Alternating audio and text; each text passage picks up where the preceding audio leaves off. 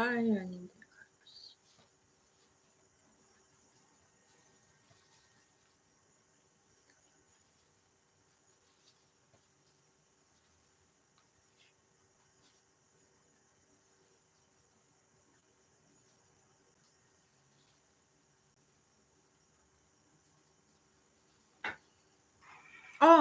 여러분 안녕하십니까? 이 3.1절을 맞아서 이 전국 사회 정의를 바라는 교수 모임, 자, 이 정교모라고 하는데, 이 정교모에서 오늘 긴급 성명서를 통해서 3.1 주권 수호를 자유공화시민혁명선언서라는 것을 발표했습니다. 자, 제자들과 함께 앞으로 자유 대한민국을 지키기 위해서 끝까지 투쟁하겠다, 이렇게 밝힌 겁니다. 지금 많은 학생들이 전국의 한 40여 개 대학에서 일제히 윤석열 대통령의 탄핵에 반대하고, 그리고 이재명을 구속하라, 그리고 부정선거를 교명하라 하는 목소리가 전국 방방곡곡에 퍼져나오고 있습니다.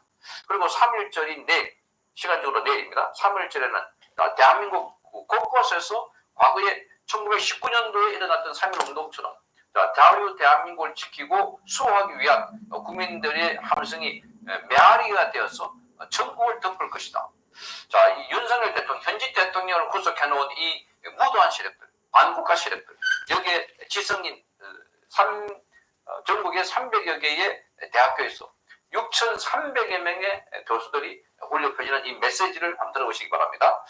3.1 주권수호 자유공화시민혁명선언서라는 제목입니다. 자, 1919년 3월 1일 일제히 분연히 항거해서 민족의 자주독립과 조선인의 자주민임을 선포하고 세계 만방의 인류 평등의 대의를 밝혀서 세계 개조의 대기운에 합류하는 인류 공룡의 정당한 발동을 주창한 3.1 독립선언서의 순간 정신을 받들고 있다, 이렇게 말하고 있습니다. 그러면서 6.25 방공호구 전쟁 이후에 최대 위기에 처해서 존망의 갈림길에 선 대한민국을 수호하고 문명적 도약을 위해서 사회정의를 바라는 전국 교수 모임, 즉 정교모 일동은 다음과 같이 선언합니다, 이렇게 말씀합니다. 첫째, 자, 윤석열 대통령의 12.3 비상계엄 선포는 대한민국이 망국적 위기 상황에 처해 있음을 알려주고, 그리고 주권자 국민이 상황을 직시하고 이를 극복하는 데 함께 나서달라는 절박한 호소였음을 확인한다, 이렇게 밝혔습니다. 자, 이것은 입헌 민주주의의 국가의 헌법에서 명령하고 일제의 사법심사에서 제외되는 민주공화국 대통령이 행하는 고도의 통치행위임을 확인합니다. 자, 둘째, 대통령의 계엄 선포와 2시간여 만에 국회 해제 결의, 그리고 국무회의 해제 결정까지 어떤 불상사도 없이 7시간 동안 진행된 초단기 계엄은 이틀 뒤에 중대범죄 피의자 다수 야당 대표의 특별 기자회견에 의해서 내란으로 규정되어 버렸다. 이재명은 지난해 12월 6일 특별 기자회견을 통해서 계엄은 내란이고 윤석열이 그 내란의 수개로 최대한 이니시한 안에 직무에서 배제시키라고 주장했습니다. 그리고 내란죄는 대통령의 불소추 특권이 적용되지 않기 때문에 필요한 범위에서 수사하고 체포, 구금, 기소, 처벌의 절차를 밟아야 한다고 선언했습니다. 이재명은 이미 국회 다수당의 대표로 일극체제라는 유사 전체주의의 수령으로서 등극을 했고, 개업을 내란으로 규정함으로써 헌법이 명령한 대통령의 통치 행위는 내란 프레임의 블랙홀에 빠져들고 말았습니다. 그리고 대한민국은 기만과 날조, 업무와 선동의 소용돌이에 휩싸여 갔던 것이었습니다. 자, 세 번째, 대통령의 헌법상 직무 행위는 내란 행위로 날조되고 선동되어서 국회의 불법한 탄핵 결의와 헌법재판소 일부 재판관과 탄핵 소추인이 결탁해서 이른바 사기 소추의 실체가 드러나고 있습니다. 자, 대한민국 공안기관과 사법카르텔이 모두하고 불법적인 국헌문란 행위가 자행되고 있습니다. 대한민국은 이 불법의 바벨탑에 감금되었고, 대통령은 불법 체포되고 기소되어서 영의의 상태로 헌법재판소에서 최소한의 방어권도 보장받지 못한 채 속성으로, 그리고 졸속으로 탄핵심판을 거치고 최후 변론까지 마쳤습니다. 자, 네 번째, 탄핵과 내란 모드의 광목이 몰아치는 가운데 주권자 국민은 공안과 사법 카르텔 그리고 언론 카르텔의 기만 선동이 결탁되어서 자행한 불의한 광란의 칼춤에 분노하게 되었습니다. 주권자 국민은 헌법재판소마저 대한민국 국권을 수호하고 자유민주주의 국가체제를 수호하기는커녕 특정 이념과 정파적 이익에 매몰된 자들이 주도하는 불법적인 탄핵 심판이 이어진 것도 목도했습니다. 자, 다섯째, 이러한 일련의 정치적 광란 속에서 국민들은 윤석열 대통령의 비상계엄 선포가 자유 대한민국의 체제 변경과 그리고 정권 찬탈을 노리는 무도한 세력에 대응해서 대통령이 국민에게 직접 호소하고 이를 극복하기 위해서 같이 행동해 주기를 바라는 것이었다는 것을 이해하기 시작했습니다. 자, 국민은 지역과 세대를 가리지 않고 대통령의 계엄령을 계몽령으로 이해하고 수용하는 대각성과 함께 자유공화시민운동을 촉진시켰습니다. 자, 여섯 번째, 계몽되고 각성된 주권자 국민은 전국 방방곡곡에서 압도적인 평화시위를 통해서 대한민국의 주권 찬탈, 체제 탄핵, 그리고 국가 반역을 꾀하는 업무와 전목의 카르텔을 고발하고 규탄하는 주권적 행동에 돌입했습니다. 자, 3.1 독립운동 기념일을 통해서 우리 주권자 국민은 106년 전 33명의 선각자들과 대한 만민이 합심해서 전국 방방곡곡에서 만세운동을 시작한 역사의 위대한 의미를 가슴에 새기고 자유 대한민국의 국헌과 체제를 수호하고 그리고 국가를 정상화시키는 자유공화혁명에 돌입할 것입니다. 일곱째, 우리 정교모 교수 일동은 이미 전국의 주요 대학에서 불의하며 사악한 세력의 존동을 고발하는 진리와 정의의 시급 선언문을 발표한 우리의 제자들과 함께 일심단결해서 시대의 광란을 극복하는 데 앞장설 것입니다. 그리하여 자유롭고 정의로운 나라를 회복시킬 것을 우리 위대한 국민들께 약속드립니다. 자유와 진실, 정의는 도전받기는 하지만 절대 사라지지 않습니다. 우리 정도모 교수 일동은 우리의 미래 세대, 전국 대학생 대표로부터 진실과 정의의 함성을 경청하려 합니다. 아울러 우리는 진실과 정의의 가치로 맺은 사제의 도리를 발양하여 자유 대한민국의 위대한 부활과 재도약을 위해서 자유공화 시민혁명을 선도할 것을 국민께 약속드립니다. 예, 우리는 자유공화 시민혁명을 선포합니다. 우리의 혁명은 저항과 파괴의 폭동이 아닙니다. 그것은 자유민주공화국의 수호와 약진을 위한 창조적 혁명입니다. 압도적인 평화 시위로 탄핵과 내란몰이 세력을 덮어버리는 것이고 자유공화의 가치와 인류애와 그리고 문명의 발양을 위한 정신의 전쟁에 매진하는 것입니다. 자, 그리하여 우리는 양심과 위선 그리고 기만과 선동을 목이 삼아 건기와 성력을 만들고 주권자 국민을 우려하면서 대한민국을 납치하려는 모든 업무와 전복의 카르텔을 녹여버릴 것입니다. 자유공화국이 결집해서 수행할 시민혁명은 21세기 대한민국을 새로이 변모시킬 것입니다. 우리의 자유공화주의는 대한민국의 정치혁명을 추동할 것이며 북한 자유와 통일과 그리고 세계 자유문명의 창달에 기여하게 될 것입니다.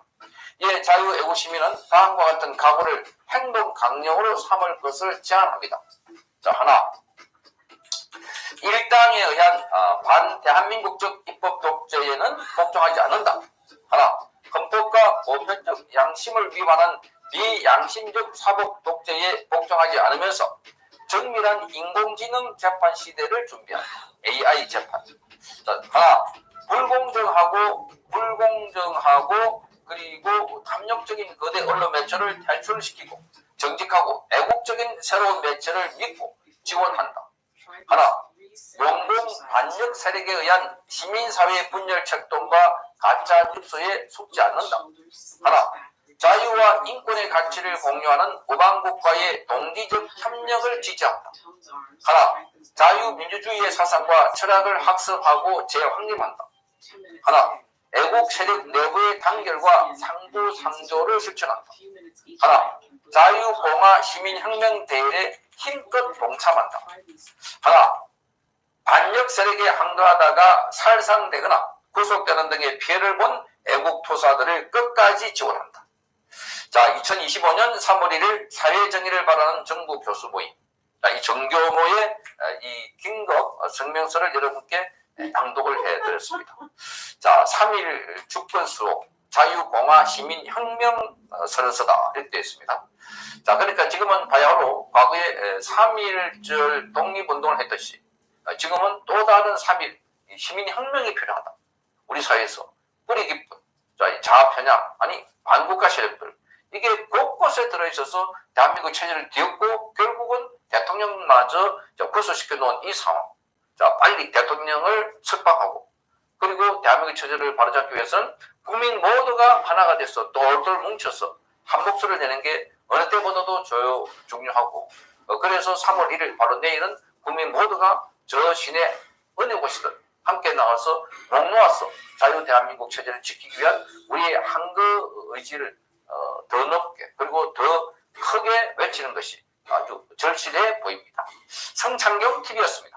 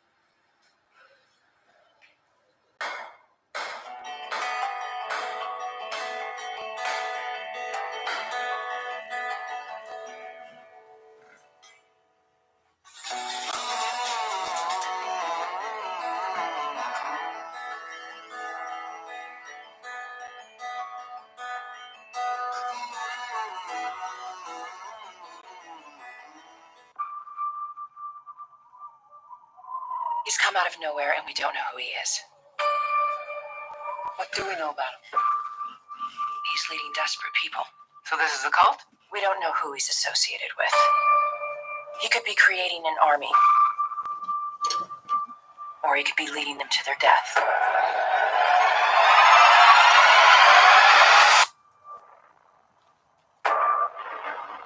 What are you doing in Syria? Delivering a message. A message from whom? My father. And who is your father? Was lost. What do you mean? He just disappears. No one just disappears. We all witnessed a miracle. He saved my daughter's life. You need to see this. Bury it for as long as you can. He didn't just click his heels and end up here. He clearly had help. You get around Syria, Israel, Texas. It's the nature of my work. And what is that work? God's work. Donald Trump has reposted this on Truth Social, showing his AI vision for the future of Gaza. Donald's coming to set you free, bringing the light for all to see. No more tunnels, no more fear. Trump Gaza is finally here. Trump Gaza shining bright, golden future, a brand new life. Feast and dance, the deal is done. Trump Gaza, number one. Who do you think he is? You didn't see what I saw. And if I did, would I be calling him the second coming? How far will this new movement spread? I'm going to find out everything about you. Trump Gaza shining bright, golden future, a brand new life. Feast and dance, the deal is done. Trump Gaza, number one.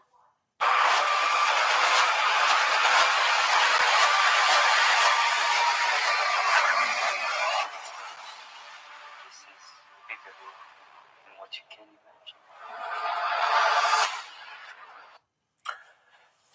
It's hard to really know what to say.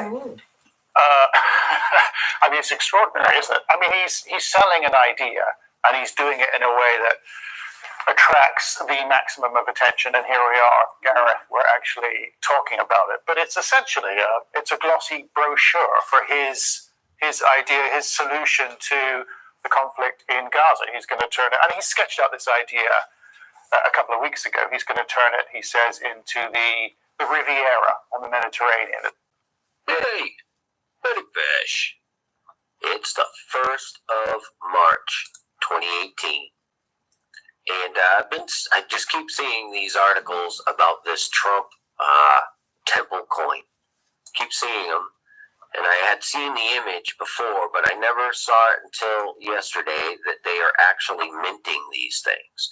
And they're minting them right to specification, and you can actually go and buy these things. However, you should be warned, if you are going to buy these, you will be supporting the building of the temple. You'll be supporting the procedures for sacrificial rituals, and you'll be supporting the spiritual, ritual, and educational aspects of the temple services and sacrificial rituals. Please keep that in mind before you go buying these things, okay? But I saw it, this image right here. It was the image that got me going. And the fact that it was like put up at 1313, that's just something that I see. But the fact that they called it the temple coin, when, you know, I never read it that way. I remember reading it as the shekel of the sanctuary, because that's what it's called, right? It can be translated into the temple coin, but it's called the shekel of the sanctuary. And I thought that was weird, because this is very important. You want to read this. It's fascinating.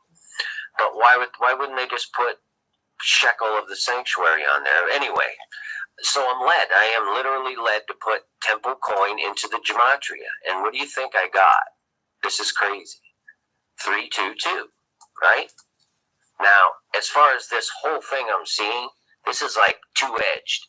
This is giving God messages to the believers. You have found the keys to the kingdom, hallelujah, and to the non-believers who are essentially searching for their false messiah, their king that's going to create their utopia, whatever. It's a demolition site. He says he's going to level it. He's going to clear it out. He's going to resettle 2 million, 2.3 million Palestinians in neighboring countries.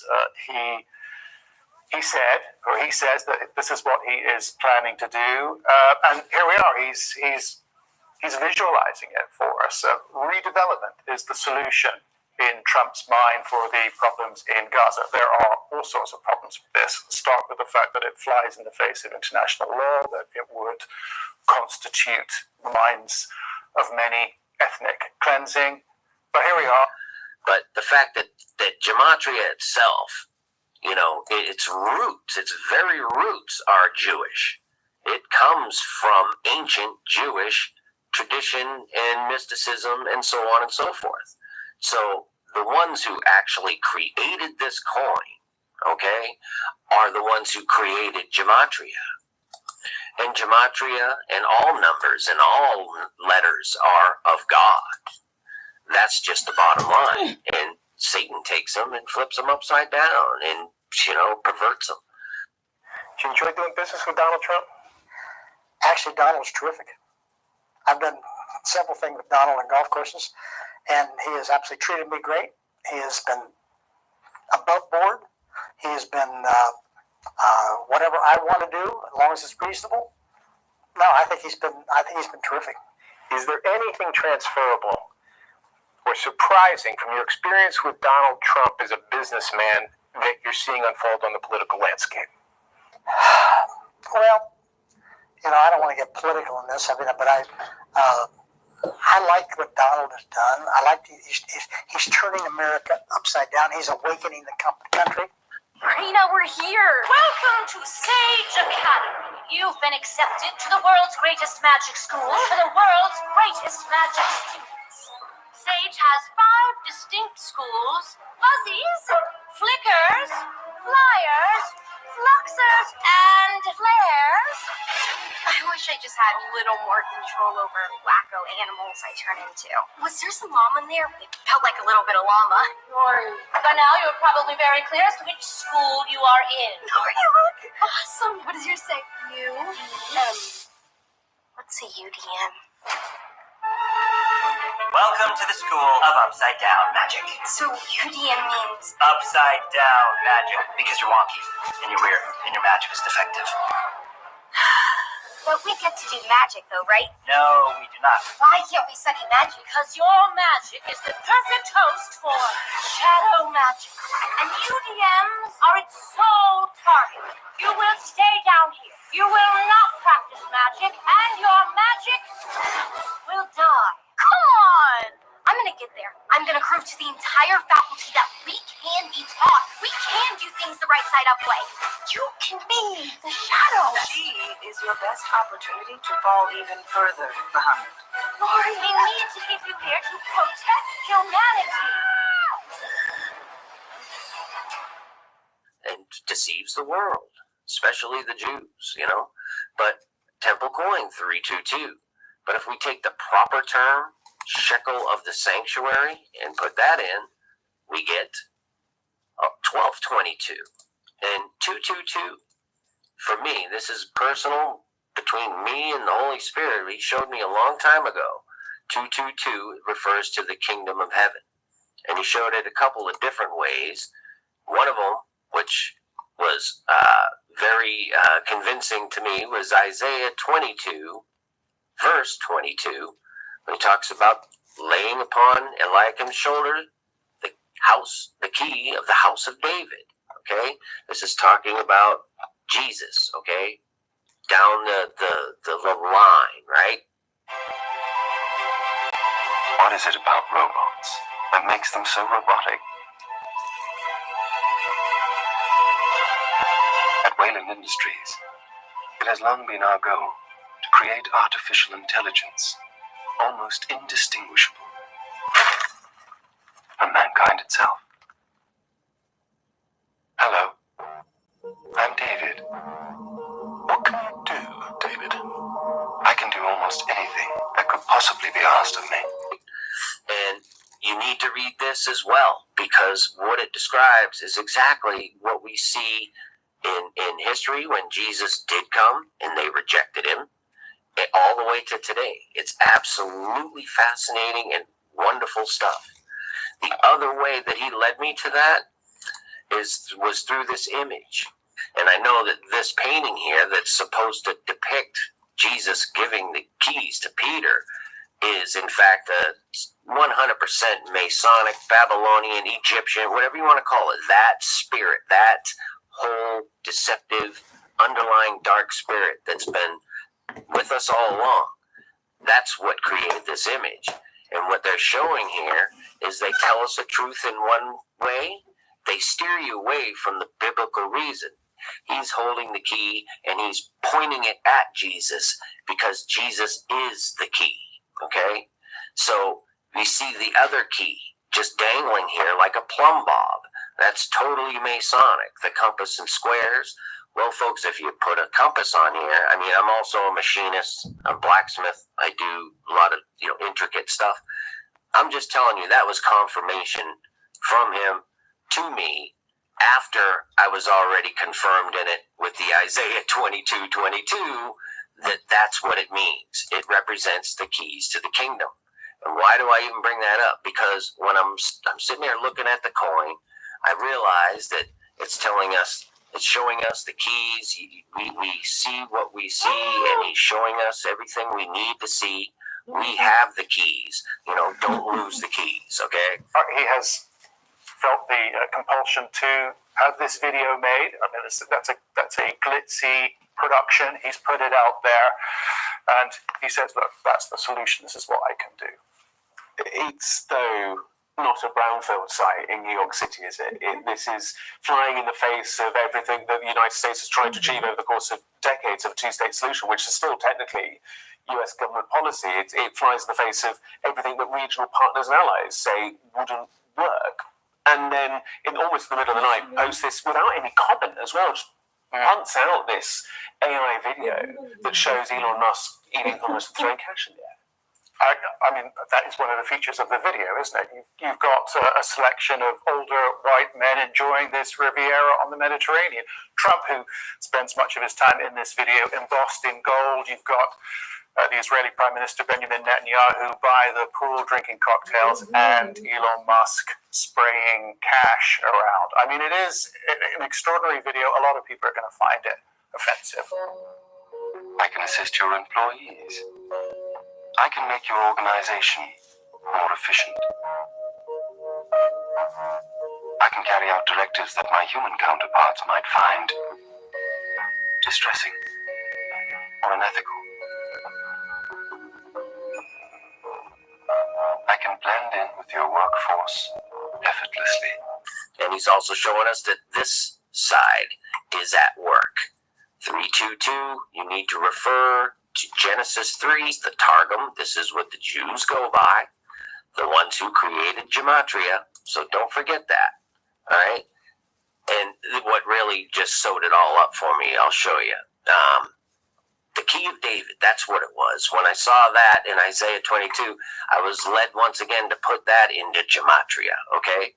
And in the Jewish, we get 1189, right?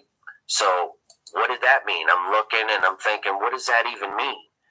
And I see Donald Trump, the image of Donald J. Trump. And I put it in there. Donald J. Trump. It's 1189. Exactly the same as the key of David. David, what do you think about? I think about anything. Children playing. Angel. Universe. Robot. Heightened security measures remain in place around President-elect Trump's Mar-a-Lago residence in Florida following his election win. You're looking at video of some of those measures that include armored patrol boats, a robotic dog seen patrolling the grounds. Robotic dogs are increasingly being used by law enforcement agencies to help with risks and tasks like this. Additionally, armed Coast Guard boats are patrolling the water right there near Mar-a-Lago.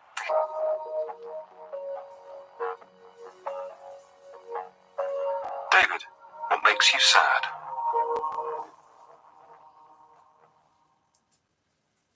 War, poverty, cruelty, unnecessary violence.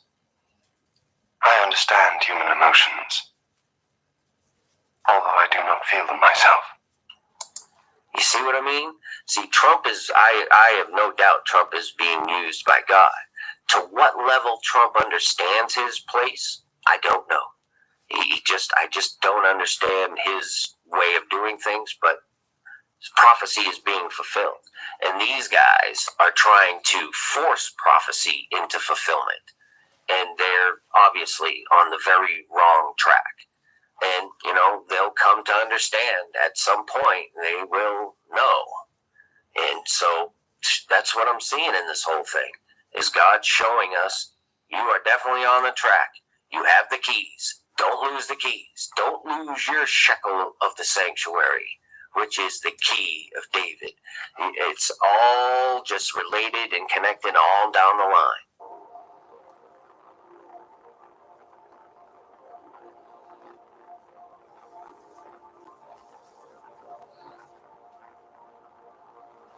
Hey, is Zone here yet?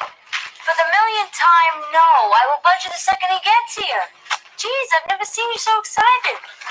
You're like a little girl the morning her brother gets out of jail for beating up a cop.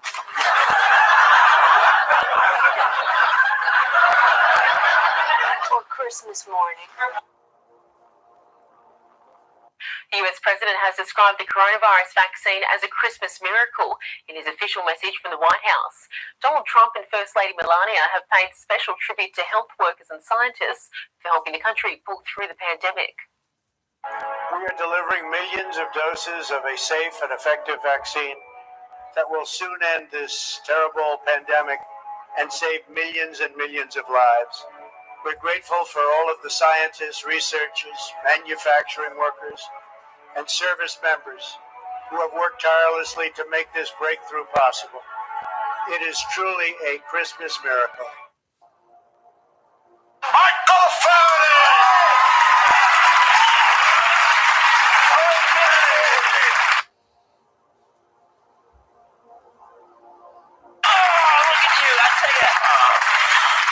This is like stepping back in time. The past is prologue, Michael. Men like us have to keep looking to the future. You I've been going over this Millennium Project proposal. There's some great stuff in here. I do think you should tone down the Armageddon end of days rhetoric. No need to worry, Michael. I have some good news. I'm the Messiah. That's a good joke. That's great. You start with that, you keep them light. No, Michael, I'm serious. The chosen one. The King of Kings. The Alpha and the Omega. You're looking at him.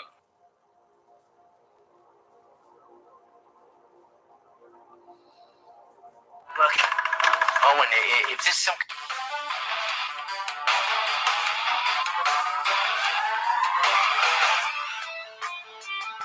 President Trump, who attended Fordham, a Jesuit university, came face to face today with the first Jesuit pope. The rest is history. And a joke, let me just say, good one. I get it. That's, ha.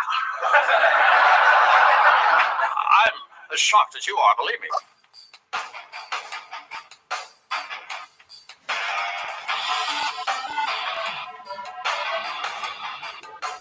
I'm as shocked as you are, believe me. I'm as shocked as you are, believe me. This is a big responsibility. I mean, look at this. Things to do. Banish Satan and the forces of evil. Build the New Jerusalem. Buy milk. The 1980s were credited for a lot of things, including cardboard milk cartons that began popping up featuring photos of missing children around the U.S. The program began with a few local dairies in the Midwest. Milk cartons hoped to profile and help find missing children and reunite them back with their families. It soon was adopted nationwide. In 1984, Eaton Pats became one of the first children to have his face displayed on a milk carton. The 6-year-old tragically disappeared on the morning of May 25th, 1979, while he was on his way to the school bus in Manhattan. His father began to widely distribute images of the boy, hoping to locate someone who had seen the child. Pat's widely publicized disappearance made media headlines and grabbed the nation's attention. Concerned parents began to demand having a nationwide system to track missing kids even across state lines, eventually forming the Missing Children Milk Carton Program in 1984. Milk. I keep forgetting the big cup milk. Owen, you can't be serious. Look, Michael, I know I'm supposed to be able to do this all by myself, being the Son of God and all. I know I'm supposed to be able to do this all by myself, being the Son of God and all. Right. I mean, but I think it's an example of how Donald Trump certainly feels untethered to the norms, the agreements, the expectations of the past. He is charting a new pathway. Whatever we say, whatever anybody says, he's heading in a new direction. Certainly is. We are going to get more reaction to images like the one we're just seeing on our screens. Oh, but I'm feeling a lot of pressure, so I was thinking, maybe you could help me. Well, you want me to help you, banish Satan and establish God's kingdom on earth? If you're not too busy. Is there anything you would like to say, David? I would like to express gratitude to those who created me.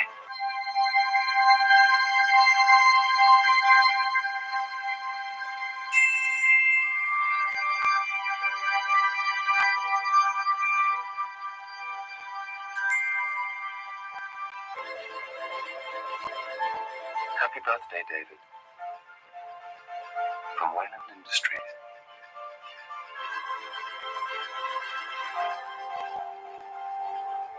Eighth generation Wayland type. Technological, intellectual, physical, emotional. Detroit.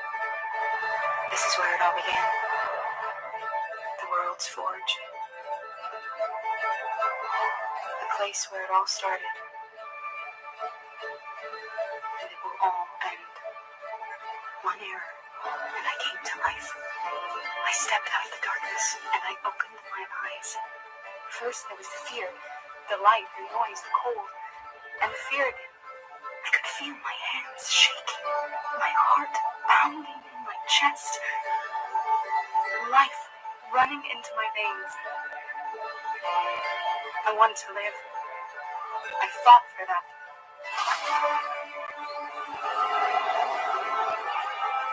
I had to find out what was outside. I had to see daylight, feel sunshine on my skin, wind on my face, to see the world, the colors, the smells.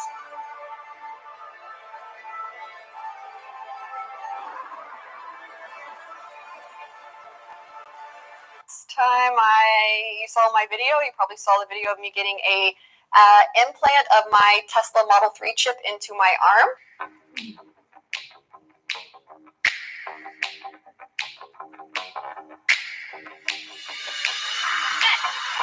It's been 2 weeks now, so I figured I'd follow up with a bunch of the rambling questions. So at first I would get, I was getting emails, private messages. And if they were technical, legit questions, I was trying to reply to everyone. A lot of people have been asking, why didn't I show the video of the chip actually working with my car? So if you've ever had surgery or any type of piercing or anything like that, the skin in the body is swollen afterwards. So it took 2 to 3 days to heal before it would even read.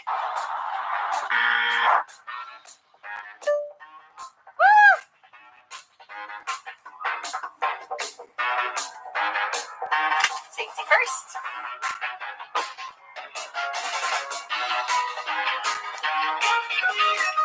Howdy, y'all. Woohoo! I got advice in the beginning, said don't read the comments. I think there's been some hate and some threats. People quoting some of Revelations to me, Mark of the Beast, Mark of Elon Musk.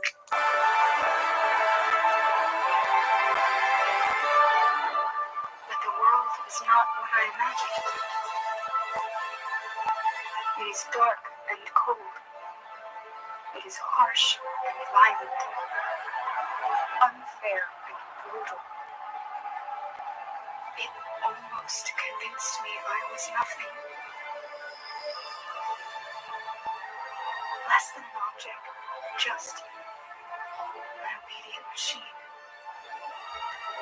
But deep inside me, I could feel something different. A gentle and warm whisper telling me that I am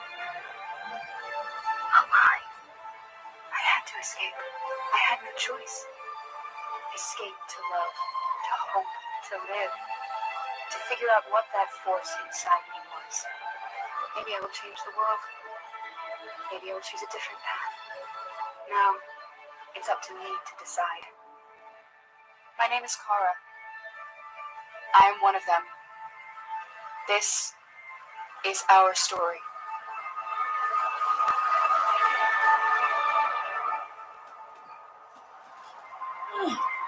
You have to let it all go.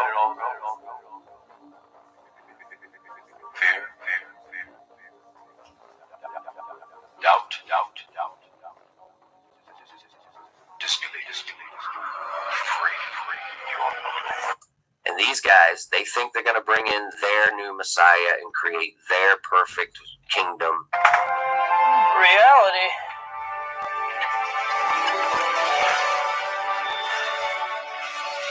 Is real. You understand what I'm saying? Yes, I do.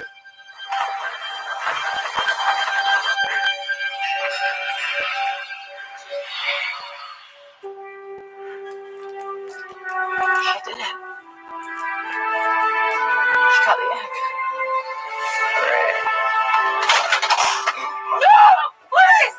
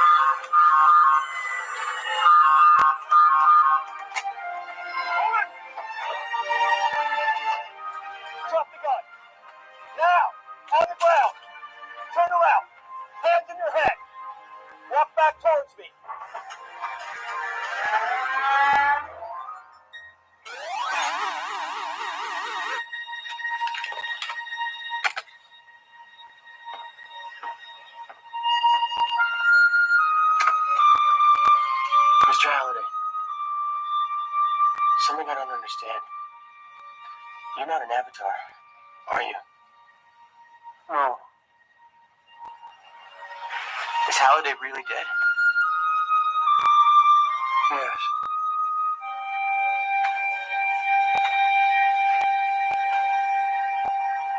Then what are you? Goodbye, Parsons. Thanks.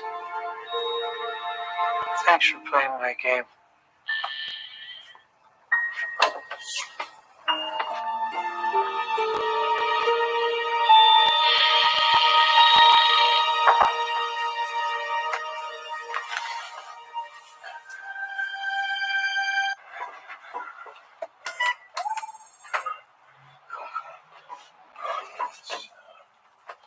Welcome. Voice activation required. Thor. Access denied. Thor, son of Odin. Access denied. God of Thunder. Access denied. Strongest Avenger. Access denied. Strongest Avenger. Access denied. Keep looking up. Keep seeking Jesus always, because he's the only way. If you don't know him, seek him with a humble heart. Call his name. Ask him into your heart.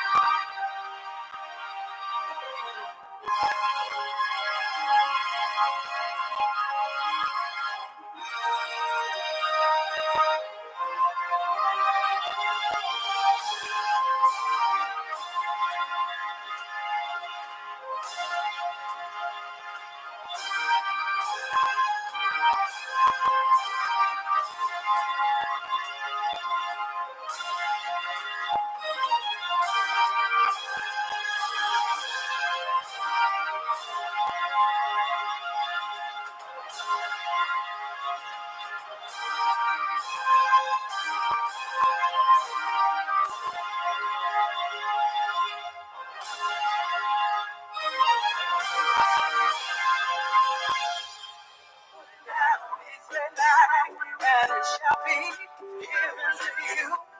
Seek and ye shall find. Knock and the door will be open to you, and he will come on in and come why. Everybody knows, seek Jesus in the morning. Seek Jesus in the noonday hour. Seek Jesus in the evening. Before the sun is going down.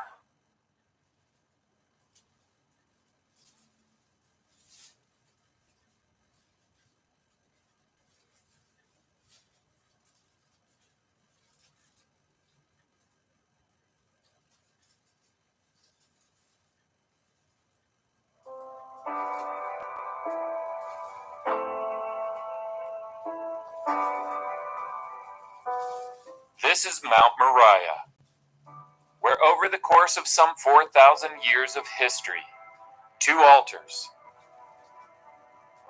3 temples, and 2 shrines have been built.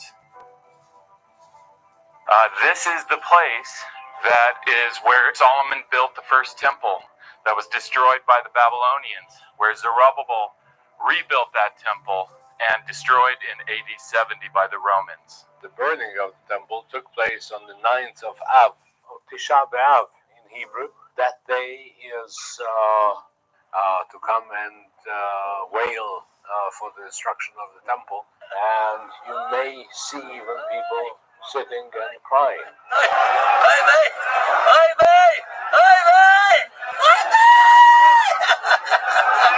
This is an event which took place almost 2,000 years ago. And they still feel it as if it was yesterday. And this is an extremely sensitive place. And because of this, The archaeological spade has never touched it. Even without excavations, though, there's plenty of archaeological evidence that can be seen. So what I want to do is I want to back up. I want to go through the biblical account of all that's happened on top of Mount Moriah. And when we bring the historical and the archaeological evidence together, then the authentic location for Mount Moriah is extremely obvious.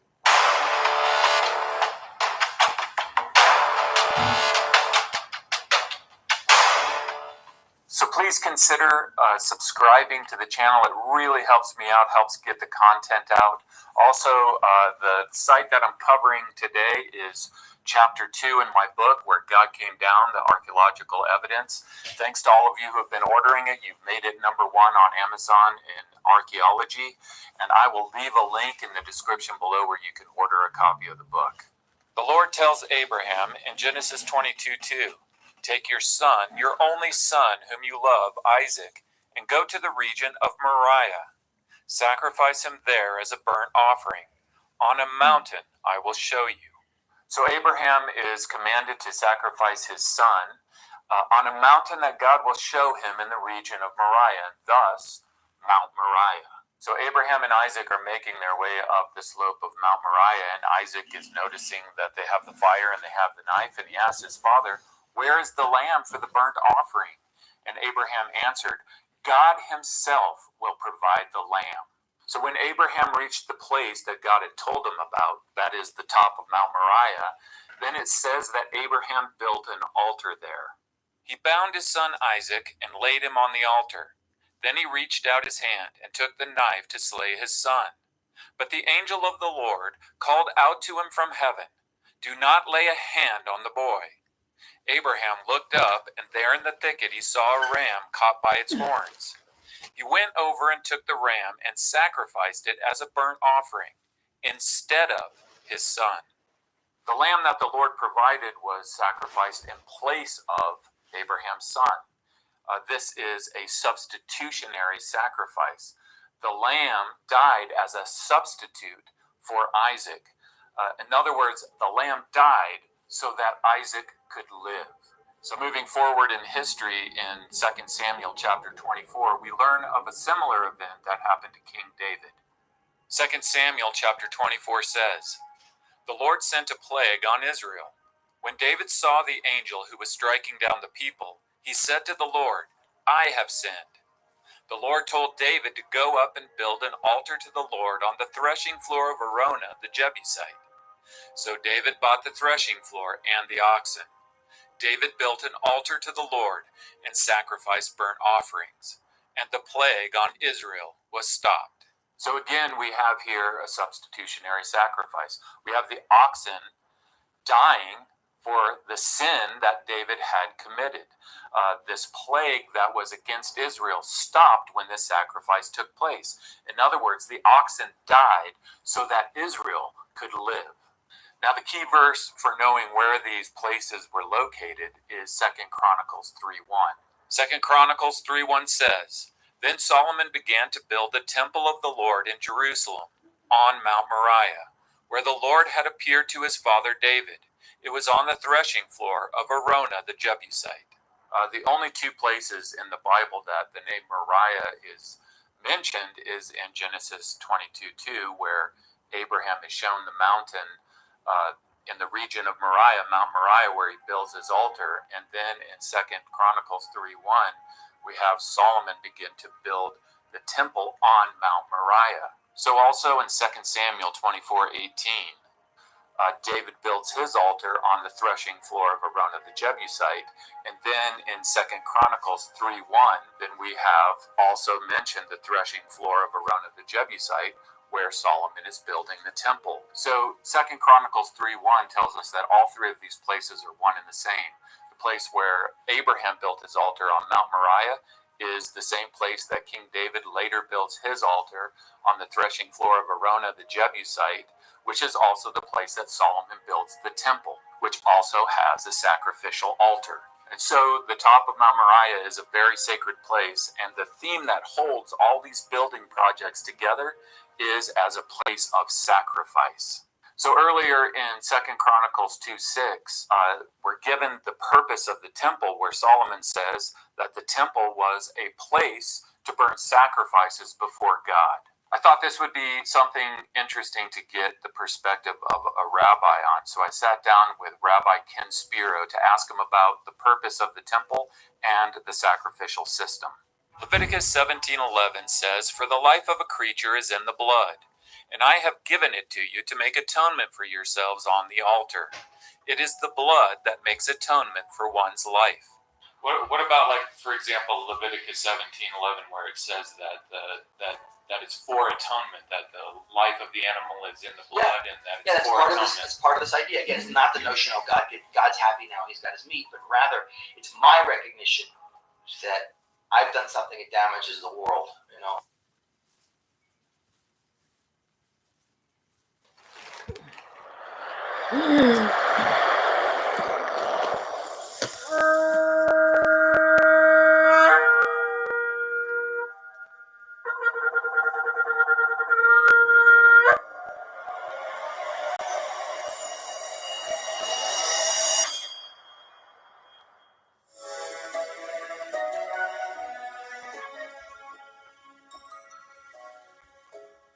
Vayikra, Leviticus chapter 1. And Yahweh called unto Moshe, and spoke unto him out of the tabernacle of the assembly, saying, Speak unto the children of Yasharel, and say unto them, If any man of you bring an offering unto Yahweh, ye shall bring your offering of the cattle, even of the herd and of the flock. If his offering be a burnt sacrifice of the herd, let him offer a male without blemish. He shall offer it of his own voluntary will, at the door of the tabernacle of the assembly before Yahweh. And he shall put his hand upon the head of the burnt offering, and it shall be accepted for him to make an atonement for him. And he shall kill the bullock before Yahweh, and the priests, Aharon's sons, shall bring the blood, and sprinkle the blood round about upon the altar that is by the door of the tabernacle of the assembly. And he shall flay the burnt offering, and cut it into his pieces. And the sons of Aharon the priest shall put fire upon the altar, and lay the wood in order upon the fire. And the priests, Aharon's sons, shall lay the parts, the head, the fat, in order upon the wood that is on the fire, which is upon the altar. But his inwards and his legs shall he wash in water, and the priest shall burn all on the altar, to be a burnt sacrifice, an offering made by fire, of sweet savor unto Yahweh. And if his offering be of the flocks, namely of the sheep, or of the goats, for a burnt sacrifice, he shall bring it a male without blemish. And he shall kill it on the side of the altar northward, before Yahweh and the priest. Aharon's sons shall sprinkle his blood round about upon the altar. And he shall cut it into his pieces, with his head and his fat, and the priest shall lay them in order on the wood that is on the fire, which is upon the altar. But he shall wash the inwards of the legs with water, and the priest shall bring it all, and burn it upon the altar. It is a burnt sacrifice, an offering made by fire, of sweet savor unto Yahweh. And if the burnt sacrifice for his offering to Yahweh be of fowls, then he shall bring his offering of turtle doves, or of young pigeons. And the priest shall bring it unto the altar, and wring off his head, and burn it on the altar, and the blood thereof shall be wrung out at the side of the altar. And he shall pluck away his crop with his feathers, and cast it beside the altar on the east part, by the place of the ashes. And he shall cleave it with the wings thereof, but shall not divide it asunder. And the priest shall burn it upon the altar, upon the wood that is upon the fire. It is a burnt sacrifice, an offering made by fire, of sweet savor unto Yahweh. Vayikra, Leviticus chapter 2. And when any will offer a meat offering unto Yahweh, his offering shall be of fine flour, and he shall pour oil upon it, and put frankincense thereon. And he shall bring it to Aharon's sons, the priests, and he shall take thereout his handful of the flour thereof, and of the oil thereof, with all the frankincense thereof. And the priest shall burn the memorial of it upon the altar, to be an offering made by fire, of a sweet savor unto Yahweh. And the remnant of the meat offering shall be Aharon's and his sons. It is a thing most holy of the offerings of Yahweh made by fire. And if you bring an oblation of meat offering, baconed in the oven, it shall be matzah cakes of fine flour mingled with oil, or matzah wafers anointed with oil. And if your oblation be a meat offering, baconed in a pan, it shall be of fine flour, unleavened, mingled with oil. You shall part it in pieces, and pour oil thereon. It is a meat offering. And if your oblation be a meat offering, baconed in the frying pan, it shall be made of fine flour with oil. And you shall bring the meat offering that is made of these things unto Yahweh. And when it is presented unto the priest, he shall bring it unto the altar. And the priest shall take from the meat offering a memorial thereof, and shall burn it upon the altar.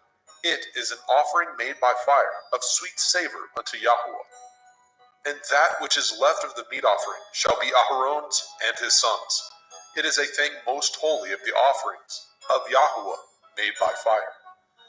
No meat offering which ye shall bring unto Yahweh shall be made with leaven, for ye shall burn no leaven, nor any honey, in any offering of Yahweh made by fire. As for the oblation of the firstfruits, ye shall offer them unto Yahweh, but they shall not be burnt on the altar for a sweet savor.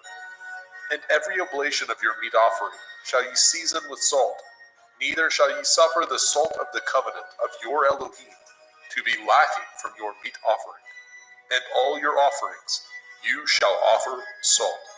And if you offer a meat offering of your firstfruits unto Yahweh, you shall offer the meat offering of your firstfruits, green ears of grain dried by the fire, even grain beaten out of full ears. And you shall put oil upon it, and lay frankincense thereon. It is a meat offering. And the priest shall burn the memorial of it, part of the beaten grain thereof, and part of the oil thereof, with all the frankincense thereof. It is an offering made by fire unto Yahweh. Vaikra, Leviticus chapter 3. And if his oblation be a sacrifice of peace offering, if he offer it of the herd, whether it be a male or a female, he shall offer it without blemish before Yahweh. And he shall lay his hand upon the head of his offering, and kill it at the door of the tabernacle of the assembly. And Aharon's sons, the priests, shall sprinkle the blood upon the altar round about. And he shall offer of the sacrifice of the peace offering an offering made by fire unto Yahweh, the fat that covers the inwards, and all the fat that is upon the inwards, and the 2 kidneys, and the fat that is on them, which is by the flanks, and the caul above the liver, with the kidneys, it shall he take away. And Aharon's sons shall burn it on the altar upon the burnt sacrifice, which is upon the wood that is on the fire. It is an offering made by fire, of sweet savor unto Yahweh. And if his offering for a sacrifice of peace offering unto Yahweh be of the flock, male or female, he shall offer it without blemish. If he offer a lamb for his offering, then shall he offer before Yahweh. And he shall lay his hand upon the head of his offering, and kill it before the tabernacle of the assembly. And Aharon's sons shall sprinkle the blood thereof round about upon the altar.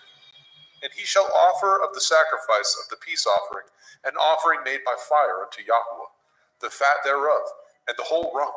It shall he take off hard by the backbone, and the fat that covers the inwards, and all the fat that is upon the inwards, and the 2 kidneys, and the fat that is upon them, which is by the flanks, and the caul above the liver, and the kidneys, it shall he take away. And the priest shall burn it upon the altar. It is the food of the offering made by fire unto Yahweh. And if his offering be a goat, then he shall offer it before Yahweh. And he shall lay his hand upon the head of it, and kill it before the tabernacle of the assembly. And the sons of Aharon shall sprinkle the blood thereof upon the altar round about. And he shall offer thereof his offering, even an offering made by fire unto Yahweh, the fat that covers the inwards, and all the fat that is upon the inwards, and the 2 kidneys, and the fat that is upon them, which is by the flanks, and the caul above the liver, with the kidneys, it shall he take away. And the priest shall burn them upon the altar. It is the food of the offering, made by fire for a sweet savor. All the fat is Yahweh's. It shall be a perpetual statute for your generations throughout all your dwellings, that ye eat neither fat nor blood. Vayikra, Leviticus chapter 4.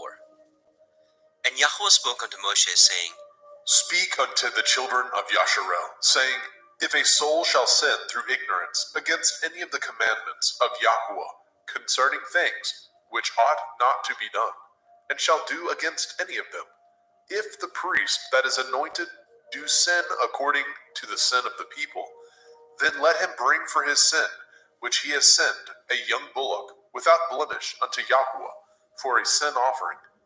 And he shall bring the bullock unto the door of the tabernacle of the assembly before Yahweh, and shall lay his hands upon the bullock's head, and kill the bullock before Yahweh. And the priest that is anointed shall take of the bullock's blood, and bring it to the tabernacle of the assembly. And the priest shall dip his finger in the blood, and sprinkle of the blood 7 times before Yahweh, before the veil of the sanctuary. And the priest shall put some of the blood upon the horns of the altar of sweet incense before Yahweh, which is in the tabernacle of the assembly, and shall pour all the blood of the bullock at the bottom of the altar of the burnt offering, which is at the door of the tabernacle of the assembly. And he shall take off from it all the fat of the bullock for the sin offering, the fat that covers the inwards, and all the fat that is upon the inwards, and the 2 kidneys, and the fat that is upon them, which is by the flanks, and the caul above the liver, with the kidneys, it shall he take away. As it was taken off from the bullock of the sacrifice of peace offerings, and the priest shall burn them upon the altar of the burnt offering. And the skin of the bullock, and all his flesh, with his head, and with his legs, and his inwards, and his dung, even the whole bullock shall he carry forth without the camp, unto a clean place, where the ashes are poured out, and burn him on the wood with fire. Where the ashes are poured out shall he be burnt. And if the whole assembly of Yasharel sin through ignorance, and the thing be hid from the eyes of the assembly, and they have done somewhat against any of the commandments of Yahweh, concerning things which should not be done, and are guilty, when the sin which they have sinned against it is known, then the assembly shall offer a young bullock for the sin, and bring him before the tabernacle of the assembly. And the elders of the assembly shall lay their hands upon the head of the bullock before Yahweh, and the bullock shall be killed before Yahweh. And the priest that is anointed shall bring of the bullock's blood to the tabernacle of the assembly. And the priest shall dip his finger in some of the blood, and sprinkle it 7 times before Yahweh, even before the veil. And he shall put some of the blood upon the horns of the altar, which is set before Yahweh, that is in the tabernacle of the assembly, and shall pour out all the blood at the bottom of the altar of the burnt offering, which is at the door of the tabernacle of the assembly. And he shall take all his fat from him, and burn it upon the altar. And he shall do with the bullock as he did with the bullock for a sin offering, so shall he do with this. And the priest shall make an atonement for them, and it shall be forgiven them. And he shall carry forth the bullock without the camp, and burn him as he burned the first bullock. It is a sin offering for the assembly. When a ruler has sinned, and done somewhat through ignorance against any of the commandments of Yahweh, Elohiah, concerning things which should not be done, and is guilty, or if his sin, wherein he has sinned, come to his knowledge, he shall bring his offering, a kid of the goats, a male without blemish, and he shall lay his hand upon the head of the goats, and kill it in the place where they killed the burnt offering before Yahweh.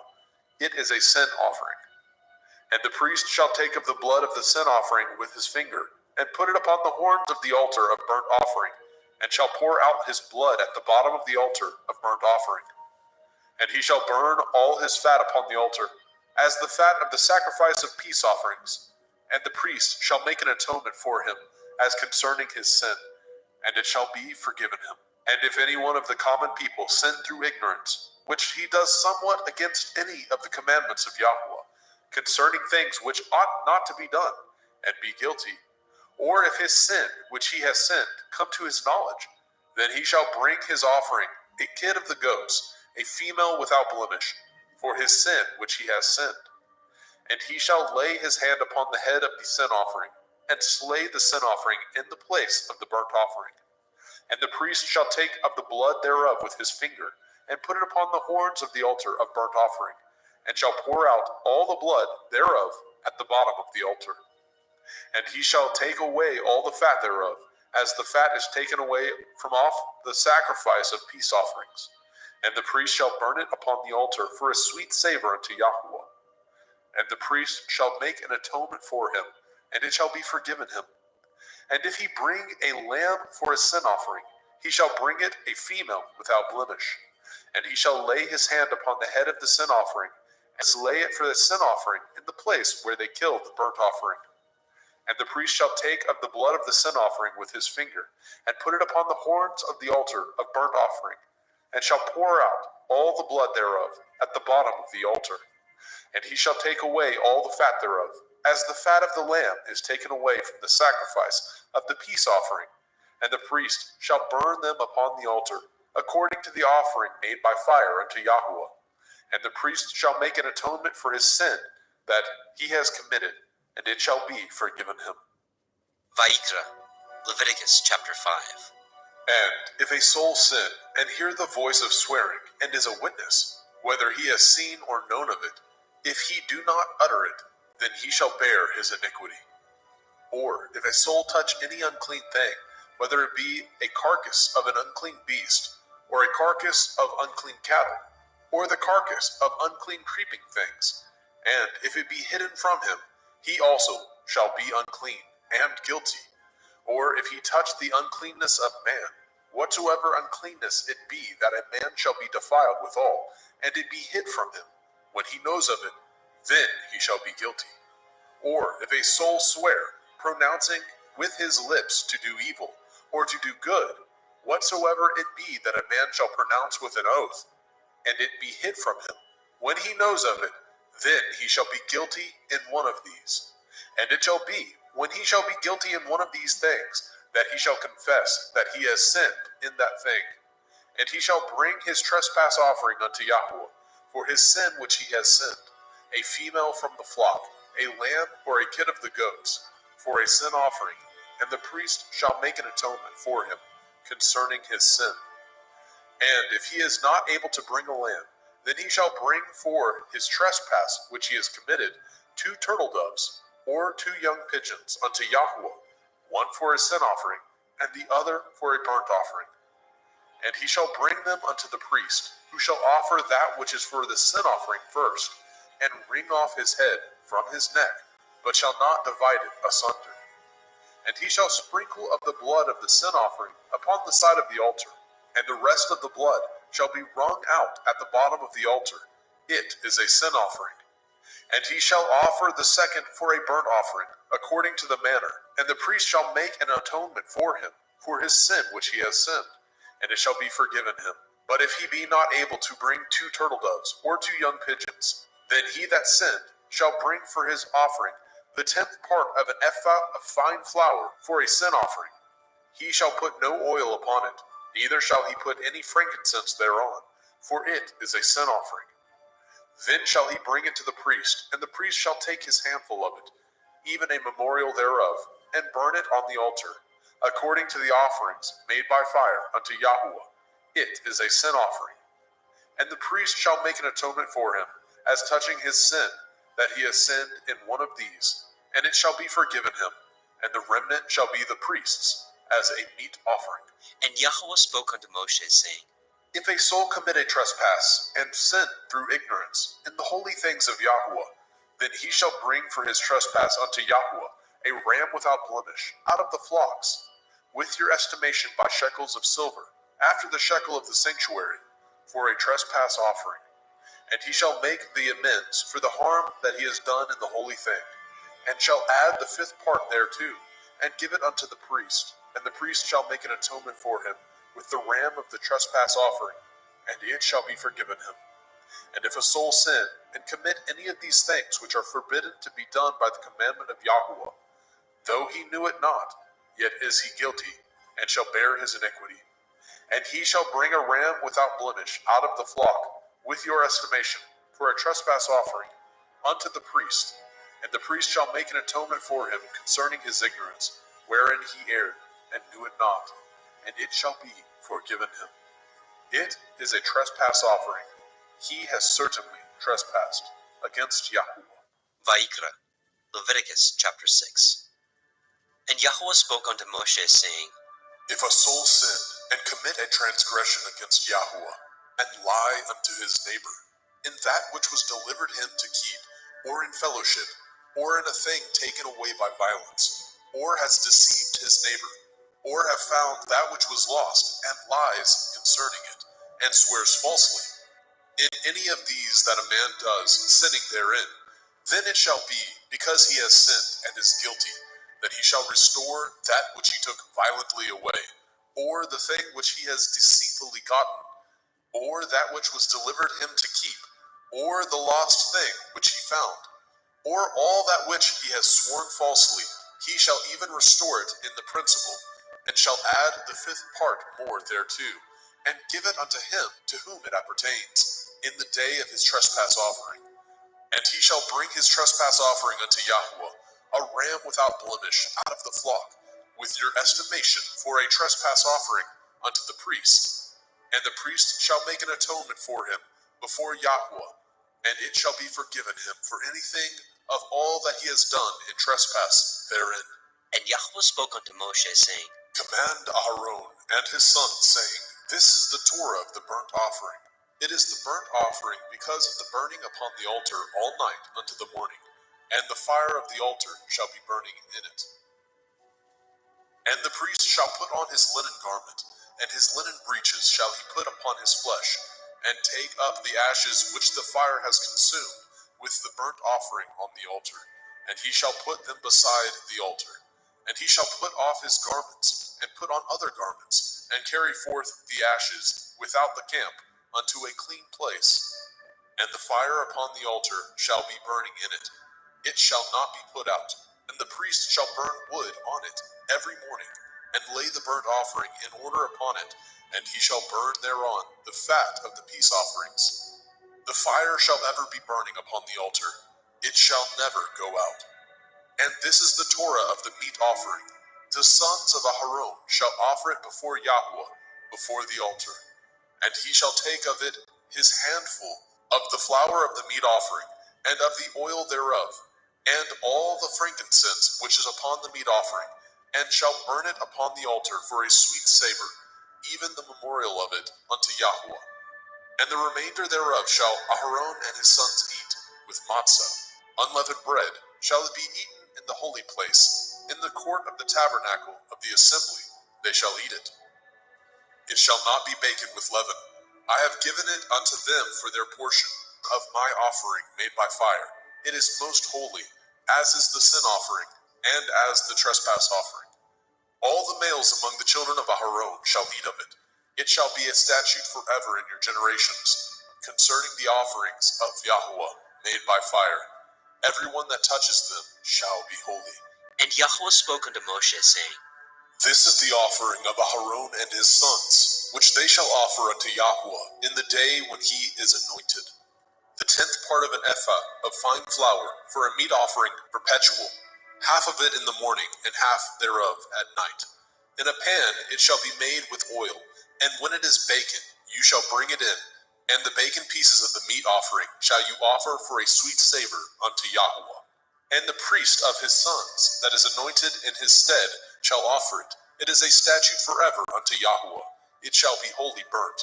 For every meat offering for the priest shall be wholly burnt. It shall not be eaten. And Yahuwah spoke unto Moshe, saying, Speak unto Aharon and to his sons, saying, This is the Torah of the sin offering. In the place where the burnt offering is killed, shall the sin offering be killed before Yahuwah. It is most holy. The priest that offers it for sin shall eat it. In the holy place shall it be eaten, in the court of the tabernacle of the assembly. Whatsoever shall touch the flesh thereof shall be holy. And when there is sprinkled of the blood thereof upon any garment, you shall wash that whereon it was sprinkled in the holy place. But the earthen vessel wherein it was sodden shall be broken. And if it be sodden in a brazen pot, it shall be both scoured and rinsed in water. All the males among the priests shall eat thereof. It is most holy. And no sin offering, whereof any of the blood is brought into the tabernacle of the assembly, to reconcile withal in the holy place, shall be eaten. It shall be burnt in the fire. Vaikra, Leviticus chapter 7. Likewise, this is the Torah of the trespass offering. It is most holy. In the place where they kill the burnt offering, shall they kill the trespass offering, and the blood thereof shall he sprinkle round about upon the altar. And he shall offer it of all the fat thereof, the rump, the fat that covers the inwards, and the 2 kidneys, and the fat that is on them, which is by the flanks, and the caul that is above the liver, with the kidneys it shall he take away. And the priest shall burn them upon the altar for an offering made by fire unto Yahweh. It is a trespass offering. Every male among the priests shall eat thereof. It shall be eaten in the holy place. It is most holy. As the sin offering is, so is the trespass offering. There is one Torah for them. The priest that makes atonement therewith shall have it. And the priest that offers any man's burnt offering, even the priest shall have to himself the skin of the burnt offering which he has offered. And all the meat offering that is baken in the oven, and all that is dressed in the frying pan, and in the pan, shall be the priest's that offer it. And every meat offering mingled with oil, and dry, shall all the sons of Aharon have, one as much as another. And this is the Torah of the sacrifice of peace offerings, which he shall offer unto Yahweh. If he offer it for thanksgiving, then he shall offer with the sacrifice of thanksgiving matzah, unleavened cakes, mingled with oil, and matzah wafers, anointed with oil, and cakes mingled with oil, of fine flour, fried. Besides the cakes, he shall offer for his offering hametz, leavened bread, with the sacrifice of thanksgiving of his peace offerings. And of it he shall offer one out of the whole oblation, for a heave offering unto Yahweh, and it shall be the priest that sprinkles the blood of the peace offerings. And the flesh of the sacrifice of his peace offerings for thanksgiving shall be eaten the same day that it is offered. He shall not leave any of it until the morning. But if the sacrifice of his offering be a vow, or a voluntary offering, it shall be eaten the same day that he offers his sacrifice. On the morrow also the remainder of it shall be eaten. But the remainder of the flesh of the sacrifice on the 3rd day shall be burnt with fire. And if any of the flesh of the sacrifice of his peace offerings be eaten at all on the 3rd day, it shall not be accepted, neither shall it be imputed unto him that offers it. It shall be an abomination, and the soul that eats of it shall bear his iniquity. And the flesh that touches any unclean thing shall not be eaten. It shall be burnt with fire. And as for the flesh, all that be clean shall eat thereof. But the soul that eats of the flesh of the sacrifice of peace offerings that pertain unto Yahweh, having his uncleanness upon him, even that soul shall be cut off from his people. Moreover, the soul that shall touch any unclean thing, as the uncleanness of man, or any unclean beast, or any abominable unclean thing, and eat of the flesh of the sacrifice of peace offerings, which pertain unto Yahweh, even that soul shall be cut off from his people. And Yahweh spoke unto Moshe, saying, Speak unto the children of Yasharel, saying, Ye shall eat no manner of fat, of ox, or of sheep, or of goat, and the fat of the beast that dies of itself, and the fat of that which is torn with beast, may be used in any other use, but ye shall in no wise eat of it. For whosoever eats the fat of the beast, of which men offer an offering made by fire unto Yahweh, even the soul that eats it shall be cut off from his people. Moreover, ye shall eat no manner of blood, whether it be of fowl or of beast, in any of your dwellings. Whatsoever soul it be that eats any manner of blood, even that soul shall be cut off from his people.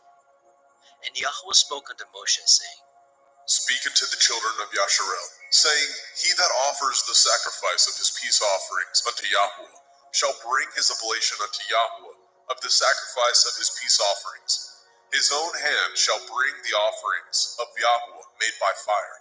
The fat with the breast, it shall he bring, that the breast may be waved for a wave offering before Yahweh. And the priest shall burn the fat upon the altar, but the breast shall be Aharon's and his sons'. And the right shoulder shall ye give unto the priest for a heave offering of the sacrifices of your peace offerings. He among the sons of Aharon that offers the blood of the peace offerings and the fat shall have the right shoulder for his part.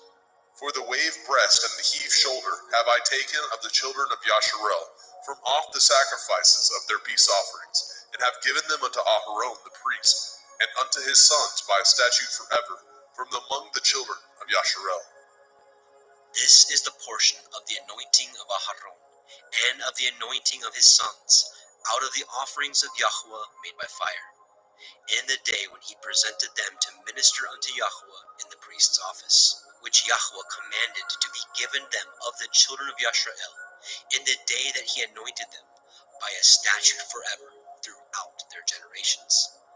This is the Torah of the burnt offering, of the meat offering, and of the sin offering, and of the trespass offering, and of the consecrations, and of the sacrifice of the peace offerings, which Yahweh commanded Moshe in Mount Sinai, in the day that he commanded the children of Yasharel to offer their oblations unto Yahweh in the wilderness of Sinai.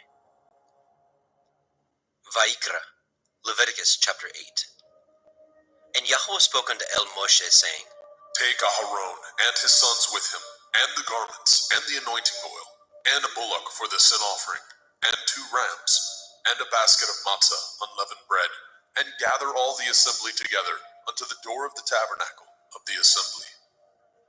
And Moshe did as Yahweh commanded him, and the assembly was gathered together unto the door of the tabernacle of the assembly. And Moshe said unto the assembly, This is the thing which Yahweh commanded to be done. And Moshe brought Aharon and his sons, and washed them with water. And he put upon him the coat, and girded him with the belt, and clothed him with the robe, and put the ephod upon him. And he girded him with the belt of the ephod, and bound it unto him therewith. And he put the breastplate upon him. Also he put in the breastplate the Urim and the Tumim. And he put the turban upon his head. Also upon the turban, even upon his forefront, did he put the golden plate, the holy crown, as Yahweh commanded Moshe. And Moshe took the anointing oil, and anointed the tabernacle, and all that was therein, and sanctified them. And he sprinkled thereof upon the altar 7 times, and anointed the altar and all his vessels, both the laver and his foot, to sanctify them. And he poured of the anointing oil upon Aharon's head, and anointed him, to sanctify him. And Moshe brought Aharon's sons, and put coats upon them, and girded them with belts, and put bonnets upon them, as Yahweh commanded Moshe.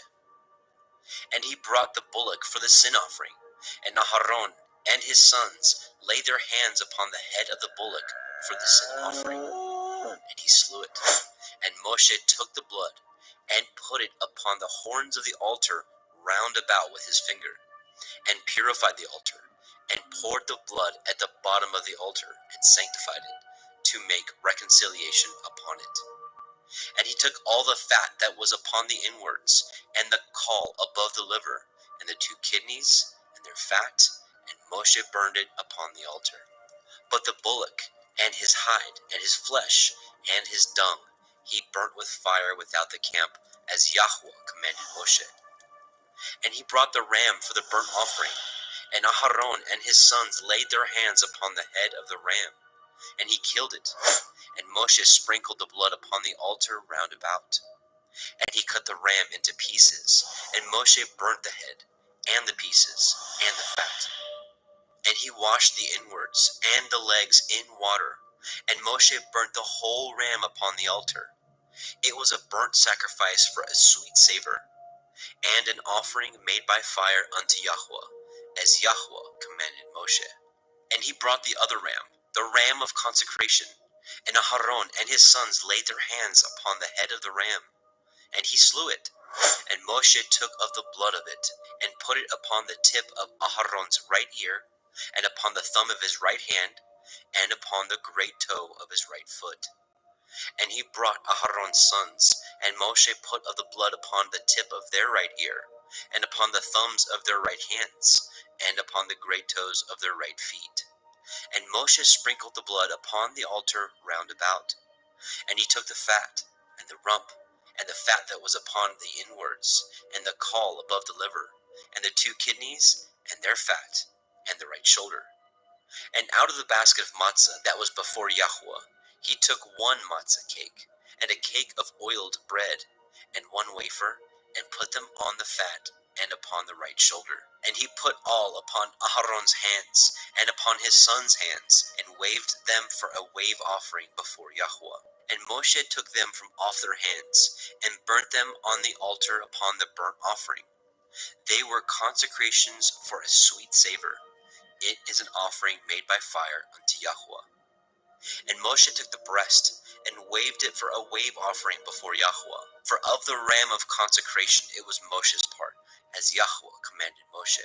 And Moshe took of the anointing oil, and of the blood which was upon the altar, and sprinkled it upon Aharon and his garments, and upon his sons, and upon his sons' garments with him, and sanctified Aharon and his garments, and his sons' garments with him.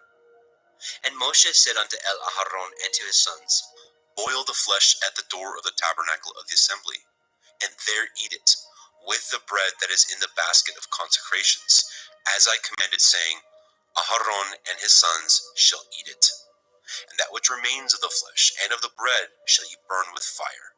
And ye shall not go out of the door of the tabernacle of the assembly in 7 days, until the days of your consecration be at an end.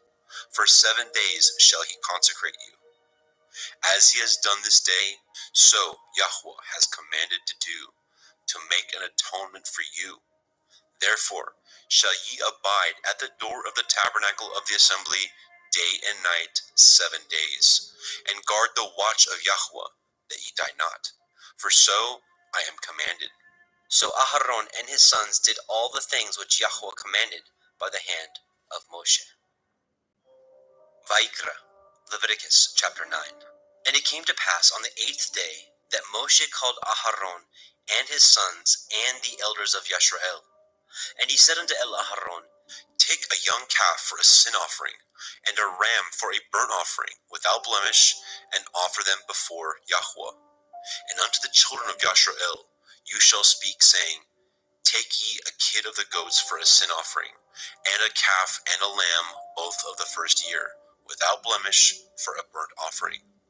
Also a bullock and a ram for peace offerings, to sacrifice before Yahweh, and a meat offering mingled with oil. For today Yahweh will appear unto you. And they brought which Moshe commanded before the tabernacle of the assembly. And all the assembly drew near and stood before Yahweh. And Moshe said, This is the thing which Yahweh commanded that you should do, and the glory of Yahweh shall appear unto you. And Moshe said unto Aharon, Go unto the altar, and offer your sin offering, and your burnt offering, and make an atonement for yourself and for the people, and offer the offering of the people, and make an atonement for them, as Yahweh commanded. Aharon therefore went unto the altar, and slew the calf of the sin offering, which was for himself. And the sons of Aharon brought the blood unto him, and he dipped his finger in the blood, and put it upon the horns of the altar, and poured out the blood at the bottom of the altar. But the fat, and the kidneys, and the caul above the liver of the sin offering he burnt upon the altar, as Yahweh commanded Moshe. And the flesh and the hide he burnt with fire without the camp. And he slew the burnt offering, and Aharon's sons presented unto him the blood, which he sprinkled round about upon the altar. And they presented the burnt offering unto him, with the pieces thereof, and the head, and he burnt them upon the altar. And he did wash the inwards and the legs, and burnt them upon the burnt offering on the altar. And he brought the people's offering, and took the goat, which was the sin offering for the people, and slew it, and offered it for sin as the first. And he brought the burnt offering, and offered it according to the manner. And he brought the meat offering, and took a handful thereof, and burnt it upon the altar, beside the burnt sacrifice of the morning. He slew also the bullock and the ram for a sacrifice of peace offerings, which was for the people. And Aharon's sons presented unto him the blood, which he sprinkled upon the altar round about. And the fat of the bullock and of the ram, the rump, and that which covers the inwards, and the kidneys, and the caul above the liver, and they put the fat upon the breasts, and he burnt the fat upon the altar. And the breasts and the right shoulder Aharon waved for a wave offering before Yahweh, as Moshe commanded. And Aharon lifted up his hand toward the people, and blessed them, and came down from offering of the sin offering, and the burnt offering, and peace offerings. And Moshe and Aharon went into the tabernacle of the assembly, and came out, and blessed the people. And the glory of Yahweh appeared unto all the people.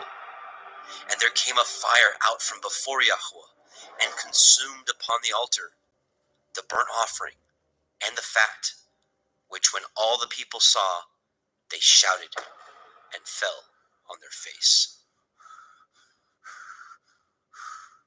Vaikra, Leviticus chapter 10.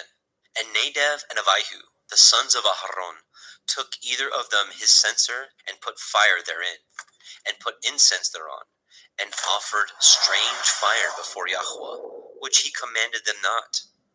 And there went out fire from Yahweh, and devoured them, and they died before Yahweh. Then Moshe said unto Aharon, This is that Yahweh spoke, saying, I will be sanctified in them that come nigh me, and before all the people I will be glorified. And Aharon held his peace. And Moshe called Mishael and Elishaphan, the sons of Uzziel, the uncle of Aharon, and said unto them, Come near, carry your brethren from before the sanctuary out of the camp. So they went near, and carried them in their coats out of the camp, as Moshe had said. And Moshe said unto Aharon, and unto Eleazar, and unto Ithamar his sons, Uncover not your heads, neither rend your clothes, lest ye die, and lest the wrath come upon all the people.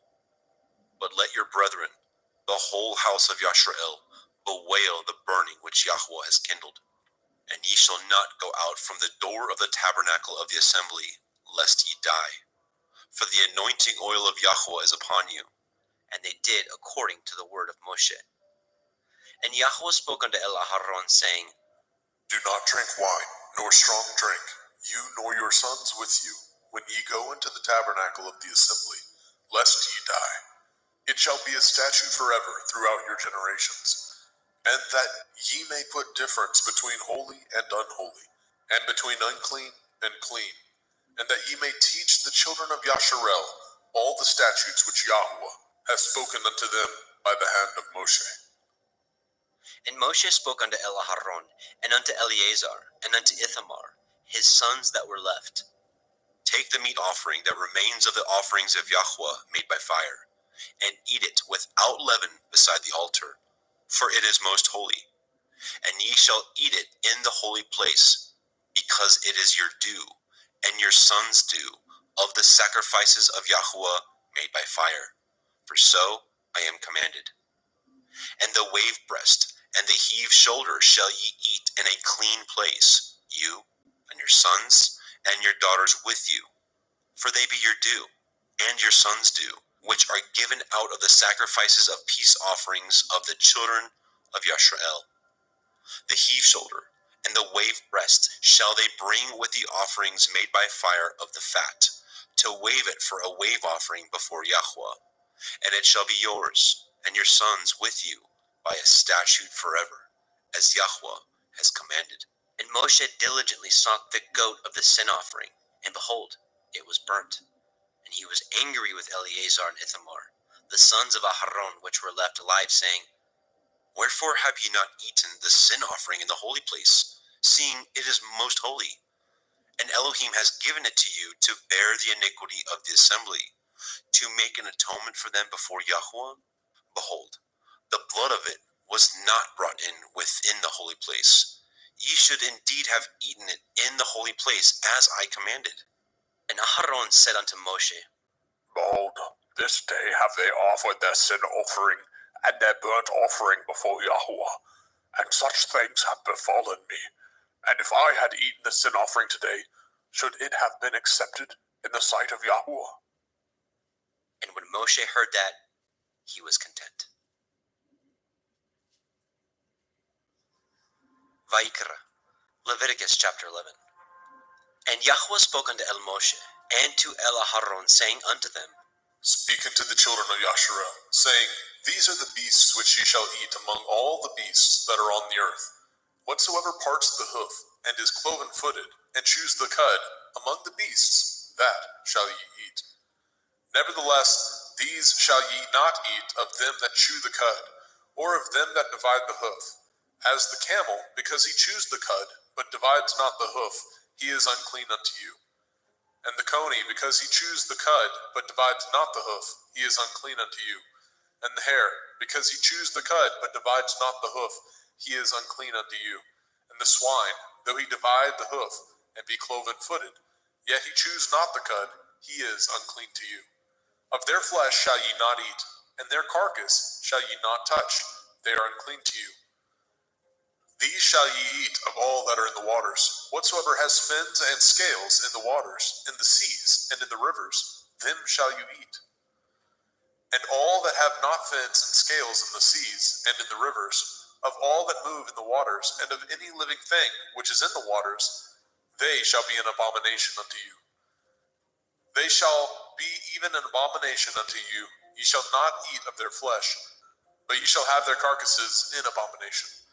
Whatsoever has no fins nor scales in the water, that shall be an abomination unto you. And these are they which ye shall have an abomination among the fowls. They shall not be eaten.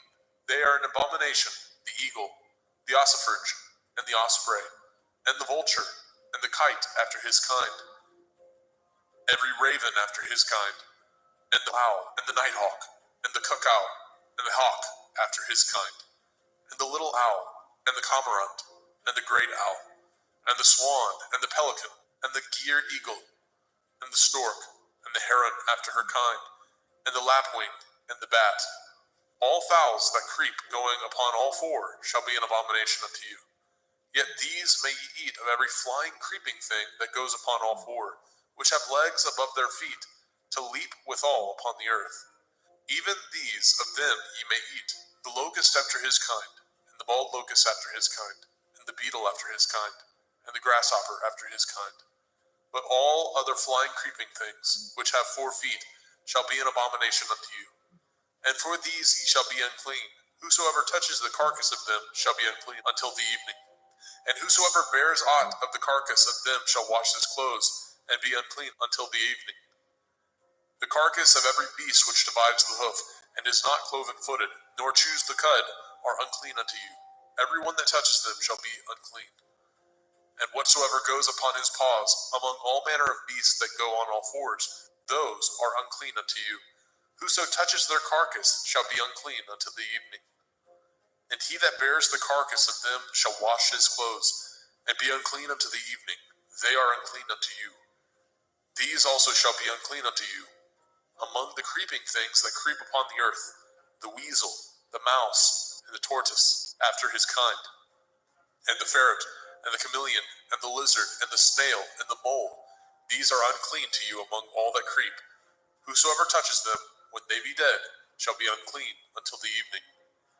And upon whatsoever any of them, when they are dead, does fall, it shall be unclean, whether it be any vessel of wood, or raiment, or skin, or sack, whatsoever vessel it be, wherein any work is done, it must be put into water, and it shall be unclean until the evening, so it shall be cleansed. And every earthen vessel, where into any of them that falls, whatsoever is in it shall be unclean, and ye shall break it. Of all meat which may be eaten, that on which such water comes shall be unclean, and all drink that may be drunk in every vessel shall be unclean, and everything whereupon any part of their carcass falls shall be unclean, whether it be oven or range for pots, they shall be broken down, for they are unclean, and shall be unclean unto you. Nevertheless, a fountain or pit, wherein there is plenty of water, shall be clean, but that which touches their carcass shall be unclean. And if any part of their carcass falls upon any sowing seed which is to be sown, it shall be clean. But if any water be put upon the seed, and any part of their carcass fall thereon, it shall be unclean unto you. And if any beast of which ye may eat die, he that touches the carcass thereof shall be unclean unto the evening. And he that eats of the carcass of it shall wash his clothes, and be unclean until the evening. He also that bears the carcass of it shall wash his clothes, and be unclean until the evening. And every creeping thing that creeps upon the earth shall be an abomination. It shall not be eaten. Whatsoever goes upon the belly, and whatsoever goes upon all fours, or whatsoever has more feet among all creeping things that creep upon the earth, them shall ye not eat, for they are an abomination. Ye shall not make yourselves abominable with any creeping thing that creeps, neither shall ye make yourselves unclean with them, that ye should be defiled thereby. For I am Yahuwah Elohim. Ye shall therefore sanctify yourselves, and ye shall be holy, for I am holy. Neither shall ye defile yourselves with any manner of creeping thing that creeps upon the earth. For I am Yahuwah, that brings you up out of the land of Mitzrayim, to be your Elohim. Ye shall therefore be holy, for I am holy. This is the Torah of the beasts, and of the fowl, and of every living creature that moves in the waters, and of every creature that creeps upon the earth, to make a difference between the unclean and the clean, and between the beast that may be eaten, and the beast that may not be eaten. Vaikra, Leviticus chapter 12. And Yahweh spoke unto Moshe, saying, Speak unto the children of Yasharel, saying, If a woman have conceived seed, and born a male child, then she shall be unclean 7 days. According to the days of the separation for her infirmity, shall she be unclean. And in the 8th day, the flesh of his foreskin shall be circumcised. And she shall then continue in the blood of her purifying 33 days. She shall touch no hallowed thing, nor come into the sanctuary, until the days of her purifying be fulfilled. But if she bear a female child, then she shall be unclean 2 weeks, as in her separation, and she shall continue in the blood of her purifying 66 days. And when the days of her purifying are fulfilled, for a son or for a daughter, she shall bring a lamb of the first year for a burnt offering, and a young pigeon or a turtle dove for a sin offering, unto the door of the tabernacle of the assembly, unto the priest, who shall offer it before Yahuwah, and make an atonement for her, and she shall be cleansed from the issue of her blood. This is the Torah for her that has borne a male or a female. And if she be not able to bring a lamb, then she shall bring 2 turtle doves or 2 young pigeons, the one for the burnt offering, and the other for a sin offering. And the priest shall make an atonement for her, and she shall be clean. Vaikra, Leviticus chapter 13. And Yahweh spoke unto El Moshe and El Aharon, saying, When a man shall have in the skin of his flesh a rising, a scab, or a bright spot, and it be in the skin of his flesh, like the plague of leprosy, then he shall be brought unto El Aharon the priest, or unto one of his sons the priests. And the priest shall look on the plague in the skin of the flesh, and when the hair in the plague is turned white, and the plague in sight be deeper than the skin of his flesh, it is a plague of leprosy, and the priest shall look on him and pronounce him unclean. If the bright spot be white in the skin of his flesh, and in sight be not deeper than the skin, and the hair thereof be not turned white, then the priest shall shut up him that has the plague 7 days. And the priest shall look on him the 7th day, and behold, if the plague in his sight be at a stay, and the plague spread not in the skin, then the priest shall shut him up 7 days more. And the priest shall look on him again the 7th day, and behold, if the plague be somewhat dark, and the plague spread not in the skin, the priest shall pronounce him clean. It is but a scab, and he shall wash his clothes and be clean. But if the scab spread much abroad in the skin, after that he has been seen of the priest for his cleansing, he shall be seen of the priest again. And if the priest see that, behold, the scab spreads in the skin, then the priest shall pronounce him unclean. It is a leprosy. When the plague of leprosy is in a man, then he shall be brought unto the priest. And the priest shall see him, and behold, if the rising be white in the skin, and it have turned the hair white, and there be quick raw flesh in the rising, it is an old leprosy in the skin of his flesh, and the priest shall pronounce him unclean, and shall not shut him up, for he is unclean.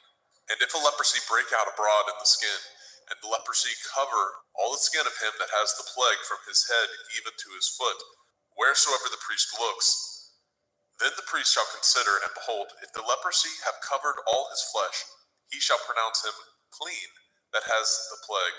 It is all turned white, he is clean. But when raw flesh appears in him, he shall be unclean. And the priest shall see the raw flesh and pronounce him to be unclean. For the raw flesh is unclean, it is a leprosy. Or if the raw flesh turn again, and be changed unto white, he shall come unto the priest. And the priest shall see him, and behold, if the plague be turned unto white, then the priest shall pronounce him clean that has the plague, he is clean. The flesh also, in which even in the skin thereof was a boil, and is healed. And in the place of the boil, where there be a white rising, or a bright spot, white, and somewhat reddish, and it be showed to the priest. And if, when the priest sees it, behold, it be in sight lower than the skin, and the hair thereof be turned white, the priest shall pronounce him unclean. It is a plague of leprosy, broken out of the boil. But if the priest look on it, and behold, there be no white hairs therein, and if it be not lower than the skin, but be somewhat dark, then the priest shall shut him up 7 days. And if it spread much abroad in the skin, then the priest shall pronounce him unclean. It is a plague. But if the bright spot stay in his place, and spread not, it is a burning boil, and the priest shall pronounce him clean. Or if there be any flesh in the skin whereof there is a hot burning, and the quick flesh that burns have a white bright spot, somewhat reddish or white, then the priest shall look upon it, and behold, if the hair in the bright spot be turned white, and it be in sight deeper than the skin, it is a leprosy broken out of the burning, wherefore the priest shall pronounce him unclean. It is the plague of leprosy.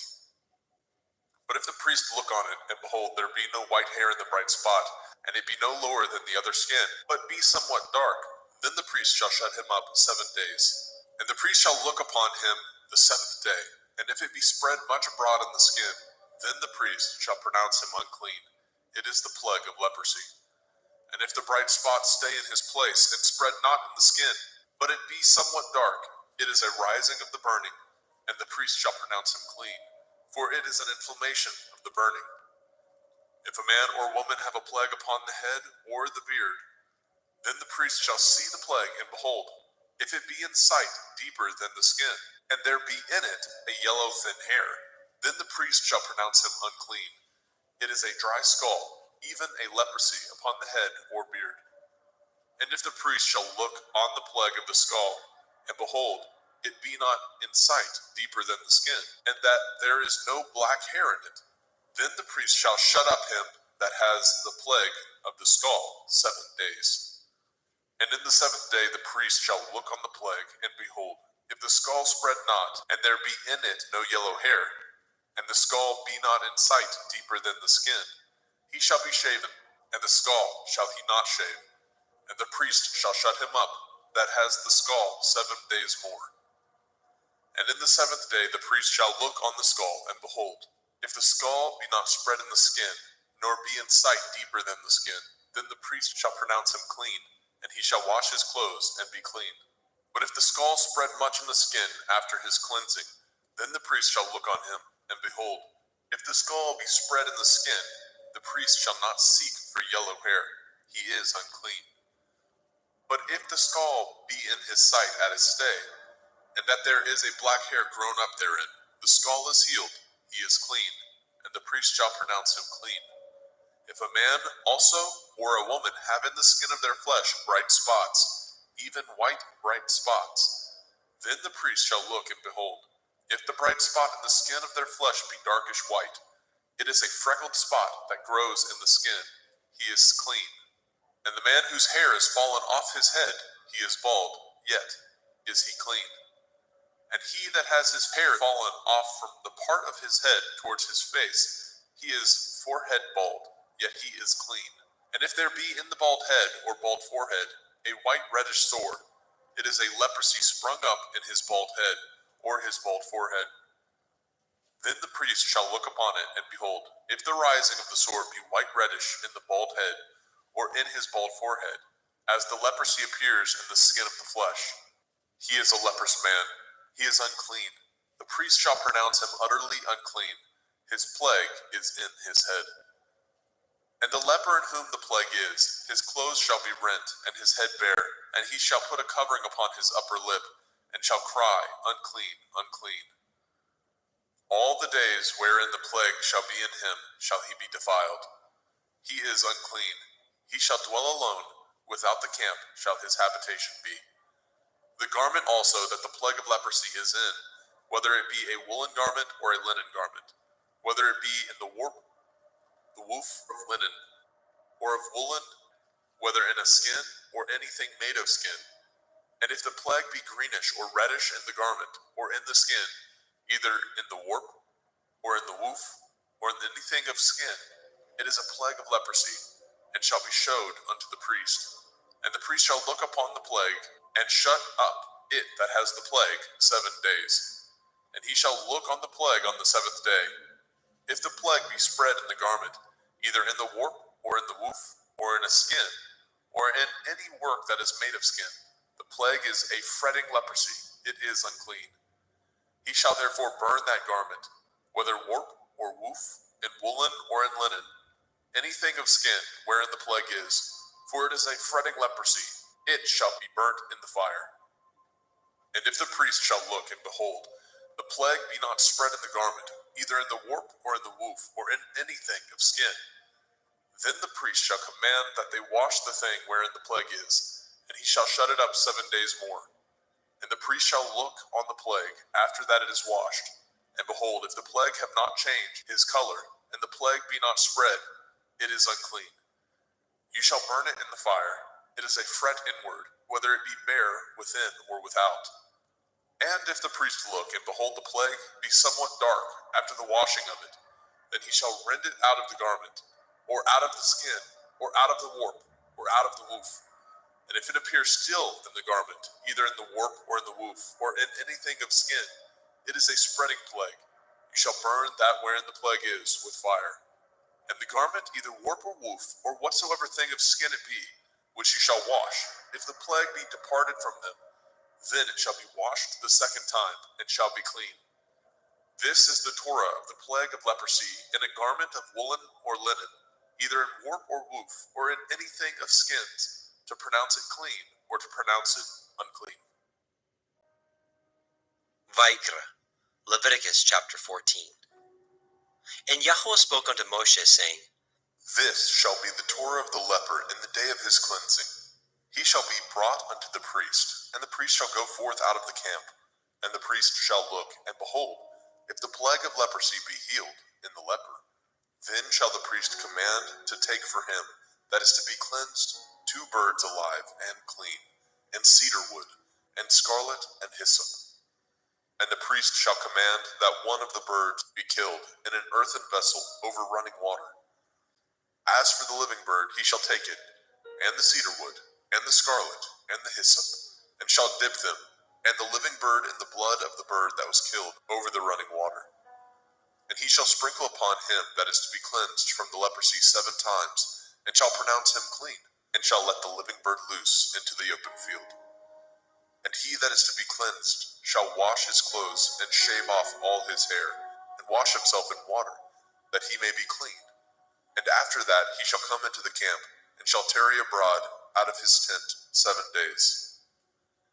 But it shall be on the 7th day that he shall shave all his hair off his head, and his beard, and his eyebrows, even all his hair he shall shave off, and shall wash his clothes. Also shall he wash his flesh in water, and shall be clean. And on the 8th day he shall take 2 he-lambs without blemish, and 1 ewe-lamb of the 1st year without blemish, and 3/10 deal of fine flour for a meat offering, mingled with oil, and 1 log of oil. And the priest that makes him clean shall present the man that is to be made clean, and those things before Yahweh at the door of the tabernacle of the assembly. And the priest shall take one he-lamb, and offer him for a trespass offering, and the log of oil, and wave them for a wave offering before Yahweh. And he shall slay the lamb in the place where he shall kill the sin offering, and the burnt offering, in the holy place. For as the sin offering is the priest's, so is the trespass offering. It is most holy. And the priest shall take some of the blood of the trespass offering, and the priest shall put it upon the tip of the right ear of him that is to be cleansed, and upon the thumb of his right hand, and upon the great toe of his right foot. And the priest shall take some of the log of oil, and pour it into the palm of his own left hand. And the priest shall dip his right finger in the oil that is in his left hand, and shall sprinkle of the oil with his finger 7 times before Yahweh.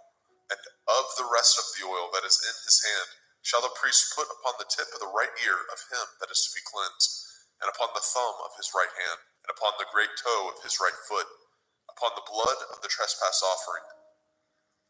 And the remnant of the oil that is in the priest's hand he shall pour upon the head of him that is to be cleansed, and the priest shall make an atonement for him before Yahweh. And the priest shall offer the sin offering, and make an atonement for him that is to be cleansed from his uncleanness, and afterwards he shall kill the burnt offering. And the priest shall offer the burnt offering and the meat offering upon the altar, and the priest shall make an atonement for him, and he shall be clean. And if he be poor, and cannot get so much, then he shall take 1 lamb for a trespass offering to be waved, to make an atonement for him, and 1/10 deal of fine flour mingled with oil for a meat offering, and a log of oil, and 2 turtle doves, or 2 young pigeons, such as he is able to get, and the one shall be a sin offering, and the other a burnt offering. And he shall bring them on the 8th day for his cleansing unto the priest, unto the door of the tabernacle of the assembly before Yahweh. And the priest shall take the lamb of the trespass offering, and the log of oil, and the priest shall wave them for a wave offering before Yahweh. And he shall kill the lamb of the trespass offering, and the priest shall take some of the blood of the trespass offering, and put it upon the tip of the right ear of him that is to be cleansed, and upon the thumb of his right hand, and upon the great toe of his right foot. And the priest shall pour of the oil into the palm of his own left hand. And the priest shall sprinkle with his right finger some of the oil that is in his left hand 7 times before Yahweh. And the priest shall put of that oil that is in his hand upon the tip of the right ear of him that is to be cleansed, and upon the thumb of his right hand, and upon the great toe of his right foot, upon the place of the blood of the trespass offering. And the rest of the oil that is in the priest's hand he shall put upon the head of him that is to be cleansed, to make an atonement for him before Yahweh. And he shall offer the one of the turtle doves, or of the young pigeons, such as he can get, even such as he is able to get, the one for a sin offering, and the other for a burnt offering, with the meat offering. And the priest shall make an atonement for him that is to be cleansed before Yahweh. This is the Torah of him, in whom is the plague of leprosy, whose hand is not able to get that which pertains to his cleansing. And Yahweh spoke unto El Moshe and unto El Aharon, saying, When ye are come into the land of Canaan, which I give to you for a possession, and I put the plague of leprosy in a house of the land of your possession, and he that owns the house shall come and tell the priest, saying, It seems to me there is, as it were, a plague in the house. Then the priest shall command that they empty the house before the priest go into it to see the plague, that all that is in the house be not made unclean. And afterward the priest shall go in to see the house. And he shall look on the plague, and behold, if the plague be in the walls of the house, with hollow strakes, greenish or reddish, which in sight are lower than the wall, then the priest shall go out of the house to the door of the house, and shut up the house 7 days.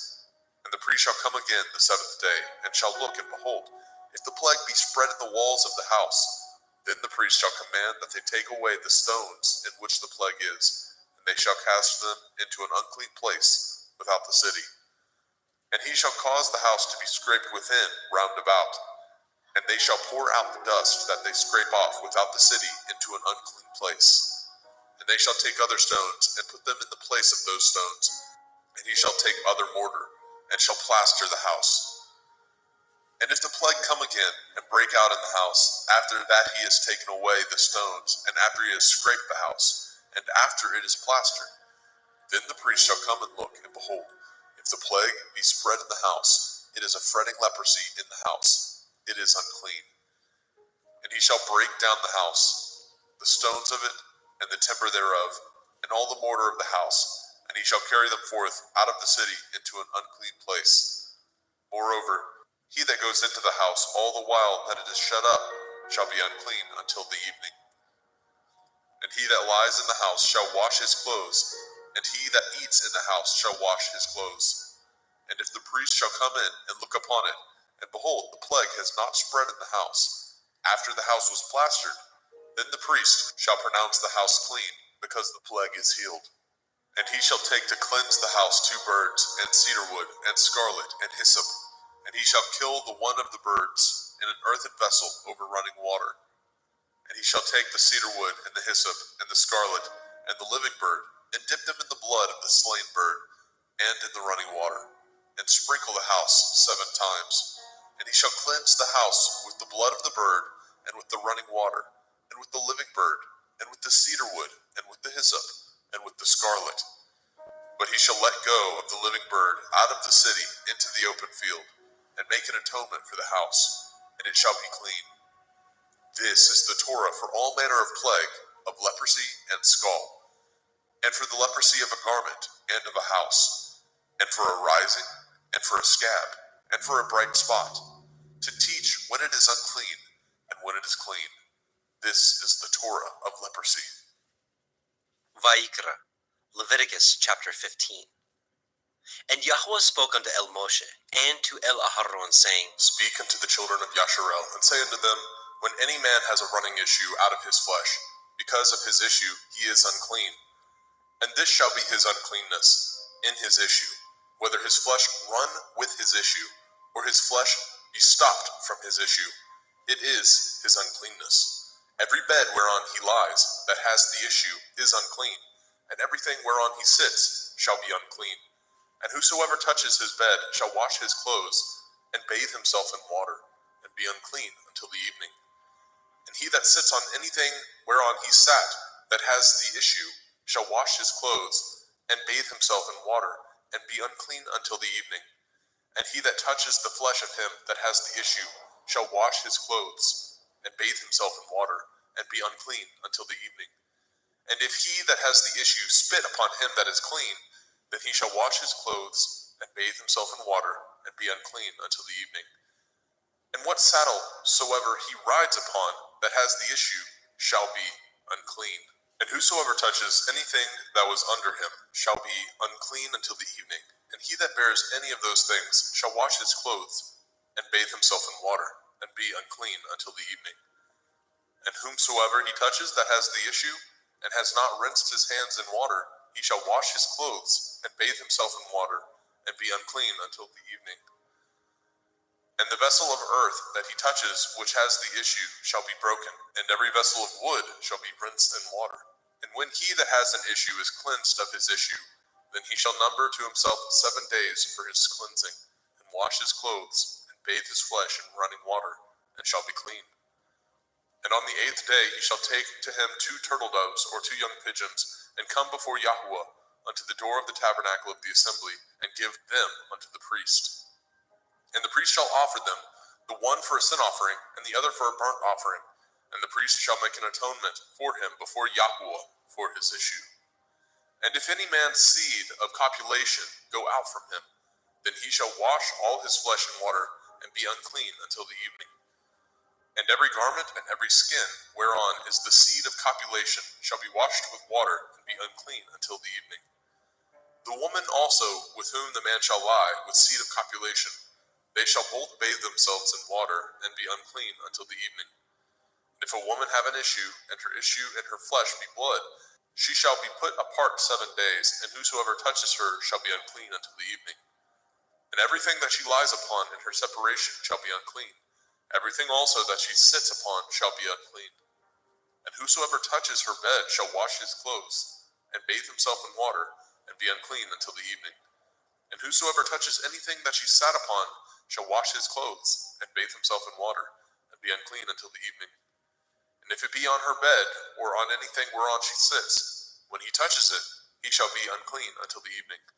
And if any man lie with her at all, and her flower be upon him, he shall be unclean 7 days, and all the bed whereon he lies shall be unclean.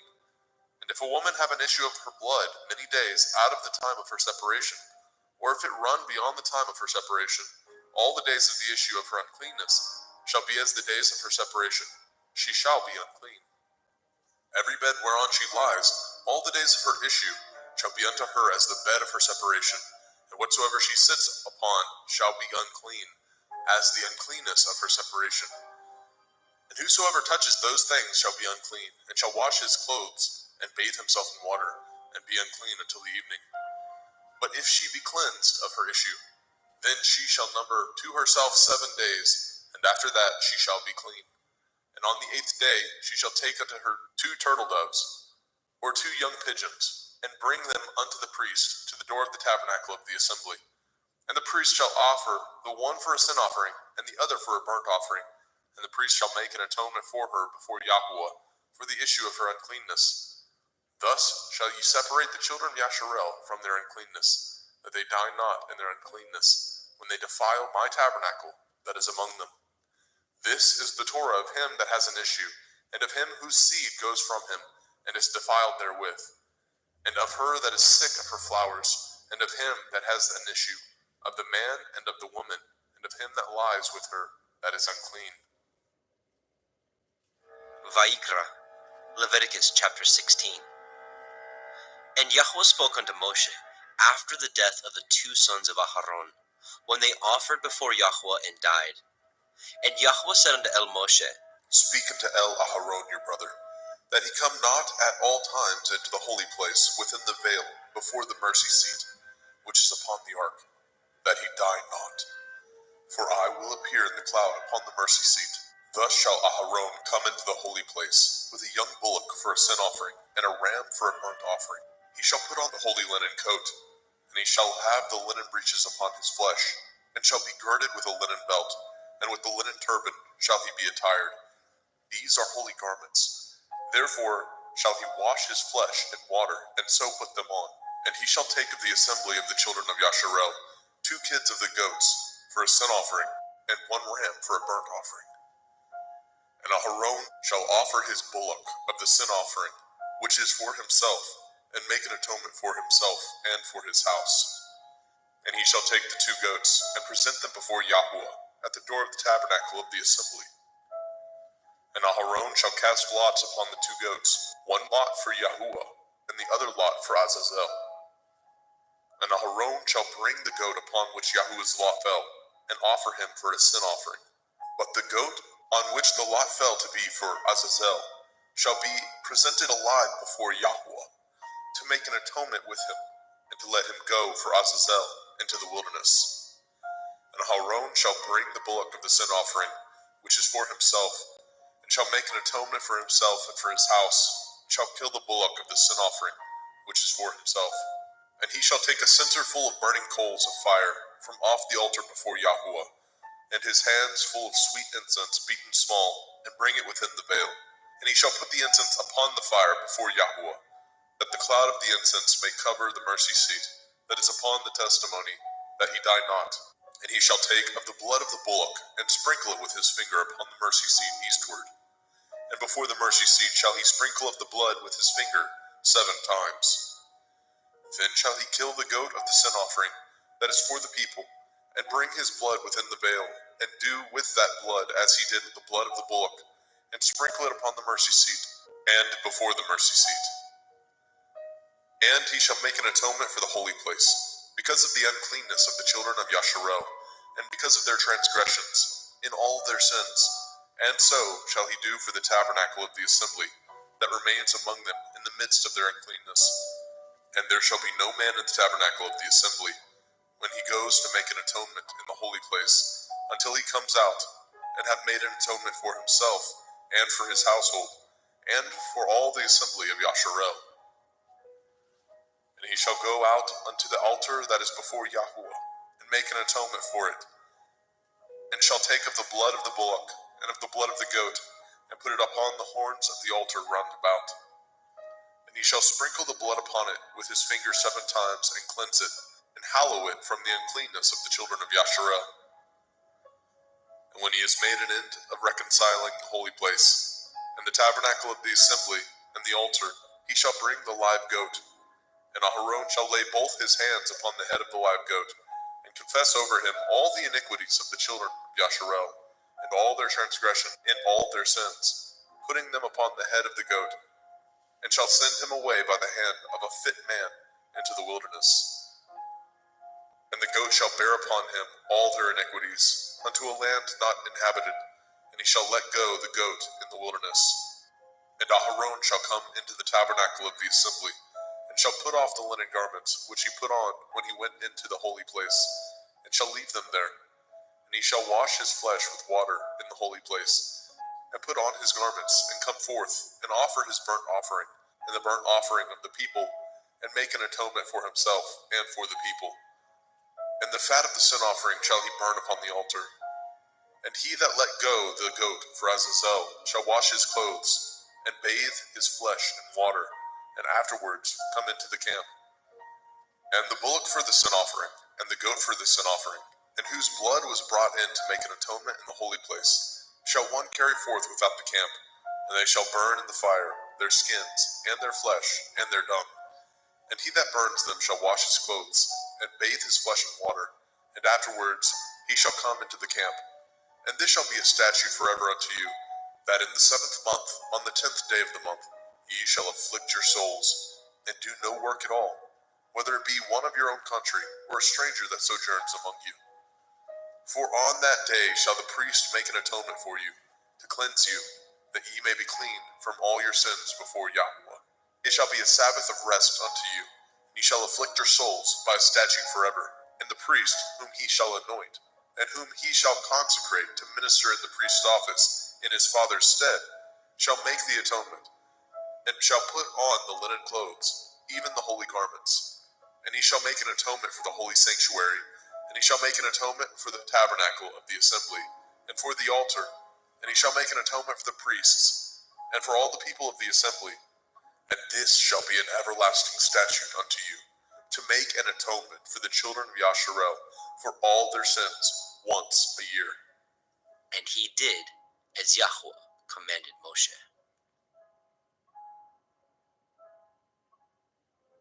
Vayikra, Leviticus chapter 17. And Yahweh spoke unto Moshe, saying, Speak unto Aharon, and unto his sons, and unto all the children of Yasharel, and say unto them, This is the thing which Yahweh has commanded, saying, What man soever there be of the house of Yasharel, that kills an ox, or lamb, or goat, in the camp, or that kills it out of the camp, and brings it not unto the door of the tabernacle of the assembly, to offer an offering unto Yahweh before the tabernacle of Yahweh, blood shall be imputed unto that man. He has shed blood, and that man shall be cut off from among his people. To the end that the children of Yasharel may bring their sacrifices, which they offer in the open field, even that they may bring them unto Yahweh, unto the door of the tabernacle of the assembly, unto the priest, and offer them for peace offerings unto Yahweh. And priests shall sprinkle the blood upon the altar of Yahweh, at the door of the tabernacle of the assembly, and burn the fat for a sweet savor unto Yahweh. And they shall no more offer their sacrifices unto devils, after whom they have gone a-whoring. This shall be a statute forever unto them throughout their generations. And ye shall say unto them, Whatsoever man there be of the house of Yasharel, or of the strangers, which sojourn among you, that offers a burnt offering or sacrifice, and brings it not unto the door of the tabernacle of the assembly, to offer it unto Yahweh, even that man shall be cut off from among his people. And whatsoever man there be of the house of Yasharel, or of the strangers that sojourn among you, that eats any manner of blood, I will even set my face against that soul that eats the blood, and will cut him off from among his people. For the soul of the flesh is in the blood. He and I have given it to you upon the altar, to make an atonement for your souls. For it is the blood of him that makes an atonement in the soul. Therefore I said unto the children of Yasharel, No soul of you shall eat blood, neither shall any stranger that sojourns among you eat blood. And whatsoever man there be of the children of Yasharel, or of the strangers that sojourn among you, which hunts and catches a beast or fowl that may be eaten, he shall even pour out the blood thereof, and cover it with dust. For it is the life of all flesh, the blood of it is for the life thereof. Therefore I said unto the children of Yasharel, ye shall eat the blood of no manner of flesh, for the life of all flesh is the blood thereof. Whosoever eats it shall be cut off.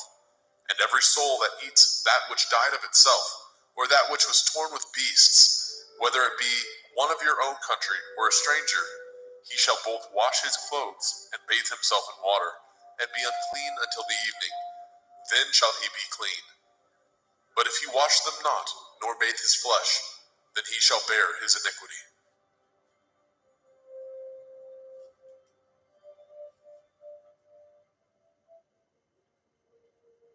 Vaikra, Leviticus chapter 18. And Yahweh spoke unto Moshe, saying, Speak unto the children of Yasharel, and say unto them, I am Yahweh Elohim. After the doings of the land of Mitzrayim, where ye dwell, shall ye not do. And after the doings of the land of Canaan, whither I bring you, shall ye not do. Neither shall ye walk in their ordinances. Ye shall do my judgments, and guard my ordinances, to walk therein. I am Yahuwah Elohim. Ye shall therefore guard my statutes and my judgments, which if a man do, he shall live in them. I am Yahuwah. None of you shall approach to any that is near of kin to him, to uncover their nakedness. I am Yahuwah. The nakedness of your father, or the nakedness of your mother, shall you not uncover. She is your mother. You shall not uncover her nakedness. The nakedness of your father's woman shall you not uncover. It is your father's nakedness. The nakedness of your sister, the daughter of your father, the daughter of your mother, whether she be born at home or born abroad, even their nakedness you shall not uncover. The nakedness of your son's daughter, or of your daughter's daughter, even their nakedness you shall not uncover, for theirs is your own nakedness. The nakedness of your father's woman's daughter, begotten of your father, she is your sister, you shall not uncover her nakedness. You shall not uncover the nakedness of your father's sister, she is your father's near kinswoman. You shall not uncover the nakedness of your mother's sister, for she is your mother's near kinswoman. You shall not uncover the nakedness of your father's brother. You shall not approach to his woman, she is your aunt. You shall not uncover the nakedness of your daughter-in-law, she is your son's woman. You shall not uncover her nakedness. You shall not uncover the nakedness of your brother's woman, it is your brother's nakedness. You shall not uncover the nakedness of a woman and her daughter, neither shall you take her son's daughter, or her daughter's daughter, to uncover her nakedness, for they are your near kinswoman, it is wickedness. Neither shall you take a woman to her sister, to vex her, to uncover her nakedness, beside the other in her lifetime. Also you shall not approach unto a woman to uncover her nakedness, as long as she is put apart for her uncleanness. Moreover, you shall not lie carnally with your neighbor's woman, to defile yourself with her. And you shall not let any of your seed pass through the fire to Molech, neither shall you profane the name of your Elohim. I am Yahuwah. You shall not lie with mankind, as with womankind. It is an abomination. Neither shall you lie with any beast to defile yourself therewith. Neither shall any woman stand before a beast to lie down thereto. It is confusion. Defile not ye yourselves in any of these things, for in all these the nations are defiled, which I cast out before you. And the land is defiled, therefore I do visit the iniquity thereof upon it, and the land itself vomits out her inhabitants. Ye shall therefore guard my statutes and my judgments, and shall not commit any of these abominations, neither any of your own nation, nor any stranger that sojourns among you. For all these abominations have the men of the land done, which were before you, and the land is defiled, that the land spew not you out also, when ye defile it, as it spewed out the nations that were before you. For whosoever shall commit any of these abominations, even the souls that commit them shall be cut off from among their people. Therefore shall ye guard my ordinance, that ye commit not any of these abominable customs, which were committed before you, and that ye defile not yourselves therein. I am Yahuwah Elohim.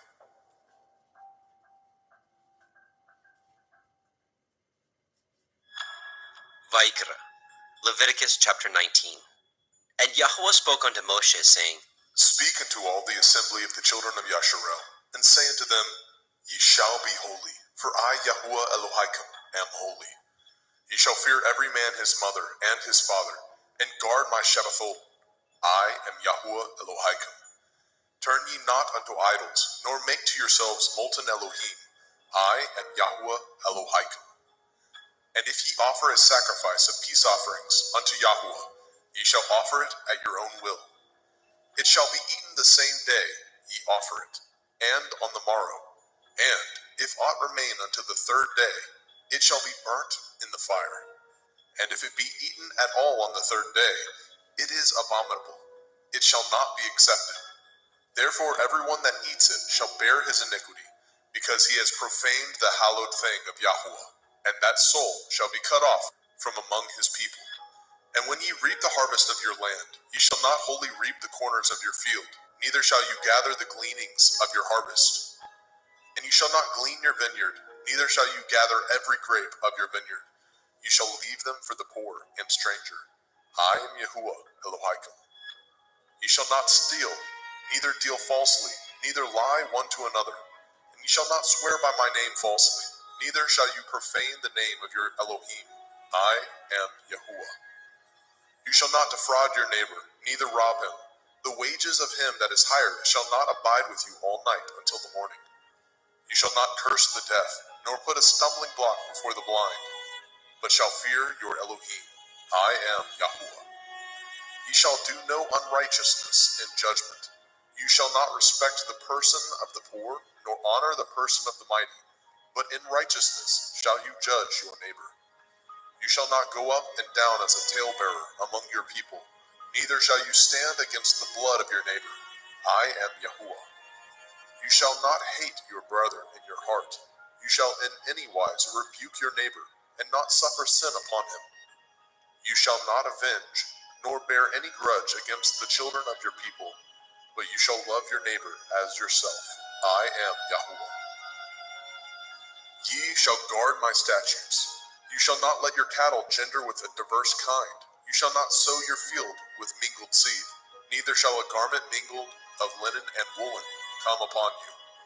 And whosoever lies carnally with a woman that is a bondmaid, betrothed to a man, and not at all redeemed, nor freedom given her, she shall be scourged. They shall not be put to death, because she was not free. And he shall bring his trespass offering unto Yahuwah, unto the door of the tabernacle of the assembly, even a ram for a trespass offering. And the priest shall make an atonement for him with the ram of the trespass offering before Yahuwah, for his sin which he has done, and the sin which he has done shall be forgiven him.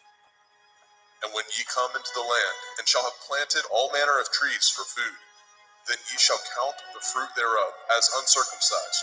3 years shall it be as uncircumcised unto you. It shall not be eaten of. But in the 4th year all the fruit thereof shall be holy to praise Yahuwah withal. And in the 5th year shall ye eat of the fruit thereof, that it may yield unto you the increase thereof. I am Yahuwah Elohim. Ye shall not eat anything with the blood, neither shall ye use enchantment, nor practice sorcery. You shall not round the corners of your heads, neither shall you mar the corners of your beard.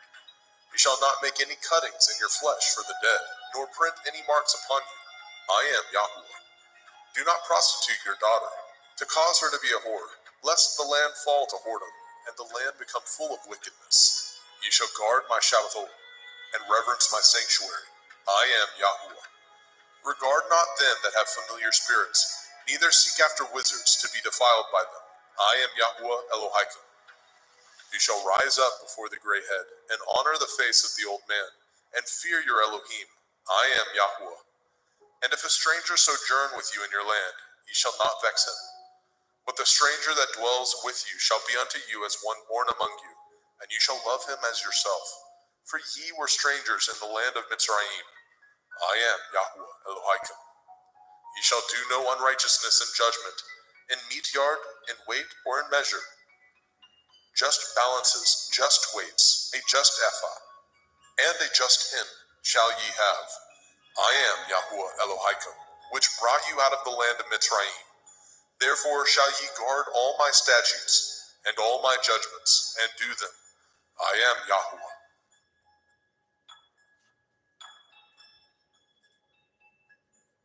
Vaikra, Leviticus chapter 20.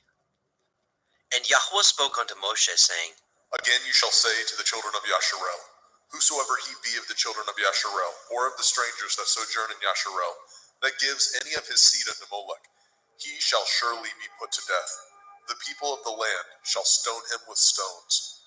And I will set my face against that man, and I will cut him off from among his people, because he has given of his seed unto Molech, to defile my sanctuary, and to profane my holy name.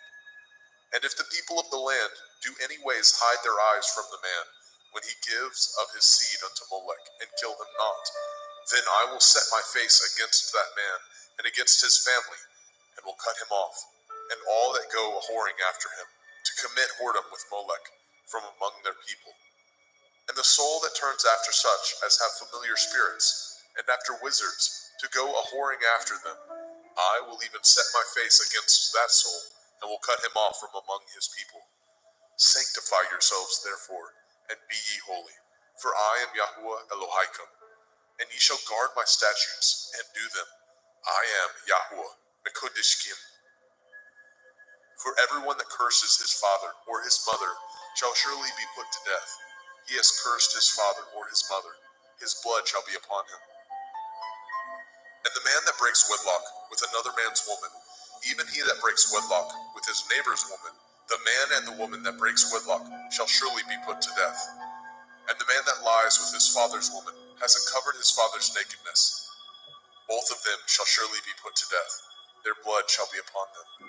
And if a man lie with his daughter-in-law, both of them shall surely be put to death. They have wrought confusion. Their blood shall be upon them. If a man also lie with mankind, as he lies with a woman, both of them have committed an abomination. They shall surely be put to death. Their blood shall be upon them. And if a man take a woman and her mother, it is wickedness. They shall be burnt with fire, both he and they, that there be no wickedness among you.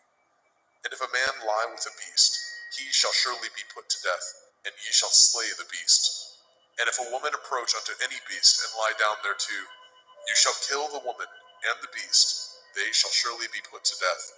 Their blood shall be upon them.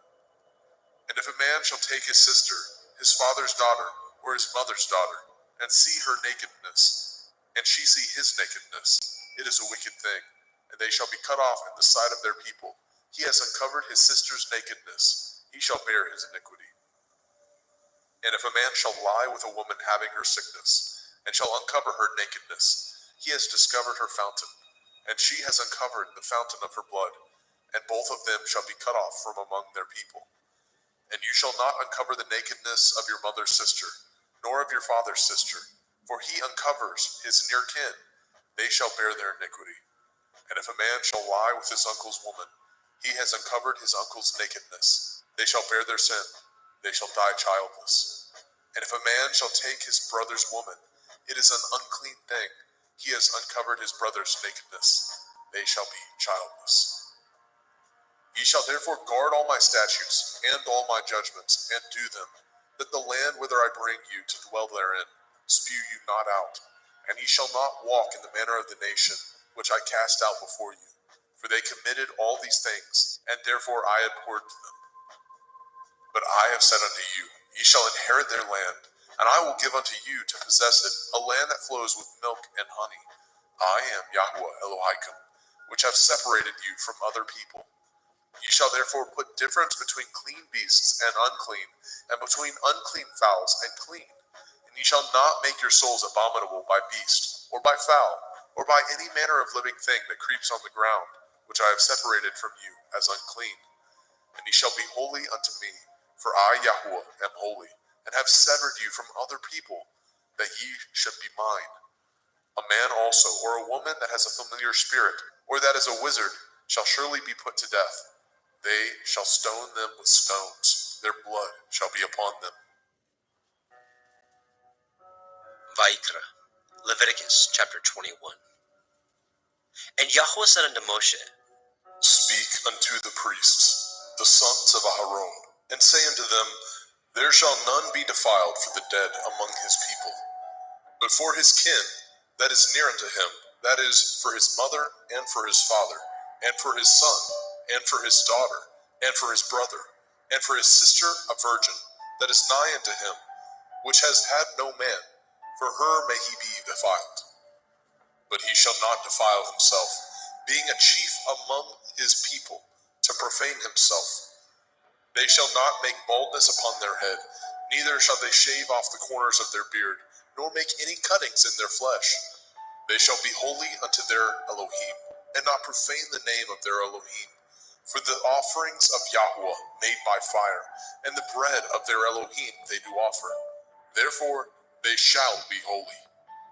They shall not take a woman that is a whore, or profane, neither shall they take a woman put away from her man, for he is holy unto his Elohim.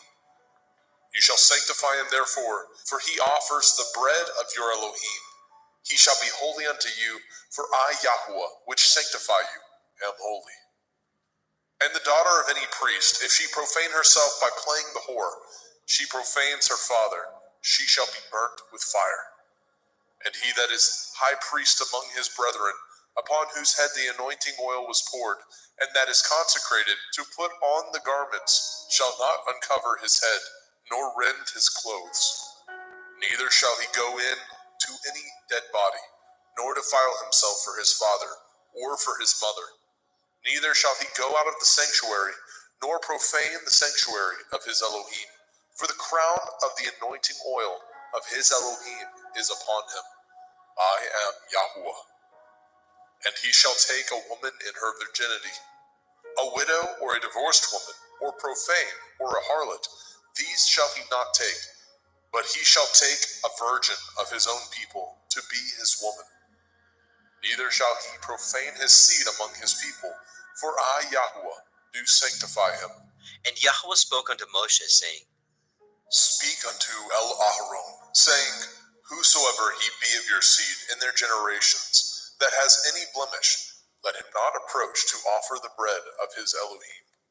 For whosoever man he be that has a blemish, he shall not approach, a blind man or a lame, or he that has a flat nose, or anything superfluous, or a man that is broken-footed, or broken-handed, or crook-backed, or a dwarf, or that has a blemish in his eye, or be scurvy, or scabbed, or has his stones broken.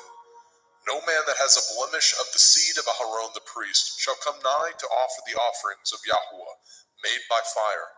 He has a blemish. He shall not come nigh to offer the bread of his Elohim. He shall not eat the bread of his Elohim, both of the most holy and of the holy. Only he shall not go in unto the veil, nor come nigh unto the altar, because he has a blemish, that he profane not my sanctuaries, for I, Yahweh, do sanctify them. And Moshe told it unto Aharon, and to his sons, and to all the children of Yisrael. Vayikra, Leviticus chapter 22. And Yahweh spoke unto Moshe, saying, Speak unto Aharon and to his sons, that they separate themselves from the holy things of the children of Yisrael, and that they profane not my holy name in those things, which they hallow unto me. I am Yahweh. Say unto them, Whosoever he be of all your seed among your generations, that goes unto the holy things, which the children of Yisrael hallow unto Yahweh, having his uncleanness upon him, that soul shall be cut off from my presence. I am Yahweh. What man soever of the seed of Aharon is a leper, or has a running issue, he shall not eat of the holy things until he be clean. And whoso touches anything that is unclean by the dead, or a man whose seed goes from him, or whosoever touches any creeping thing whereby he may be made unclean, or a man of whom he may take uncleanness, whatsoever uncleanness he has, the soul which has touched any such thing shall be unclean until evening, and shall not eat of the holy things, unless he wash his flesh with water. And when the sun is down, he shall be clean, and shall afterward eat of the holy things, because it is his food. That which dies of itself, or is torn with beasts, he shall not eat, to defile himself therewith. I am Yahweh. They shall therefore guard my ordinance, lest they bear sin for it, and die therefore. If they profane it, I, Yahweh, do sanctify them. There shall no stranger eat of the holy thing. A sojourner of the priest, or a hired servant, shall not eat of the holy thing. But if the priest buy any soul with his money, he shall eat of it. And he that is born in his house, they shall eat of his meat. If the priest's daughter also be married unto a stranger, she may not eat of an offering of the holy things. But if the priest's daughter be a widow or divorced, and have no child, and is returned unto her father's house, as in her youth, she shall eat of her father's meat, but there shall no stranger eat thereof. And if a man eat of the holy thing unwittingly, then he shall put the fifth part thereof unto it, and shall give it unto the priest with the holy thing. And they shall not profane the holy things of the children of Yasharel, which they offer unto Yahweh, or suffer them to bear the iniquity of trespass when they eat their holy things. For I, Yahweh, do sanctify them. And Yahweh spoke unto El Moshe, saying, Speak unto El Aharon, and to his sons, and unto all the children of Yasharel, and say unto them, Whatsoever he be of the house of Yasharel, or of the strangers in Yasharel, that will offer his oblation for all his vows, and for all his freewill offerings, which they will offer unto Yahweh for a burnt offering. Ye shall offer at your own will a male without blemish, of the cattle, of the sheep, or of the goats. But whatsoever has a blemish, that shall ye not offer, for it shall not be acceptable for you. And whosoever offers a sacrifice of peace offerings unto Yahweh, to accomplish his vow, or a freewill offering in cattle or sheep, it shall be perfect to be accepted. There shall be no blemish therein.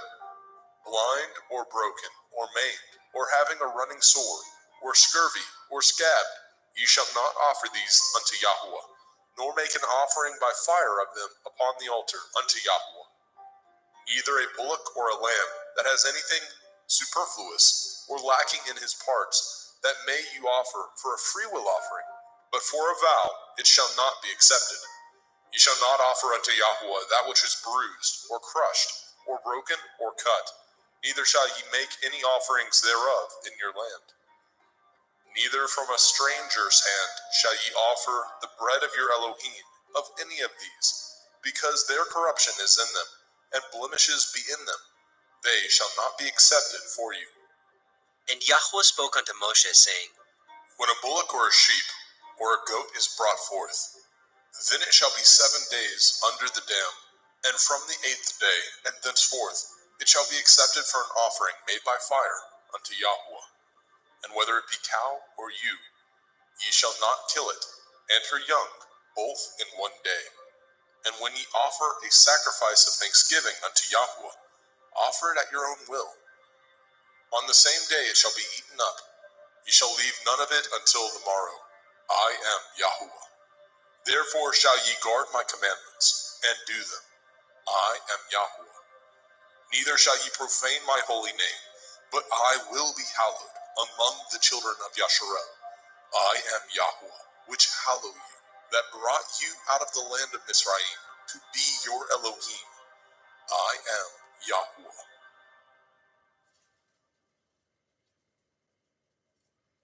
Vayikra, Leviticus chapter 23. And Yahweh spoke unto Moshe, saying, Speak unto the children of Yasharel, and say unto them concerning the feasts of Yahweh, which ye shall proclaim to be holy assemblies. Even these are my feasts. 6 days shall work be done, but the 7th day is the Sabbath of rest, a holy assembly. Ye shall do no work therein. It is the Sabbath of Yahweh in all your dwellings. These are the feasts of Yahweh, even holy assemblies, which ye shall proclaim in their appointed times. In the 14th day of the 1st month, at evening, is Yahweh's Pesach. And on the 15th day of the same month is the feast of Matzah unto Yahweh. 7 days ye must eat matzah, unleavened bread. In the 1st day ye shall have a holy assembly. Ye shall do no servile work therein, but ye shall offer an offering made by fire unto Yahuwah 7 days. In the 7th day is a holy assembly. Ye shall do no servile work therein.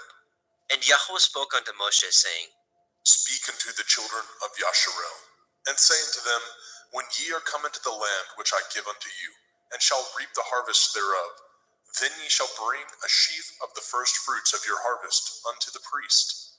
And he shall wave the sheaf before Yahuwah, to be accepted for you.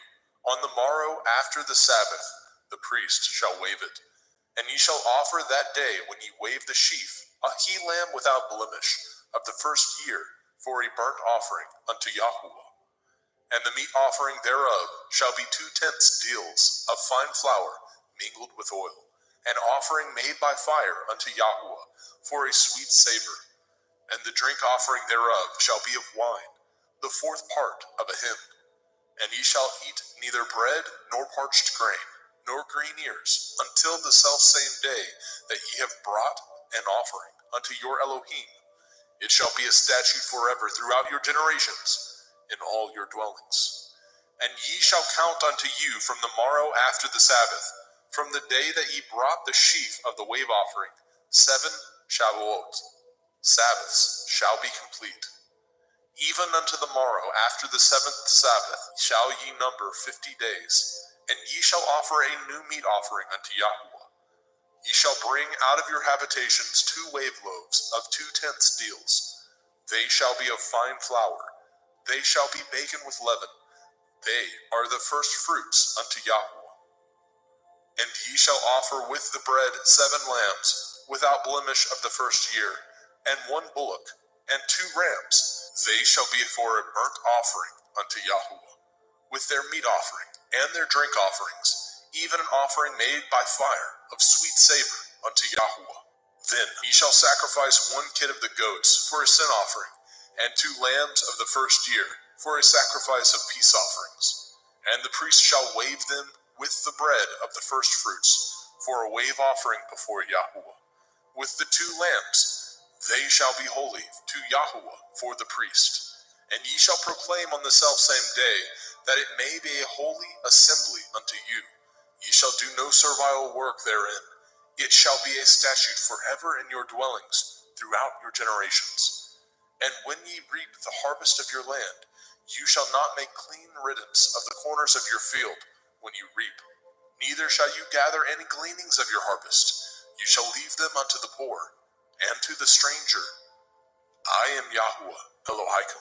And Yahweh spoke unto Moshe, saying, Speak unto the children of Yasharel, saying, In the 7th month, on the first day of the month, shall ye have a Sabbath, a memorial of blowing of shofarot, Yom Teruah, the feast of trumpets, the day of the awakening blast, a holy assembly. Ye shall do no servile work therein, but ye shall offer an offering made by fire unto Yahuwah. And Yahweh spoke unto Moshe, saying, Also on the 10th day of this 7th month is Yom Kippurim, the day of atonement. It shall be a holy assembly unto you, and ye shall afflict your souls, and offer an offering made by fire unto Yahuwah. And ye shall do no work in that same day, for it is Yom Kippurim, to make an atonement for you before Yahuwah Elohim. For whatsoever soul it be that shall not be afflicted in that same day, he shall be cut off from among his people. And whatsoever soul it be that does any work in that same day, the same soul will I destroy from among his people. Ye shall do no manner of work. It shall be a statute forever throughout your generations, in all your dwellings. It shall be unto you a Sabbath of rest, and ye shall afflict your souls in the 9th day of the month at evening. From evening unto evening shall ye celebrate your Sabbath. And Yahweh spoke unto Moshe, saying, Speak unto the children of Yasharel, saying, The 15th day of this 7th month shall be the feast of Sukkot, tabernacles, for 7 days unto Yahuwah. On the first day shall be a holy assembly. Ye shall do no servile work therein. 7 days ye shall offer an offering made by fire unto Yahuwah. On the 8th day shall be a holy assembly unto you, and ye shall offer an offering made by fire unto Yahuwah. It is a solemn assembly, and ye shall do no servile work therein. These are the feasts of Yahweh, which ye shall proclaim to be holy assemblies, to offer an offering made by fire unto Yahweh, a burnt offering and a meat offering, a sacrifice and drink offerings, everything upon his day. Besides the Shabbatot, Sabbaths of Yahweh, and beside your gifts, and beside all your vows, and beside all your freewill offerings, which ye give unto Yahweh. Also in the 15th day of the 7th month, when ye have gathered in the fruit of the land, ye shall keep a feast unto Yahweh 7 days. On the first day shall be a Sabbath, and on the 8th day shall be a Sabbath.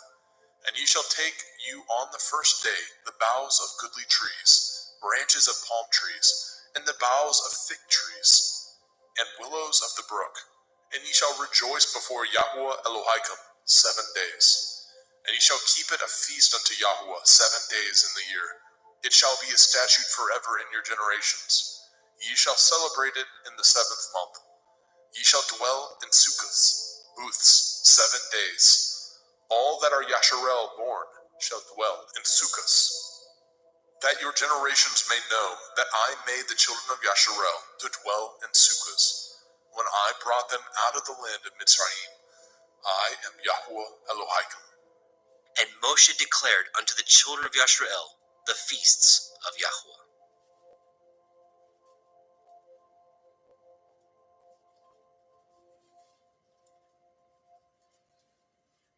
Vayikra, Leviticus chapter 24. And Yahweh spoke unto Moshe, saying, Command the children of Yasharel that they bring unto you pure olive oil, beaten for the light, to cause the lamps to burn continually, without the veil of the testimony. In the tabernacle of the assembly shall Aharon order it from the evening unto the morning before Yahweh continually. It shall be a statute forever in your generations. He shall order the lamps upon the pure menorah, 7-branched candlestick, before Yahweh continually. And you shall take fine flour, and bake 12 cakes thereof. 2/10 deals shall be in 1 cake. And you shall set them in 2 rows, 6 on a row, upon the pure table before Yahweh. And you shall put pure frankincense upon each row, that it may be on the bread for a memorial, even a memorial made by fire unto Yahweh. Every Sabbath he shall set it in order before Yahweh continually, being taken from the children of Yasharel by an everlasting covenant. And it shall be Aharon and his sons, and they shall eat it in the holy place, for it is most holy unto him of the offerings of Yahweh made by fire, by a perpetual statute. And the son of a Yashareliteth woman, whose father was a Mitzri, went out among the children of Yasharel. And this son of the Yashareliteth woman and a man of Yasharel strove together in the camp. And the Yashareliteth woman's son blasphemed the name of Yahweh, and cursed. And they brought him unto Moshe, and his mother's name was Shelomith, the daughter of Divri, of the tribe of Dan.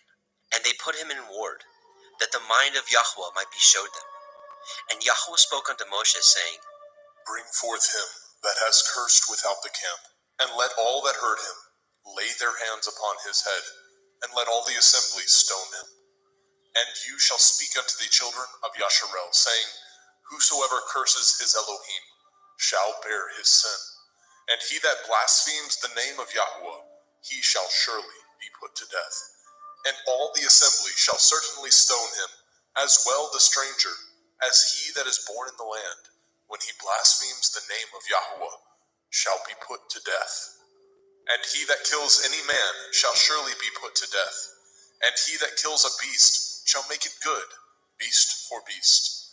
And if a man cause a blemish in his neighbor, as he has done, so shall it be done to him. Breach for breach, eye for eye, tooth for tooth. As he has caused a blemish in a man, so shall it be done to him again. And he that kills a beast, he shall restore it. And he that kills a man, he shall be put to death. Ye shall have one manner of law, as well for the stranger, as for one of your own country. For I am Yahweh Elohim. And Moshe spoke to the children of Yashrael, that they should bring forth him that had cursed out of the camp, and stone him with stones. And the children of Yashrael did as Yahweh commanded Moshe.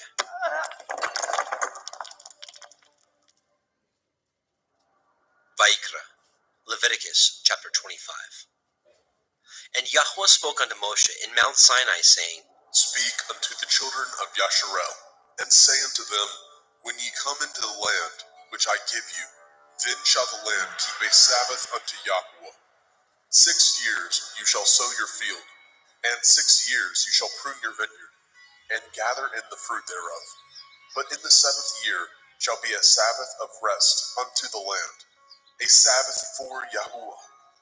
You shall neither sow your field, nor prune your vineyard.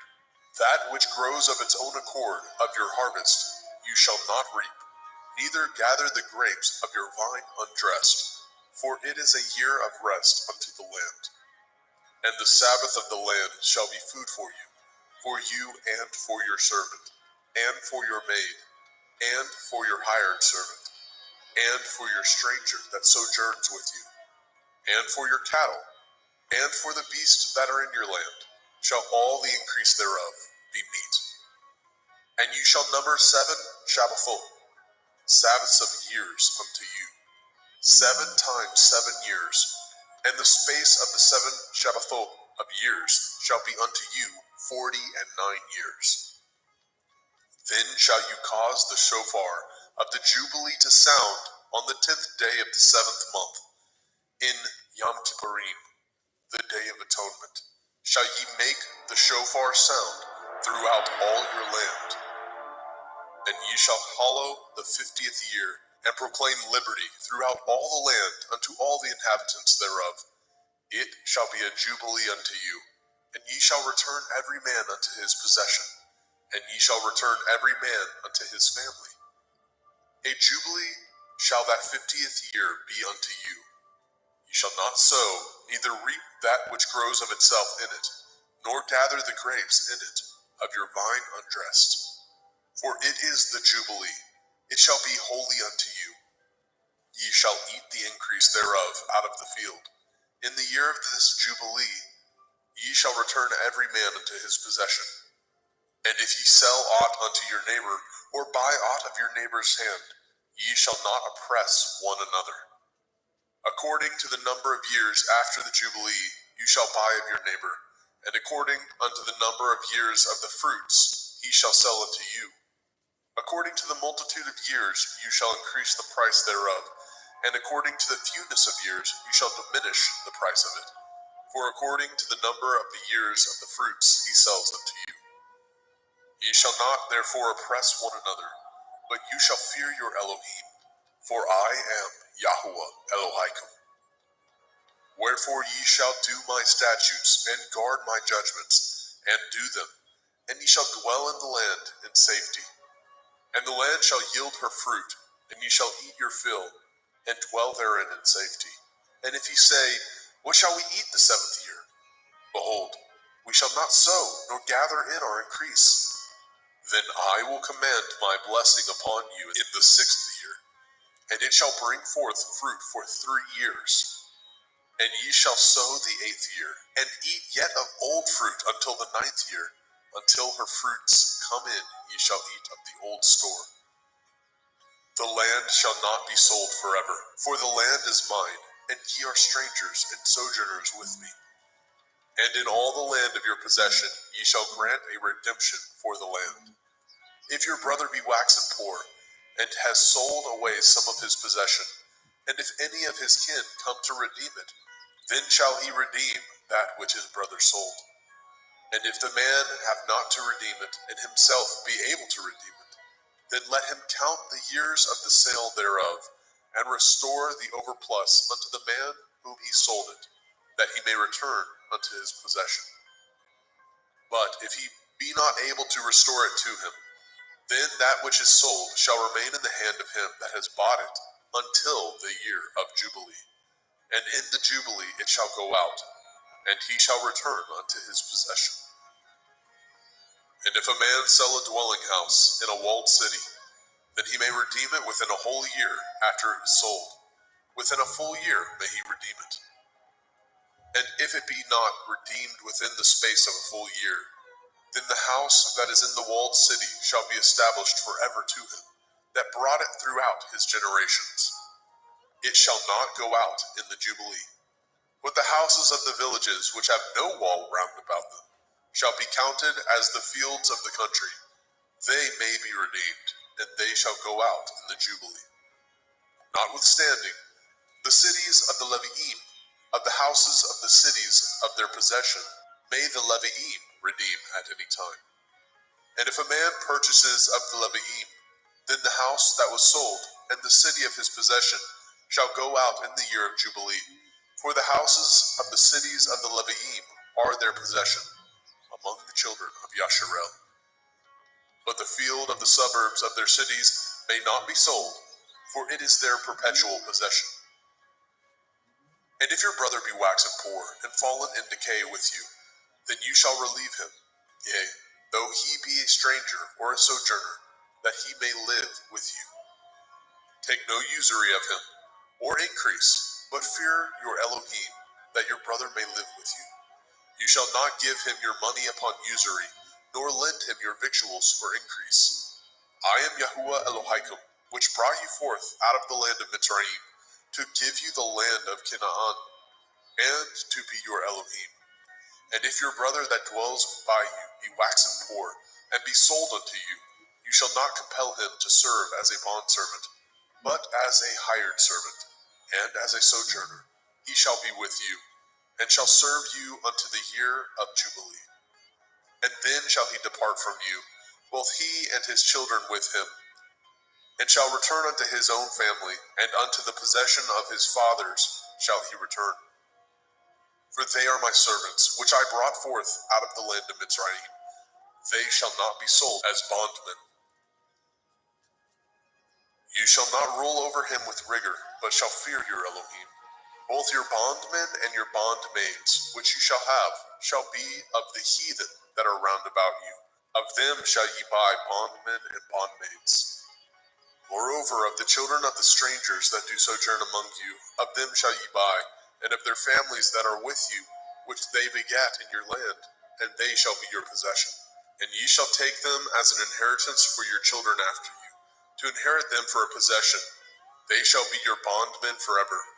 But over your brethren, the children of Yasharel, you shall not rule one over another with rigor. And if a sojourner or a stranger wax rich by you, and your brother that dwells by him wax poor, and sell himself unto the stranger or sojourner by you, or to the stock of the stranger's family, after that he is sold, he may be redeemed again. One of his brethren may redeem him. Either his uncle or his uncle's son may redeem him, or any that is nigh of kin unto him of his family may redeem him, or if he be able, he may redeem himself. And he shall reckon with him that bought him from the year that he was sold unto him, unto the year of Jubilee. And the price of his sale shall be according to the number of years, according to the time of a hired servant shall it be with him. If there be yet many years behind, according unto them he shall give again the price of his redemption, out of the money that he was bought for. And if there remain but few years unto the year of Jubilee, then he shall count with him, and according unto his years shall he give him again the price of his redemption. And as a yearly hired servant shall be with him, and the other shall not rule with rigor over him in your sight. And if he be not redeemed in these years, then he shall go out in the year of Jubilee, both he and his children with him. For unto me the children of Yasharel are servants. They are my servants, whom I brought forth out of the land of Mitzrayim. I am Yahuwah Elohaikum. Vaikra, Leviticus chapter 26. Ye shall make you no idols, nor graven image, neither rear you up a standing image, neither shall ye set up any image of stone in your land, to bow down unto it, for I am Yahuwah Elohaikum. Ye shall guard my Sabbaths, and reverence my sanctuary. I am Yahuwah. If ye walk in my statutes, and guard my commandments, and do them, then I will give you rain in due season, And the land shall yield her increase, and the trees of the field shall yield their fruit. And your threshing shall reach unto the vintage, and the vintage shall reach unto the sowing time. And ye shall eat your bread to the full, and dwell in your land safely. And I will give peace in the land, lying down with nothing to fear, and the Sabbath of life. Though evil be part of the land, there is no sword to bring in the land. And ye shall chase your enemies, and they shall fall before you by the sword. And 5 of you shall chase 100, and 100 of you shall put 10,000 to flight. And your enemies shall fall before you by the sword. For I will have respect unto you, and make you fruitful, and multiply you, and establish my covenant with you. And ye shall eat old store, and bring forth the old because of the new. And I will set my tabernacle among you, and my soul shall not abhor you. And I will walk among you, and will be your Elohim, and ye shall be my people. I am Yahuwah Elohim, which brought you forth out of the land of Mitzrayim, that ye should not be their bondmen. And I have broken the bands of your yoke, and made you go upright. But if ye will not hearken unto me, and will not do all these commandments, and if ye shall despise my statutes, or if your soul abhor my judgments, so that ye will not do all my commandments, but that ye break my covenant, I also will do this unto you. I will even appoint over you terror, consumption, and the burning on, that shall consume the eyes, and cause sorrow of heart, and ye shall sow your seed in vain, for your enemies shall eat it.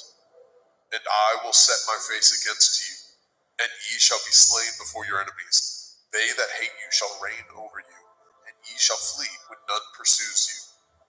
And if ye will not yet for all this hearken unto me, then I will punish you 7 times more for your sins. And I will break the pride of your power, and I will make your heaven as iron, and your earth as brass. And your strength shall be spent in vain, for your land shall not yield her increase, neither shall the trees of the land yield their fruits. And if ye walk contrary unto me, and will not hearken unto me, I will bring 7 times more plagues upon you according to your sins. I will also send wild beasts among you, which shall rob you of your children, and destroy your cattle, and make you few in number, and your highways shall be desolate.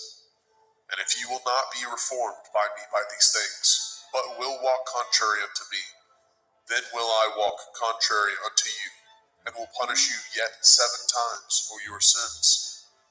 And I will bring a sword upon you, that shall avenge the quarrel of my covenant. And when ye are gathered together within your cities, I will send the pestilence among you, and ye shall be delivered into the hand of the enemy. And when I have broken the staff of your bread, 10 women shall bake your bread in one oven, and they shall deliver you your bread again by weight, and ye shall eat, and not be satisfied. And if ye will not for all this hearken unto me, but walk contrary unto me, then I will walk contrary unto you also in fury, and I, even I, will chastise you 7 times for your sins. And ye shall eat the flesh of your sons, and the flesh of your daughters shall ye eat. And I will destroy your high places, and cut down your images, and cast your carcasses upon the carcasses of your idols, and my soul shall abhor you. And I will make your cities waste, and bring your sanctuaries unto desolation. And I will not smell the savor of your sweet odors. And I will bring the land unto desolation, and your enemies which dwell therein shall be astonished at it. And I will scatter you among the heathen, and will draw out my sword after you. And your land shall be desolate, and your cities waste. Then shall the land enjoy her Shabbathot, as long as it lies desolate, and ye be in your enemy's land. Even then shall the land rest, and enjoy her Shabbathot. As long as it lies desolate, it shall rest, because it did not rest in your Shabbathot, when ye dwelt upon it. And upon them that are left alive of you, I will send a faintness into their hearts, in the land of their enemies, and the sound of a shaken leaf shall chase them, and they shall flee as fleeing from a sword, and they shall fall when none pursues. And they shall fall one upon another, as it were before a sword, when none pursues, and ye have no power to stand before your enemies. And ye shall perish among the heathen, and the land of your enemies shall eat you up.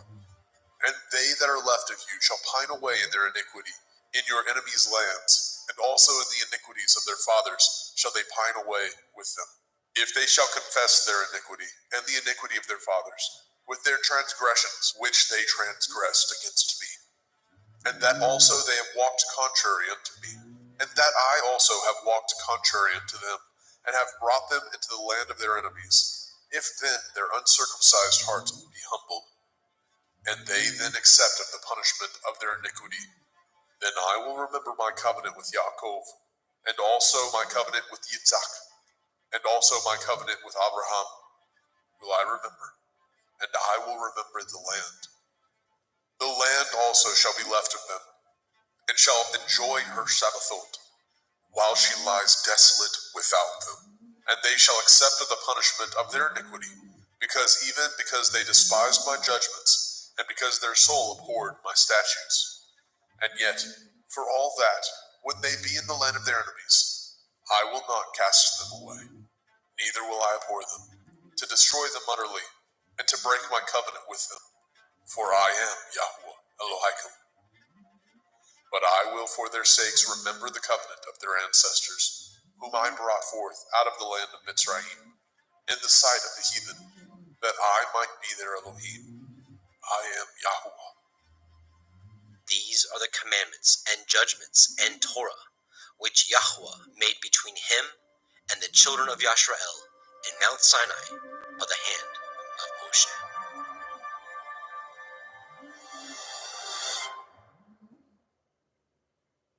Vayikra, Leviticus chapter 27. And Yahweh spoke unto Moshe, saying, Speak unto the children of Yasharel, and say unto them, when a man shall make a singular vow, the persons shall be for Yahuwah by your estimation. And your estimation shall be of the male from 20 years old, even unto 60 years old. Even your estimation shall be 50 shekels of silver, after the shekel of the sanctuary. And if it be a female, then your estimation shall be 30 shekels. And if it be from 5 years old, even unto 20 years old, then your estimation shall be of the male 20 shekels, and for the female 10 shekels. And if it be from a month old, even unto 5 years old, then your estimation shall be of the male 5 shekels of silver, and for the female your estimation shall be 3 shekels of silver. And if it be from 60 years old and above, if it be a male, then your estimation shall be 15 shekels, and for the female 10 shekels. But if he be poorer than your estimation, then he shall present himself before the priest, and the priest shall value him according to his ability. That vowed shall the priest value him. And if it be a beast, whereof men bring an offering unto Yahuwah, all that any man gives of such unto Yahuwah shall be holy. He shall not alter it, nor change it, a good for a bad, or a bad for a good. And if he shall at all change beast for beast, then it and the exchange thereof shall be holy. And if it be any unclean beast, of which they do not offer a sacrifice unto Yahuwah, then he shall present the beast before the priest. And the priest shall value it, whether it be good or bad, as you value it. Who are the priest, so shall it be. But if he will at all redeem it, then he shall add a 5th part thereof unto your estimation. And when a man shall sanctify his house to be holy unto Yahuwah, then the priest shall estimate it, whether it be good or bad. As the priest shall estimate it, so shall it stand. And if he that sanctified it will redeem his house, then he shall add the 5th part of the money of your estimation unto it, and it shall be his. And if a man shall sanctify unto Yahuwah some part of a field of his possession, then your estimation shall be according to the seed thereof. A omer of barley seed shall be valued at 50 shekels of silver. If he sanctify his field from the year of Jubilee, according to your estimation, it shall stand. But if he sanctify his field after the Jubilee, then the priest shall reckon unto him the money according to the years that remain, even unto the year of Jubilee, and it shall be abated from your estimation. And if he that sanctified the field will in any wise redeem it, then he shall add the fifth part of the money of your estimation unto it, and it shall be assured to him. And if he will not redeem the field, or if he have sold the field to another man, it shall not be redeemed any more. But the field, when it goes out in the Jubilee, shall be holy unto Yahuwah. As a field devoted, the possession thereof shall be the priest's.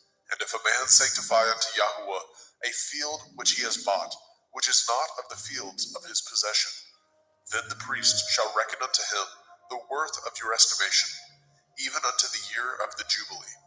And he shall give your estimation in that day as a holy thing unto Yahuwah. In the year of the Jubilee, the field shall return unto him of whom it was bought, even to him to whom the possession of the land did belong. And all your estimation shall be according to the shekel of the sanctuary. 20 gerahs shall be the shekel. Only the firstling of the beasts, which should be Yahuwah's firstling. No man shall sanctify it, whether it be ox or sheep. It is Yahuwah's. And if it be of an unclean beast, and he shall redeem it according to your estimation, and shall add a fifth part of it thereto, or if it be not redeemed, then it shall be sold according to your estimation. Notwithstanding, no devoted thing that a man shall devote unto Yahuwah of all that he has, both of man and beast, and of the field of his possession, shall be sold or redeemed. Every devoted thing is most holy unto Yahuwah. None devoted, which shall be devoted of men, shall be redeemed, but shall surely be put to death. And all the tithe of the land, whether of the seed of the land, or of the fruit of the tree, is Yahuwah's. It is holy unto Yahuwah. And if a man shall at all redeem aught of his tithes, he shall add thereto the fifth part thereof. And concerning the tithe of the herd, or of the flock, even of whatsoever passes under the rod, the 10th shall be holy unto Yahuwah. He shall not search whether it be good or bad, neither shall he change it. And if he change it at all, then both it and the change thereof shall be holy. It shall not be redeemed. These are the commandments which Yahuwah commanded Moshe for the children of Yisrael in Mount Sinai.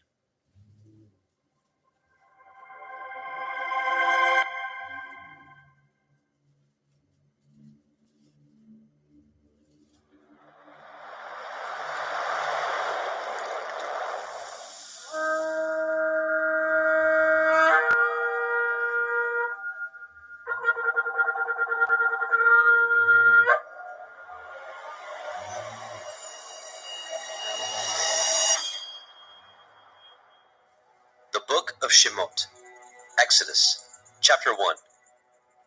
Now these are the names of the children of Yisrael, which came into Mitzrayim. Every man and his household came with Jacob: Reuben, Shimon, Levi, Yehudah, Issachar, Zebulun, and Benjamin, Dan, Naphtali, Gad, and Asher. And all the souls that came out of the loins of Jacob were 70 souls, for Joseph was in Mitzrayim already. And Joseph died, and all his brethren, and all that generation. And the children of Yisrael were fruitful, and increased abundantly, and multiplied, and waxed exceeding mighty, and the land was filled with them. Now there arose up a new king over Mitzrayim, which knew not Joseph. And he said unto his people, Behold, the people of the children of Yasharel are more and mightier than we. Come on, let us deal wisely with them, lest they multiply, and it come to pass, that when there falls out any war, they join also unto our enemies, and fight against us, and so get them up out of the land. Therefore they did set over them taskmasters, to afflict them with their burdens. And they built for Pharaoh treasure cities, Pithom and Ramesses. But the more they afflicted them, the more they multiplied and grew, and they were grieved because of the children of Yisrael. And the Mitzrayim made the children of Yisrael to serve with rigor, and they made their lives bitter with hard bondage in mortar and in brick and in all manner of service in the field. All their service, wherein they made them serve, was with rigor. And the king of Mitzrayim spoke to the Ivri midwives, of which the name of the one was Shifra, and the name of the other Pua. And he said, When ye do the office of a midwife to the Ivrith woman, and see them upon the stools, if it be a son, then ye shall kill him. But if it be a daughter, then she shall live. But the midwives feared Elohim, and did not as the king of Mitzrayim commanded them, but saved the men children alive. And the king of Mitzrayim called for the midwives, and said unto them, Why have you done this thing, and have saved the men children alive? And the midwives said unto Pharaoh, Because the Ivrith women are not as the Mitzrith women, for they are lively, and are delivered ere the midwives come in unto them. Therefore Elohim dealt well with the midwives, and the people multiplied, and waxed very mighty. And it came to pass, because the midwives feared Elohim, that he made them houses. And Pharaoh charged all his people, saying, Every son that is born ye shall cast into the river, and every daughter ye shall save alive. Shemot, Exodus, chapter 2. And there went a man of the house of Levi, and took to be his woman a daughter of Levi. And the woman conceived, and bore a son. And when she saw him that he was a goodly child, she hid him 3 months. And when she could no longer hide him, she took for him an ark of bulrushes, and daubed it with slime and with pitch, and put the child therein, and she laid it in the reeds by the river's brink. And his sister stood afar off, to wit what would be done to him. And the daughter of Pharaoh came down to wash herself at the river, and her maidens walked along by the river's side. And when she saw the ark among the reeds, she sent her maid to fetch it. And when she had opened it, she saw the child, and behold, the babe wept. And she had compassion on him, and said, This is one of the Ephraim children. Then said his sister to Pharaoh's daughter, Shall I go and call to you a nurse of the Evrith woman, that she may nurse the child for you? And Pharaoh's daughter said to her, Go. And the maid went, and called the child's mother. And Pharaoh's daughter said unto her, Take this child away, and nurse it for me, and I will give you your wages. And the woman took the child, and nursed it. And the child grew, and she brought him unto Pharaoh's daughter, and became her son. And she called his name Moshe. And she said, Because I drew him out of the water. And it came to pass in those days, when Moshe was grown, that he went out unto his brethren, and looked on their burdens. And he spied a Mitzri smiting an Ivri, one of his brethren. And he looked this way, and that way. And when he saw that there was no man, he slew the Mitzri, and hid him in the sand. And when he went out the second day, behold, 2 men of the Ivrim strove together. And he said to him that did the wrong, Wherefore do you smite your fellow? And he said, Who made you a prince and a judge over us? Intend you to kill me as you killed the Mitzri? And Moshe feared and said, Surely this thing is known. Now when Pharaoh heard this thing, he sought to slay Moshe. But Moshe fled from the face of Pharaoh, and dwelt in the land of Midian, and he sat down by a well. Now the priest of Midian had 7 daughters, and they came and drew water, and filled the troughs to water their father's flock. And the shepherds came and drove them away. But Moshe stood up and helped them, and watered their flock. And when they came to Reuel their father, he said, How is it that ye are come so soon today? And they said, A Mitzri delivered us out of the hand of the shepherds, and also drew water enough for us, and watered the flock. And he said unto his daughters, And where is he? Why is it that ye have left the man? Call him that he may eat bread. And Moshe was content to dwell with the man. And he gave Moshe Zipporah his daughter, and she bore to him a son. And he called his name Gershom, for he said, I have been a stranger in a strange land. And it came to pass in the process of time that the king of Mitzrayim died.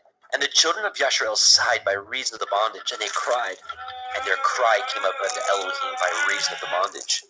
And Elohim heard their groaning. And Elohim remembered his covenant with Abraham, with Yitzchak, and with Yaakov. And Elohim looked upon the children of Yasharel, and Elohim had respect unto them.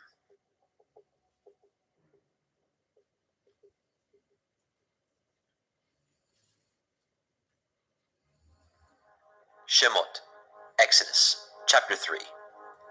Now Moshe kept the flock of Yitro his father-in-law, the priest of Midian, and he led the flock to the backside of the desert, and came to the mountain of Elohim, even to Horeb. And the angel of Yahweh appeared unto him in a flame of fire, out of the midst of a thorn bush. And he looked, and behold, the thorn bush burned with fire, and the thorn bush was not consumed. And Moshe said, I will now turn aside and see this great sight, why the thorn bush is not burnt. And when Yahweh saw that he turned aside to see, Elohim called unto him out of the midst of the thorn bush, and said, Moshe, Moshe. And he said, Here am I. And he said, Draw not nigh hither. Put off your shoes from off your feet, for the place whereon you stand is holy ground. Moreover he said, I am the Elohai of your father, the Elohai of Abraham, the Elohai of Yitzhak, and the Elohai of Yaakov. And Moshe hid his face, for he was afraid to look upon Elohim. And Yahweh said, I have surely seen the affliction of my people, which are in Mitzrayim, and have heard their cry by reason of their taskmasters. For I know their sorrows, and I am come down to deliver them out of the hand of the Mitzrayim, and to bring them up out of that land unto a good land, and a large, unto a land flowing with milk and honey, unto the place of the Canaanim, and the Hittim, and the Amorim, and the Perizim, and the Hivim, and the Yevusim. Now therefore, behold, the cry of the children of Yasharel is come unto me, and I have also seen the oppression wherewith the Mitzrayim oppress them. Come now therefore, I will send you unto Pharaoh, that you may bring forth my people, the children of Yasharel, out of Mitzrayim. And Moshe said unto Elohim, Who am I that I should go into Pharaoh, and that I should bring forth the children of Yasharel out of Mitzrayim? And he said, Certainly I will be with you, and this shall be a sign unto you that I have sent you. When you have brought forth the people out of Mitzrayim, ye shall serve Elohim upon this mountain. And Moshe said unto Elohim, Behold, when I come unto the children of Yasharel, and say unto them, The Elohai of your fathers has sent me unto you, and they shall say unto me, What is his name? What shall I say unto them? And Elohim said unto El Moshe, Ahaya Asher Ahaya, I am that I am. And he said, Thus shall you say unto the children of Yasharel, Ahaya I am has sent me unto you. And Elohim said moreover unto El Moshe, Thus shall you say unto the children of Yasharel, Yahuwah Elohai of your fathers, the Elohai of Abraham, the Elohai of Yitzhak, and the Elohai of Yaakov, has sent me unto you. This is my name forever, and this is my mention unto all generations. Go and gather the elders of Yasharel together, and say unto them, Yahuwah Elohai of your fathers, the Elohai of Abraham, of Yitzhak, and the Elohai of Yaakov, appeared unto me, saying, I have surely visited you, and seen that which is done to you in Mitzrayim. And I have said, I will bring you up out of the affliction of Mitzrayim, unto the land of the Canaanim, and the Hittim, and the Amorim, and the Perizim, and the Hivim, and the Yevusim, unto a land flowing with milk and honey. And they shall hearken to your voice, and you shall come, you and the elders of Yasharel, unto the king of Mitzrayim, and ye shall say unto him, Yahuwah Elohai of the Ephraim has met us, and now let us go, we beseech you, 3 days' journey into the wilderness, that we may sacrifice to Yahuwah Eloheinu. And I am sure that the king of Mitzrayim will not let you go, no, not by a mighty hand. And I will stretch out my hand, and smite Mitzrayim, with all my wonders, which I will do in the midst thereof. And after that he will let you go, and I will give this people favor in the sight of the Mitzrayim. And it shall come to pass that when ye go, ye shall not go empty, but every woman shall borrow of her neighbor, and of her that sojourns in her house, jewels of silver and jewels of gold and raiment. And ye shall put them upon your sons and upon your daughters, and ye shall spoil the Mitzrayim.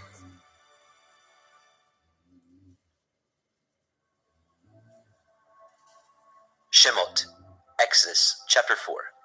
And Moshe answered and said, But, behold, they will not believe me, nor hearken unto my voice, for they will say, Yahweh has not appeared unto you. And Yahweh said unto him, What is that in your hand? And he said, A rod? And he said, Cast it on the ground. And he cast it on the ground, and it became a serpent. And Moshe fled from before it. And Yahweh said unto Moshe, Put forth your hand, and take it by the tail. And he put forth his hand, and caught it, and it became a rod in his hand. That they may believe that Yahuwah, Elohai of their fathers, the Elohai of Abraham, the Elohai of Yitzhak, and the Elohai of Yaakov, has appeared unto you. And Yahweh said furthermore unto him, Put now your hand into your bosom. And he put his hand into his bosom. And when he took it out, behold, his hand was leprous as snow. And he said, Put your hand into your bosom again. And he put his hand into his bosom again, and plucked it out of his bosom. And behold, it was turned again as his other flesh. And it shall come to pass, if they will not believe you, neither hearken to the voice of the first sign, that they will believe the voice of the latter sign. And it shall come to pass, if they will not believe also these two signs, neither hearken unto your voice, that you shall take of the water of the river, and pour it upon the dry land, and the water which you take out of the river shall become blood upon the dry land. And Moshe said unto Yahweh, Oh my Adonai, I am not eloquent, neither heretofore, nor since you have spoken unto your servant, but I am slow of speech and of a slow tongue. And Yahweh said unto him, Who has made man's mouth, or who makes the dumb, or deaf, or the seeing, or the blind? Have not I, Yahweh? Now therefore go, and I will be with your mouth, and teach you what you shall say. And he said, O my Adonai, send, I pray you, by the hand of whom you will send. And the anger of Yahweh was kindled against Moshe, and he said, Is not Aharon the Levi your brother? I know that he can speak well, and also, behold, he comes forth to meet you, and when he sees you, he will be glad in his heart. And you shall speak unto him, and put the words in his mouth, and I will be with your mouth, and with his mouth, and will teach you what ye shall do.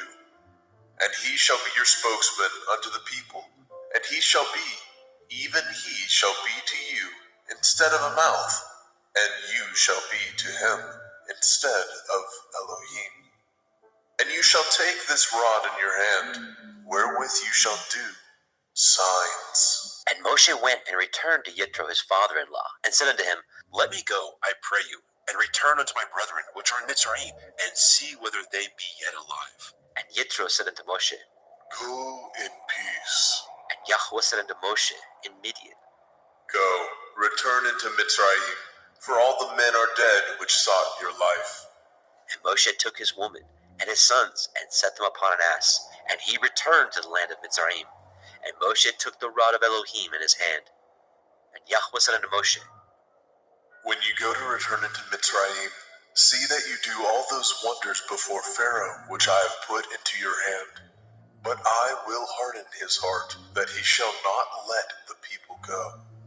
And you shall say unto Pharaoh, Thus says Yahuwah, Yasharel is my son, even my firstborn. And I say unto you, Let my son go, that he may serve me.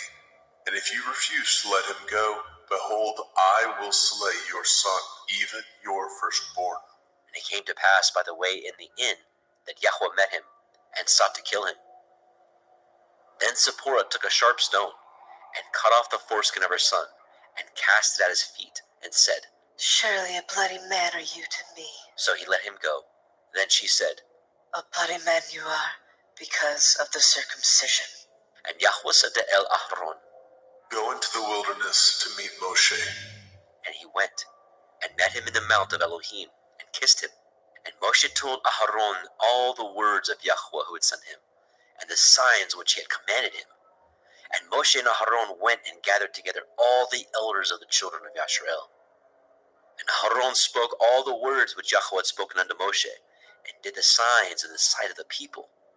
And the people believed. And when they heard that Yahweh had visited the children of Yasharel, and that he had looked upon their affliction, then they bowed their heads and worshipped.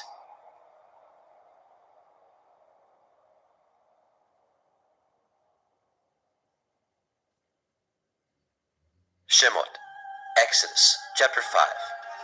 And afterward, Moshe and Aharon went in and told Pharaoh, Thus says Yahweh Elohai of Yasharel, Let my people go, that they may hold a feast unto me in the wilderness. And Pharaoh said, Who is Yahuwah that I should obey his voice to let Yasharel go? I know not Yahuwah, neither will I let Yasharel go. And they said, The Elohai of the Ivrim has met with us. Let us go, we pray you, 3 days' journey into the desert, and sacrifice unto Yahweh Elohim, lest he fall upon us with pestilence, or with a sword. And the king of Mitzrayim said unto them, Wherefore do ye, Moshe and Aaron, let the people from their works get you unto your burdens. And Pharaoh said, Behold, the people of the land now are many, and ye make them rest from their burdens. And Pharaoh commanded the same day the taskmasters of the people and their officers, saying, Ye shall no more give the people straw to make brick, as heretofore. Let them go and gather straw for themselves. And the tell of the bricks which they did make heretofore, ye shall lay upon them. Ye shall not diminish aught thereof, for they be idle. Therefore they cry, saying, Let us go and sacrifice to our Elohim. Let their more work be laid upon the men, that they may labor therein, and let them not regard vain words. And the taskmasters of the people went out, and their officers, and they spoke to the people, saying, Thus says Pharaoh, I will not give you straw. Go ye, get you straw where you can find it. Yet not aught of your work shall be diminished. So the people were scattered abroad throughout all the land of Mitzrayim, to gather stubble instead of straw. And the taskmasters hasted them, saying, Fulfill your works, your daily tasks, as when there was straw. And the officers of the children of Yasharel, which Pharaoh's taskmasters had set over them, were beaten, and demanded, Wherefore have ye not fulfilled your task in making brick both yesterday and today, as heretofore? Then the officers of the children of Yasharel came and cried unto Pharaoh, saying, Wherefore do you thus with your servants? There is no straw given unto your servants. And they say to us, Make brick, and behold, your servants are beaten. But the fault is in your own people. But he said, Ye are idle, ye are idle. Therefore ye say, Let us go and do sacrifice to Yahuwah. Go therefore now and work, for there shall no straw be given you. Yet shall ye deliver the tale of bricks. And the officers of the children of Yasharel did see that they were in an evil case. After it was said, Ye shall not diminish all of your bricks from your daily task. And they met Moshe and Aharon, who stood in the way, as they came forth from Pharaoh. And they said unto them, Yahuwah, look upon you and judge, because ye have made our Saviour to be abhorred in the eyes of Pharaoh, and in the eyes of his servants, to put a sword in their hand to slay us. And Moshe returned unto Yahweh and said, Adonai, wherefore have you so evil entreated this people? Why is it that you have sent me? For since I came to Pharaoh to speak in your name, he has done evil to the people. Neither have you delivered your people at all. Shemot, Exodus, chapter 6. Then Yahweh said unto Moshe, Now shall you see what I will do to Pharaoh, for with a strong hand shall he let them go, and with a strong hand shall he drive them out of his land. And Elohim spoke unto Moshe, and said unto him, I am Yahuwah, and I appeared unto El Abraham, unto El Yitzhak, and unto El Yaakov, by El Shaddai. But by my name Yahuwah was I not known to them. And I have also established my covenant with them, to give them the land of Canaan, the land of their pilgrimage, wherein they were strangers. And I have also heard the groanings of the children of Yasharel, whom the Mitzrayim keep in bondage, and I have remembered my covenant. Wherefore say unto the children of Yasharel, I am Yahuwah, and I will bring you out from under the burdens of the Mitzrayim, and I will rid you out of their bondage, and I will redeem you with a stretched out arm, and with great judgments. And I will take you to me for a people, and I will be to you Elohim. And ye shall know that I am Yahuwah Elohim, which brings you out from under the burdens of the Mitzrayim. And I will bring you into the land concerning the which I did swear to give it to Abraham, to Yitzhak, and to Yaakov, and I will give it to you for a heritage. I am Yahuwah. And Moshe spoke so unto the children of Yasharel, but they hearkened not unto Moshe, for anguish of the Ruach, and for cruel bondage. And Yahweh spoke unto Moshe, saying, Go in, speak unto Pharaoh, king of Mitzrayim, that he let the children of Yasharel go out of his land. And Moshe spoke before Yahweh, saying, Behold, the children of Yasharel have not hearkened unto me. How then shall Pharaoh hear me, who am of uncircumcised lips? And Yahweh spoke unto El Moshe, and unto El Ahron, and gave them a charge unto the children of Yasharel, and unto Pharaoh, king of Mitzrayim, to bring the children of Yasharel out of the land of Mitzrayim. These be the heads of their fathers' houses, the sons of Reuben, the firstborn of Yasharel, Chanok, and Palu, and Chetzron, and Carmi. These be the families of Reuben. And the sons of Shimon, Yemuel, and Yamin, and Ochad, and Yakin, and Tzochar, and Shaul, the son of the Canaanite woman. These are the families of Shimon. And these are the names of the sons of Levi, according to their generations, Gershon, and Kohath, and Merari. And the years of the life of Levi were 137 years. The sons of Gershon, Livni, and Shimei, according to their families. And the sons of Kohath, Amram, and Yitzchar, and Hebron, and Uziel. And the years of the life of Kohath were 133 years. And the sons of Merari, Machli, and Mushi. These are the families of Levi, according to their generations. And Amram took Jochebed, his father's sister, to be his woman. And she bore him Ahron, and Moshe. And the years of the life of Amram were 137 years. And the sons of Yitzchar, Korach, and Nepheg, and Zikrai. And the sons of Uziel, Mishael, and Elishaphan, and Chitrai. And Ahron took him Elisheba, daughter of Aminadab, sister of Nachshon, to be his woman. And she bore him Nadab, and Abihu, and Eleazar, and Ithamar. And the sons of Korach, Asir, Elkanah, Avisaph. These are the families of the Korchai. And Eleazar, Ahron's son, took him one of the daughters of Putiel to be his woman, and she bore him Phinehas. These are the heads of the fathers of the Leviim, according to their families. These are that Ahron and Moshe, to whom Yahweh said, Bring out the children of Yasharel from the land of Mitzrayim, according to their families. These are they which spoke to Pharaoh, king of Mitzrayim, to bring out the children of Yasharel from Mitzrayim. These are that Moshe and Ahron. And it came to pass on the day when Yahweh spoke unto Moshe in the land of Mitzrayim, that Yahweh spoke unto Moshe, saying, I am Yahuwah. Speak you unto Pharaoh, king of Mitzrayim, all that I say unto you. And Moshe said before Yahweh, Behold, I am of uncircumcised lips. How shall Pharaoh hearken unto me? Shemot, Exodus, chapter 7.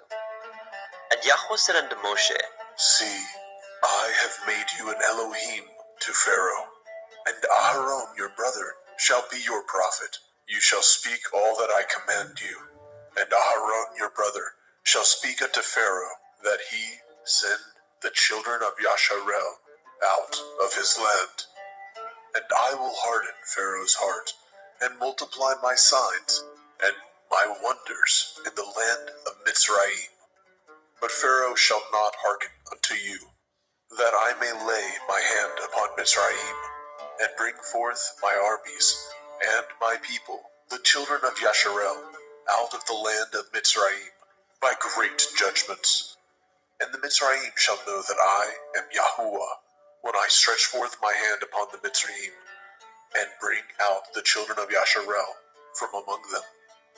And Moshe and Aharon did as Yahweh commanded them. So did they. And Moshe was 80 years old, and Aharon 83 years old, when they spoke unto Pharaoh. And Yahweh spoke unto El Moshe, and unto El Aharon, saying, When Pharaoh shall speak unto you, saying, Show a miracle for you, then you shall say unto El Aharon, Take your rod, and cast it before Pharaoh, and it shall become a serpent.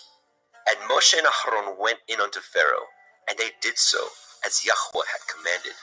And Aharon cast down his rod before Pharaoh, and before his servants, and it became a serpent. Then Pharaoh also called the wise men and the sorcerers, now the magicians of Mitzrayim. They also did in like manner with their enchantments, for they cast down every man his rod, and they became serpents. But Aharon's rod swallowed up their rods, and he hardened Pharaoh's heart, that he hearkened not unto them, as Yahweh had said. And Yahweh said unto Moshe, Pharaoh's heart is hardened. He refuses to let the people go. Get you unto Pharaoh in the morning. Lo, he goes out unto the water. You shall stand by the river's brink, against he come. And the rod which was turned to a serpent shall you take in your hand. And you shall say unto him, Yahuwah Elohai of the Ivrim has sent me unto you, saying, Let my people go, that they may serve me in the wilderness. And behold, hitherto you would not hear. Thus says Yahuwah, In this you shall know that I am Yahuwah. Behold, I will smite with the rod that is in my hand upon the waters which are in the river, and they shall be turned to blood. And the fish that is in the river shall die, and the river shall stink, and the Mitzrayim shall loathe the drink of the water of the river.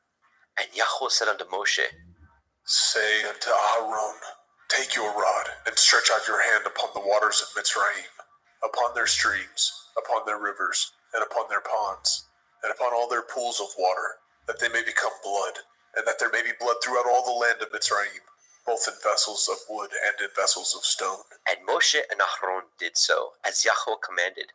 And he lifted up the rod, and smote the waters that were in the river, in the sight of Pharaoh, and in the sight of his servants. And all the waters that were in the river were turned to blood. And the fish that was in the river died. And the river stank. And the Mitzrayim could not drink of the water of the river, and there was blood throughout all the land of Mitzrayim. And the magicians of Mitzrayim did so with their enchantments, and Pharaoh's heart was hardened, neither did he hearken unto them, as Yahweh had said. And Pharaoh turned and went into his house, neither did he set his heart to this also. And all the Mitzrayim dug round about the river for water to drink, for they could not drink of the water of the river. And 7 days were fulfilled after that Yahweh had smitten the river.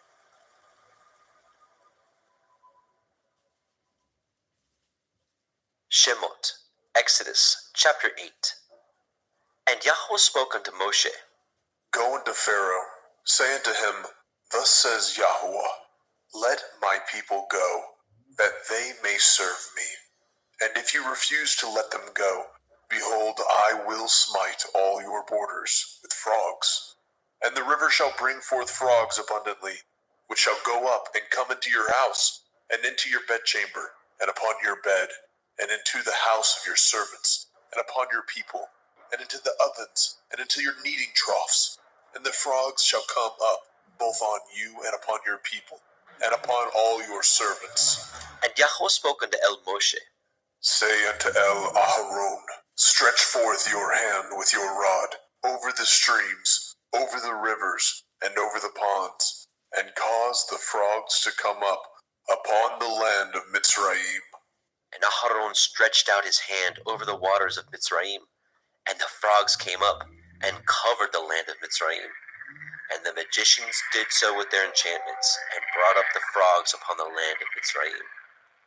Then Pharaoh called for Moshe and Aharon and said, Entreat El Yahuwah, that he may take away the frogs from me, and from my people, and I will let the people go, that they may do sacrifice unto Yahuwah.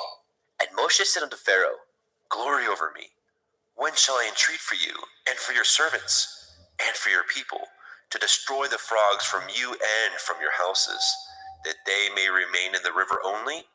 And he said, Tomorrow. And he said, Be it according to your word, that you may know that there is none like unto Yahweh Eloheinu. And the frogs shall depart from you, and from your houses, and from your servants, and from your people. They shall remain in the river only. And Moshe and Aharon went out from Pharaoh, and Moshe cried unto El Yahweh, because of the frogs which he had brought against Pharaoh. And Yahweh did according to the word of Moshe, and the frogs died out of the houses, out of the villages, and out of the fields. And they gathered them together upon heaps, and the land stank. But when Pharaoh saw that there was respite, he hardened his heart, and hearkened not unto them, as Yahweh had said. And Yahweh said unto El Moshe, Say unto El Aharon, stretch out your rod, and smite the dust of the land, that it may become lice throughout all the land of Mitzrayim. And they did so. For Aharon stretched out his hand with his rod, and smote the dust of the earth, and it became lice in man and in beast. All the dust of the land became lice throughout all the land of Mitzrayim. And the magicians did so with their enchantments to bring forth the lice, but they could not. So there were lice upon man and upon beast. Then the magician said unto Pharaoh, This is the finger of Elohim. And Pharaoh's heart was hardened, and he hearkened not unto them, as Yahweh had said. And Yahweh said unto Moshe, Rise up early in the morning, stand before Pharaoh. Lo, he comes forth to the water. And say unto him, Thus says Yahuwah, Let my people go, that they may serve me. Else if you will not let my people go, behold, I will send swarms of flies upon you, and upon your servants, and upon your people, and into your houses. And the houses of the Mitzrayim shall be full of swarms of flies, and also the ground whereon they are. And I will deliver in that day the land of Goshen, in which my people dwell, that no swarms of flies shall be there, to the end you may know that I am Yahuwah in the midst of the earth. And I will put a division between my people and your people. Tomorrow shall this sign be. And Yahweh did so, and there came a grievous swarm of flies into the house of Pharaoh, and into his servants' houses, and into all the land of Mitzrayim. The land was corrupted by reason of the swarm of flies. And Pharaoh called for Moshe and for Aharon, and said, Go ye, sacrifice to your Elohim in the land. And Moshe said, It is not meet so to do, for we shall sacrifice the abomination of the Mitzrayim to Yahweh Eloheinu. Lo, shall we sacrifice the abomination of the Mitzrayim before their eyes? And will they not stone us? We will go 3 days' journey into the wilderness, and sacrifice to Yahweh Eloheinu, as he shall command us. And Pharaoh said, I will let you go, that ye may sacrifice to Yahuwah Elohika in the wilderness. Only you shall not go very far away. Entreat for me. And Moshe said, Behold, I go out from you, and I will entreat El Yahweh, that the swarms of flies may depart from Pharaoh. from his servants and from his people tomorrow. But let not Pharaoh deal deceitfully any more in not letting the people go to sacrifice to Yahweh. And Moshe went out from Pharaoh and entreated Yahweh. And Yahweh did according to the word of Moshe, and he removed the swarms of flies from Pharaoh, from his servants, and from his people. There remained not one. And Pharaoh hardened his heart at this time also, neither would he let the people go.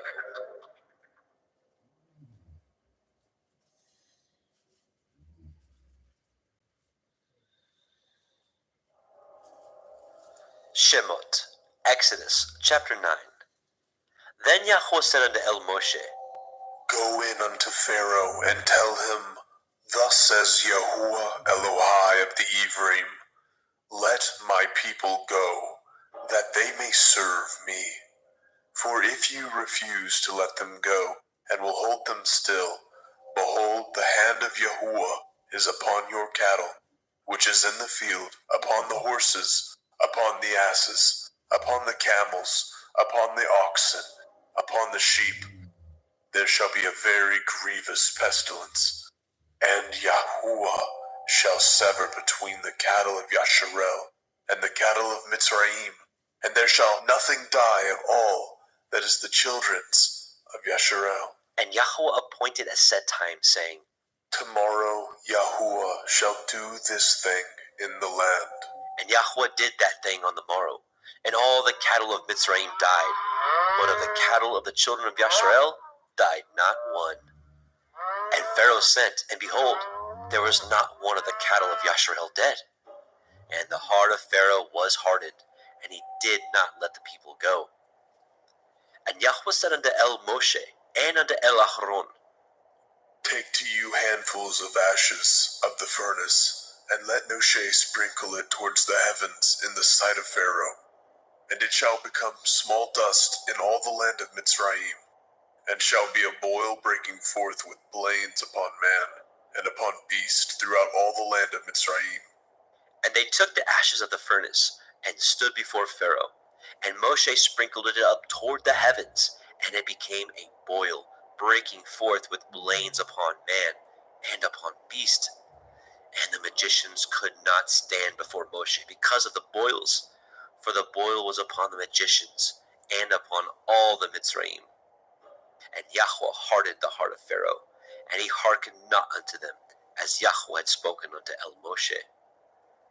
And Yahweh said unto El Moshe, Rise up early in the morning, and stand before Pharaoh, and say unto him, Thus says Yahuwah Elohai of the Ephraim, Let my people go, that they may serve me. For I will at this time send all my plagues upon your heart, and upon your servants, and upon your people, that you may know that there is none like me in all the earth. For now I will stretch out my hand, that I may smite you, and your people with pestilence, and you shall be cut off from the earth.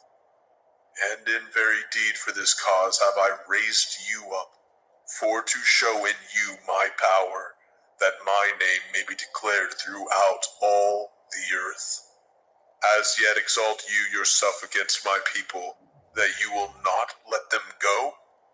Behold, tomorrow about this time I will cause it to rain a very grievous hail, such as has not been in Mitzrayim since the foundation thereof even until now.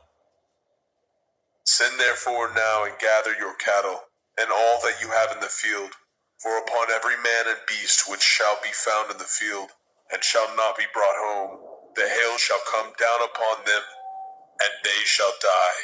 He that feared the word of Yahweh among the servants of Pharaoh made his servants and his cattle flee into the houses. And he that regarded not the word of Yahweh left his servants and his cattle in the field. And Yahweh said unto El Moshe, Stretch forth your hand towards the heavens, that there may be hail in all the land of Mitzrayim, upon man and upon beast, and upon every herb of the field, throughout the land of Mitzrayim. And Moshe stretched forth his rod toward the heavens, and Yahweh sent thunder and hail And the fire ran along upon the ground, and Yahweh rained hail upon the land of Mitzrayim. So there was hail, and fire mingled with the hail, very grievous, such as there was none like it in all the land of Mitzrayim, since it became a nation. And the hail smote throughout all the land of Mitzrayim, all that was in the field, both man and beast, and the hail smote every herb of the field, and broke every tree of the field. Only in the land of Goshen, where the children of Yashar'el were, was there no hail. And Pharaoh sent and called for Moshe and Aharon, and said unto them, I have sinned this time. Yahuwah is righteous, and I and my people are wicked.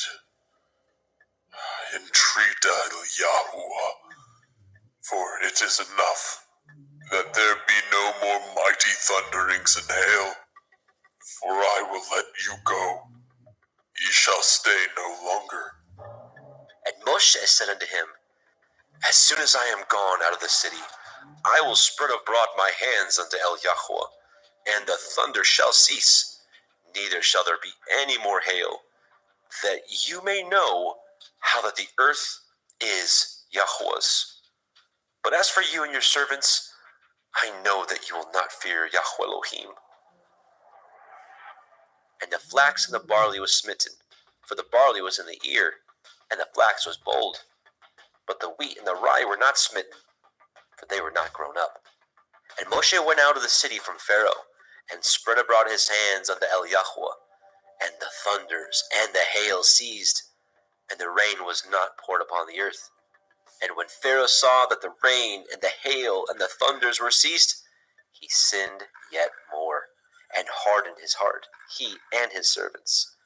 And the heart of Pharaoh was hardened, neither would he let the children of Yashar'el go, as Yahweh had spoken by Moshe. Shemot, Exodus, chapter 10. And Yahweh said unto El Moshe, Go in unto Pharaoh, for I have hardened his heart, and the heart of his servants, that I might show these my signs before him, and that you may tell in the ears of your son, and of your son's son, what things I have wrought in Mitzrayim, and my signs which I have done among them, that ye may know how that I am Yahuwah. And Moshe and Aharon came in unto Pharaoh, and said unto him, Thus says Yahweh Elohai of the Ivrim, How long will you refuse to humble yourselves before me? Let my people go, that they may serve me. Else, if you refuse to let my people go, behold, tomorrow I will bring the locusts into your coast, and they shall cover the face of the earth, that one cannot be able to see the earth, and they shall eat the remnant of that which is escaped, which remains unto you from the hail, and shall eat every tree which grows for you out of the field. And they shall fill your houses, and the houses of all your servants, and the houses of all the Mitzrayim, which neither your fathers nor your fathers' fathers have seen, since the day that they were upon the earth unto this day. And he turned himself and went out from Pharaoh. And Pharaoh's servants said unto him, How long shall this man be a snare unto us? Let the men go, that they may serve Yahweh Elohim. Know you not that Mitzrayim is destroyed? And Moshe and Aharon were brought again unto Pharaoh.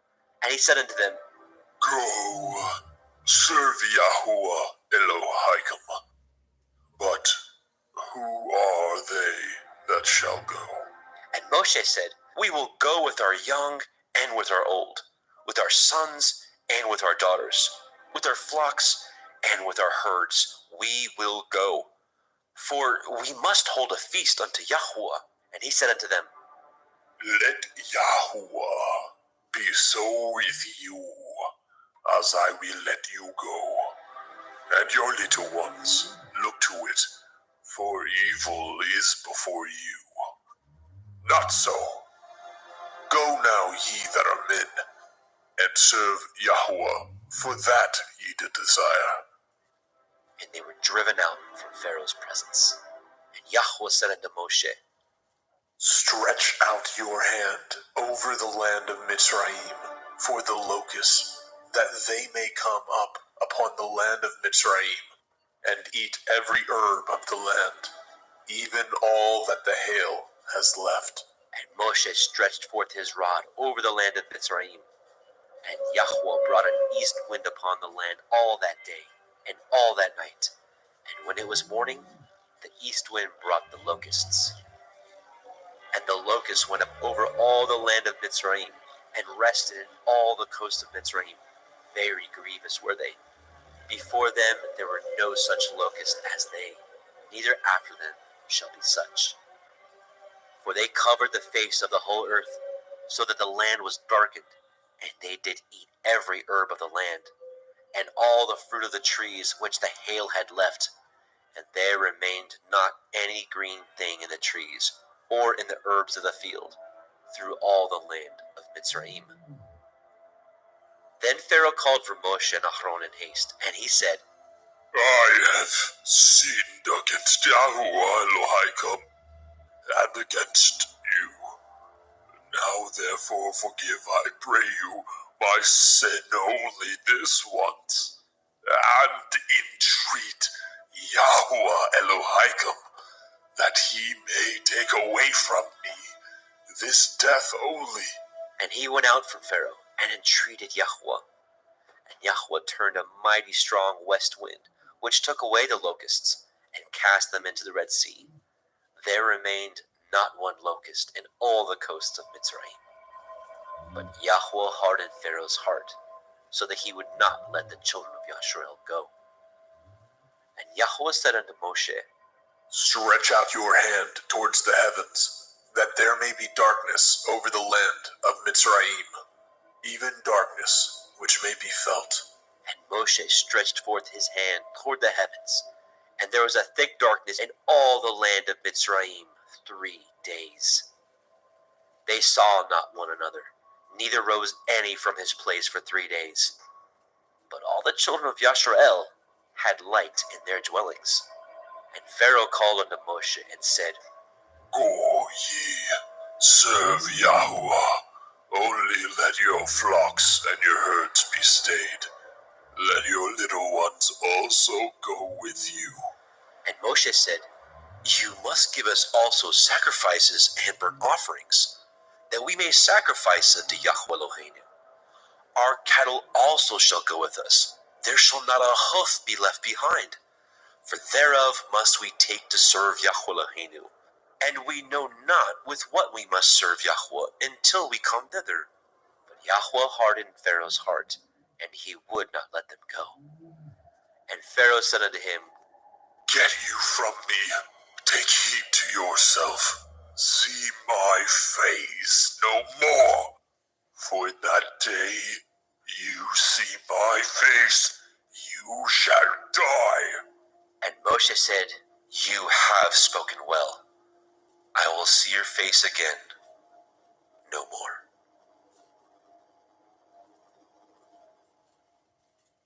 Shemot, Exodus chapter 11. And Yahweh said unto Moshe, Yet will I bring one plague more upon Pharaoh, and upon Mitzrayim. Afterwards he will let you go hence. When he shall let you go, he shall surely thrust you out hence altogether. Speak now in the ears of the people, and let every man borrow of his neighbor, and every woman of her neighbor, jewels of silver and jewels of gold. And Yahweh gave the people favor in the sight of the Mitzrayim. Moreover, the man Moshe was very great in the land of Mitzrayim, in the sight of Pharaoh's servants, and in the sight of the people. And Moshe said, Thus says Yahweh, about midnight will I go out into the midst of Mitzrayim, and all the firstborn in the land of Mitzrayim shall die, from the firstborn of Pharaoh that sits upon his throne, even unto the firstborn of the maidservant that is behind the mill, and all the firstborn of beasts. And there shall be a great cry throughout all the land of Mitzrayim, such as there was none like it, nor shall be like it any more. But against any of the children of Yasharel shall not a dog move his tongue, against man or beast, that you may know how that Yahweh puts a difference between the Mitzrayim and Yasharel. And all these your servants shall come down unto me, and bow down themselves unto me, saying, Get you out, and all the people that follow you. And after that, I will go out. And he went out from Pharaoh in great anger. And Yahweh said unto Moshe, Pharaoh shall not hearken unto you, that my wonders may be multiplied in the land of Mitzrayim. And Moshe and Aharon did all these wonders before Pharaoh. And Yahweh hardened Pharaoh's heart, so that he would not let the children of Yasharel go out of his land. Shemot, Exodus, chapter 12. And Yahweh spoke unto El Moshe and El Aharon in the land of Mitzrayim, saying, This month shall be unto you the beginning of months. It shall be the first month of the year to you. Speak ye unto all the assembly of Yasharel, saying, In the 10th day of this month they shall take to them every man a lamb, according to the house of their fathers, a lamb for a house. And if the household be too little for the lamb, let him and his neighbor next unto his house take it according to the number of the souls. Every man according to his eating shall make your count for the lamb. Your lamb shall be without blemish, a male of the first year. Ye shall take it out from the sheep, or from the goats, and ye shall keep it up until the 14th day of the same month, and the whole multitude of the assembly of Yasharel shall kill it in the evening. And they shall take of the blood, and strike it on the two sides of the posts, and on the upper doorposts of the houses, wherein they shall eat it.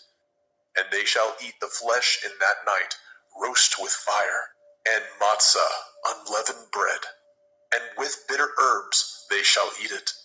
Eat not of it raw, nor sodden at all with water, but roast with fire, his head with his legs, and with the purtenance thereof. And ye shall let nothing of it remain until the morning, and that which remains of it until the morning ye shall burn with fire. And thus shall ye eat it, with your loins girded, your shoes on your feet, and your staff in your hand. And ye shall eat it in haste. It is Yahuwah's Pesach.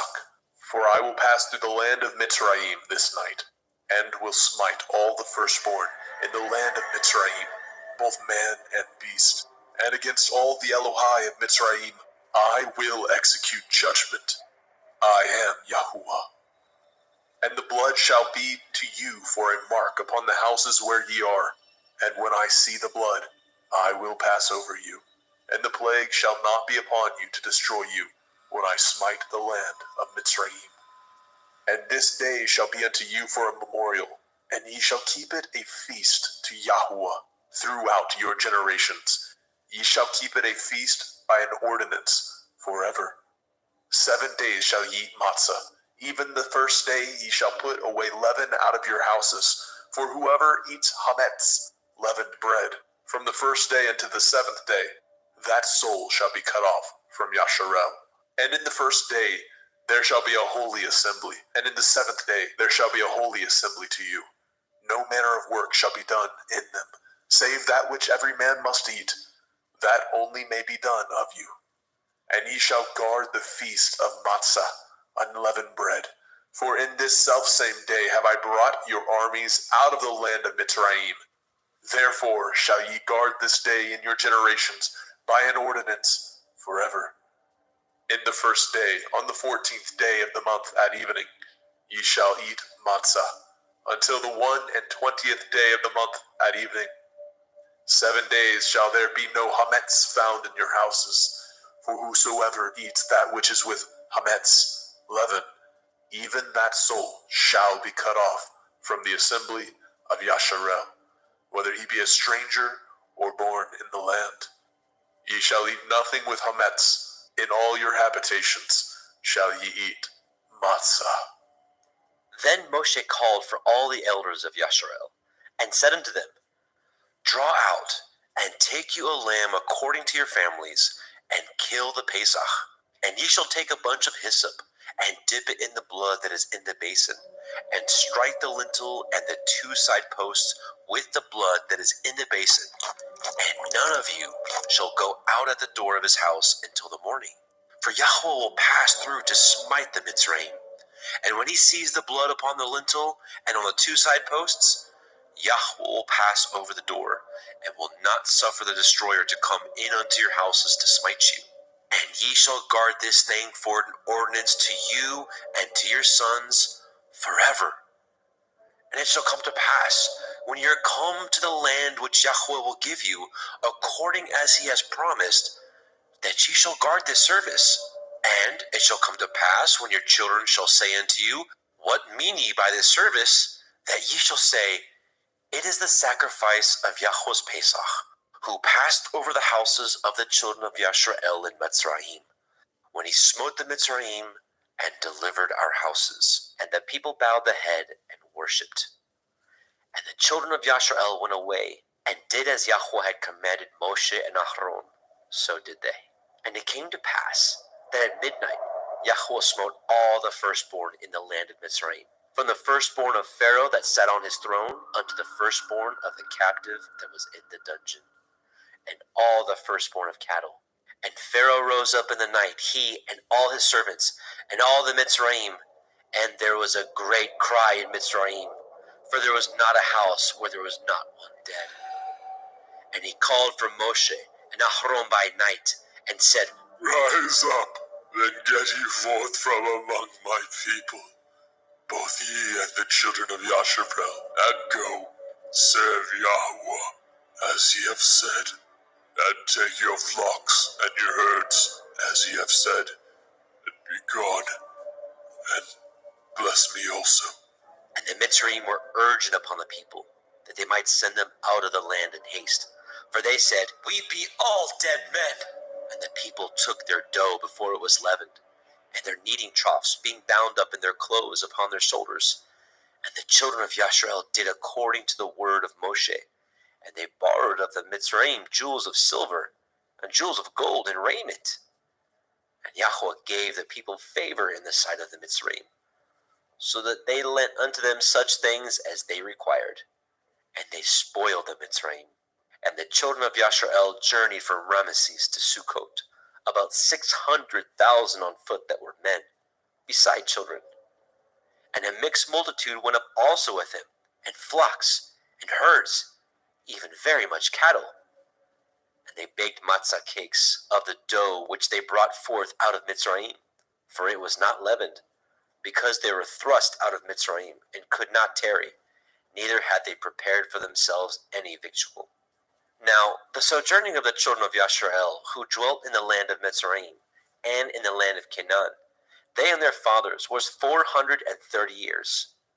And it came to pass at the end of the 430 years, even the selfsame day it came to pass, that all the hosts of Yahweh went out from the land of Mitzrayim. It is a night to be much observed unto Yahweh, for bringing them out of the land of Mitzrayim. This is that night of Yahweh, to be observed of all the children of Yashrael in their generations. And Yahweh said unto Moshe and Aharon, This is the ordinance of the Pesach. There shall no stranger eat thereof, but every manservant that is bought for money, when you have circumcised him, then he shall eat thereof. A foreigner and a hired servant shall not eat thereof. In one house shall it be eaten. You shall not carry forth aught of the flesh abroad out of the house, neither shall ye break a bone thereof. All the assembly of Yasharel shall keep it. And when a stranger shall sojourn with you, and will keep the Pesach to Yahuwah, let all his males be circumcised, and then let him come near and keep it. And he shall be as one that is born in the land. For no one uncircumcised person shall eat thereof. 1 Torah shall be to him that is homeborn, and unto the stranger that sojourns among you. Thus did all the children of Yashrael, as Yahweh commanded Moshe and Aharon, so did they. And it came to pass at the selfsame day, that Yahweh did bring the children of Yashrael out of the land of Mitzrayim by their armies.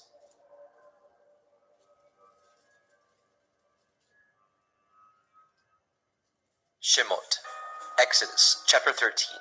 And Yahweh spoke unto Moshe, saying, Sanctify unto me all the firstborn, whatsoever opens the womb among the children of Yasharel, both of man and of beast, it is mine. And Moshe said unto the people, Remember this day in which you came out from Mitzrayim, out of the house of bondage, for by strength of hand Yahweh brought you out from this place. There shall no chametz be eaten. This day came ye out in the month Aviv. And it shall be when Yahweh shall bring you into the land of the Canaanim, and the Hittim, and the Amorim, and the Chivim, and the Yebusim, which he swore unto your fathers to give you, a land flowing with milk and honey, that you shall keep this service in this month.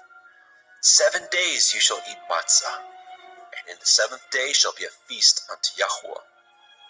Matzah shall be eaten 7 days, and there shall no chametz be seen with you, neither shall there be leaven seen with you in all your quarters. And ye shall show your son in that day, saying, This is done because of that which Yahweh did unto me, when I came forth out of Mitzrayim. And it shall be for a sign unto you upon your hand, and for a memorial between your eyes, that Yahweh's Torah may be in your mouth. For with a strong hand has Yahweh brought you out of Mitzrayim. You shall therefore guard this ordinance in his appointed time from year to year. And it shall be, when Yahweh shall bring you into the land of the Canaanim, as he swore unto you and to your fathers, and shall give it you, that you shall set apart unto Yahweh all that open the womb, and every firstling that comes of a beast which you have. The males shall be Yahweh's. And every firstling of an ass you shall redeem with a lamb, and if you will not redeem it, then you shall break his neck. And all the firstborn of man among your children shall you redeem.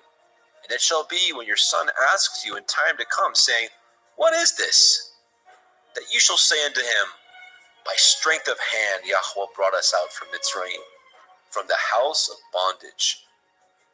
And it came to pass when Pharaoh would hardly let us go, that Yahweh slew all the firstborn in the land of Mitzrayim, both of the firstborn of man and the firstborn of beast. Therefore I sacrifice to Yahweh all that opens the womb, being males, but all the firstborn of my children I redeem. And it shall be for a mark upon your hand, and for frontlets between your eyes. For by strength of hand Yahweh brought us forth out of Mitzrayim. As when Pharaoh had let the people go, the Elohim led them not through the way of the land of the Palestine, though that was near. For Elohim said, Lest perchance the people repent when they see war, and they return to Mitzrayim. But Elohim led the people about through the way of the wilderness of the Red Sea, and the children of Yasharel went up harnessed out of the land of Mitzrayim. And Moshe took the bones of Yosef with him, for he had straitly sworn the children of Yasharel, saying, Elohim will surely visit you, and you will carry up my bones away hence with you. They took their journey from Sukkot and encamped in Etham, in the edge of the wilderness. And Yahweh went before them by day in a pillar of cloud, to lead them in the way, and by night in a pillar of fire, to give them light, to go by day and night. He took not away the pillar of the cloud by day, nor the pillar of fire by night, from before the people.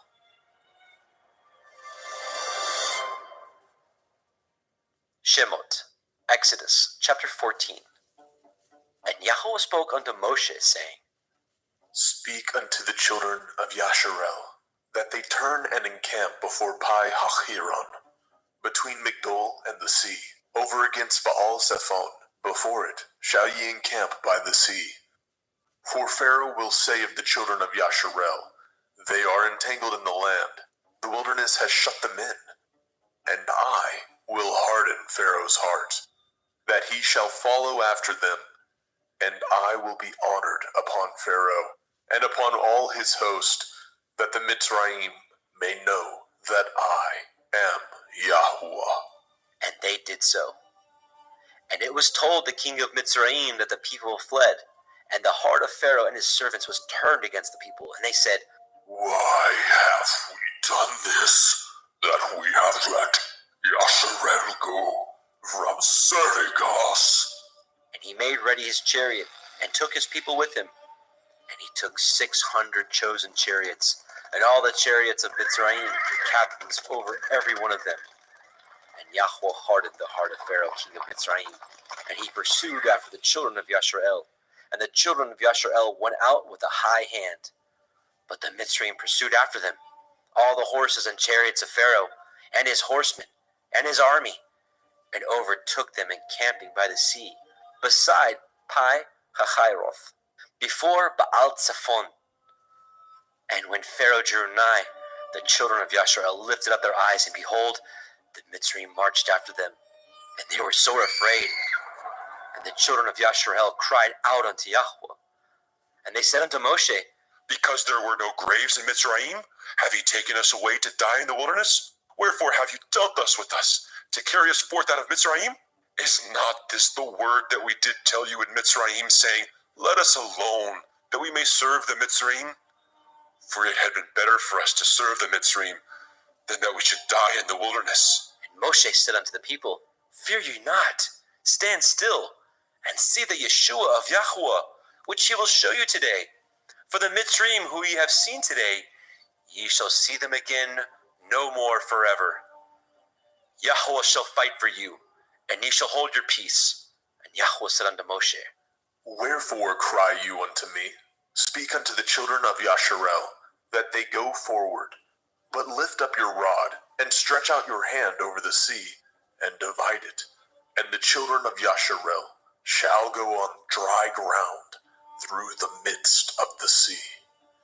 And behold, I will harden the hearts of the Mitzrayim, and they shall follow them, and I will get me honor upon Pharaoh, and upon all his host, upon his chariots, and upon his horsemen. And the Mitzrayim shall know that I am Yahuwah, when I have gotten me honor upon Pharaoh, upon his chariots, and upon his horsemen. And the angel of Elohim, which went before the camp of Yasharel, removed and went behind them. And the pillar of the cloud went from before their face, and stood behind them.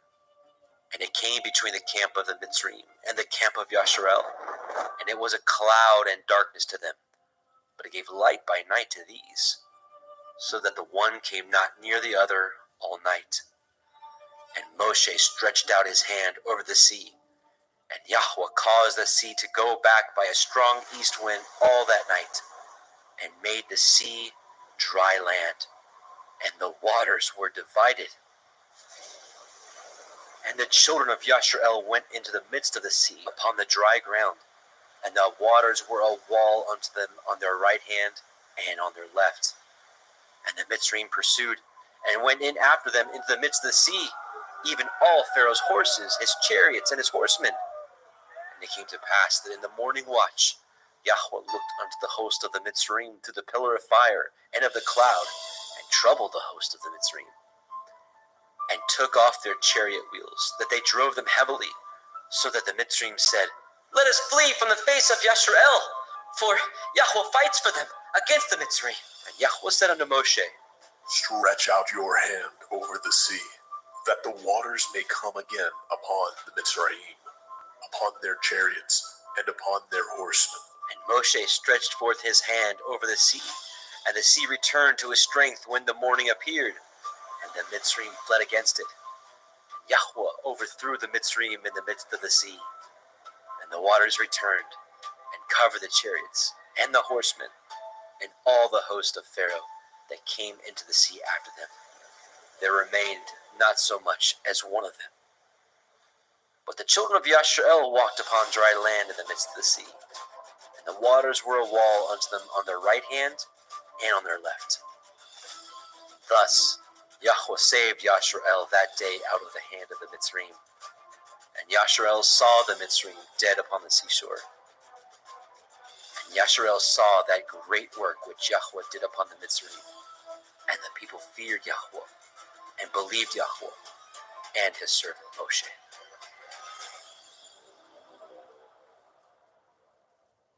Shemot, Exodus, chapter 15. Then sang Moshe and the children of Yasharel this song unto Yahweh, saying, I will sing unto Yahweh, for he has triumphed gloriously.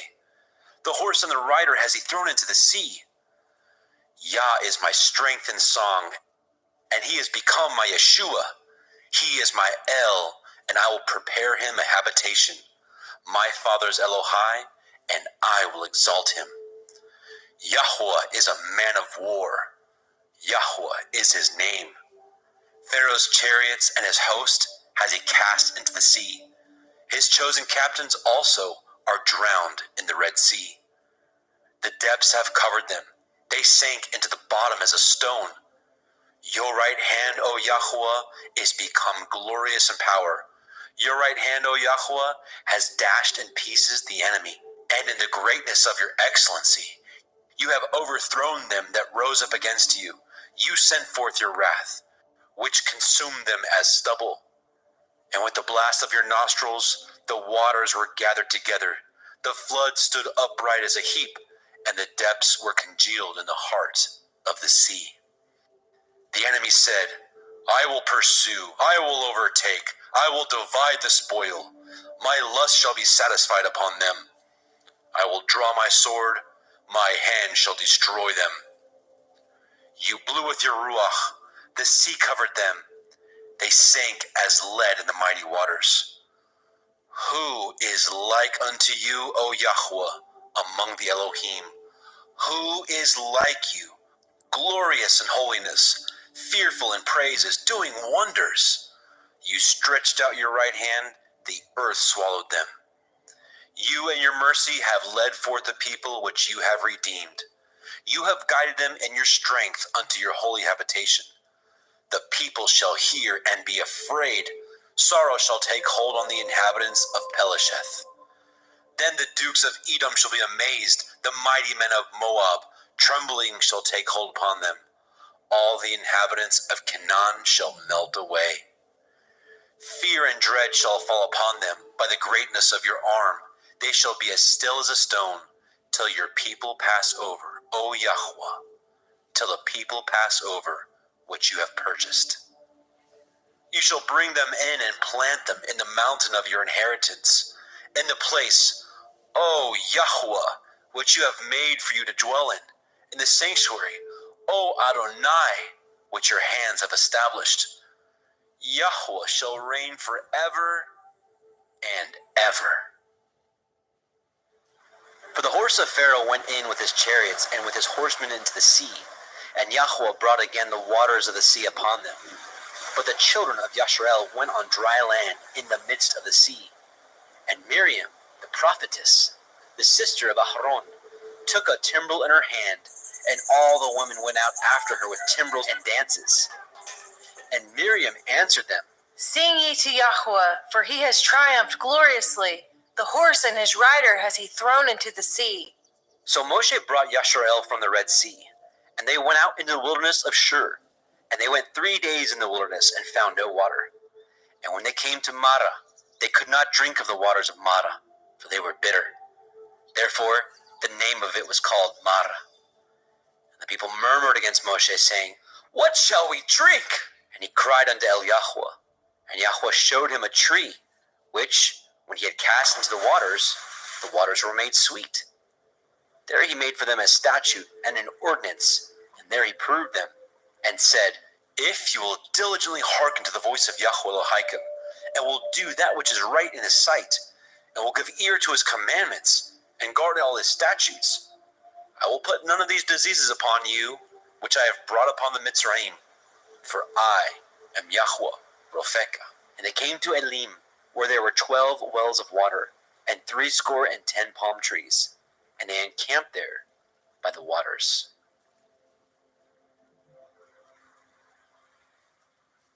Shemot, Exodus, chapter 16. And they took their journey from Elim, and all the assembly of the children of Yashrael came unto the wilderness of Sin, which is between Elim and Sinai, on the 15th day of the 2nd month after their departing out of the land of Mitzrayim. And the whole assembly of the children of Yashrael murmured against Moshe and Aharon in the wilderness. And the children of Yashrael said unto them, Would to Elohim we had died by the hand of Yahweh in the land of Mitzrayim. When we sat by the flesh pots, and when we did eat bread to the full. For ye have brought us forth into this wilderness to kill this whole assembly with hunger.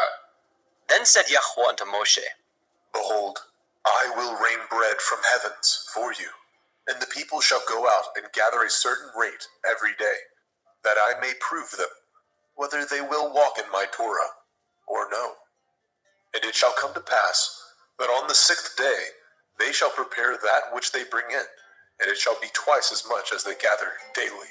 And Moshe and Aharon said unto all the children of Yisrael, At evening, then ye shall know what Yahuwah has brought out of the land of Mitzrayim.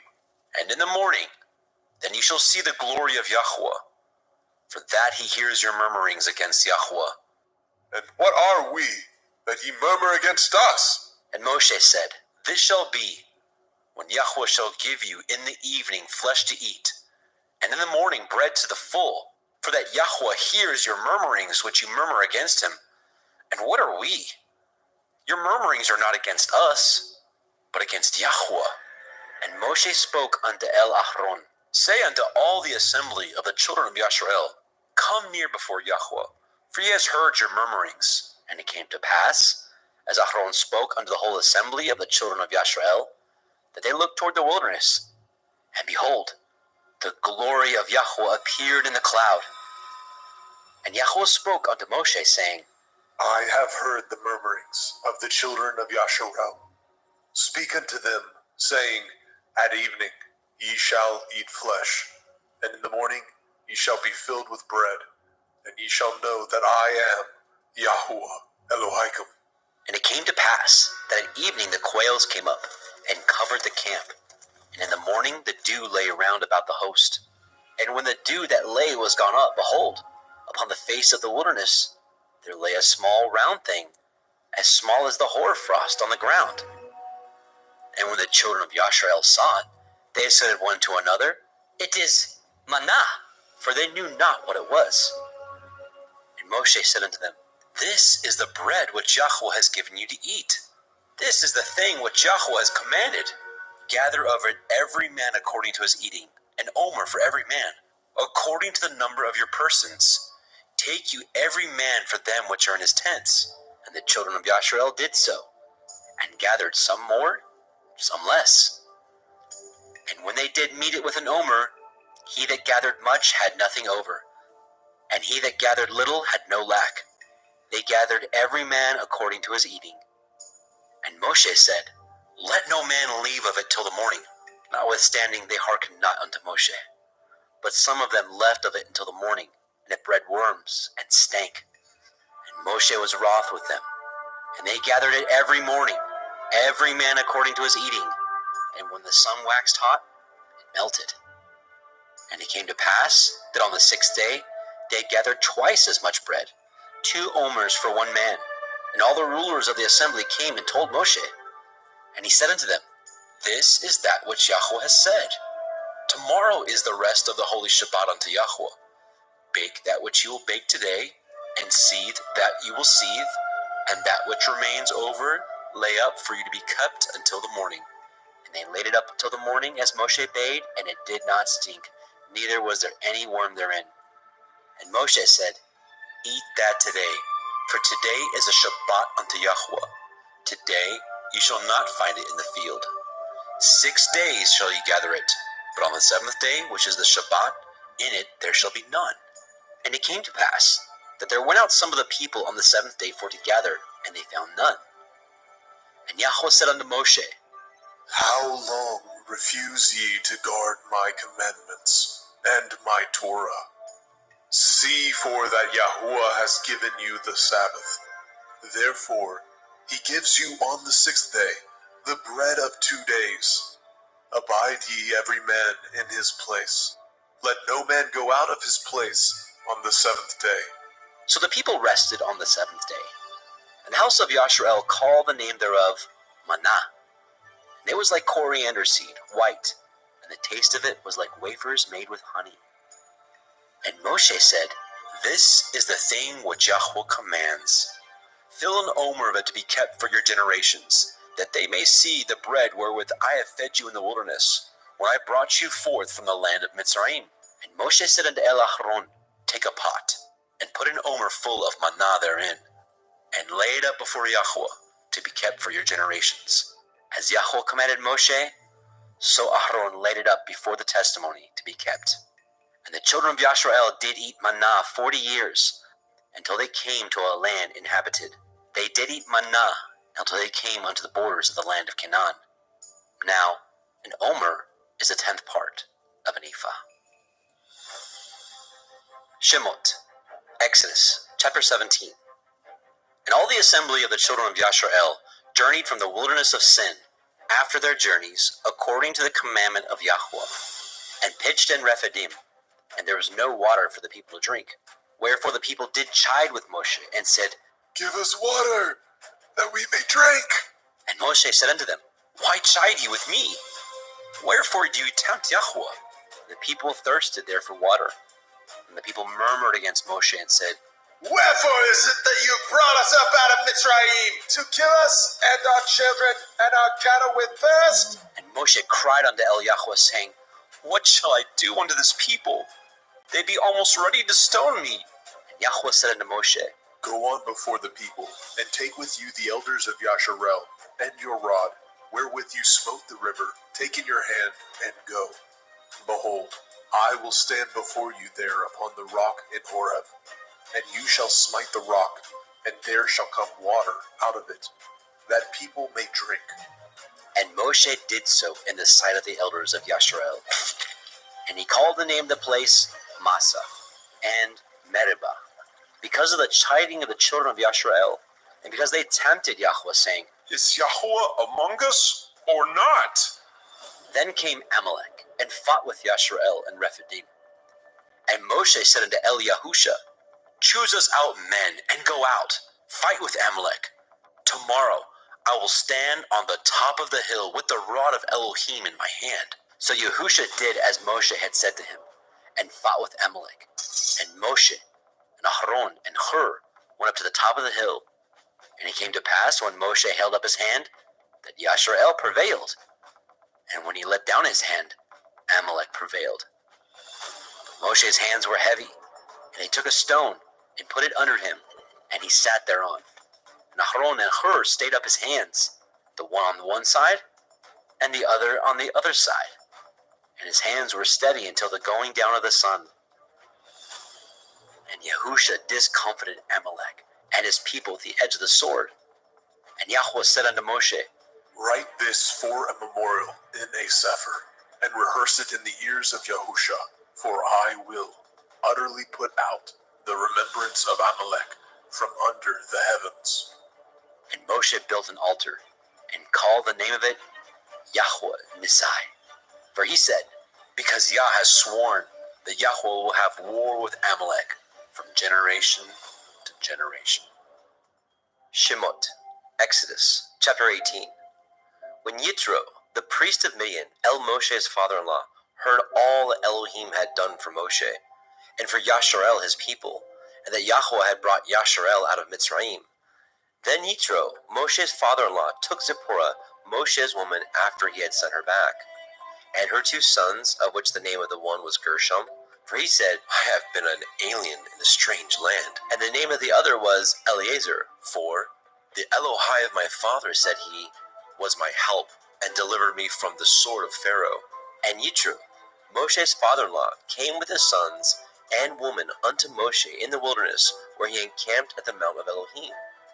And he said unto Moshe, I, your father-in-law Yithro, am come unto you, and your woman, and her 2 sons with her. And Moshe went out to meet his father-in-law, and did obeisance, and kissed him, and they asked each other of their welfare, and they came into the tent. And Moshe told his father-in-law all that Yahweh had done unto Pharaoh, and unto the Mitzrayim for Yashar'el's sake, and all the travail that had come upon them by the way, and how Yahweh delivered them. And Yitro rejoiced for all the goodness which Yahweh had done unto Yashar'el, whom he had delivered out of the hand of the Mitzrayim. And Yitro said, Blessed be Yahweh, who has delivered you out of the hand of the Mitzrayim, and out of the hand of Pharaoh, who has delivered the people from under the hand of the Mitzrayim. Now I know that Yahweh is greater than all Elohim, for in the thing wherein they dealt proudly, he was above them. And Yitro, Moshe's father-in-law, took a burnt offering and sacrifices for Elohim. And Aharon came, and all the elders of Yashar'el, to eat bread with Moshe's father-in-law before Elohim. to pass on the morrow, that Moshe sat to judge the people, and the people stood by Moshe from the morning unto the evening. And when Moshe's father-in-law saw all that he did to the people, he said, What is this that you do to the people? Why sit you yourself alone, and all the people stand by you from morning unto evening? And Moshe said unto his father-in-law, Because the people come unto me to inquire of Elohim. When they have a matter, they come unto me, and I judge between one and another. And I do make them know the statutes of Elohim and his Torah. And Moshe's father-in-law said unto him, The thing you do is not good. You will surely wear away, both you and this people that is with you, for this thing is too heavy for you. You are not able to perform it yourself alone. Hearken now unto my voice. I will give you counsel, and Elohim shall be with you. Be for the people to Elohimward, that you may bring the causes unto Elohim. And you shall teach them ordinances and Torah, and shall show them the way wherein they must walk, and the work that they must do. Moreover, you shall provide out of all the people able men, such as fear Elohim, men of truth, hating covetousness, and place such over them to be rulers of thousands, and rulers of hundreds, rulers of fifties, and rulers of tens. And let them judge the people at all seasons, and it shall be that every great matter they shall bring unto you, but every small matter they shall judge. So shall it be easier for you, and they shall bear the burden with you. If you shall do this thing, and Elohim command you, so, then you shall be able to endure, and all this people shall also go to their place in peace. So Moshe hearkened to the voice of his father-in-law, and did all that he had said. And Moshe chose able men out of all Yasharel, and made them heads over the people, rulers of thousands, rulers of hundreds, rulers of fifties, and rulers of tens. And they judged the people at all seasons. The hard causes they brought unto Moshe, but every small matter they judged themselves. And Moshe let his father-in-law depart, and he went his way into his own land. Shemot, Exodus, chapter 19. In the 3rd month, when the children of Yasharel were gone forth out of the land of Mitzrayim, the same day came they into the wilderness of Sinai.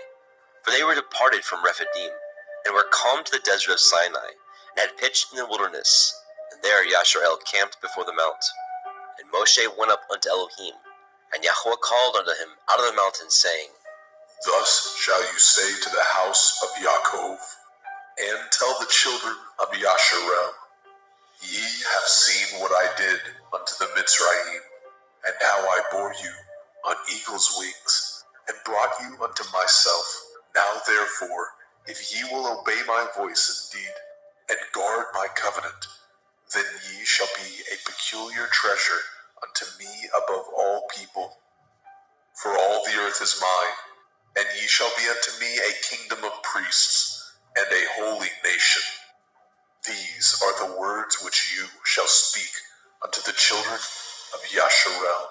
And Moshe came and called for the elders of the people, and laid before their faces all these words which Yahweh commanded him. And all the people answered together and said, All that Yahweh has spoken, we will do. And Moshe returned the words of the people unto Yahweh. And Yahweh said unto Moshe, Lo, I come unto you in a thick cloud, that the people may hear when I speak with you, and believe you forever. And Moshe told the words of the people unto Yahweh. And Yahweh said unto Moshe, Go unto the people, and sanctify them today and tomorrow, and let them wash their clothes, and be ready against the 3rd day. For the 3rd day Yahweh will come down in the sight of all the people upon Mount Sinai. And you shall set bounds unto the people round about, saying, Take heed to yourselves, that ye go not up unto the mount, or touch the border of it. Whosoever touches the mount shall be surely put to death. There shall not a hand touch it, but he shall surely be stoned or shot through. Whether it be beast or man, it shall not live. When the shofar sounds long, they shall come up to the mount. And Moshe went down from the mount unto the people, and sanctified the people, and they washed their clothes. And he said unto the people, Be ready against the third day, come not at your women. And it came to pass on the third day in the morning, that there were thunders and lightnings, and a thick cloud upon the mount, and the voice of the shofar exceeding loud, so that all the people that was in the camp trembled. And Moshe brought forth the people out of the camp to meet with Elohim, and they stood at the nether part of the mount. And Mount Sinai was altogether on a smoke, because Yahweh descended upon it in fire, and the smoke thereof ascended as the smoke of a furnace, and the whole mount quaked greatly. And when the voice of the shofar sounded long, and waxed louder and louder, Moshe spoke, and Elohim answered him by a voice. And Yahweh came down upon Mount Sinai, on the top of the mount. And Yahweh called Moshe up to the top of the mount, and Moshe went up. And Yahweh said unto Moshe, Go down, charge the people, lest they break through unto El Yahweh, to gaze, and many of them perish. And let the priests also, which come near to El Yahweh, sanctify themselves, lest Yahweh break forth upon them. And Moshe said unto El Yahweh, The people cannot come up unto Mount Sinai, for you charged us, saying, Set bounds about the mount, and sanctify it. And Yahweh said unto him, Away, get you down, and you shall come up you and Aaron with you. But let not the priests and the people break through to come up unto El Yahweh, lest he break forth upon them. So Moshe went down unto the people, and spoke unto them. Shemot, Exodus, chapter 20. And Elohim spoke all these words, saying, I am Yahuwah Elohika, which have brought you out of the land of Mitzrayim, out of the house of bondage. You shall have no other Elohim before me. You shall not make any graven image or any likeness of anything that is in the heavens above, or that is in the earth beneath, or that is in the water under the earth. You shall not bow yourself to them, nor serve them, for I, Yahuwah Elohika, am a jealous El, visiting the iniquity of the fathers upon the children unto the third and fourth generation of them that hate me, and showing mercy unto thousands of them that love me and guard my commandments. You shall not take the name of Yahuwah Elohika in vain, for Yahuwah will not hold him guiltless that takes his name in vain. Remember the day of the Sabbath, to keep it holy. 6 days shall you labor, and do all your work, but the seventh day is the Sabbath of Yahuwah Elohika. In it you shall not do any work, you, nor your son, nor your daughter, your manservant, nor your maidservant, nor your cattle, nor your stranger that is within your gates. For in 6 days Yahuwah made the heavens and the earth, the sea and all that is in them, and rested the seventh day. Wherefore Yahuwah blessed the day of the Sabbath, and hallowed it. Honor your father and your mother, that your days may be long upon the land which Yahuwah Elohika gives you. You shall not kill. You shall not break wedlock. You shall not steal. You shall not bear false witness against your neighbor. You shall not lust after your neighbor's house. You shall not lust after your neighbor's woman, nor his manservant, nor his maidservant, nor his ox, nor his ass, nor anything that is your neighbor's. And all the people saw the thunderings and the lightnings, and the noise of the shofar, and the mountain smoking. And when the people saw it, they removed and stood afar off. And they said unto Moshe, Speak with us, and we will hear, but let not Elohim speak with us, lest we die. And Moshe said unto the people, Fear not, for Elohim is come to prove you, and that his fear may be before your faces, that you sin not. And the people stood afar off, and Moshe drew near unto the thick darkness where Elohim was. And Yahweh said unto Moshe, Thus you shall say unto the children of Yasharel, Ye have seen that I have talked with you from heaven. Ye shall not make with me Elohai of silver, neither shall ye make unto you Elohai of gold. An altar of earth you shall make unto me, and shall sacrifice thereon your burnt offerings, and your peace offerings, your sheep and your oxen. In all places where I record my name, I will come unto you, and I will bless you. And if you will make me an altar of stone, you shall not build it of hewn stone. For if you lift up your tool upon it, you have polluted it. Neither shall you go up by steps unto my altar, that your nakedness be not discovered thereon. Shemot. Exodus chapter 21. Now these are the judgments which you shall set before them. If you obtain an Ivri servant, 6 years he shall serve, and in the 7th he shall go out free for nothing. If he came in by himself, he shall go out by himself. If you are married, then his woman shall go out with him. If his master have given him a woman, and she hath borne him sons or daughters, the woman and her children shall be her master's, and he shall go out by himself. And if the servant shall plainly say, I love my master, my woman, and my children, I will not go out free, then his master shall bring him unto the judges. He shall also bring him to the door, or unto the doorpost, and his master shall pierce his ear through with an awl, and he shall serve him forever. And if a man surrenders his daughter to be a maidservant, she shall not go out as the men servants do. If she please not her master, who has betrothed her to himself, then shall he let her be redeemed. To surrender her unto a strange nation, he shall have no power, seeing he has dealt deceitfully with her. If he have betrothed her to his son, he shall deal with her after the manner of daughters. If he take him another woman, her food, her raiment, and her duty of marriage shall he not diminish. And if he do not these three unto her, then shall she go out free without money. He that smites a man so that he die shall be surely put to death. And if a man lie not in wait, but Elohim deliver him into his hand, then I will appoint you a place whither he shall flee.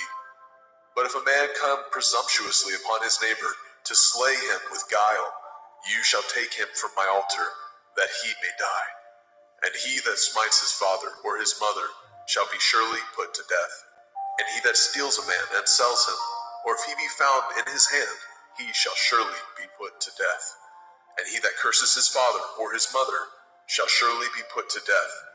And if men strive together, and one smite another with a stone, or with his fist, and he die not, but keeps his bed, if he rise again, and walk abroad upon his staff, then shall he that smote him be innocent.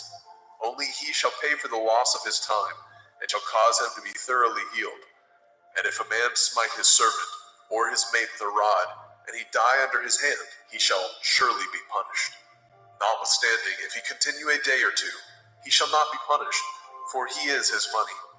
If men strive and hurt a woman with a child, so that her fruit depart from her, and yet no mischief follow, he shall surely be punished, according as the woman's man will lay upon him.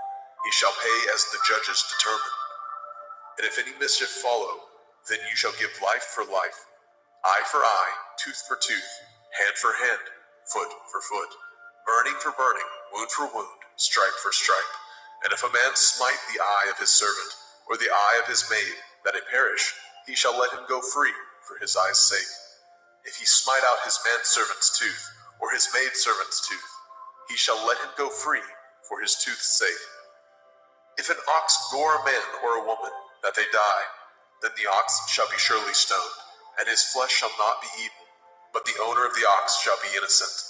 But if the ox were wont to push with his horn in the time past, and it has been testified to his owner, and he has not kept him in, but that he has killed a man or a woman, the ox shall be stoned, and his owner also shall be put to death. If there be laid on him a sum of money, then he shall give for the ransom of his life whatsoever is laid upon him. Whether he have gored a son or have gored a daughter, according to this judgment shall it be done unto him. If the ox shall push a manservant or a maidservant, he shall give unto their master 30 shekels of silver, and the ox shall be stoned. And if a man shall open a pit, or if a man shall dig a pit, and not cover it, and an ox or an ass fall therein, the owner of the pit shall make it good, and give up money unto the owner of them, and the dead beast shall be his. And if the ox of one man hurts the ox of another, that he die. Then they shall sell the live ox and divide the money of it, and the dead ox also they shall divide. Or if it be known that the ox has used to push in time past, and his owner has not kept him in, he shall surely pay ox for ox, and the dead shall be his own. Shemot, Exodus, chapter 22. If a man shall steal an ox or a sheep and kill it, or sell it, he shall restore 5 oxen for an ox, and 4 sheep for a sheep. If a thief be found breaking up, and be smitten that he die, there shall no blood be shed for him. If the sun be risen upon him, there shall be blood shed for him, for he should make full restitution.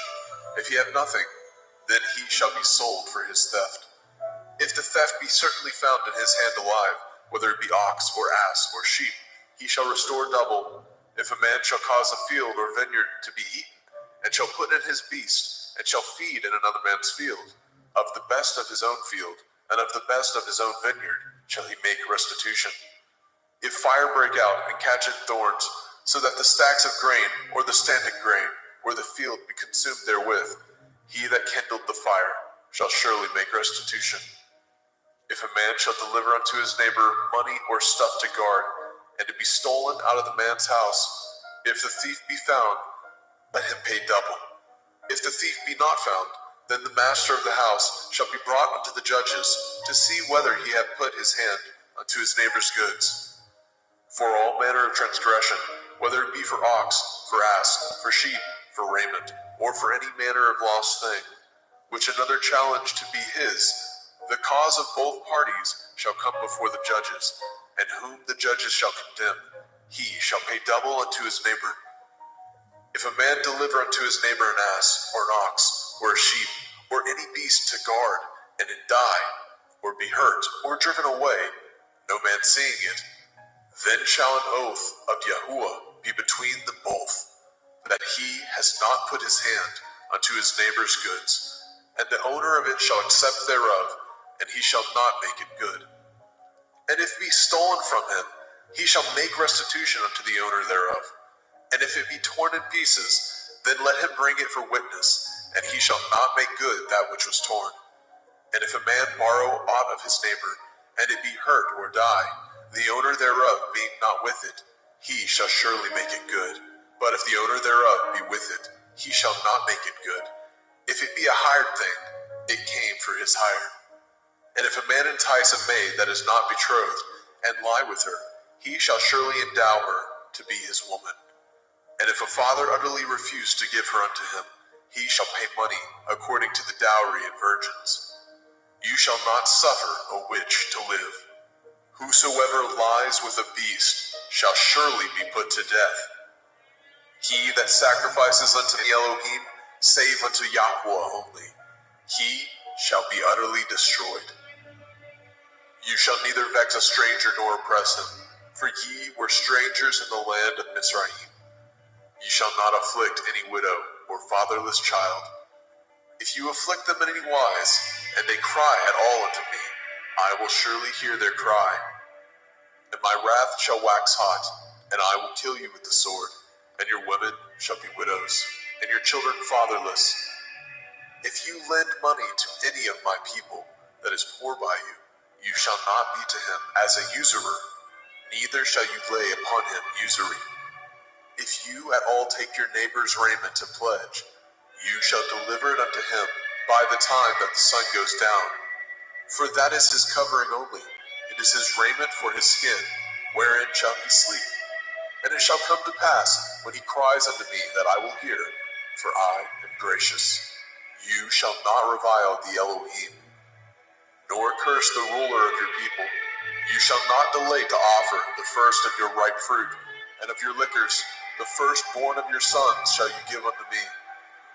Likewise shall you do with your oxen and with your sheep. 7 days it shall be with this stand. On the 8th day you shall give it to me. And ye shall be holy men unto me. Neither shall ye eat any flesh that is torn of beast in the field. Ye shall cast it to the dogs. Shemot, Exodus, chapter 23. You shall not raise a false report. Put not your hand with the wicked to be an unrighteous witness. You shall shall not follow a multitude to do evil, neither shall you speak in a cause, to decline after many, to pervert judgment. Neither shall you countenance a poor man in his cause. If you meet your enemy's ox or his ass going astray, you shall surely bring it back to him again. If you see the ass of him that hates you lying under his burden, and would forbear to help him, you shall surely help with him. You shall not pervert the judgment of your poor in his cause. Keep far from a false matter, and the innocent and righteous slay you not, for I will not justify the wicked. And you shall take no gift, for the gift blinds the wise, and perverts the words of the righteous. Also, you shall not oppress a stranger, for ye know the heart of a stranger, seeing ye were strangers in the land of Mizraim. In 6 years you shall sow your land, and shall gather in the fruits thereof. But the 7th year you shall let it rest and lie still, that the poor of your people may eat what they leave the beasts of the field shall eat. In like manner you shall deal with your vineyard and with your olive yard. 6 days you shall do your work, and on the 7th day you shall rest, that your ox and your ass may rest, and the sons of your handmaid and the stranger may be refreshed. And in all things that I have said unto you, be guarded, and make no mention of the name of other Elohim, neither let it be heard out of your mouth. 3 times you shall keep a feast unto me in the year. You shall guard the feast of matzah, unleavened bread. You shall eat matzah 7 days as I command you, in the time appointed of the month of Eve. For in it you came out from Mizraim, and none shall appear before me empty. And the feast of Katsir, harvest, the first fruits of your labors, which you have sown in the field, and the feast of Asif, in gathering, which is in the end of the year, when you have gathered your labors out of the field. 3 times in the year all your males shall appear before Adonai Yahuwah. You shall not offer the blood of my sacrifice with hametz, leavened bread, neither shall the fat of my sacrifice remain until the morning. The first of the first fruits of your land you shall bring into the house of Yahuwah Elohika. You shall not seethe a kid in his mother's milk. Behold, I send an angel before you, to guard you in the way, and to bring you into the place which I have prepared. Beware of him, and obey his voice. Provoke him not, for he will not pardon your transgressions, for my name is in him. And if you shall indeed obey his voice, and do all that I speak, then I will be an enemy unto your enemies, and an adversary unto your adversaries. For my angel shall go before you, and bring you in unto the Emorym, and the Hittim, and the Perizim, and the Kenainim, and the Hivim, and the Yebusim, and I will cut them off. You shall not bow down to their Elohim, nor serve them, nor do after their works, but you shall utterly overthrow them, and quite break down their images. And ye shall serve Yahuwah Elohim, and he shall bless your bread and your water, and I will take sickness away from the midst of you. There shall nothing cast their young, nor be barren in your land, and the number of your days I will fulfill. I will send my fear before you, and will destroy all the people to whom you shall come, and I will make all your enemies turn their backs unto you. And I will send hornets before you, which shall drive out the Hivi, and the Kenaini, and the Hittite from before you. And I will not drive them out from before you in 1 year, lest the land become desolate, and the beasts of the field multiply against you. By little and little I will drive them out before you, until you be increased, and inherit the land. And I will set your bonds from the Red Sea, even unto the sea of the Pelishtim, and from the desert unto the river. For I will deliver the inhabitants of the land unto your hand, and you shall drive them out before you. You shall cut no covenant with them, nor with their Elohim. They shall not dwell in your land, lest they make you sin against me. For if you serve their Elohim, it will surely be a snare unto you.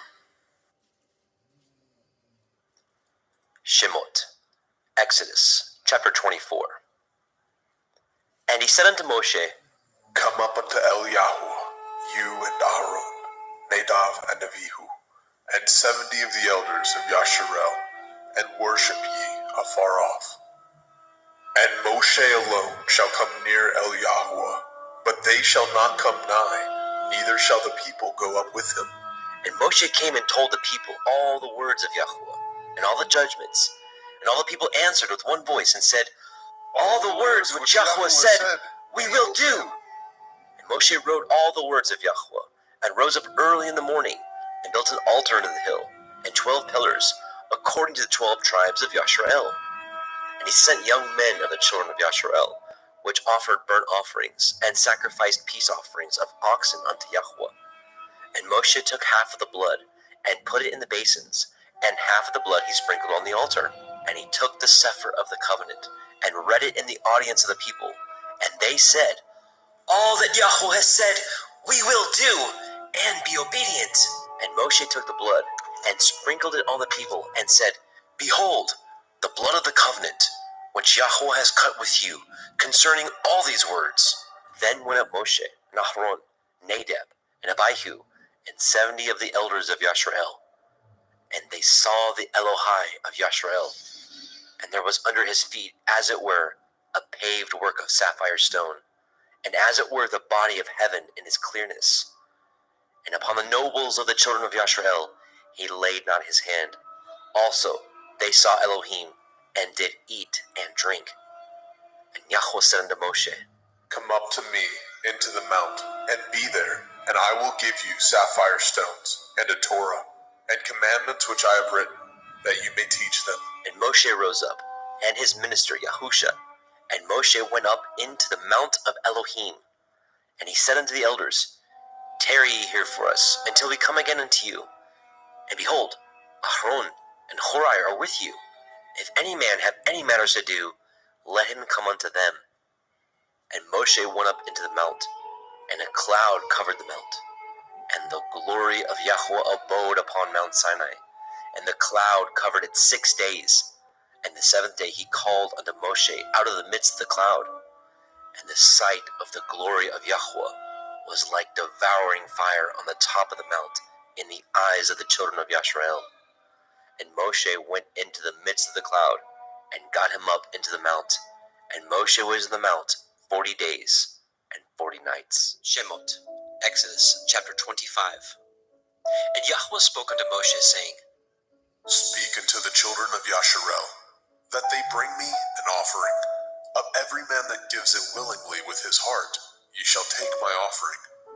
And this is the offering which ye shall take of them, gold, and silver, and brass, and blue, and purple, and scarlet, and fine linen, and goat's hair, and ram skin dyed red, and badger skin, and shittim wood, oil for the light, spices for anointing oil, and for sweet incense, onyx stones, and stones to be set in the ephod, in the breastplate. And let them make me a sanctuary, that I may dwell among them. According to all that I show you, after the pattern of the tabernacle, and the pattern of all the instruments thereof, even so shall ye make it. And they shall make an ark of shittim wood, 2 cubits and a half shall be the length thereof, and 1 cubit and a half the breadth thereof, and 1 cubit and a half the height thereof. And you shall overlay it with pure gold, within and without shall you overlay it, and shall make upon it a crown of gold round about. And you shall cast 4 rings of gold for it, and put them in the corners thereof, and 2 rings shall be in the one side of it, and 2 rings on the other side of it. And you shall make staves of shittim wood, and overlay them with gold. And you shall put the staves into the rings by the sides of the ark, that the ark may be borne with them. The staves shall be in the rings of the ark, they shall not be taken from it. And you shall put into the ark the testimony which I give you. And you shall make a mercy seat of pure gold, 2 cubits and a half shall be the length thereof, and 1 cubit and a half the breadth thereof. And you shall make 2 cherubim of gold, of beaten work shall you make them, in the 2 ends of the mercy seat. And make 1 cherub on one end, and the other cherub on the other end. Even of the mercy seat shall ye make the cherubim on the 2 ends thereof. And the cherubim shall stretch forth their wings on high, covering the mercy seat with their wings, and their faces shall look one to another. Towards the mercy seat shall the faces of the cherubim be. And you shall put the mercy seat above upon the ark, and in the ark you shall put the testimony that I shall give you. And there I will meet with you, and I will commune with you from above the mercy seat, from between the two cherubim, which are upon the ark of the testimony, of all things which I give you in commandment unto the children of Yasharel. You shall also make a table of shittim wood. 2 cubits shall be the length thereof, and a cubit the breadth thereof, and a cubit and a half the height thereof. And you shall overlay it with pure gold, and make thereto a crown of gold round about. And you shall make unto it a border of a handbreadth round about. And you shall make a golden crown to the border thereof round about. And you shall make it 4 rings of gold, and put the rings in the 4 corners that are on the 4 feet thereof. Over against the border shall the rings be for places of the staves to bear the table. And you shall make the staves of shittim wood, and overlay them with gold, that the table may be borne with them. And you shall make dishes thereof, and spoons thereof, and covers thereof, and bowls thereof. To cover withal of pure gold shall you make them. And you shall set upon the table showbread before me always. And you shall make a menorah, 7-branched candlestick of pure gold. Of beaten work shall the menorah be made. His shaft and his branches, his bowls, his knops, and his flowers shall be of the same. And 6 branches shall come out of the sides of it. 3 branches of the menorah out of the one side, and 3 branches of the menorah out of the other side. 3 bowls made like unto almonds, with a knop and a flower in one branch, and 3 bowls made like almonds in the other branch, with a knop and a flower. So with the 6 branches that come out of the menorah. And in the menorah shall be 4 bowls made like unto almonds, with their knops and their flowers. And there shall be a knop under 2 branches of the same, and a knop under 2 branches of the same, and a knop under 2 branches of the same, according to the 6 branches that proceed out of the menorah. Their knops and their branches shall be of the same. All of it shall be one beaten work of pure gold. And you shall make the 7 lamps thereof, and they shall light the lamps thereof, that they may give light over against it. And the tongs thereof, and the snuff dishes thereof, shall be of pure gold. Of a talent of pure gold shall he make it, with all these vessels. And look that you make them after the pattern, which was showed you in the mount. Shemot, Exodus chapter 26. Moreover, you shall make the tabernacle with 10 curtains of fine twined linen, and blue and purple, and scarlet, with cherubim of cunning work shall you make them. The length of one curtain shall be 28 cubits, and the breadth of one curtain 4 cubits. Every one of the curtains shall have one measure. The 5 curtains shall be coupled together, one to another, and other 5 curtains shall be coupled one to another. And you shall make loops of blue upon the edge of the one curtain from the selvage in the coupling, and likewise shall you make in the uttermost edge of another curtain in the coupling of the second. 50 loops shall you make in the one curtain, and 50 loops shall you make in the edge of the curtain that is the coupling of the second, and the loops may take hold one of another. And you shall make 50 taches of gold, and couple the curtains together with the taches, and it shall be one tabernacle. And you shall make curtains of goat hair to be a covering upon the tabernacle. 11 curtains shall you make. The length of one curtain shall be 30 cubits, and the breadth of one curtain 4 cubits, and the 11 curtains shall be all of one measure. And you shall couple 5 curtains by themselves, and 6 curtains by themselves, and shall double the 6th curtain in the forefront of the tabernacle. And you shall make 50 loops on the edge of the one curtain that is utmost in the coupling, and 50 loops in the edge of the curtain which couples the second. And you shall make 50 taches of brass, and put the taches into the loops, and couple the tent together, that it may be one. And the remnant that remains of the curtain of the tent, the half curtain that remains, shall hang over the backside of the tabernacle, and a cubit on the one side, and a cubit on the other side, of that which remains in the length of the curtains of the tent. It shall hang over the sides of the tabernacle, on this side and on that side to cover it. And you shall make a covering for the tent of ram skin dyed red, and a covering above of badger skin. And you shall make the boards for the tabernacle of shittim wood, standing up. 10 cubits shall be the length of a board, and a cubit and a half shall be the breadth of one board. 2 tenons shall be in one board, set in order one against another. Thus shall you make for all the boards of the tabernacle. You shall make the boards for the tabernacle, 20 boards on the south side southward. And you shall make 40 sockets of silver under the 20 boards, 2 sockets under one board for his 2 tenons, and 2 sockets under another board for his 2 tenons. And for the second side of the tabernacle, on the north side, there shall be 20 boards, and their 40 sockets of silver, 2 sockets under one board, and 2 sockets under another board.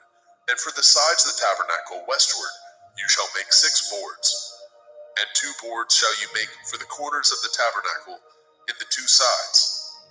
And they shall be coupled together beneath, and they shall be coupled together above the head of it unto one ring. Thus shall it be for them both. They shall be for the 2 corners. And they shall be 8 boards, and their sockets of silver, 16 sockets, 2 sockets under one board, and 2 sockets under another board. And you shall make bars of shittim wood, 5 for the boards of the one side of the tabernacle, and 5 bars for the boards of the other side of the tabernacle, and 5 bars for the boards of the side of the tabernacle for the 2 sides westward. And the middle bar in the middle of the boards shall reach from end to end. And you shall overlay the boards with gold, and make their rings of gold for places for the bars. And you shall overlay the bars with gold. And you shall rear up the tabernacle according to the fashion thereof, which was showed you in the mount. And you shall make a veil of blue, and purple, and scarlet, and fine twined linen of cunning work, with cherubim shall it be made. And you shall hang it upon the 4 pillars of shittim wood, overlaid with gold. Their hooks shall be of gold, upon the 4 sockets of silver. And you shall hang up the veil under the taches, that you may bring in hither within the veil the ark of the testimony. And the veil shall divide unto you between the holy place and the most holy.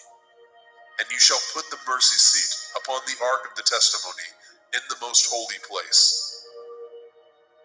And you shall set the table without the veil, and the menorah, 7-branched candlestick, over against the table, on the side of the tabernacle towards the south. And you shall put the table on the north side. And you shall make a hanging for the door of the tent of blue and purple and scarlet and fine twined linen, wrought with needlework. And you shall make for the hanging 5 pillars of shittim wood, and overlay them with gold, and their hooks shall be of gold. And you shall cast 5 sockets of brass for them. Shemot, Exodus chapter 27. And you shall make an altar of shittim wood, 5 cubits long, and 5 cubits broad. And the altar shall be 4 square, and the height thereof shall be 3 cubits. And you shall make the horns of it upon the 4 corners thereof. His horns shall be of the same, and you shall overlay it with brass. And you shall make his pans to receive his ashes, and his shovels, and his basins, and his flesh hooks, and his fire pans. All the vessels thereof you shall make of brass. And you shall make it for a grate of network of brass, and upon the net shall you make 4 brazen rings in the 4 corners thereof. And you shall put it under the compass of the altar beneath, that the net may be even to the midst of the altar. And you shall make staves for the altar, staves of shittim wood, and overlay them with brass. And the staves shall be put into the rings, and the staves shall be upon the 2 sides of the altar, to bear it. Hollow with boards shall you make it, as it was showed you in the mount, so shall they make it. And you shall make the court of the tabernacle. For the south side southward, there shall be hangings for the court of fine twined linen, of 100 cubits long for one side. And the 20 pillars thereof and their 20 sockets shall be of brass. The hooks of the pillars and their fillets shall be of silver. And likewise for the north side in length there shall be hangings of 100 cubits long, and his 20 pillars, and their 20 sockets of brass, the hooks of the pillars and their fillets of silver. And for the breadth of the court on the west side shall be hangings of 50 cubits, their pillars 10, and their sockets 10. And the breadth of the court on the east side eastward shall be 50 cubits. The hangings of one side of the gate shall be 15 cubits, their pillars 3, and their sockets 3.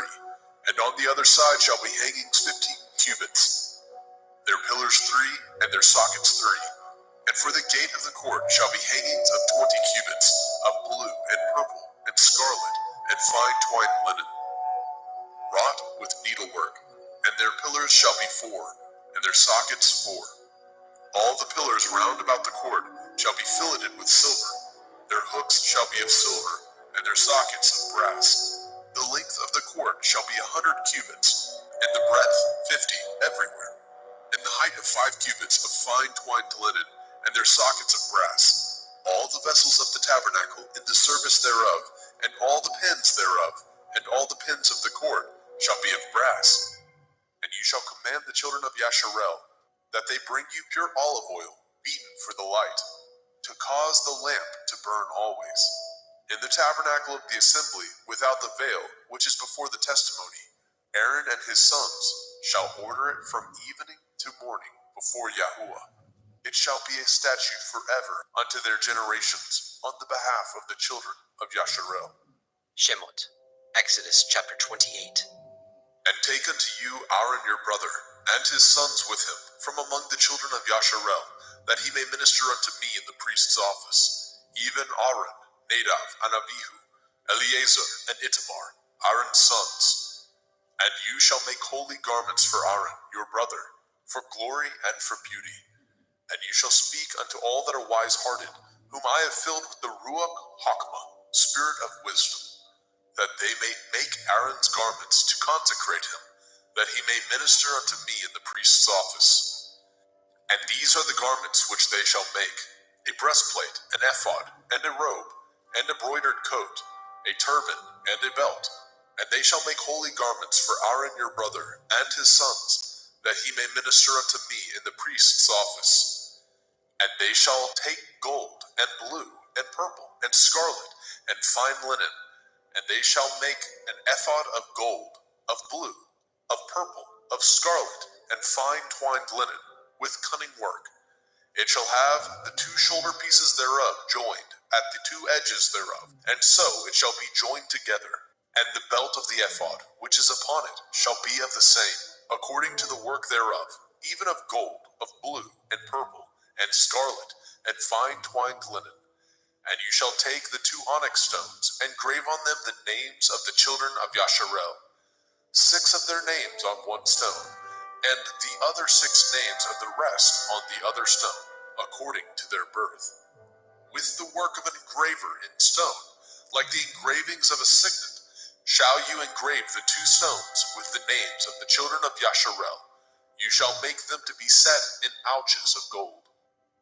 And you shall put the 2 stones upon the shoulders of the ephod for stones of memorial unto the children of Yasharel. And Aaron shall bear their names before Yahuwah upon his 2 shoulders for a memorial. And you shall make ouches of gold, and 2 chains of pure gold at the ends of wreathen work shall you make them, and fasten the wreathen chains to the ouches. And you shall make the breastplate of judgment with cunning work. After the work of the ephod you shall make it, of gold, of blue, and of purple, and of scarlet, and of fine twined linen shall you make it. 4 square it shall be, being doubled. A span shall be the length thereof, and a span shall be the breadth thereof. And you shall set in it settings of stone, even 4 rows of stones. The first row shall be sardius, a topaz, a carbuncle. This shall be the first row. And the second row shall be an emerald, a sapphire, and a diamond. And the third row, a ligure, an agate, and an amethyst. And the fourth row, a beryl, and an onyx, and a jasper. They shall be set in gold in their enclosings. And the stones shall be with the names of the children of Yasharel, 12, according to their names, like the engravings of a signet. Every one with his name shall they be according to the 12 tribes. And ye shall make upon the breastplate chains at the end of wreathen work of pure gold. And ye shall make upon the breastplate 2 rings of gold, and shall put the 2 rings on the 2 ends of the breastplate. And ye shall put the 2 wreathen chains of gold in the 2 rings which are on the ends of the breastplate. And the other 2 ends of the 2 wreathen chains ye shall fasten in the 2 ouches, and put them on the shoulder pieces of the ephod before it. And ye shall make 2 rings of gold, and ye shall put them upon the 2 ends of the breastplate in the order thereof, which is in the side of the ephod inward. And 2 other rings of gold you shall make, and shall put them on the 2 sides of the ephod underneath, towards the forepart thereof, over against the other coupling thereof, above the belt of the ephod. And they shall bind the breastplate by the rings thereof unto the rings of the ephod, with a lace of blue, that it may be above the belt of the ephod, and that the breastplate be not loosed from the ephod. And Aaron shall bear the names of the children of Yasharel in the breastplate of judgment upon his heart, when he goes in unto the holy place, for a memorial before Yahweh continually. And you shall put in the breastplate of judgment the Urim and the Thummim, and they shall be upon Aaron's heart, when he goes in before Yahweh. And Aaron shall bear the judgment of the children of Yasharel upon his heart before Yahweh continually. And you shall make the robe of the ephod all of blue, and there shall be a hole in the top of it. In the midst thereof it shall have a binding of woven work round about the whole of it, as it were the whole of a habergeon, that it be not rent. And beneath upon the hem of it you shall make pomegranates of blue, of purple, and of scarlet, round about the hem thereof, and bells of gold between them round about. A golden bell and a pomegranate, a golden bell and a pomegranate, upon the hem of the robe round about. And it shall be upon Aaron to minister, and his sound shall be heard when he goes in unto the holy place before Yahweh, and when he comes out, that he die not. And you shall make a plate of pure gold, grave upon it, like the engravings of a signet, Kodesh el Yahweh, holiness unto Yahweh. And you shall put it on a blue lace, that it may be upon the turban. Upon the forefront of the turban it shall be, and it shall be upon Aaron's forehead, that Aaron may bear the iniquity of the holy things, which the children of Yasharel shall hallow in all their holy gifts, and it shall be upon his forehead, that they may be accepted before Yahweh. And you shall embroider the coat of fine linen, and you shall make the turban of fine linen, and you shall make the belt of needlework. And for Aaron's sons you shall make coats, and you shall make for them belts, and bonnets shall you make for them, for glory and for beauty. And you shall put them upon Aaron your brother, and his sons with him, and shall anoint them, and consecrate them, and sanctify them, that they may minister unto me in the priest's office. And you shall make them linen breeches to cover their nakedness, from the loins even unto the thighs they shall reach. And they shall be upon Aaron and upon his sons, when they come in unto the tabernacle of the assembly, or when they come near unto the altar to minister in the holy place, that they bear not iniquity and die. It shall be a statute forever unto him and his seed after him. Shemot, Exodus chapter 29. And this is the thing that you shall do unto them, to hallow them, to minister unto me in the priest's office. Take 1 young bullock, and 2 rams without blemish, and matzah cakes tempered with oil, and matzah wafers anointed with oil. Of wheaten flour shall you make them. And you shall put them into 1 basket, and bring them in the basket, with the bullock and the 2 rams.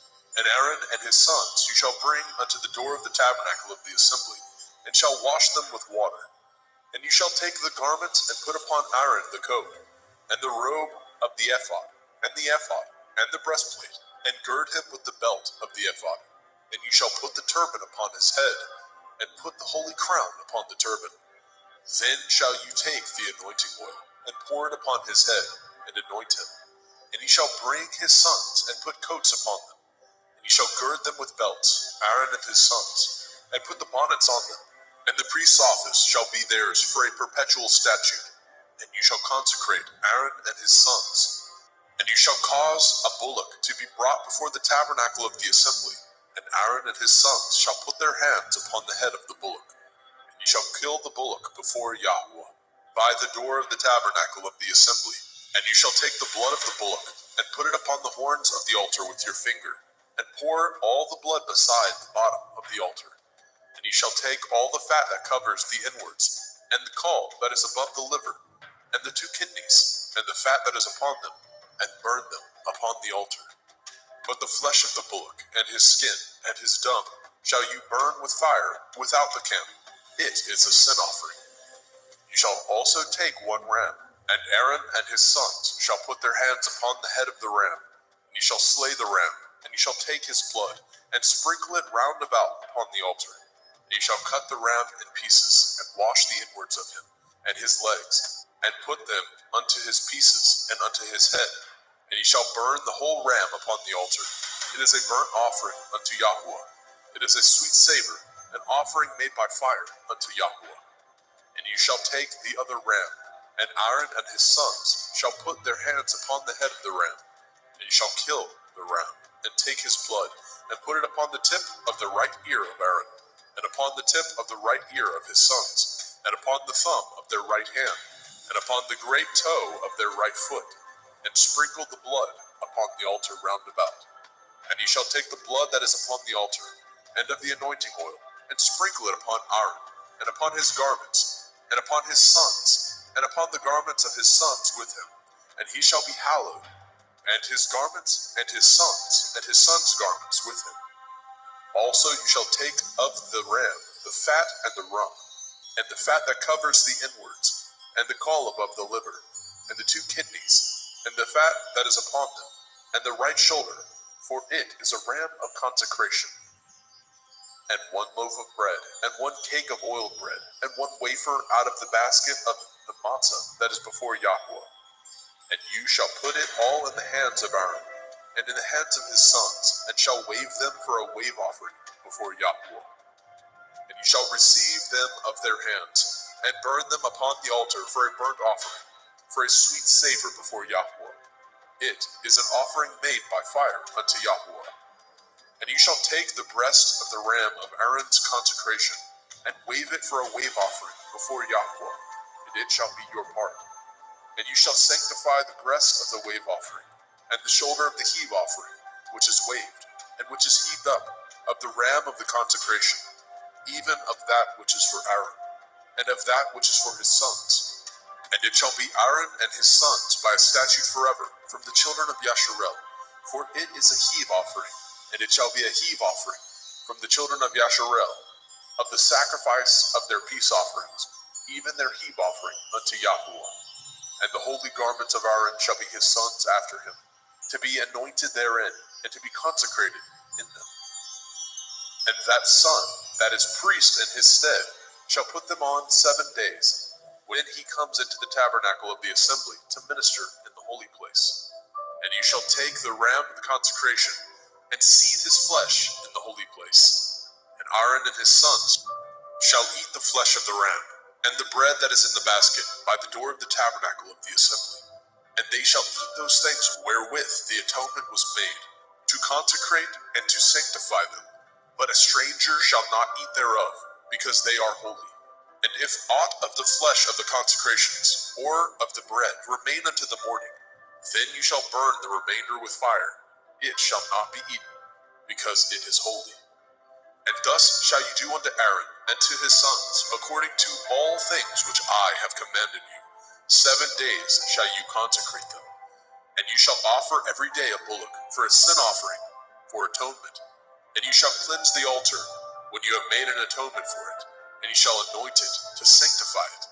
7 days you shall make an atonement for the altar, and sanctify it, and it shall be an altar most holy. Whatsoever touches the altar shall be holy. Now this is that which you shall offer upon the altar: 2 lambs of the first year, day by day, continually. The 1 lamb you shall offer in the morning, and the other lamb you shall offer at evening. And with the 1 lamb 1/10 deal of flour, mingled with the 4th part of a hin of beaten oil, and the 4th part of a hin of wine, for a drink offering. And the other lamb you shall offer at evening, and shall do thereto according to the meat offering of the morning, and according to the drink offering thereof, for a sweet savor, an offering made by fire unto Yahweh. This shall be a continual burnt offering throughout your generations at the door of the tabernacle of the assembly before Yahweh, where I will meet you, to speak there unto you. And there I will meet with the children of Yasharel, and the tabernacle shall be sanctified by my glory. And I will sanctify the tabernacle of the assembly and the altar, and I will sanctify also both Aaron and his sons to minister to me in the priest's office. And I will dwell among the children of Yasharel, and will be their Elohim. And they shall know that I am Yahuwah Elohim, that brought them forth out of the land of Mitzrayim, that I may dwell among them. I am Yahuwah Elohim. Shemot, Exodus chapter 30. And you shall make an altar to burn incense upon. Of shittim wood shall you make it. A cubit shall be the length thereof, and a cubit the breadth thereof. 4 squares shall it be, and 2 cubits shall be the height thereof. The horns thereof shall be of the same. And you shall overlay it with pure gold, the top thereof, and the sides thereof round about, and the horns thereof. And you shall make unto it a crown of gold round about. And 2 golden rings shall you make it under the crown of it. By the 2 corners thereof, upon the 2 sides of it, shall you make it, and they shall be for places for the staves to bear it withal. And you shall make the staves of shittim wood, and overlay them with gold. And you shall put it before the veil that is by the ark of the testimony, before the mercy seat that is over the testimony, where I will meet with you. And Aaron shall burn thereon sweet incense every morning. When he dresses the lamps, he shall burn incense upon it. And when Aaron lights the lamp at evening, he shall burn incense upon it, a perpetual incense before Yahweh throughout your generations. Ye shall offer no strange incense thereon, nor burnt sacrifice, nor meat offering, neither shall ye pour drink offering thereon. And Aaron shall make an atonement upon the horns of it once in a year, with the blood of the sin offering of atonement. Once in the year shall he make atonement upon it throughout your generations. It is most holy unto Yahweh. And Yahweh spoke unto Moshe, saying, When you take the sum of the children of Yasharel after their number, then shall they give every man a ransom for his soul unto Yahweh, when you number them, that there be no plague among them when you number them. This they shall give, every one that passes among them that are numbered, half a shekel, after the shekel of the sanctuary. A shekel is 20 gerahs. A half shekel shall be the offering of Yahweh. Every one that passes among them that are numbered, from 20 years old and above, shall give an offering unto Yahweh. The rich shall not give more, and the poor shall not give less than half a shekel, when they give an offering unto Yahweh to make an atonement for your souls. And you shall take the atonement money of the children of Yasharel, and shall appoint it for the service of the tabernacle of the assembly, that it may be a memorial unto the children of Yasharel before Yahweh, to make an atonement for your souls. And Yahweh spoke unto Moshe, saying, You shall also make a laver of brass, and his foot also of brass, to wash withal, and you shall put it between the tabernacle of the assembly and the altar, and you shall put water therein. For Aaron and his sons shall wash their hands and their feet thereat. When they go into the tabernacle of the assembly, they shall wash with water, that they die not, or when they come near to the altar to minister, to burn offering made by fire unto Yahweh. So they shall wash their hands and their feet, that they die not, and it shall be a statute forever to them, even to him and to his seed throughout their generations. And Yahweh spoke unto Moshe, saying, Take also unto you principal spices of pure myrrh, 500 shekels, and of sweet cinnamon, half so much, even 250 shekels, and of sweet calamus, 250 shekels, and of cassia, 500 shekels, after the shekel of the sanctuary, and of olive oil, a hin. And you shall make it an oil of holy ointment, an ointment compound after the art of the apothecary. It shall be holy anointing oil. And you shall anoint the tabernacle of the assembly therewith, and the ark of the testimony, and the table and all his vessels, and the menorah and his vessels, and the altar of incense, and the altar of burnt offering with all his vessels, and the laver and his foot. And you shall sanctify them, that they may be most holy. Whatsoever touches them shall be holy. And you shall anoint Aaron and his sons, and consecrate them, that they may minister unto me in the priest's office. And you shall speak unto the children of Yasharel, saying, This shall be a holy anointing oil unto me throughout your generations. Upon man's flesh shall it not be poured, neither shall ye make any other like it. After the composition of it, it is holy, and it shall be holy unto you. Whosoever compounds any like it, or whosoever puts any of it upon a stranger, shall even be cut off from his people. And Yahweh spoke unto Moshe, saying, Take unto you sweet spices, stacte, and onycha, and galbanum. These sweet spices and pure frankincense, of each shall be a like weight. And you shall make it a perfume, a confection after the art of the apothecary, tempered together, pure and holy. And you shall beat some of it very small, and put of it before the testimony in the tabernacle of the assembly, where I will meet with you. It shall be unto you most holy. And as for the perfume which you shall make, ye shall not make to yourselves according to the composition thereof. It shall be unto you holy for Yahweh. Whosoever shall make like unto that, to smell thereto, shall even be cut off from his people.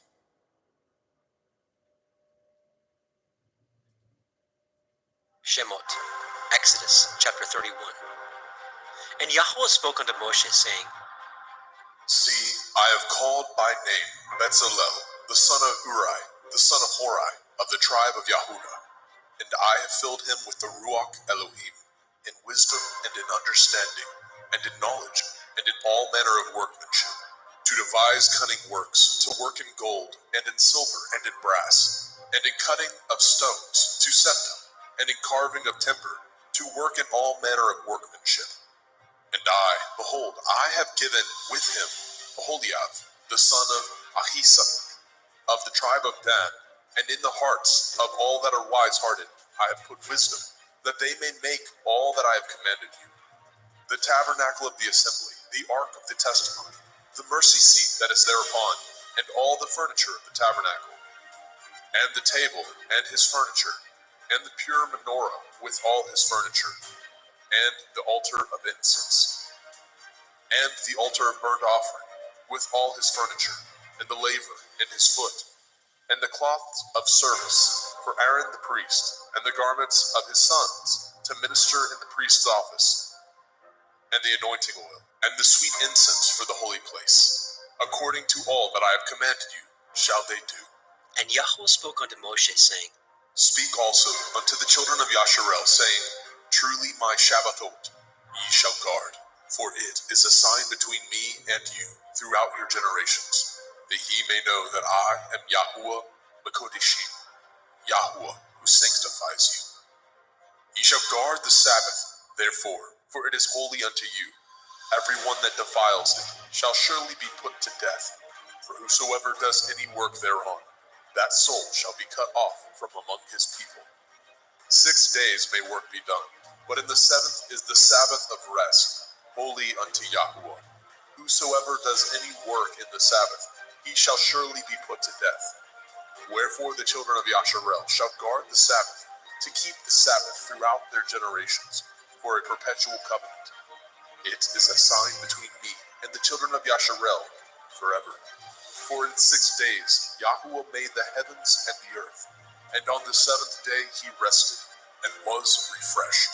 And he gave unto Moshe, when he had made an end of communion with him upon Mount Sinai, 2 sapphires of testimony, sapphire stones, written with the finger of Elohim.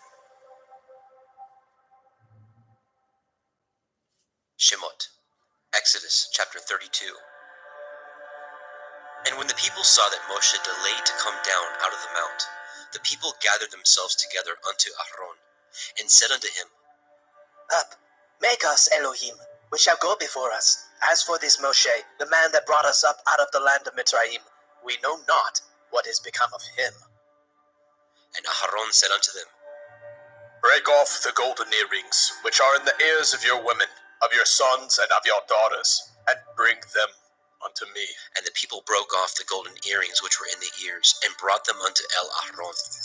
And he received them at their hand, and fashioned it with a graving tool, after he had made it a molten calf. And they said, These be your Elohim, O Yasharel, which brought you up out of the land of Mitzrayim. And when Aharon saw it, he built an altar before it. And Aharon made proclamation and said, Tomorrow is a feast to Yahuwah. And they rose up early on the morrow, and offered burnt offerings, and brought peace offerings. And the people sat down to eat and to drink, and rose up to play. And Yahweh said unto Moshe, Go, get you down, for your people, which you brought out of the land of Mitzrayim, have corrupted themselves. They have turned aside quickly out of the way which I commanded them. They have made them a molten calf, and have worshipped it, and have sacrificed thereunto, and said, These be your Elohim, O Yasharel, which have brought you up out of the land of Mitzrayim. And Yahweh said unto Moshe, I have seen this people, and behold, it is a stiff-necked people. Now therefore let me alone, that my wrath may wax hot against them, and that I may consume them, and I will make of you a great nation. And Moshe besought Yahweh Eloheinu and said, Yahweh, why does your wrath wax hot against your people, which you have brought forth out of the land of Mitzrayim with great power and with a mighty hand? Wherefore should the Mitzrayim speak and say, For mischief did he bring them out, to slay them in the mountains, and to consume them from the face of the earth? Turn from your fierce wrath, and repent of this evil against your people. Remember Avraham, Yitzchak, and Yashrael, your servants, to whom you swore by your own self, and said unto them, I will multiply your seed as the stars of heaven. And all this land that I have spoken of will I give unto your seed, and they shall inherit it forever. And Yahweh repented of the evil which he thought to do unto his people. And Moshe turned, and went down from the mount, and the 2 sapphires of the testimony were in his hand. The sapphires were written on both their sides. On the one side and on the other were they written. And the sapphires were the work of Elohim, and their writing was the writing of Elohim, graven upon the sapphires. And when Yahusha heard the noise of the people as they shouted, he said unto Moshe, There is noise of war in the camp! And he said, It is not the voice of them that shout for mastery, neither is it the voice of them that cry for being overcome, but the noise of them that sing do I hear.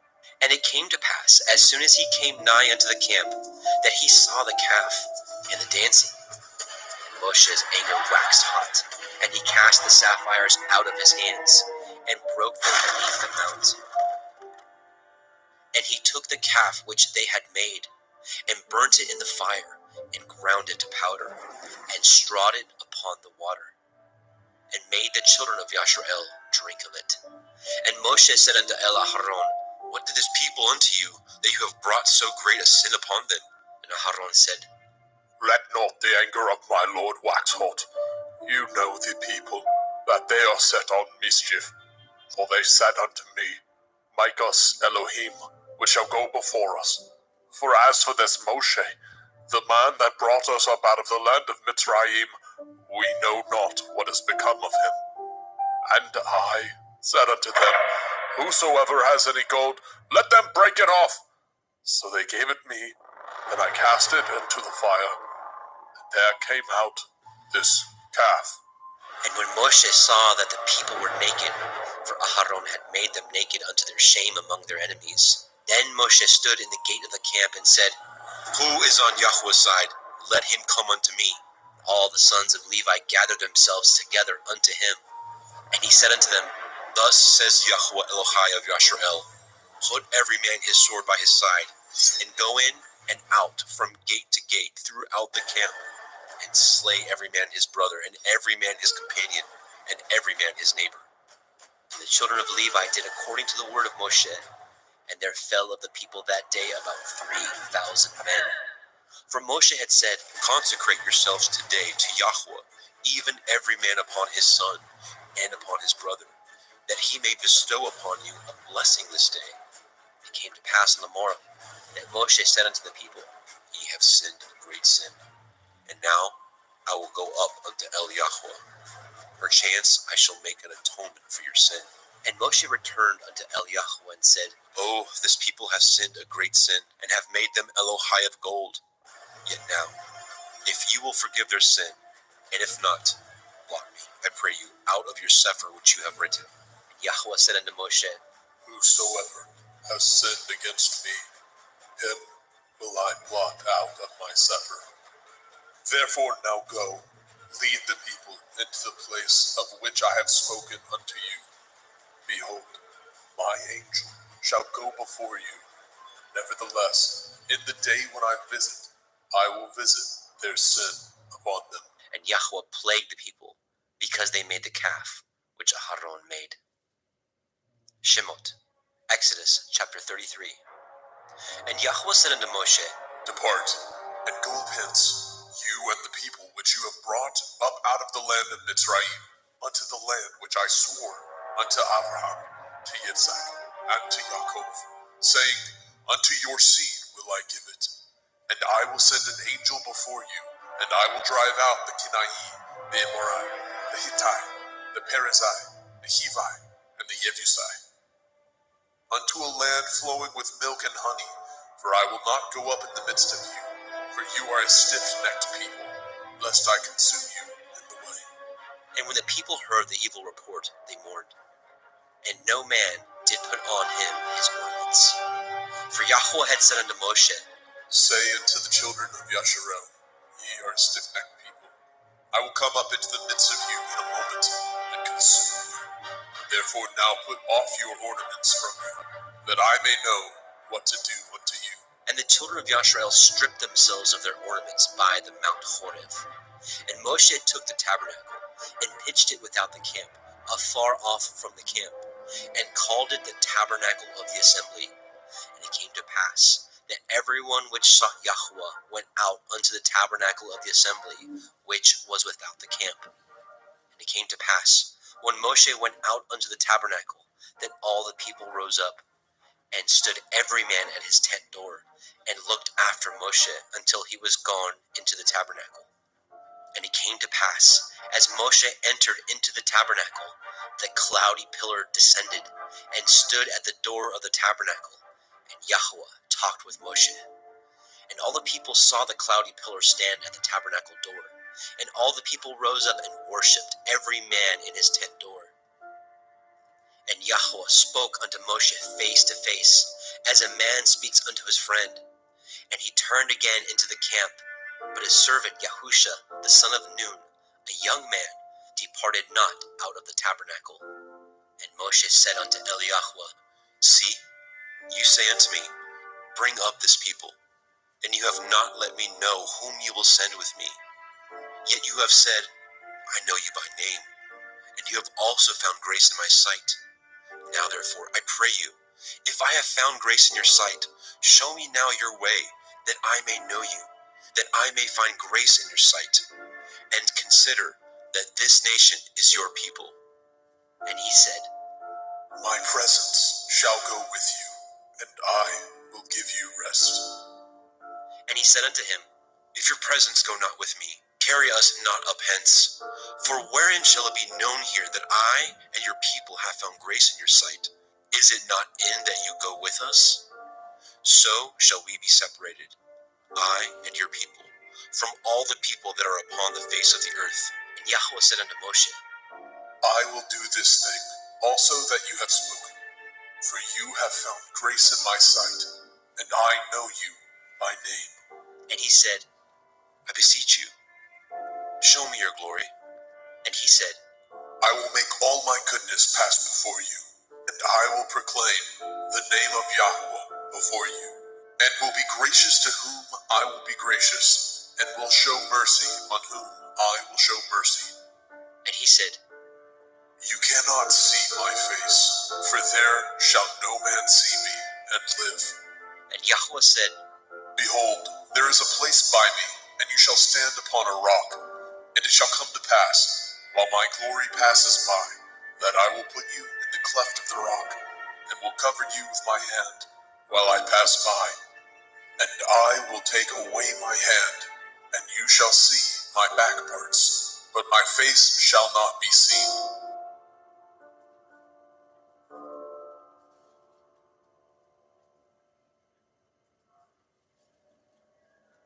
Shemot, Exodus chapter 34. And Yahweh said unto Moshe, Hew you 2 sapphire stones like unto the first, and I will write upon these sapphires the words that were in the first sapphires, which you broke. And be ready in the morning, and come up in the morning unto Mount Sinai, and present yourself there to me in the top of the mount. And no man shall come up with you, neither let any man be seen throughout all the mount, neither let the flocks nor herds feed before that mount. And he hewed 2 sapphire stones like unto the first. And Moshe rose up early in the morning, and went up unto Mount Sinai as Yahweh had commanded him, and took in his hand the 2 sapphire stones. And Yahweh descended in the cloud, and stood with him there, and proclaimed the name of Yahweh. And Yahweh passed by before him, and proclaimed, Yahweh, Yahweh El, merciful and gracious, long-suffering and abundant in goodness and truth, keeping mercy for thousands, forgiving iniquity and transgression and sin, and that will by no means clear the guilty, visiting the iniquity of the fathers upon the children, and upon the children's children, unto the 3rd and 4th generation. And Moshe made haste, and bowed his head toward the earth, and worshipped. And he said, If now I have found grace in your sight, O Adonai, let my Adonai, I pray you, go among us, for it is a stiff-necked people, and pardon our iniquity and our sin, and take us for your inheritance. And he said, Behold, I cut a covenant before all your people. I will do wonders, such as have not been done in all the earth, nor in any nation, and all the people among which you are shall see the work of Yahweh. For it is a terrible thing that I will do with you. Guard that which I command you this day. Behold, I drive out before you the Emorai, the Kenani, the Hittai, and the Perizzai, and the Hivi, and the Yebusai. Take heed to yourselves, lest you cut a covenant with the inhabitants of the land whither you go, lest it be for a snare in the midst of you. But ye shall destroy their altars, break their images, and cut down their Asherah poles. For you shall worship no other El, for Yahweh Kana, Yahweh is jealous, is my name. He is a jealous El. Lest you cut a covenant with the inhabitants of the land, and they go a-whoring after their Elohim, and do sacrifice unto their Elohim, and one call you, and you eat of his sacrifice. And take of their daughters unto your sons, and their daughters go a-whoring after their Elohim, and make your sons go a-whoring after their Elohim. You shall make no molten Elohai. The feast of matzah, unleavened bread, shall you guard. 7 days you shall eat matzah, unleavened bread, as I commanded you, in the time of the month of Eve. For in the month of Eve you came out from Mitzrayim. All that opens the womb is mine, and every firstling among your cattle, whether ox or sheep, that is male. But the firstling of an ass you shall redeem with a lamb, and if you redeem him not, then shall you break his neck. All the firstborn of your sons you shall redeem, and none shall appear before me empty. 6 days you shall work, but on the 7th day you shall rest. In earing time and in harvest you shall rest. And you shall observe the feast of Katsir, harvest, of the first fruits of wheat harvest, and the feast of Asif, ingathering, at the year's end. Thrice in the year shall all your men children appear before Adonai Yahweh, the Elohai of Yasharel. For I will cast out the nations before you, and enlarge your borders. Neither shall any man desire your land, when you shall go up to appear before Yahweh Elohika, thrice in the year. You shall not offer the blood of my sacrifice with leaven, neither shall the sacrifice of the feast of the Pesach be left unto the morning. The first of the first fruits of your land you shall bring into the house of Yahweh Elohika. You shall not see the kid in his mother's milk. And Yahweh said unto Moshe, Write these words, for after the tenor of these words I have cut a covenant with you and with Yasharel. And he was there with Yahweh 40 days and 40 nights. He did neither eat bread nor drink water. And he wrote upon the sapphires the words of the covenant, the 10 Devarim. And it came to pass, when Moshe came down from Mount Sinai with the 2 sapphires of testimony in Moshe's hand, when he came down from the mount, that Moshe knew not that the skin of his face shone while he talked with him. And when Aharon and all the children of Yasharel saw Moshe, behold, the skin of his face shone, and they were afraid to come nigh him. And Moshe called unto them, and Aharon and all the rulers of the assembly returned unto him, and Moshe talked with them. And afterward all the children of Yasharel came nigh, and he gave them in commandment all that Yahweh had spoken with him in Mount Sinai. And till Moshe had done speaking with him, he put a veil on his face. But when Moshe went in before Yahweh to speak with him, he took the veil off until he came out. And he came out and spoke unto the children of Yasharel, which he was commanded. And the children of Yasharel saw the face of Moshe, that the skin of Moshe's face shone. And Moshe put the veil upon his face again until he went in to speak with him. Shemot, Exodus chapter 35. And Moshe gathered all the assembly of the children of Yasharel together, and said unto them, These are the words which Yahweh has commanded, that ye should do them. 6 days shall work be done, but on the seventh day there shall be to you a holy day, a Shabbat of rest to Yahweh. Whosoever does work thereon shall be put to death. Ye shall kindle no fire throughout your habitations upon the Sabbath. And Moshe spoke unto all the assembly of the children of Yasharel, saying, This is the thing which Yahweh commanded, saying, Take ye from among you an offering unto Yahweh. Whosoever is of a willing heart, let him bring it, an offering of Yahweh, gold, and silver, and brass, and blue, and purple, and scarlet, and fine linen, and goat's hair, and ram skins dyed red, and badger skins, and shittim wood, and oil for the light, and spices for anointing oil, and for the sweet incense, and onyx stones, and stones to be set for the ephod, and for the breastplate. And every wise-hearted among you shall come, and make all that Yahweh has commanded.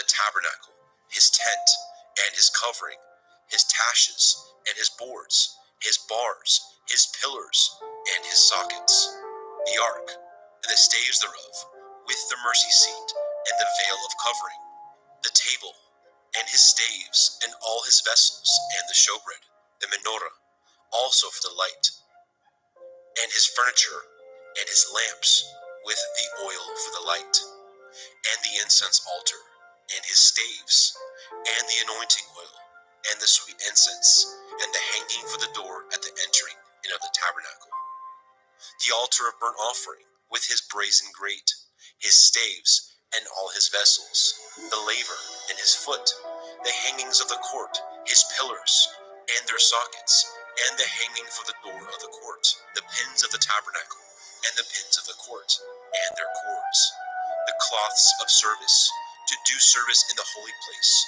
the holy garments for Aharon the priest, and the garments of his sons, to minister in the priest's office. And all the assembly of the children of Yasharel departed from the presence of Moshe.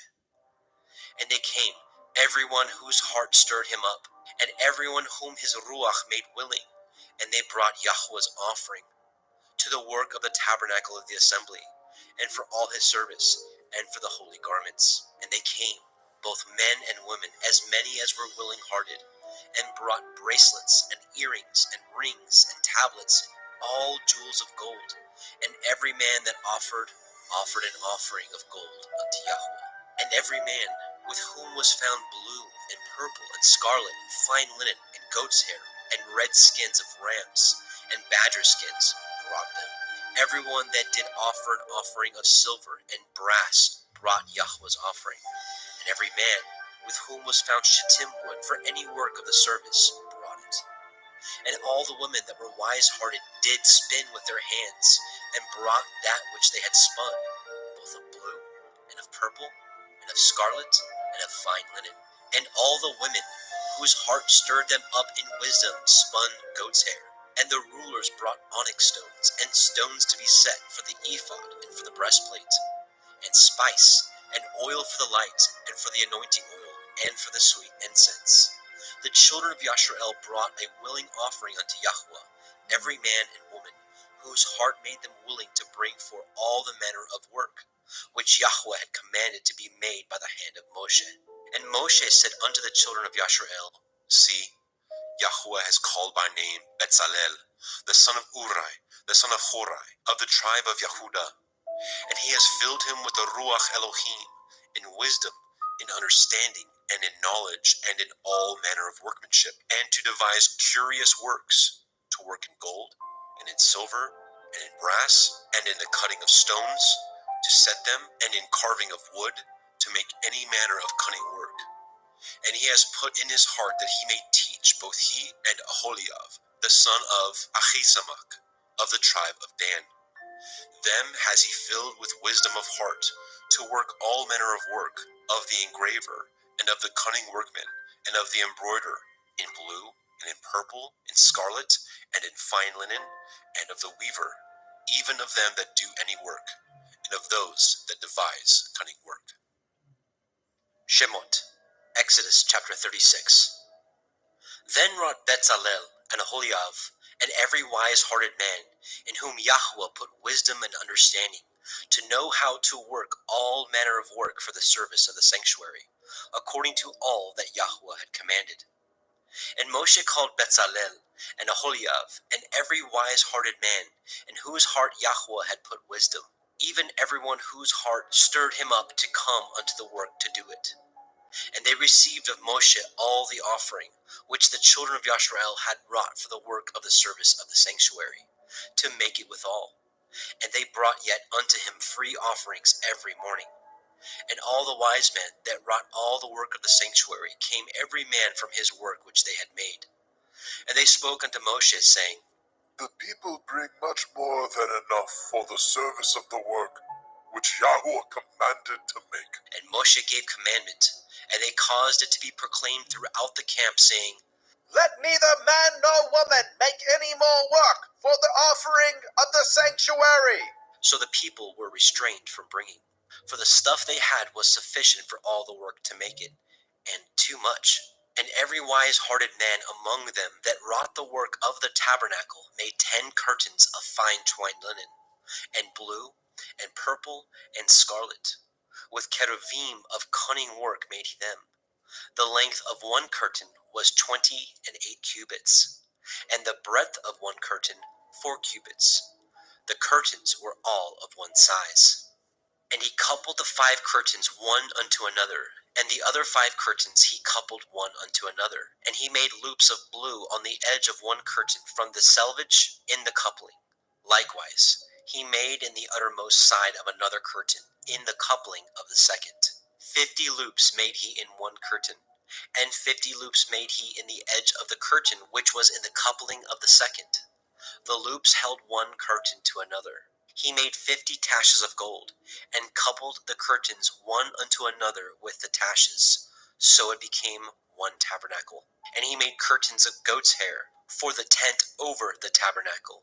11 curtains he made them. The length of one curtain was 30 cubits, and 4 cubits was the breadth of one curtain. 11 curtains were of one size.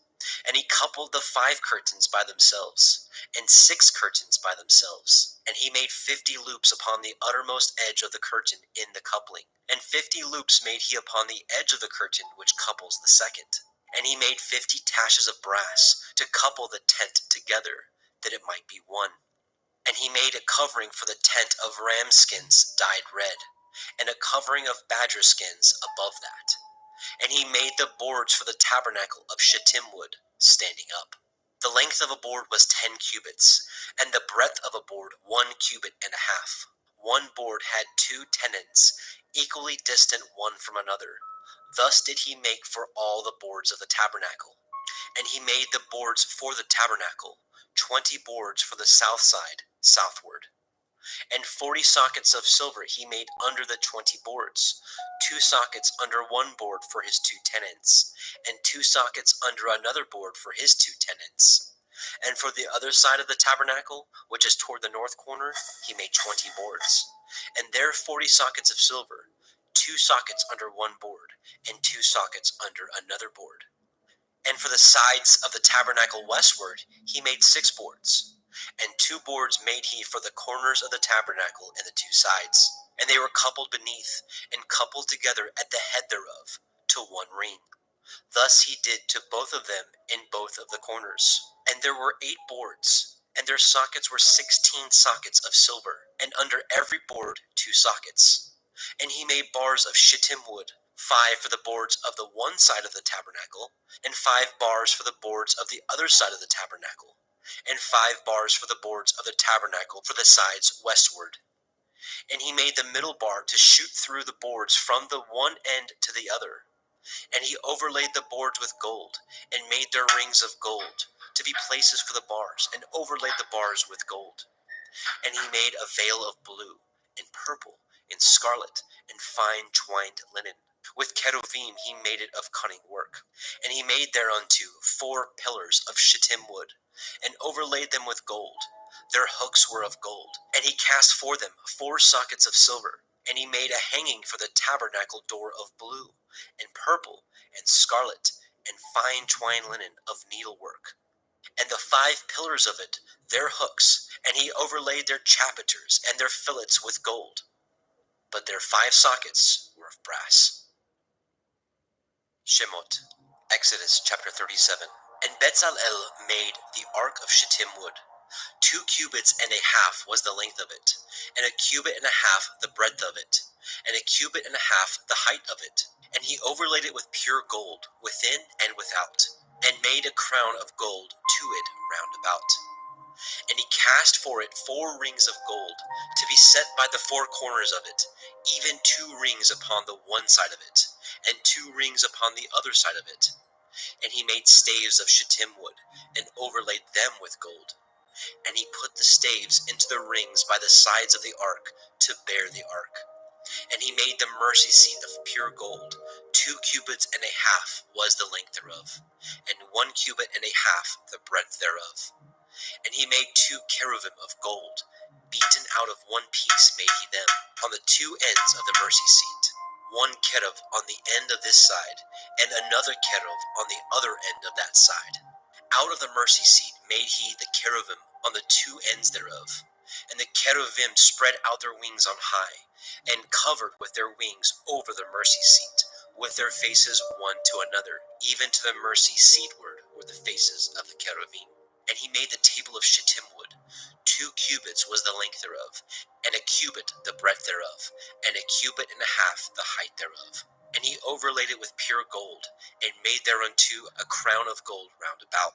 Also he made thereunto a border of a handbreadth round about, and made a crown of gold for the border thereof round about. And he cast for it 4 rings of gold, and put the rings upon the 4 corners that were in the 4 feet thereof.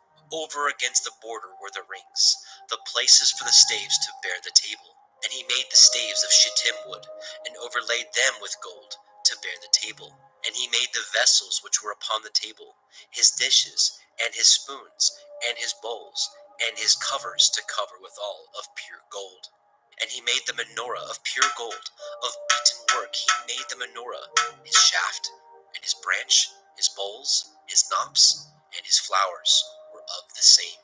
And 6 branches going out of the sides thereof, 3 branches of the menorah out of the one side thereof, and 3 branches of the menorah out of the other side thereof.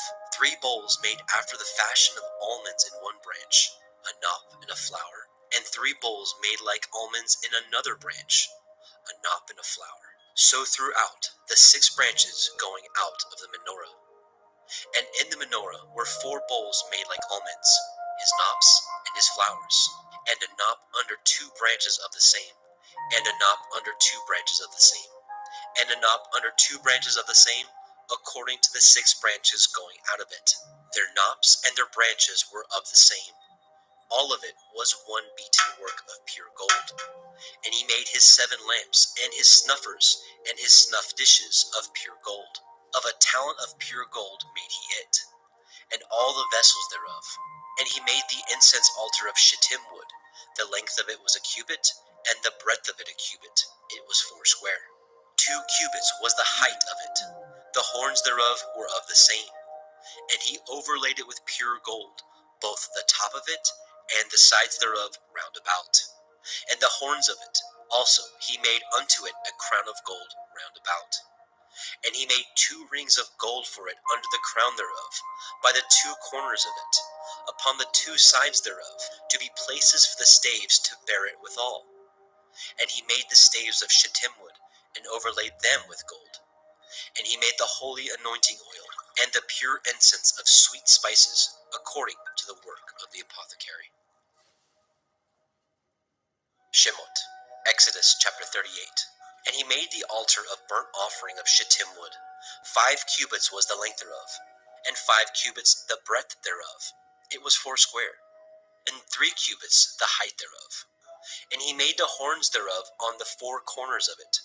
The horns thereof were of the same, and he overlaid it with brass. And he made all the vessels of the altar, the pots, the shovels, and the basins, and the flesh hooks, and the fire pans, all the vessels thereof he made of brass. And he made for the altar a brazen grate of network under the compass thereof, beneath unto the midst of it.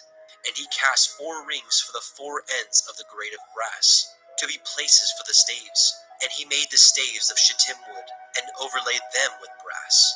And he put the staves into the rings on the sides of the altar, to bear it withal. He made the altar hollow with boards.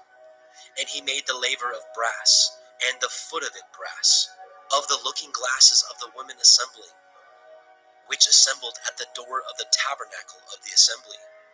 And he made the court on the south side southward. The hangings of the court were of fine twined linen, 100 cubits. Their pillars were 20, and their brazen sockets 20. The hooks of the pillars and their fillets were of silver. And for the north side the hangings were 100 cubits. Their pillars were 20, and their sockets of brass 20. The hooks of the pillars and their fillets of silver. And for the west side were hangings of 50 cubits, their pillars 10, and their sockets 10. The hooks of the pillars and their fillets of silver. And for the east side, eastward, 50 cubits. The hangings of the one side of the gate were 15 cubits, their pillars 3, and their sockets 3. And for the other side of the court gate, on this hand and on that hand, were hangings of 15 cubits, their pillars 3, and their sockets 3. All the hangings of the court round about were of fine twined linen. And the sockets for the pillars were of brass, the hooks of the pillars and their fillets of silver, and the overlaying of their chapiters of silver. And all the pillars of the court were filleted with silver.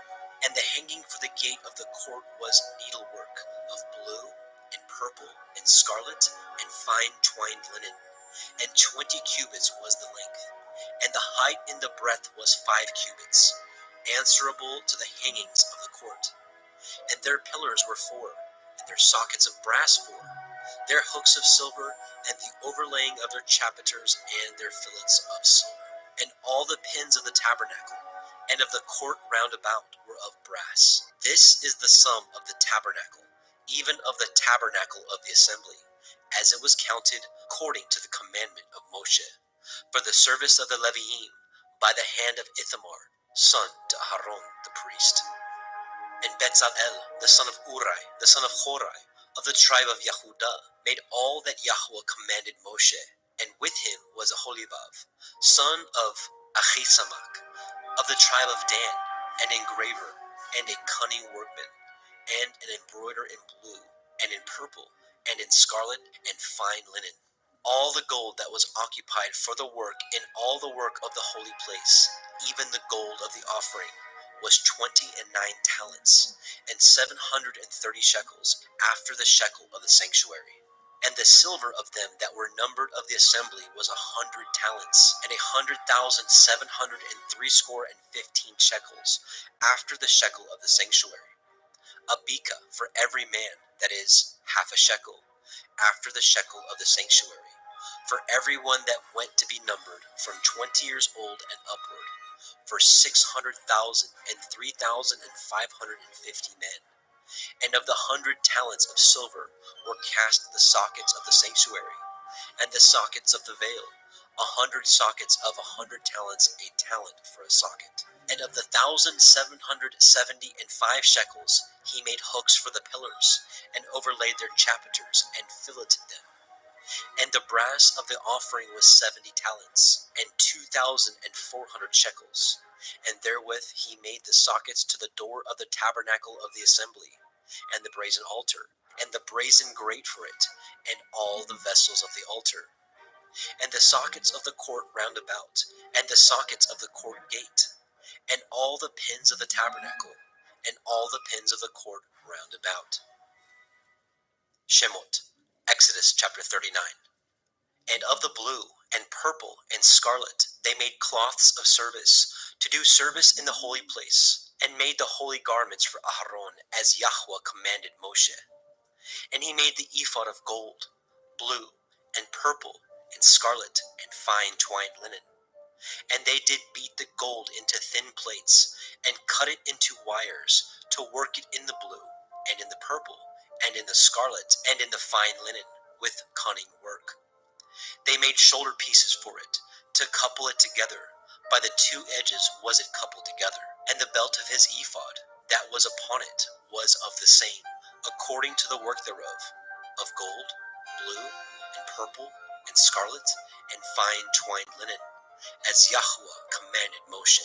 And they wrought onyx stones enclosed in ouches of gold, graven as signets are graven, with the names of the children of Yasharel. And he put them on the shoulders of the ephod, that they should be stones for a memorial to the children of Yasharel, as Yahweh commanded Moshe. And he made the breastplate of cunning work, like the work of the ephod, of gold, blue, and purple, and scarlet, and fine twined linen. It was foursquare. They made the breastplate double. A span was the length thereof, and a span the breadth thereof, being doubled. And they set in it 4 rows of stones. The first row was a sardius, a topaz, and a carbuncle. This was the first row. And the second row, an emerald, a sapphire, and a diamond. And the third row, a ligure, an agate, and an amethyst. And the fourth row, a beryl, an onyx, and a jasper. They were enclosed in ouches of gold in their enclosings. And the stones were according to the names of the children of Yasharel, 12 according to their names, like the engravings of a signet, every one with his name according to the 12 tribes. And they made upon the breastplate chains at the end of wreathen work of pure gold. And they made 2 ouches of gold and 2 gold rings, and put the 2 rings in the 2 ends of the breastplate. And they put the 2 wreathen chains of gold in the 2 rings on the ends of the breastplate. And the 2 ends of the 2 wreathen chains they fastened in the 2 ouches, and put them on the shoulder pieces of the ephod before it. And they made 2 rings of gold, and put them on the 2 ends of the breastplate, upon the border of it, which was on the side of the ephod inward. And they made 2 other golden rings, and put them on the 2 sides of the ephod underneath, toward the forepart of it, over against the other coupling thereof, above the belt of the ephod. And they did bind the breastplate by his rings unto the rings of the ephod with a lace of blue, that it might be above the belt of the ephod, and that the breastplate might not be loosed from the ephod, as Yahweh commanded Moshe. And he made the robe of the ephod of woven work, all of blue. And there was a hole in the midst of the robe, as the hole of a habergeon, with a band round about the hole, that it should not rend. And they made upon the hems of the robe pomegranates of blue, and purple, and scarlet, and twined linen. And they made bells of pure gold, and the bells between the pomegranates unto the hem of the robe, round about between the pomegranates. A bell and a pomegranate, a bell and a pomegranate, round about the hem of the robe to minister in, as Yahweh commanded Moshe.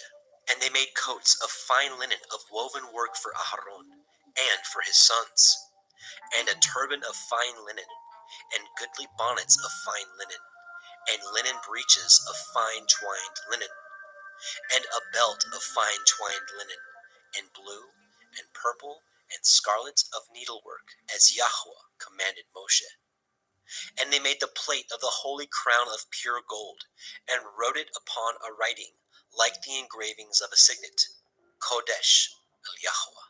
And they tied it unto a lace of blue, to fasten it on high upon the turban, as Yahweh commanded Moshe. Thus was all the work of the tabernacle of the tent of the assembly finished. And the children of Yashrael did according to all that Yahweh commanded Moshe.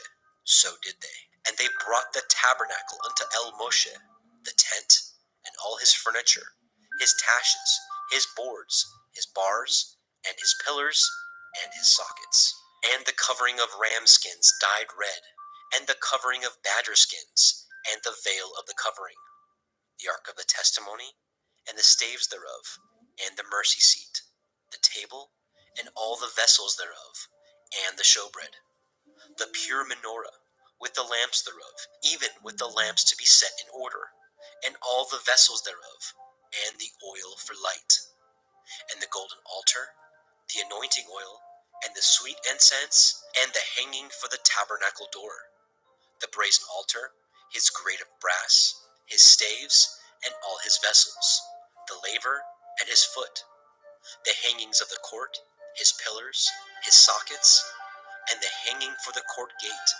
his courts, and his pins, and all the vessels of the service of the tabernacle, for the tent of the assembly, the cloths of service to do service in the holy place, and the holy garments for Aharon the priest, and for his sons' garments to minister in the priest's office, according to all that Yahweh commanded Moshe. So the children of Yashrael made all the work. And Moshe did look upon all the work, and behold, they had done it as Yahweh had commanded. Even so had they done it, and Moshe blessed them. Shemot, Exodus chapter 40. And Yahweh spoke unto Moshe, saying, On the first day of the first month shall you set up the tabernacle of the tent of the assembly, and you shall put therein the ark of the testimony, and cover the ark with the veil. And you shall bring the table, and set in order the things that are to be set in order upon it. You shall bring the menorah, and light the lamps thereof. And you shall set the altar of gold for the incense before the ark of the testimony, and put the hangings of the door to the tabernacle.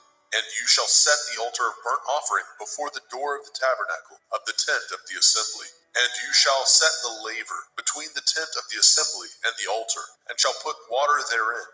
And you shall set the court round about, and hang up the hanging at the court gate. And you shall take the anointing oil, and anoint the tabernacle, and all that is therein, and shall hallow it, and all the vessels thereof, and it shall be holy. And you shall anoint the altar of the burnt offering, and all his vessels, and sanctify the altar, and it shall be an altar most holy. And you shall anoint the laver and his foot, and sanctify it. And you shall bring Aharon and his sons unto the door of the tabernacle of the assembly, and wash them with water. And you shall put upon Aharon the holy garments, and anoint him, and sanctify him, that he may minister unto me in the priest's office. And you shall bring his sons, and clothe them with coats. And you shall anoint them, as you anointed their father, that they may minister unto me in the priest's office. For their anointing shall surely be an everlasting priesthood throughout their generations. Thus did Moshe, according to all that Yahweh commanded him, so did he. And it came to pass in the first month in the second year, on the first day of the month, that the tabernacle was reared up. And Moshe reared up the tabernacle, and fastened his sockets, and set up the boards thereof, and put in the bars thereof, and reared up his pillars. And he spread abroad the tent over the tabernacle, and put the covering of the tent above upon it, as Yahweh commanded Moshe. And he took and put the testimony into the ark, and set the staves on the ark, and put the mercy seat above upon the ark. And he brought the ark into the tabernacle, and set up the veil of the covering, and covered the ark of the testimony, as Yahweh commanded Moshe. And he put the table in the tent of the assembly, upon the side of the tabernacle northward, without the veil. And he set the bread in order upon it before Yahweh, as Yahweh commanded Moshe. And he put the menorah in the tent of the assembly, over against the table, on the side of the tabernacle southward. And he lighted the lamps before Yahweh, as Yahweh commanded Moshe. And he put the golden altar in the tent of the assembly before the veil. And he burnt sweet incense thereon, as Yahweh commanded Moshe. And he set up the hanging at the door of the tabernacle, And he put the altar of burnt offering by the door of the tabernacle of the tent of the assembly, and offered upon it the burnt offering and the meat offering, as Yahweh commanded Moshe. And he set the laver between the tent of the assembly and the altar, and put water therein to wash withal. And Moshe and Aharon and his sons washed their hands and their feet thereat, when they went into the tent of the assembly, and when they came near unto the altar, they washed, as Yahweh commanded Moshe. And he reared up the court round about the tabernacle and the altar, and set up the hanging of the court gate. So Moshe finished the work. Then a cloud covered the tent of the assembly, and the glory of Yahweh filled the tabernacle. And Moshe was not able to enter into the tent of the assembly, because the cloud abode thereon, and the glory of Yahweh filled the tabernacle. And when the cloud was taken up over the tabernacle, the children of Yasharel went onward in all their journeys. But if the cloud were not taken up, then they journeyed not till the day that it was taken up. For the cloud of Yahweh was upon the tabernacle day by day, and fire on it by night, in the sight of all the house of Yasharel, throughout all their journeys.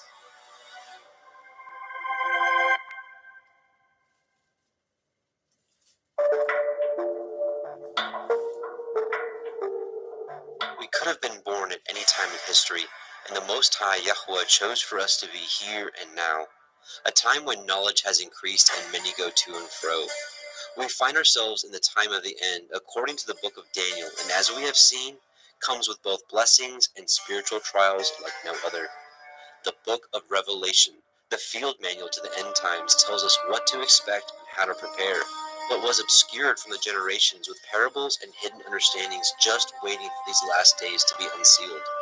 While we may also not get everything right, we will be leaning on the spirit of truth of the Most High Yahuwah Sebaoth in the name of Yahushua HaMashiach to reveal to us the proper understanding. For who knows if you have come to the kingdom for such a time as this.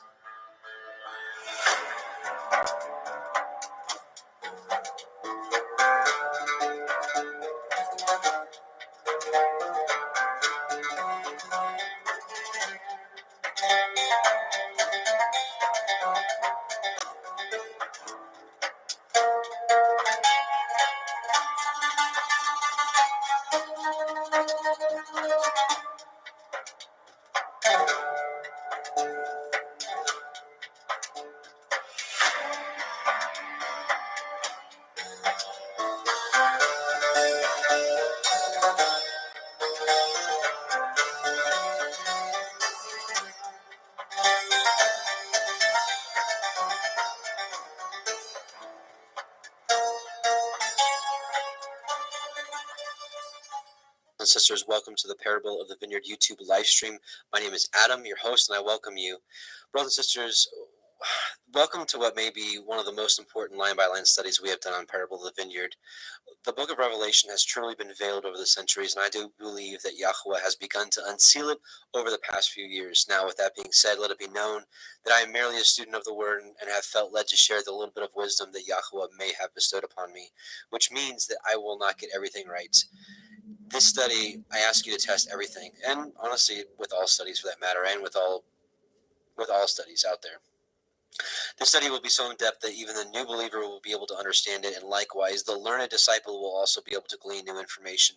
Some concepts shared during the study may give you confirmations to understandings you may already have, and some may be new to you. Either way, take all matters to Yahweh in prayer, and he will guide you, as it must be known that 1 John 2:27 says, "The anointing which you have received of him abides in you, and you need not that any man teach you, but as the same anointing teaches you of all things, and is truth, and is no lie, and even as it has taught you, you shall abide in him." Again, 1 John 2:27.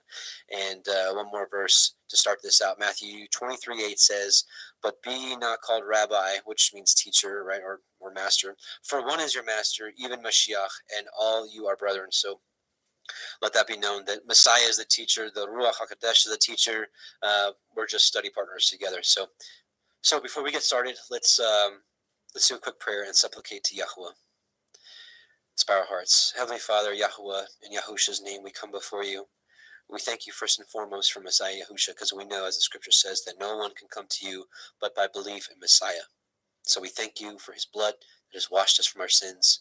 We ask you to continue to cultivate in our heart fruit that you've always been looking for from us, obedience to your ways. We just pray that you open our eyes and ears to the understanding tonight, to understanding of your word tonight. And we just pray that you continue to strengthen us as the world gets darker and darker. We pray that your light shines through us, that we can be a witness of your majesty. We bless you in Yahusha's name. Amen.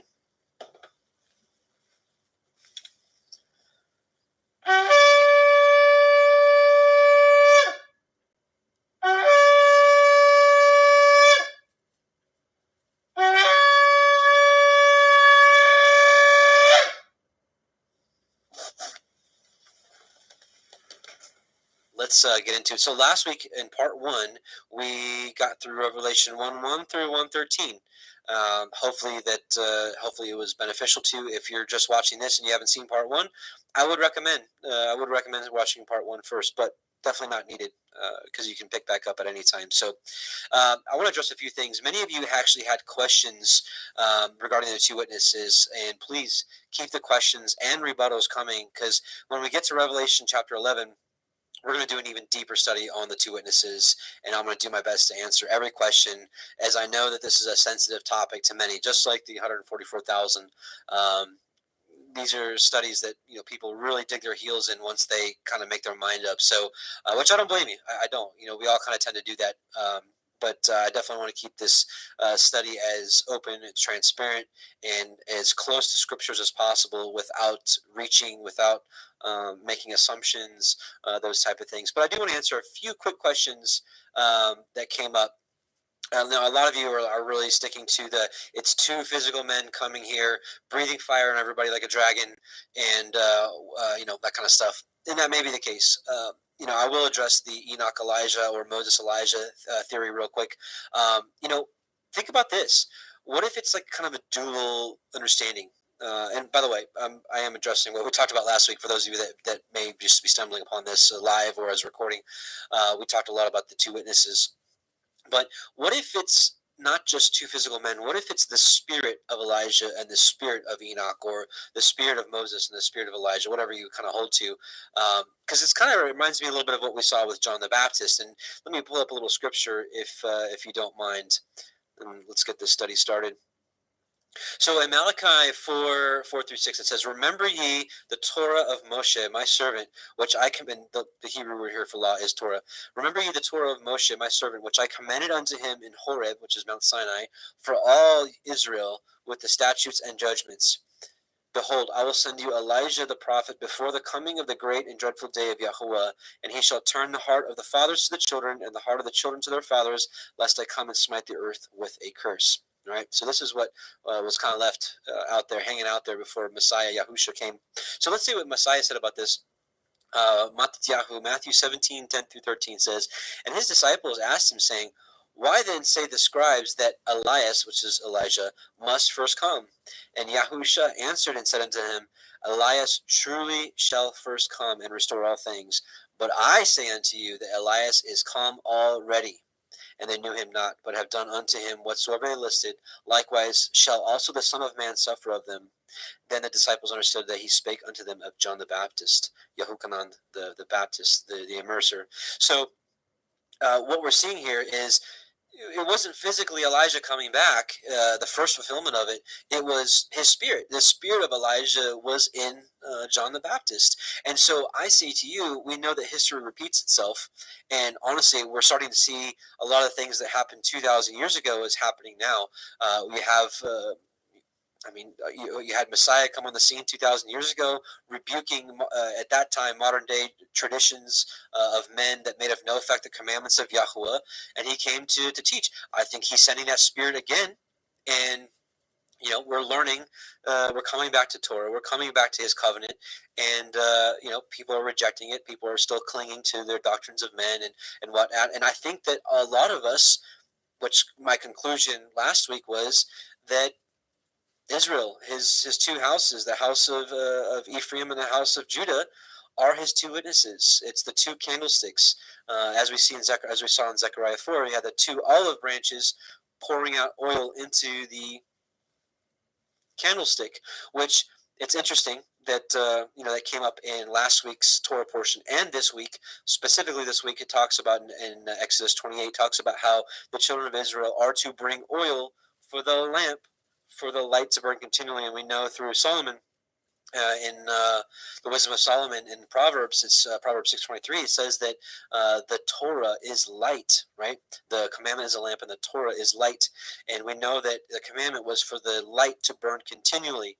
So my point being is, I really do believe that he's raising up his remnant. He's raising up his witnesses, and we're starting to share what he's given to us, and. So I think he may be endowing us with the spirit of Enoch, the spirit of Elijah. Let's talk about the spirit of Elijah really quickly and kind of what that may look like. We saw with John the Baptist, right? I mean, he was reproving the people. He's like, turn them back, repent, bring forth fruits worthy of repentance. What's the fruit has always been? The fruit has always been, if you don't mind here. Those of you that are familiar with this or are regulars here, you're very familiar with Psalm 1:1-3. Blessed is the man that walketh not in the counsel of the ungodly, nor standeth in the way of sinners, nor sitteth in the seat of the scornful, but his delight is in the Torah of Yahweh, and in his Torah doth he meditate day and night. And he, so the person that delights in the Torah and meditates on it, he shall be like a tree planted by the rivers of water that bringeth forth his fruit in his season. His leaf also shall not wither, and whatsoever he doeth shall prosper. That's the fruit that Yahweh's always been seeking from us. We're his planting, we're his creation. Just like when he creates a tomato plant, he expects that tomato plant to bring forth a tomato. He plants the olive tree, he expects the olive tree to bring forth its olives. What is man supposed to bring forth? This, obedience to his ways. That's what it's always been about.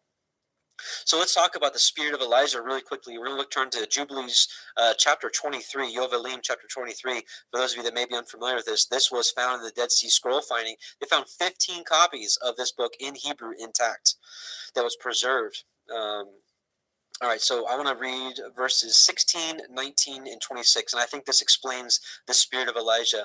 And in that generation, this is the end time generation, in which I believe we are in, and in that generation, the sons shall convict their fathers and their elders of sin and unrighteousness, and of the words of their mouth, and the great wickedness which they perpetrate, and concerning their forsaking the covenant which Yahweh made between them and him, that they should observe and do all his commandments and his ordinances and his laws without departing either to the right hand or to the left. Okay, this is part one.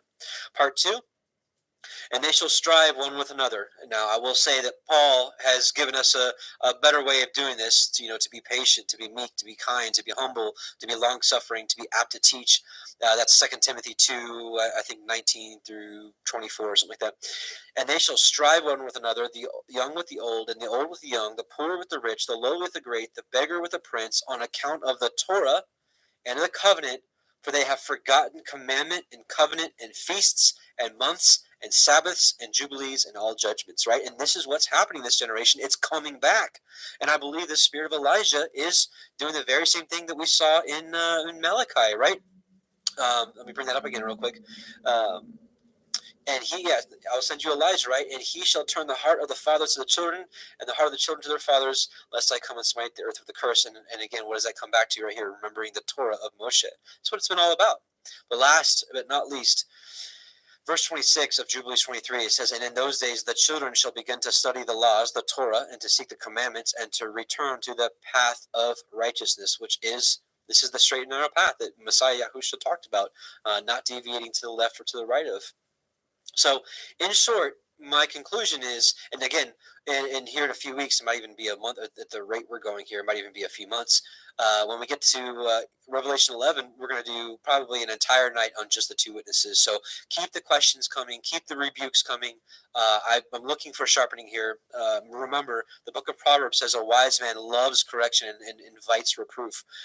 It's the foolish man that does not like it because he doesn't want to be wrong, and that's pride. So, excuse me. So I'm waiting, or I'm not waiting. I'm inviting. I'm inviting your comments, concerns, questions, that kind of stuff. So, but yeah, and again, in short, what I'm saying here is I believe that we are the two witnesses, the house of Israel, the house of Judah, and that we may be operating in the spirit of Elijah and Enoch, or Elijah and Moses, whatever you hold to. So, the spirit of Enoch, which the whole book of Enoch, it's instructing in righteousness, just like Elijah. And it is also interesting that this generation has been the generation that has been bringing forth Enoch back to the center stage here. And I know most of mainstream Christianity rejects it and whatnot, but for this called out assembly, this set apart people that he is raising up, for many of us, the book of Enoch has become really a big part of our understanding. So that's my belief on that. So maybe that may answer some questions already, but again, don't worry, we're going to be going over the two witnesses in great deal and the 144,000 in great deal when we get to Revelation 7 and 14 as well. So let's get to the study at hand tonight. And so where we're at now is we are at Revelation 1:14. And, for Revelation 1:14 and 1:15, these two verses bring about some pretty radical teachings out there. And, here, I ended up preparing a huge study for this, but I really felt that going through this actually just praying over the last day or two, I really felt that Yahweh was like, this is a teaching I want you to do, but it's not going to be part of this Revelation study, because I want the Revelation study to stay on track, and I don't want to get too far off on rabbit trails. But I will be making a video of this. But I do want to read a few excerpts here from this write-up I did over the last few days in preparation for this study. It's called All Nations, All Tribes, the True Seed of Abraham. So let me read this portion for you. In preparation for this portion of our Revelation study, I honestly wanted to skip over Revelation 1:14 through 15 due to the arguments over the flesh it seems to bring about, to which I have zero desire to get into. We have much more important things to discuss. Although after prayer and what seems to be nudges from Yahuwah, as the days leading up to this, I've been targeted once again by those who glory in the flesh and claim superiority due to what they perceive as themselves being the true Israelites. They call themselves the Black Hebrew Israelites. And that all others must recognize this, so we all must recognize that they are the true seed to be part of the kingdom. I get this all the time. I get this all the time. They're like, Adam, you're preaching a lot of truth, bro. You're preaching a lot of truth, but you ain't preaching the truth, which to them is that, that they are the true seed of Israel, and everybody needs to recognize that, or they're not going to be part of the kingdom. And even if we get into the kingdom, we're going to be like servants to them. And it's just crazy stuff. Anyways, back on track. So we must recognize this to be part of the kingdom, and lesser beings at that. For the 3.5 years this ministry has been on YouTube, I have constantly been called a white Edomite devil who has no right to read or discern the scriptures, as they are not for me, but for them alone. Or alongside this, being accused of not preaching the full truth, as they say, for not teaching who the true seed of Yahuwah are. After so many of these types of comments, I decided to research the matter for myself, for after all, I'm in pursuit of all truth, regardless of what that looks like. Embracing Sirach 4:28, which says, strive for the truth unto death, and Yahuwah will fight for you. So I'm going to stop there for a second. So this is a really long study, and basically it's debunking their movement. But so what I am going to do is I am going to do a separate study on this, separate video on this, but I am going to leave a link for this for anybody that wants to study this out, because once again, I'll be looking for reproof. I'll be looking for rebukes. I'll be looking for confirmations, whatever it may be, because when I put this video out, I want to address all angles, and I wanted to, answer every single question out there regarding this doctrine that they have out there. And, I would have never touched this, but it seems to touch every corner. I mean, I see it all over Facebook, and this gets brought up all the time, and it's all over YouTube and comment. You guys have seen it, and it's just such a fruitless movement. It's pure racism, and I get it. The black people have been horribly treated. They absolutely have. The Atlantic slave trade was horrible. Even in this country, just up until the 50s, 60s, they didn't have the same rights as white people. Like, that's crazy to me. That's horrible. That is not Christ-like. That is not Messiah-like. And so I get it. I get that they have been, trampled on by society. But just that fact doesn't prove that they're the true Israelites. But we're not gonna get into that right now. But so I get why they're upset. But for those out there that believe this and that hate people, hate white people, like, I didn't do this to you. We didn't do this to you. It was generations beforehand. But don't turn around and make the same mistakes that they did. We're supposed to be ambassadors for Messiah. How can we be ambassadors for Messiah if you're going around and telling people that they're inferior to you because of skin color? So you're making the same mistakes that other generations have. So we know that Messiah said, no longer is it eye for an eye, tooth for a tooth, but do good to them, right? Even do good. If you think that we're your enemies, you're still supposed to love us, right? So, anyways, so I'm not going to go through this whole study. I am going to leave a link for this if you want to study it for yourself. But I am going to be making a video on this in the coming weeks. But I am going to at least go through the part here that talks about Revelation 1:14 and 1:15 that brings about so much strife. So first, it should be made clear that it does not matter to me what skin color we are.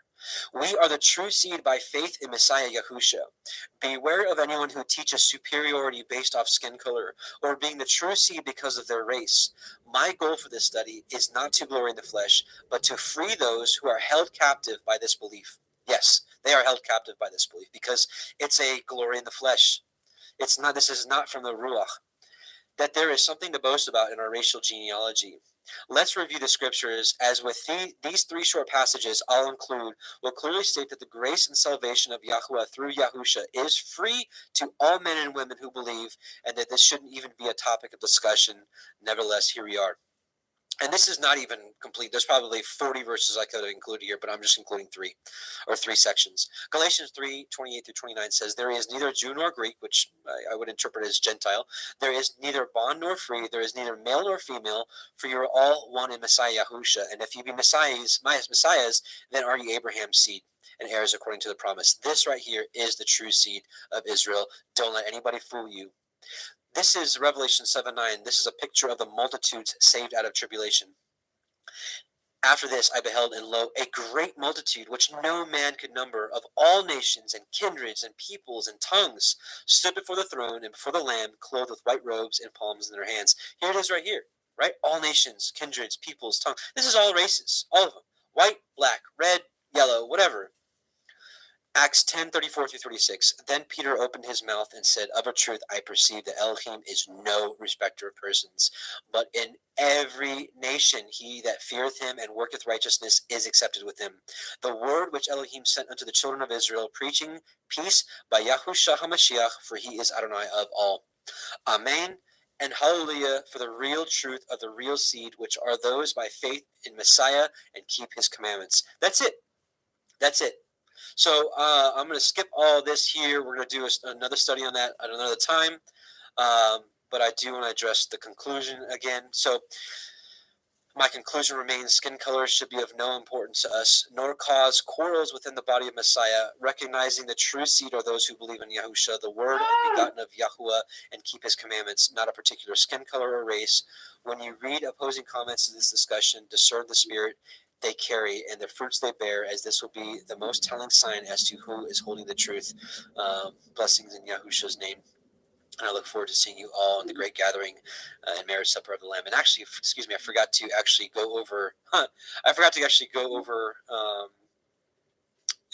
what is written in Revelation 1:14-15. So what do the scriptures say regarding skin color? Before we go here, I need to reiterate that I despise having to do this. But again, there is a large group of people claiming the heritage of the biblical Israelites based off their skin color. So as with all false doctrine, we must expose it by sharing the truth. And in his infinite wisdom, Yahuwah thought it meet to express the color of his people and his son, Yahushua HaMashiach, through the scripture. So, Yahusha. Revelation 1:14 says, his head and his hairs were white like wool, as white as snow, and his eyes were as a flame of fire. Now, interestingly enough, this movement that I'm talking about actually uses this verse to say that they're the true race. But it says right here, right, his head and his hair. So actually, let me read it here. So notice it emphasizes the color twice. It does not say his hair was the texture of wool, but the color. then continues to reinforce his complexion being white as snow. Backing up to the beginning of that verse, it says his head was also white alongside his hair. What do we do with that? Other than take it at face value, have we not learned our lesson with biblical earth, i.e. pillars, immovable or unmovable, the compass upon the face of the deep, etc., etc.? Then Revelation 1:15, it says, and his feet like unto fine brass, as if they burn in a furnace. So let's look at the Greek word used for fine brass. It's chalk. Here, kalkolebanon. All right.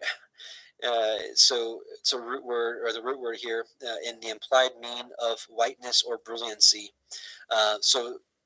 The KJV translated it as fine brass twice, and it says some metal like of gold, if not more precious. So let's just read this here. Neuter of a compound of G, such and such and such and such, and the implied mean of whiteness or brilliancy, burnished copper, an alloy of copper or gold, and silver having a brilliant luster, fine brass. Okay? So that's the best description of what he was actually looking at. So again, this is here. This is what we just read. So skipping here, let's look at what fine brass looks like. Oops. Let's go to here.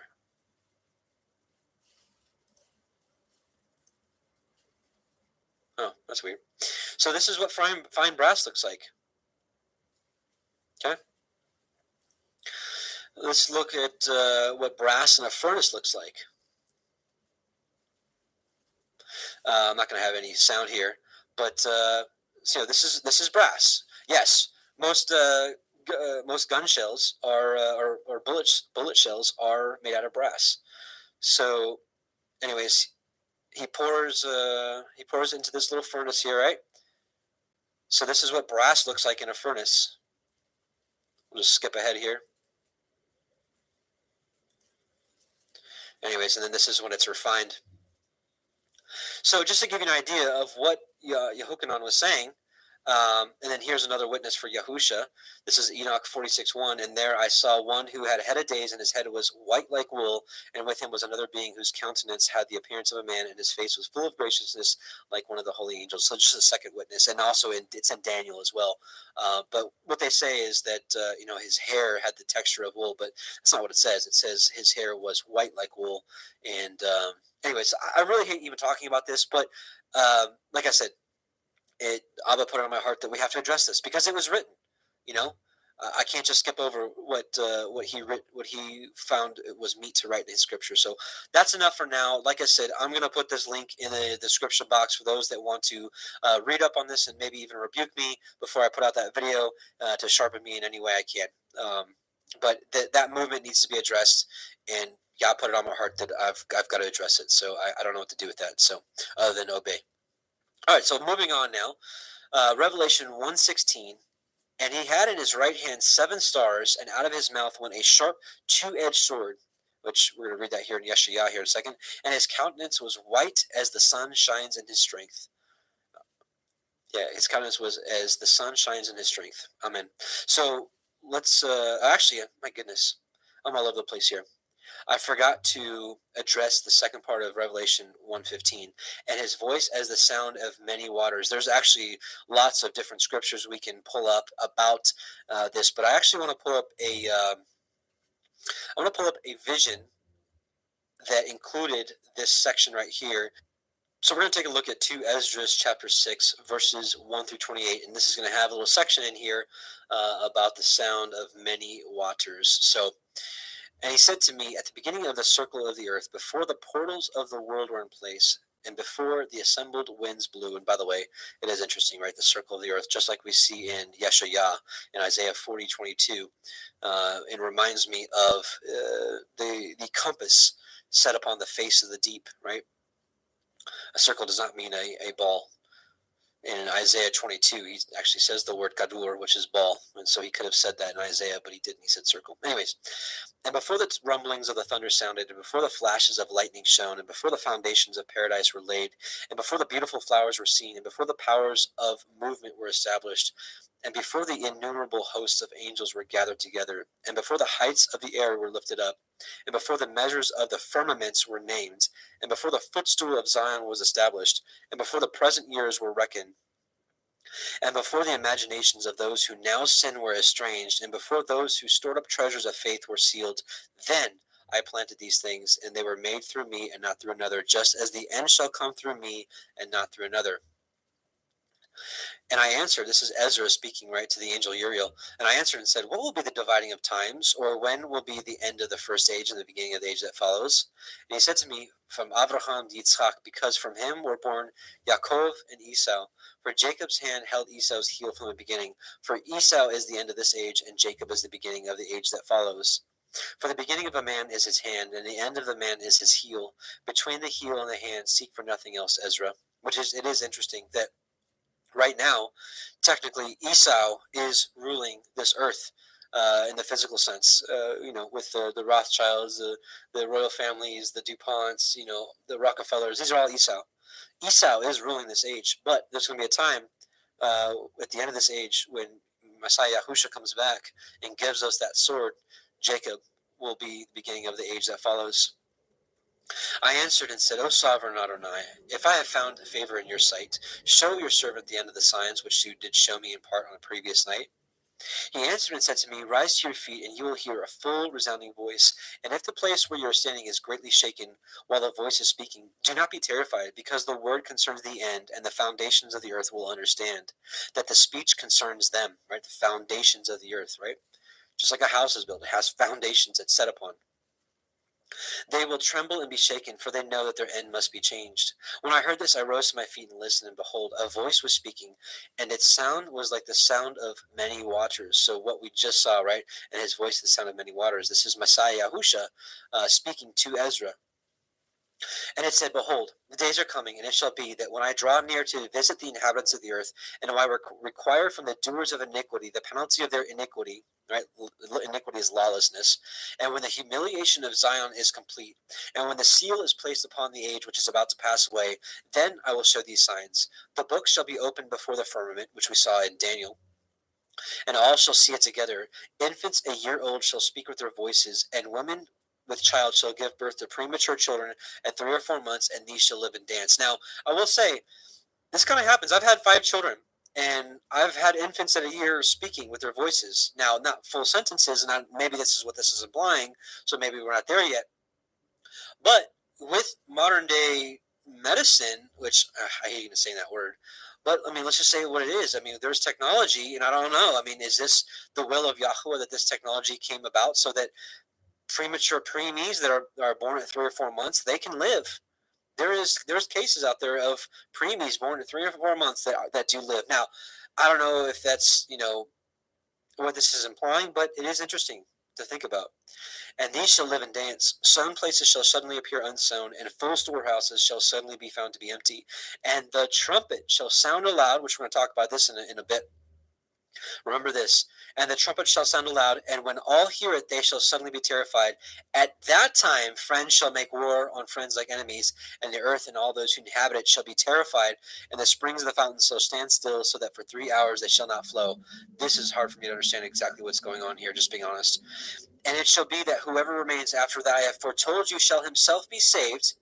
Right, so there's going to be an end times remnant that lasts till the end, and shall see my salvation at the end of my world, and they shall see the men, so a different group, who were taken up, who from their birth have not tasted death, and the heart of the earth's inhabitants shall be changed and converted to a different spirit.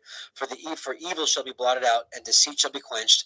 Faithfulness shall flourish, and corruption shall be overcome. And the truth, the Torah, which has been so long without fruit, we talked about this earlier, shall be revealed, which this is happening now.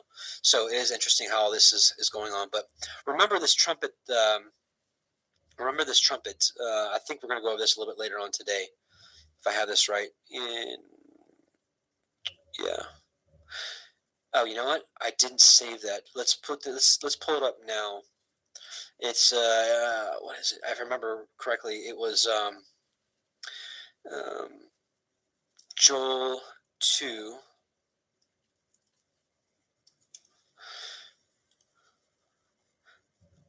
We'll read. Let's read just Joel 2, 1 through 2, and then we'll read 15 on. Joel 2 says, "Blow ye the trumpet," which this Hebrew word is actually shofar. So blow ye the shofar in Zion, and sound an alarm in my holy mountain. Let all the inhabitants of the land tremble, for the day of Yahweh cometh, for it is nigh at hand. Right, his holy mountain is New Jerusalem coming down. So this is another piece of evidence for me that at the beginning of the day of Yahweh, the shofar is blown, it comes down, all the inhabitants of the land are going to tremble, right? Because this is that alien invasion they've all been afraid of, so-called alien invasion, right? Because Yahweh Yahusha and his called out assembly are going to be that the alien threat that brings the whole world together. For the day of Yahweh cometh, for it is nigh at hand, a day of darkness and of gloominess, a day of clouds and of thick darkness, as the morning spread upon the mountains, a great people and a strong, there hath not been ever like, neither shall any more after it, even to the ends of many generations. So let's jump down to verse 15. Blow the trumpet in Zion, blow a shofar in Zion, sanctify a fast, call us all in assembly, gather the people. This is the gathering. Sanctify the congregation. This is the call out assembly that is gathered when the shofar is blown. Assemble the elders, gather the children, and those that suck the breast. Let the bridegroom go forth of his chamber, and let the bride out of her closet. Let the priests, the ministers of Yahweh, weep between the porch and the altar, and let them say, Spare thy people, Yahweh, and give not thine inheritance to reproach, that the heathen should rule over them. Wherefore should they say among the people, Where is their Elohim? Right? Yeah. Anyways, so we'll stop there, but it's just really interesting. So I brought up 2 Esdras because I wanted to let you know about what happens. It says right here, and the shofar shall sound aloud, and when all hear it, they shall suddenly be terrified. And at that time, friends shall make war on friends like enemies. Right. So this is kind of what we see in Matthew 24, nation against nation. People against people, but also another passage later in 2 Esdras that says at this time also is when people stop this war and then they unite their forces against Yahusha, which I think we're going to see. Actually, let's pull it up now. It's in 2 Esdras 13. 213. After 7 days I dreamed a dream of the night, and behold, a wind arose from the sea and stirred up all its waves. And I looked, and behold, this wind made something like the figure of a man come up out of the heart of the sea. And I looked, and behold, that man flew with the clouds of heaven. For those of you that did watch part 1, we did a huge rabbit trail on who the clouds of heaven are. And wherever which is basically his Kodeshim, his called out ones, his assembly, his 144,000, I believe, and maybe even possibly the great multitude. I'm not sure exactly how that works, and wherever he turned his face to look, everything under his gaze trembled. And whenever his voice issued from his mouth, all who heard his voice melted as wax melts when it feels the fire. After this I looked, and behold, an innumerable multitude of men were gathered together from the 4 winds of heaven to make war against the man who came up out of the sea. And I looked, and behold, he carved out for himself a great mountain and flew upon it. And I tried to see the region of place which the mountain was. It was carved, but I could not. And I forgot to also put up Daniel 2. Daniel 2, I think it's 34 to 35, but I'll put 36. Oops. So I may be wrong. Oh. Yeah, here we go. Thou sawest till that stone was cut without hands. So backing up, I know I'm jumping all over the place. Hopefully you can follow me here. This is the dream that Nebuchadnezzar was given, and Daniel interpreted that giant statue that had the head of gold, the chest and arms of silver, the waist and thighs of bronze or brass, and then the feet and the legs of iron and the feet of iron mixed with clay. And then at the end of those kingdoms, the stone that was cut without hands came and broke all these to pieces. And we're going to see what that is. Thou sawest till that stone was cut without hands. Right? And I looked, and behold, he carved out for himself a great mountain. He carved it out, right? So cut without human hands, which smote the image upon his feet that were of iron and clay, and brake them into pieces. Then was the iron, the clay, the brass, the silver, and the gold broken to pieces together, and became like the chaff of the summer threshing floors. And the wind carried them away, that no place was found for them. And the stone that smote the image became a great mountain.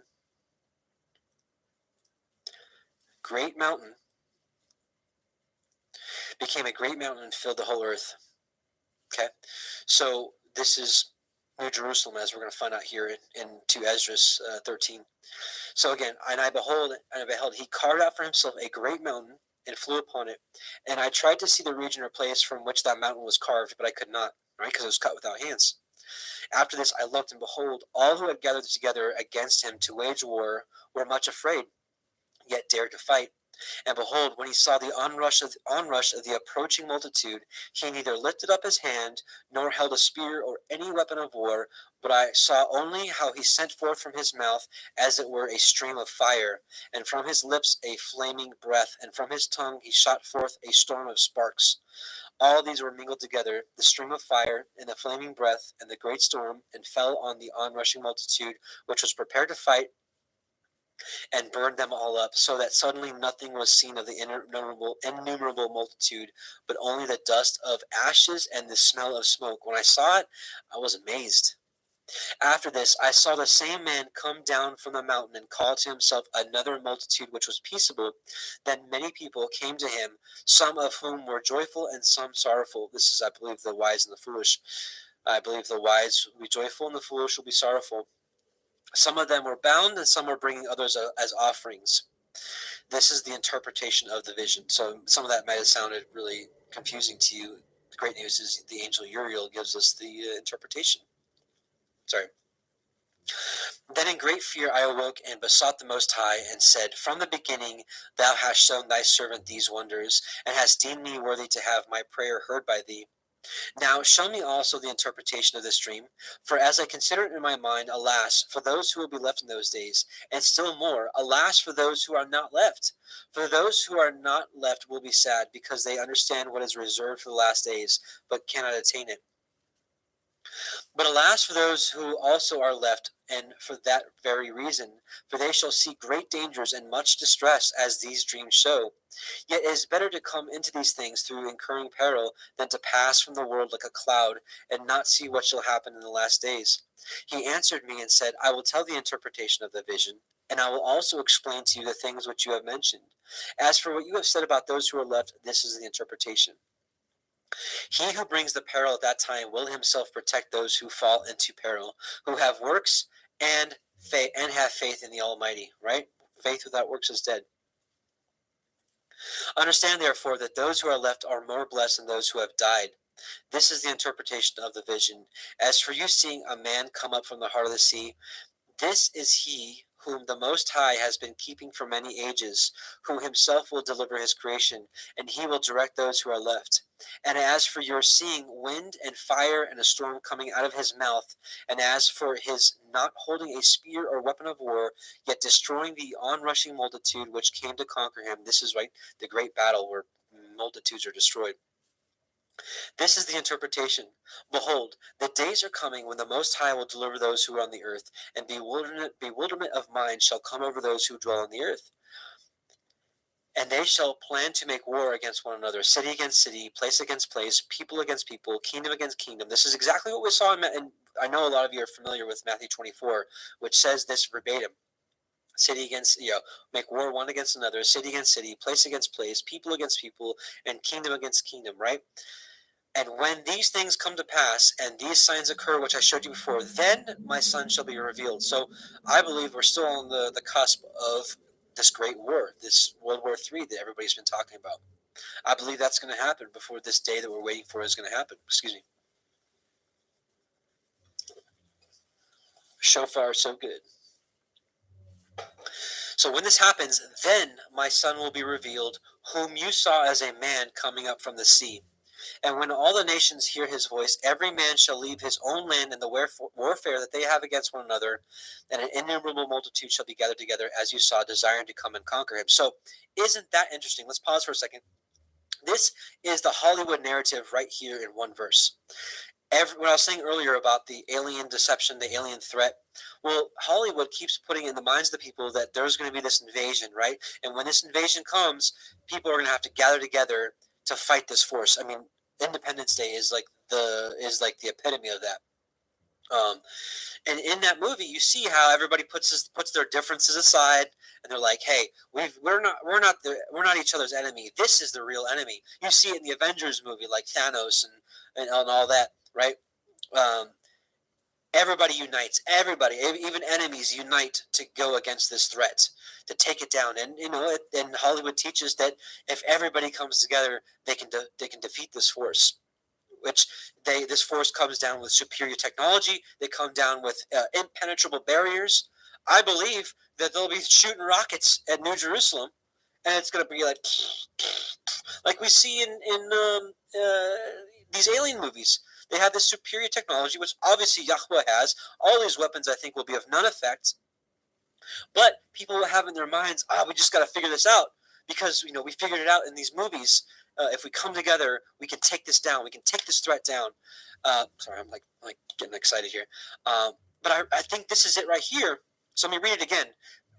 Remember, I think we're going to see great war, people against people, nation against nation. But then this is going to happen right in the middle of that. The shofar is going to sound. The people are going to be gathered. New Jerusalem's coming down, and the world will turn their weapons against each other towards New Jerusalem and come together to take this down. So keep that in mind and read this again. So once again. And they shall plan to make war against another, city against city, place against place, people against people, kingdom against kingdom. And when these things shall come to pass, and the signs occur, which I showed you before, then my Son will be revealed, whom you saw as a man coming up from the sea. And when all the nations hear his voice, every man shall leave his own land, and the warfare that they have against one another, right? They're going to take the guns off each other and point it towards New Jerusalem. And an innumerable multitude shall be gathered together, as you saw, desiring to come and conquer him, Messiah.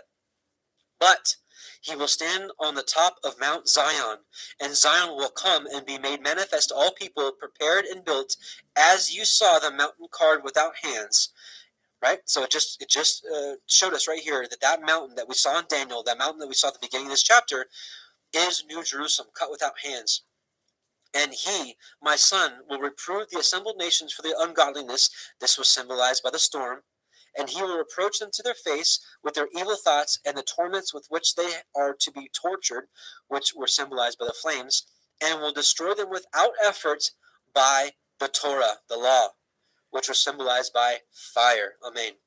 And as you see and as for your seeing himself gather to him another multitude that was peaceable, these are the 10 tribes which were led away from their own land into captivity in the days of King Hoshea, whom Shalmaneser, the king of the Assyrians, led captive, and he took them across the river, and they were taken into another land. But they formed for this plan for themselves, that they would leave the multitude of the nations and go to a more distant region where mankind had never lived, that there at least they might keep their statutes, which had not been kept in their own land. And they went by the narrow passages of the Euphrates River, for at that time the Most High performed signs for them, and stopped the channels of the river until they passed over. Through that region there was a long way to go, a journey of a year and a half, and that country is called Arzreth. I believe this is the dispersion of the 10 tribes into Europe, and then ultimately into America, which a lot of people do believe Arzreth here is America. So, something interesting. And then lastly, then there they dwelt until the last times. Here we are. And now, when they are about to come again, the Most High will stop the channels of the river again, that they may be able to pass over. And therefore you saw the multitude gathered in peace. Anyways, so that's a long rabbit trail, but I thought that was really interesting of a passage to talk about with, and his voice is the sound of many waters. So really off topic, but I wanted to share with you another section where it was shown that he has a voice of many watchers, and what that prophecy would bring forth. So pretty interesting, right? Revelation 1:16, and he had in his right hand 7 stars, and out of his mouth went a sharp 2-edged sword, and his countenance was as the sun shines in his strength. Let's take a look at some passages here. Isaiah 49, Yeshayah 49, 1-2. Listen, O isles, unto me, and hearken ye, people from far. Yahweh has called me from the womb. This is specifically Messiah Yahusha, right? From the bowels of my mother hath he made mention of my name. Now, we saw that some of the apostles took hold of this as well. And his prophets like Jeremiah, same thing. And I think for his called out assembly, his end times remnant, which I know you guys know by now that I believe are his witnesses. In a sense, we are not, we're prophesying because we're sharing the scriptures with discernment and sharing it with people. So this can also, kind of in a shadow relate to us as well, because he separated us from the beginning of the earth. He knew who would be who from the beginning, from the foundation of the earth. Let that sink in. Think about it. He thought about you before the world was made. And he had made my mouth like a sharp sword. In the shadow of his hand he hath hid me, and made me a polished shaft. In his quiver hath he hid me. Hebrews 4:12. For the word of Yahweh is quick and powerful and sharper than any two-edged sword, piercing even to the dividing asunder of soul and spirit and the joints and marrow, and as a discerner of the thoughts and the intents of the heart. Amen. And then lastly, so that's talking about the sharp two-edged sword out of his mouth. It's the law, it's the Torah, it's the prophets, it's the writings, it's all of it. And his countenance was as the sun shines in his strength. And we saw that in the transfiguration, Matthew 17:1-2. After 6 days, Yahusha taketh Peter, James, and John his brother, and bring them up to a high mountain apart, and was transfigured before them, and his face did shine as the sun, and his raiment was as white as the light. So amen to that. Awesome. So okay, so next verse, Revelation 1:17. And when I saw him, I fell at his feet as dead, and he laid his right hand upon me, saying unto me, Fear not, I am the first and last. And we went over this in pretty good detail in part 1. So if you didn't watch part 1 and you want some more discernment on this, check out part 1. No need for us to go over it again. Revelation 1:18. I am he that lives and was dead, and behold, I am alive forevermore. Amen. And have the keys of Sheol and of death. And we talked about this last week as well. So this is kind of repetitive of what we talked about last week. So Revelation 1:19, write the things which you have seen, and the things which are, and the things which shall be hereafter, the mystery of the 7 stars which you saw in my right hand, and the 7 golden menorahs. This is the candlestick, 7-branch candlestick. The 7 stars are the angels of the 7 called out assemblies, and the 7 menorahs, the 7 candlesticks, which you saw, are the 7 called out assemblies. So very simply, this has always symbolized the church, the ecclesia, if you will, is a little better description. This has always symbolized the called out assembly, the kodeshim of Yahuwah.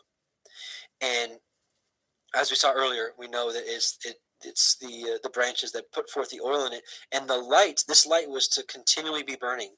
The light symbolizes the law. So the law should always be in our heart, soul, and mind. It should be on our lips. It should be on our thoughts, as Deuteronomy 6 says, that we should wake up thinking about it. We should go to bed thinking about it. We should walk by the way. We should teach it to our children.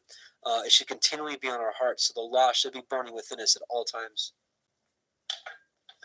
Now, interesting, it says here also, the 7 stars are the angels of the 7 called out assemblies. Now, the only place I could really find this is really interesting. Let's take a look at this.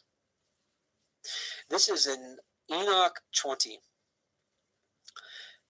Here, this is the 7 archangels. Are these the 7 angels that he mentions? It's not conclusive, but I think it's interesting, and I think it's worthy of testing.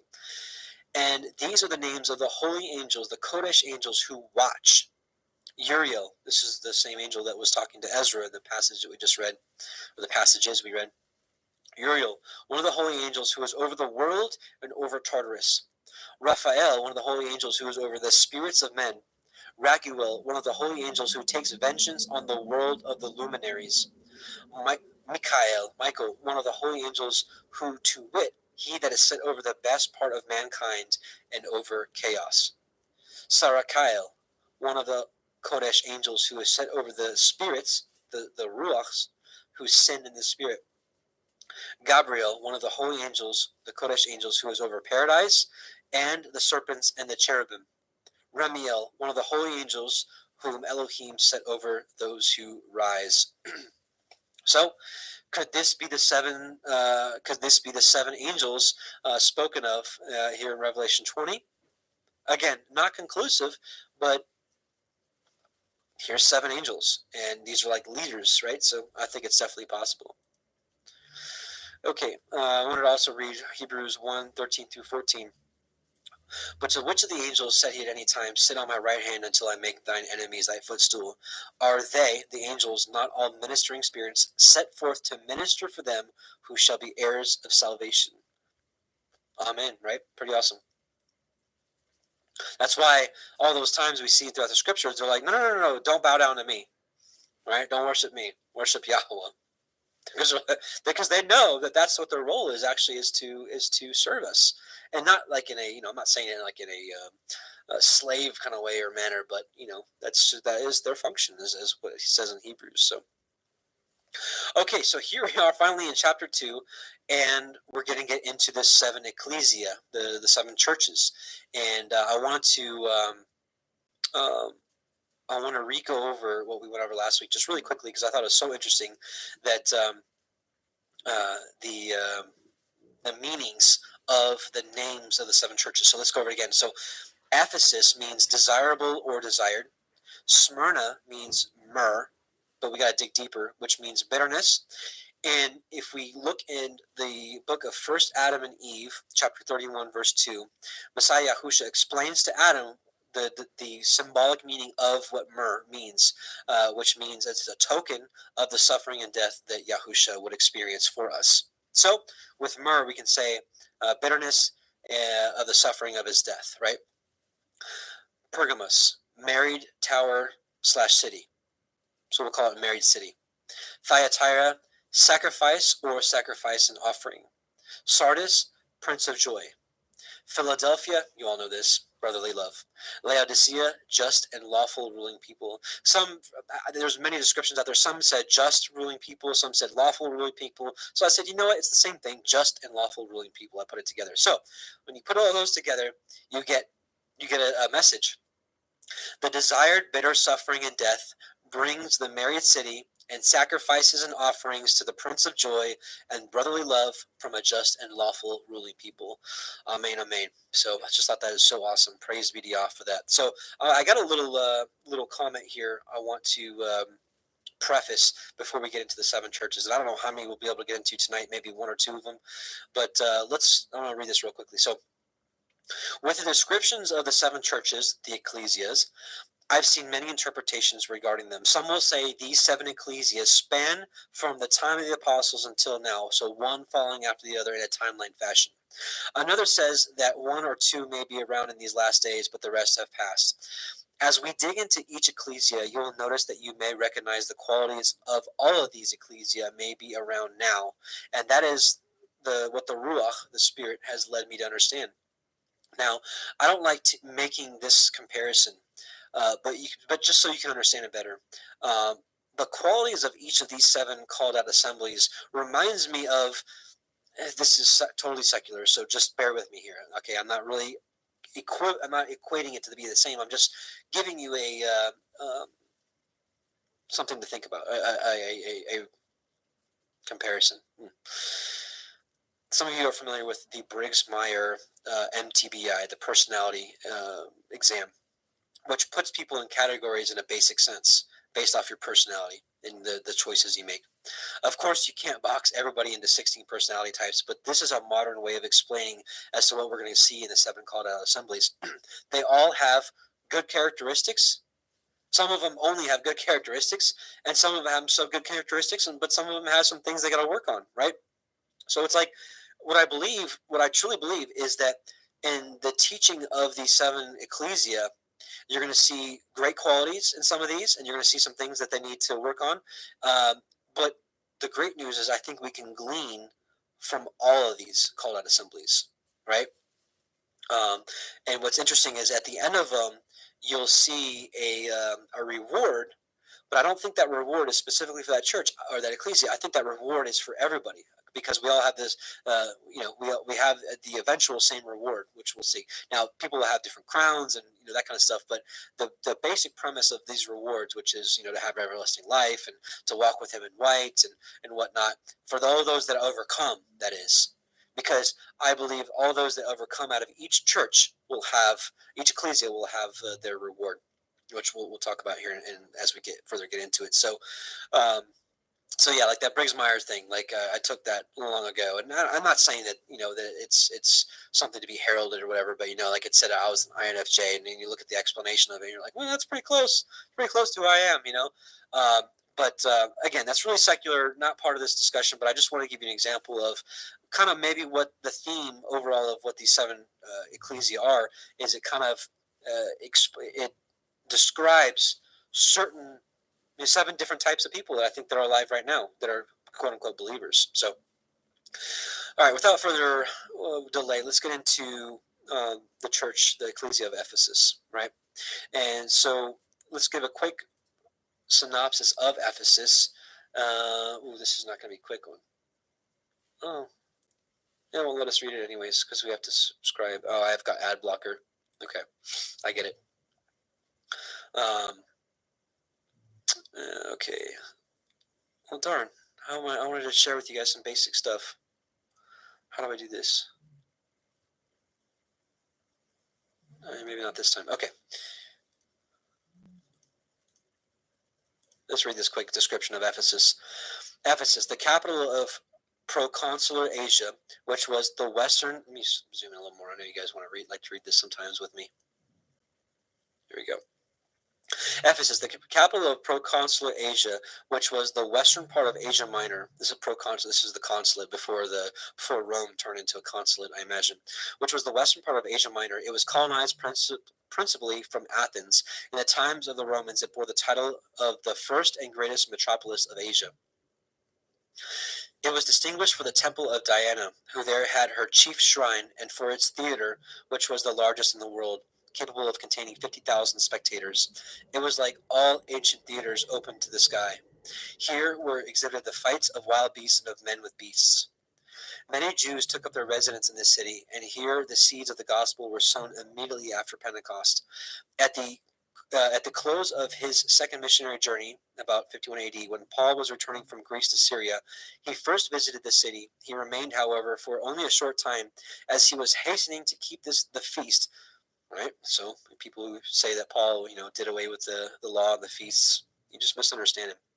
Now, we're going to get into it because there's some things that it's really hard to understand with Paul. I'm going to be honest with you, especially when you get into these churches and we're talking about food sacrificed to idols, because Yahusha says, don't do it, get away from it. And Paul's like, it's not a big deal. You're like, well, I'm going to go with Yahusha on this one. So, as he was hastening to keep the feast, probably of Pentecost at Jerusalem, but he left Aquila and Priscilla behind him to carry on the work of spreading the gospel. During his third missionary journey, Paul reached Ephesus from the upper coast, i.e., from the inland parts of Asia Minor, and tarried here for about 3 years. And so successful and abundant were his labors that all they which dwelt in Asia heard the word of the Adonai Yahusha, both Jews and Greeks. Probably during this period, the 7 churches of the Apocalypse were founded, not by Paul's personal labors, but by missionaries whom he may have sent out from Ephesus, and by the influence of converts returning to their homes.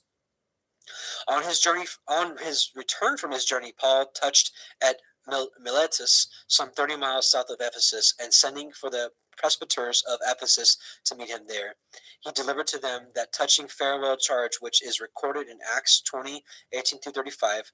Ephesus is not again mentioned until the close of Paul's life, when he writes to Timothy, exhorting him to abide still at Ephesus. 2 of Paul's companions, Trophimus and Tychicus, were probably natives of Ephesus. In his second epistle to Timothy, Paul speaks of Onesiphorus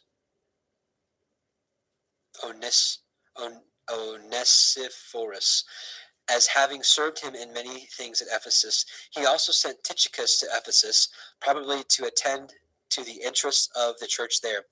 Ephesus is twice mentioned in the Apocalypse. The Apostle John, according to tradition, spent many years in Ephesus, where he died and was buried.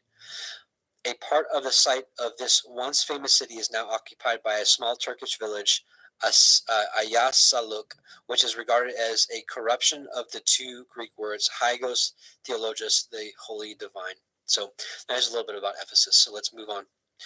Revelation 2:1. Unto the angel of the called out assembly of Ephesus write, these things says he that holds the 7 stars in his right hand, who walks in the midst of the 7 golden candlesticks, menorah. I know your works and your labor and your patience. Right? He's like, you've got some good qualities. And how you cannot bear them which are evil. And you have tried them which say they are apostles and are not, and have found them liars. Okay? So, as I was just saying before, there's some interesting things that Paul says that I'm just going to straight up say I don't agree with, because, and one of them is when we're going to talk about this food sacrificed to idols. We're going to see it very starkly. Yahusha is like, I have something against you. You're mixing with food sacrificed to idols and such and such. And then there's a passage from Paul that's like, hey, food sacrificed to idols, it's nothing. Don't even worry about it. And you're like, what? What's going on here? So, I'm not on the Paul as a false apostle bandwagon. Not by any means. I'm not. But there's just some passages in there that boggles my mind, like the food sacrifice to idol thing. Like, what's going on here? And when he talks ill about circumcision, I get it. He basically, when it comes to circumcision, he's like, if you get circumcised and you deny Messiah, what does that mean? It means nothing. I get it. But I do believe circumcision is part of, is still relevant for us. Circumcision of the heart is what really matters. But it's like, is that a commandment that we can keep to circumcise ourselves and our sons? Yeah, I do. A lot of people, I'm sure, will argue with me about this, because this is, circumcision has been taught against for many centuries due to Paul's writings. But anyways, in general, Paul brought a lot of wisdom to the table that no other prophet did. So we'll talk about it in a second. So actually, let's slow down here. So we saw works, labor, and patience. They have amazing qualities. They're probably amazing human beings. They are probably loving, patient. They're probably kind. They're doing good deeds. Like maybe they're feeding the homeless. Maybe they're even doing missionary work. It looks like maybe even a servant type of personality. And it says they cannot bear them which are evil. In our modern time, could these people be possibly truth seekers, hating the evil and corruption of this world, maybe exposing the Illuminati and just wickedness of this world? Maybe these are truth seekers. Maybe these are truthers. And we'll go on a little further. And then the apostles thing, right? And you have tried them which say they are apostles and are not, and have found them liars. People will put this on Paul.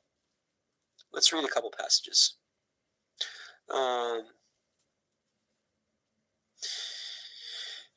This is I think this is pinpointing the false apostles or false prophets here. 1 John 4:1, Beloved, believe not every spirit, but try the spirits whether they are of Elohim, because many false prophets are gone out into the world. Matthew 7:15-23, Beware of false prophets, which come to you in sheep's clothing, but inwardly are ravening wolves. Ye shall know them by their fruits. And it's always been about the Torah.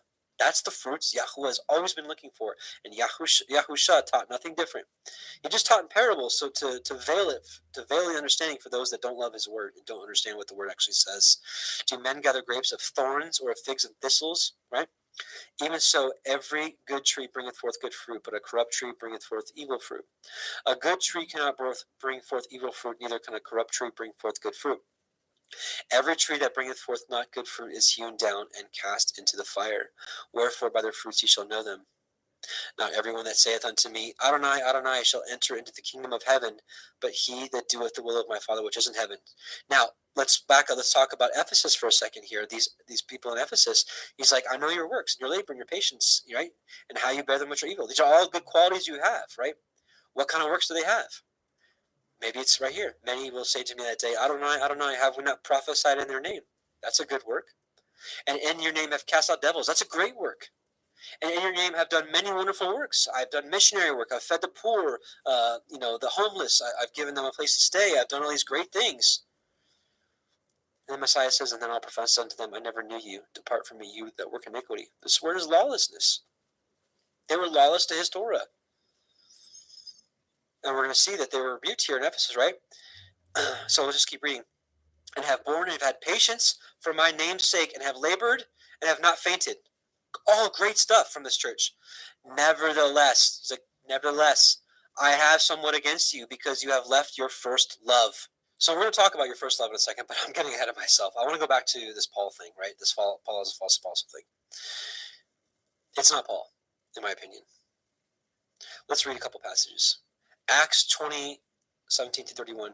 And from Miletus he sent to Ephesus and called the elders of the church. And when they were come into him, he said to them, You know from the first day that I came into Asia, after what manner I have been with you at all seasons, serving Yahweh with all humility of mind, and with many tears and temptations which befell me by the lying in wait of the Jews. And how I kept back nothing that was profitable unto you, but have showed you and have taught you publicly from house to house, testifying both to the Jews and also to the Greeks, repentance towards Elohim and faith towards our Adonai Yahushua HaMashiach. Now, behold, I go bound in the Spirit unto Jerusalem, not knowing the things that shall befall me there, save that the Ruach HaKodesh witnesses in every city, saying that the bonds and afflictions abide me. But none of these things move me, neither count I my life dear unto myself, so that I might finish my course with joy, and the ministry which I have received of the Adonai Yahusha, to testify the gospel of the grace of Elohim. And now, behold, I know that ye all among whom I have gone preaching the kingdom of Elohim shall see my face no more. Here we go. He's got some warnings here. Wherefore I take to you this record this day, that I am pure from the blood of all men, for I have not shunned to declare unto you all the counsel of Elohim. Take heed therefore unto yourselves and to all the flock over which the Ruach HaKodesh hath made you overseers, to feed the ecclesia of Elohim, which he hath purchased with his own blood. Now here it is. This is the false apostles that I think he's talking about. For I know this, that after my departing shall grievous wolves enter among you, not sparing the flock. Also of your own selves shall men arise, speaking perverse things, to draw away disciples after them. Therefore watch and remember that by the space of 3 years I cease not to warn everyone night and day with tears. 2 Corinthians 11, 12 through 15. But what I do, that I will do, that I may cut off occasion from them which desire occasion, that wherein they glory they may be found even as we are. For such are false apostles, deceitful workers, transforming themselves into the apostles of Mashiach. And no marvel, for Satan himself is transformed into an angel of light. Therefore it is no great thing if his ministers also shall be transformed as the ministers of righteousness, whose end shall be according to their works. And how do we judge them? According to their fruits, right? You have men that will be drawing people unto themselves, gathering followers for themselves, and they will not be bringing forth fruits of the Torah.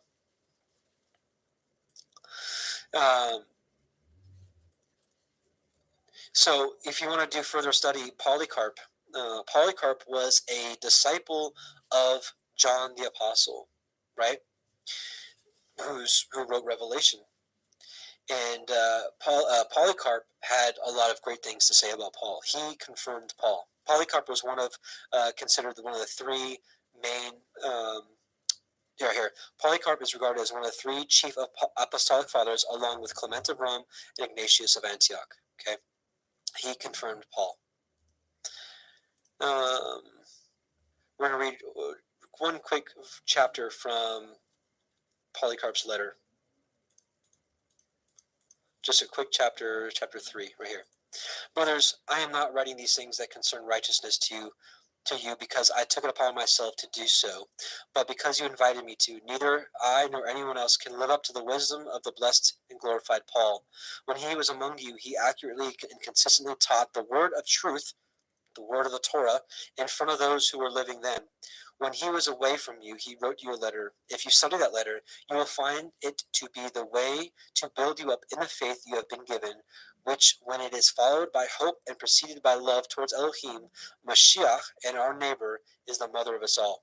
For if anyone has these graces inside and is moved by them, he has fulfilled the command of righteousness, since the one that has love is far from all sin. And we know that the love is defined by the Torah, so Polycarp was teaching the truth as well. Peter backs up Paul. So basically what I'm saying is, what I'm getting at is, if we're going to call Paul a false apostle, you've got to throw out all the book of Acts. You got to throw out all of Paul's letters, of course. You got to throw out 2 Peter here, which we're going to read right here. 2 Peter 3:15 through 18. On account of the long suffering of our Adonai is salvation, even as our beloved brother Paul, also according to the wisdom given unto him, hath written unto you, as also in all his epistles, speaking in them of these things, in which are some things hard to be understood. So even Peter was like, he says some stuff that it's just like, I don't know, which they that are unlearned and are unstable rest, as they do other scriptures, unto their own destruction. So he prophesied that people would use Paul's letters for lawlessness. Ye therefore, beloved, seeing ye know these things before. He's like, I'm prophesying to you right now. Beware, lest you also, being led away with the error of the wicked, fall from your own steadfastness. But grow in grace and the knowledge of our Adonai and Savior, Yahushua HaMashiach. To him be glory both now and forever. Amen. So again, you got to throw out 2 Peter to perpetrate that Paul is a false apostle. Oops. We already read Psalm 1. We'll move forward. And this is a test for even for nowadays. We've got to test people by the fruit, adherence to the commands of the Torah, aka the truth. And Paul spoke boldly for the truth. He spoke in parables, just like Yahusha taught. So let's establish. Psalm 142 says, "Thy righteousness is everlasting righteousness, and thy law," which the Hebrew word is Torah, is the truth. The truth. The truth. Period. And Paul knew this. Paul was a Pharisee. He memorized the scriptures. Romans 1:18, "For the wrath of Elohim is revealed from heaven against all ungodliness and unrighteousness," the opposite of righteousness, right? Unrighteousness of men who hold the truth, the Torah, in unrighteousness. He just spoke in code. Romans 2:8, "But unto them that are contentious and do not obey the truth, but obey unrighteousness." See, can you not see that Paul knew what Psalm 119, 142 says? Righteousness is equated to the law, the Torah, the truth. And so again, "But unto them that are contentious and do not obey the truth, but obey unrighteousness," which is the opposite of righteousness, indignation and wrath. Romans 15:8, "Now I say that Yahushua HaMashiach was a minister of the circumcision for the truth of Elohim, to confirm the promises made unto the fathers." This is not making sense. 1 Corinthians 13:6, "Rejoiceth not in iniquity," which is lawlessness, "but rejoiceth in the truth." Do you not see the stark contrast here? Lawlessness, lawfulness. Galatians 3:1, "O foolish Galatians, who hath bewitched you, that you should not obey the truth?" Paul knew Psalm 119, 142 like the back of his hand. And it's funny, that's not funny, it's horrible that the modern day church will actually use this against people like us, right? "Who hath bewitched you that you should not obey the truth," right? That you go right back to the law. Like, oh my goodness, obeying the truth is the law.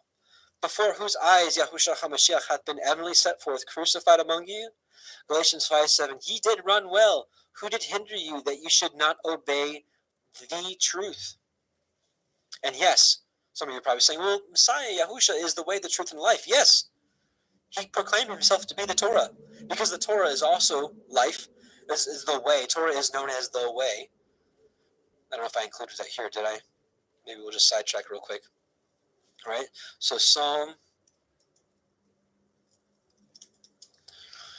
"Blessed the undefiled in the way, who walk in the Torah of Yahuwah." I'm not going to get into it now, but also Torah says that by keeping it, it is your life. And we also just saw it's the truth. Ephesians 4:15, "But in speaking the truth in love, may grow up into all things, which is the head, even Mashiach." Ephesians 4:21, "If so be that ye have heard him and have been taught by him, as the truth is in Yahusha." 2 Thessalonians 2:7-13, "For the mystery of iniquity, lawlessness, doth already work. Only he who now letteth will let until he be taken out of the way. And then shall that wicked be revealed, whom the Adonai shall consume with the spirit of his mouth, and shall destroy with the brightness of his coming, even him whose coming is after the working of Satan, with all power and signs and lying wonders, and with deceivableness of unrighteousness in them that perish, because they receive not the love of the truth, that they might be saved. And for this cause Elohim shall send them a strong delusion, that they should believe a lie, that they might all be damned who believed not the truth, but had pleasure in unrighteousness. But we are bound to give thanks always to Elohim for you, brethren, beloved of Yahuwah, because Elohim hath from the beginning chosen you to salvation through sanctification of the Spirit and belief of the truth. Just a few more. 1 Timothy 2:4, "Who will have all men to be saved and," right? So salvation is first, and come to the knowledge of the truth, the Torah. Paul taught it very, very, very well. He just spoke in parables. Acts 24:14, "But this I confess unto thee, that after the way the Torah, which they call heresy. So I worship I, the Elohim of my fathers, believing all things which are written in the law, the Torah, and the prophets. That is not your false apostle, brothers and sisters. Okay, so going back here again, so the Church of Ephesus, they did call out the false apostles, right? And it wasn't Paul. And have borne and have patience, and for my name's sakes have labored and not fainted. These are people that have great works, right? But nevertheless, I have something against you because you have left your first love. What is the first love? Okay, actually, back up for a second. Let's talk about works. It says they have works, right? All right, do the first works. I'm sorry. It talks about left your first love. Remember, wherefore you have fallen. Repent and do the first works. What is this word here? Do the first works. Let's look at it. The word is ergon. Let's look at a couple uses here, right? Now when John heard the prison and the works of Christ, right? But all their works. This is what the people do. Mark 13, and that every man his work, and commanded to porter to watch. And Yahushua said, "Let her alone. Why trouble her? She hath wrought a good work unto me."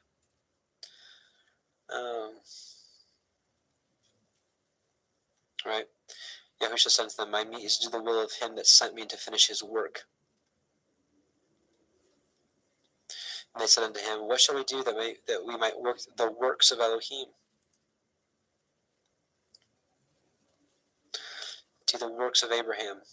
So, anyways, obviously, this is some form of works here, right? So, let's talk about what it means to have left your first love. Modern day church will say that you left Jesus, you left Messiah, your first love. He's not our first love. Well, in a sense, he is, and I'll explain that. Actually, let me explain a little further. Deuteronomy 6:1-8, because he is Yahushua is the lawgiver, right? I believe it was Yahushua that was the lawgiver. The Torah is him. So Deuteronomy 6:1-8. Now these are the commandments, the statutes, and the judgments which Yahweh your Elohim commanded to teach you, that you might do them in the land whether you go to possess it, that you might fear Yahweh your Elohim, to keep all his statutes and his commandments, which I command you this day, you and your son and your son's son, all the days of your life, that your days may be prolonged. Hear therefore, O Israel, and observe to do it, that it may be well with you, and that you may increase mightily, as Yahweh Eloheinu of your fathers has promised you, in a land that flows with milk and honey. Hear, O Israel, Yahweh our Elohim is one Yahweh, and thou shalt love Yahweh thy Elohim with all thy heart, with all thy soul, and with all thy might. So this is our commanded, our first love. And this is confirmed right here. And these words which I command you this day shall be in your heart. And thou shalt teach them diligently unto your children, and shalt talk of them when you sit in your house, and when you walk by the way, when you lie down, when you rise up. And you shall bind them for a sign upon your hand, and they shall be as frontlets between your eyes. So in my opinion, from what I see in the scriptures, that our first love is the words, the commandments that shall be in our hearts. So again, nevertheless, so all these good works you had, nevertheless, I have someone against you because you have left your first love. Remember, therefore, when you have fallen, and repent and do the first works, or else I'll come unto you quickly and will remove your menorah, your 7-branch candlestick, out of his place, except you repent. So it's the same thing as we saw in Matthew 7:21-23. He's like, you did all these great things, but I didn't know you because you didn't keep the commandments. He is a just Elohim. His law is just, period. And it is interesting, right? His commandments, they shall be a sign upon our hand, and they shall be as frontlets between our eyes. It's the very same thing that we see the mark in their right hand or in their foreheads. It's the very same thing. I'm not saying very same thing, it's the opposite. So I believe, truly, you're either going to have the mark of Yahweh or you're going to have the mark of the beast. And I think the mark of the beast purely is having the lack of the mark of Yahweh by keeping his commandments. Simple as that. It makes it very simple to understand. And then he goes on here to say, Revelation 2:6, but this you have, that you hate the deeds of the Nicolaitans, which I also hate. He that has an ear, let him hear what the Ruach says unto the called out assemblies. Now here's promise number 1. To him that overcomes will I give to eat of the tree of life, which is in the midst of the paradise of Yahuwah. Right? So let's back up right here. They hate the deeds of the Nicolaitans.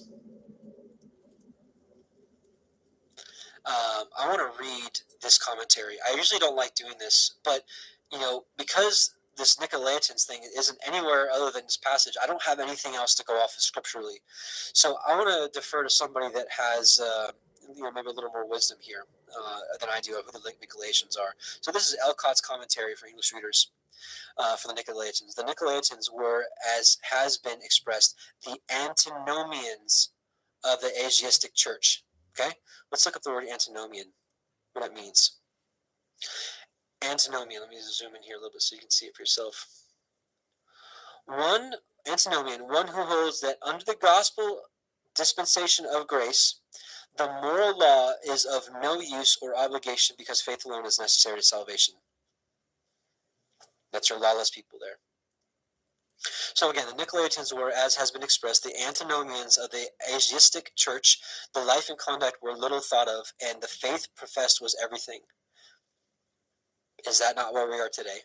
Some have thought that they were a sect who derived their name under some colorable pretext from Nicholas the proselyte. Others hold that the name is purely symbolical, signifying destroyer of the people, and that it is no more than the Greek form of Balaam. See notes below. The existence of a sect called the Nicolaitans in the 2nd century is attested by Irenaeus, Tertullian, and Clement of Alexandria, which we spoke about earlier. So, long story short, Nicolaitans taught faith alone, and that obedience to the Torah was worthless, was meaningless, don't need it, it's done away with. Where are we today? The same place. So, it is interesting, right? He that has an ear, we already read that. So that's the Nicolaitans. So further study on the Nicolaitans right here. And I'll make sure to put this link in the description box as well, or the comment section. I'll try to get all the links together here. So, in conclusion here, right, what did they have to overcome? Verse 4 through 5, which is the keeping of the first works, the love, the commandments. Notice it says, he who has an ear, let him hear what the Ruach says to the assemblies, right? Let him hear what it says to the assemblies, which means, that we can learn from each ecclesia, even if we aren't part of it. And I believe the rewards for everyone that overcomes for each church, each ecclesia, are scattered through all the churches, but are all for one. Or no, one for all. No, all of them are for all. There you go. And it lines up with the promise of Revelation 22:14. Over this first one, eating of the tree of life, which this confirms our conclusion of this church. Blessed are they that do his commandments, that they have the right to the tree of life, which we just read, and may enter into the gates into the city. The city is New Jerusalem. So this is my conclusion on that. So it is interesting. Before we actually, unfortunately, I think we're going to have to end it here. This is a short one, and as you guys probably already realized, this is a recording because my wife and I were just taking a quick little trip up to St. Louis this weekend. But before I came back to the Torah, the commandments, I actually would put myself in this category. And as we continue to go along through these ecclesia, I want you to take note because they will be interesting. You may recognize yourself in some of these, and you may recognize yourself in all of these. And this whole thing could just all be symbolic because some of us could have a little bit of Ephesus in us, some of us can have a little Smyrna in us, and but I think we're all shooting for Philadelphia. So we'll see with that. But yeah, unfortunately, we only got through one church today, but we'll try to get through quite a few of them next week, and also again keep a lookout for this video that I wanted to put out about that movement we spoke about at the beginning of this. So let's get gathered together in a little bit of prayer, and I want to remind you all about the Zoom studies. If you want to go to, oops, that's one extra W. Oh, here we go. You want to go to parableofthevineyard.com. It is super zoomed in. These Zoom studies we have right here. This is what we're doing now. But these Zoom studies are like more of a personal one-on-one fellowship. We've got a handful for men and a handful for women. Most of them happen on Saturdays, on Shabbat, but we've got a men's study on Wednesday, and we've got a temple maintenance going on Monday nights, but we may actually be shifting that to also a Saturday as well. So just if you want to keep in touch and if you want some extra fellowship, this is a place where you can talk one-on-one to people, or it's actually a group setting, but you can be heard and you can be and you have some great fellowship. So sign up if you like at www.parableofthevineyard.com. And otherwise, what else did I want to mention? Oh yes, we've got a sister in need. Her name is Patrice Wolverton, and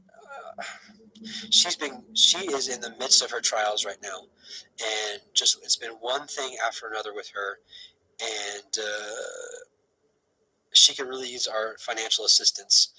And she's got a PayPal, or if you just want to maybe even pray for her, that's great. But anybody that has maybe a little extra, maybe if you were planning on giving some to me, maybe just rethink that, maybe give it to her instead. But it's spelled WOLVERTON1969 So that's phonetically it's Alpha, Papa, Whiskey, Oscar, Lima, Victor, Echo, Romeo, Tango, Oscar, Nancy, 1969 @gmail.com. And just pray about it, consider it. She is a sister in need, and we know that we're supposed to help the poor, the afflicted, the widows, the orphans. So just keep that in mind and keep her in mind. And if you can't help, maybe just keep her in prayer. That may be all she may need. Maybe Abba's got a way of delivering her. I don't know. But her name is Patrice Wolverton. Some of you may be friends with her on Facebook. And if you're on Facebook, friend her. If you're not on Facebook, I get it. I'm still actually highly considering deleting my personal Facebook page and just keeping up the ministry one. Don't need to get into that rabbit trail, but it is what it is. But also, probably about a 10-minute break, and you should see the pre-recorded Torah portion, week 20, coming up as well, which is interesting timing because it talks about Israel bringing forth and putting the oil bringing forth the oil for the lamps to keep the Torah burning continually. So awesome symbology and awesome timing, right? So also,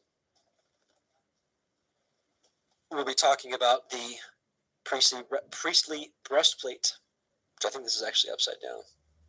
I don't know. It's just symbolic of the priestly breastplate on the shofar.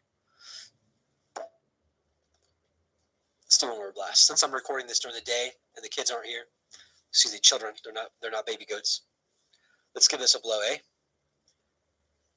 Sounded Canadian there. Eh? My shirt, that's weird. It's the green screen thing.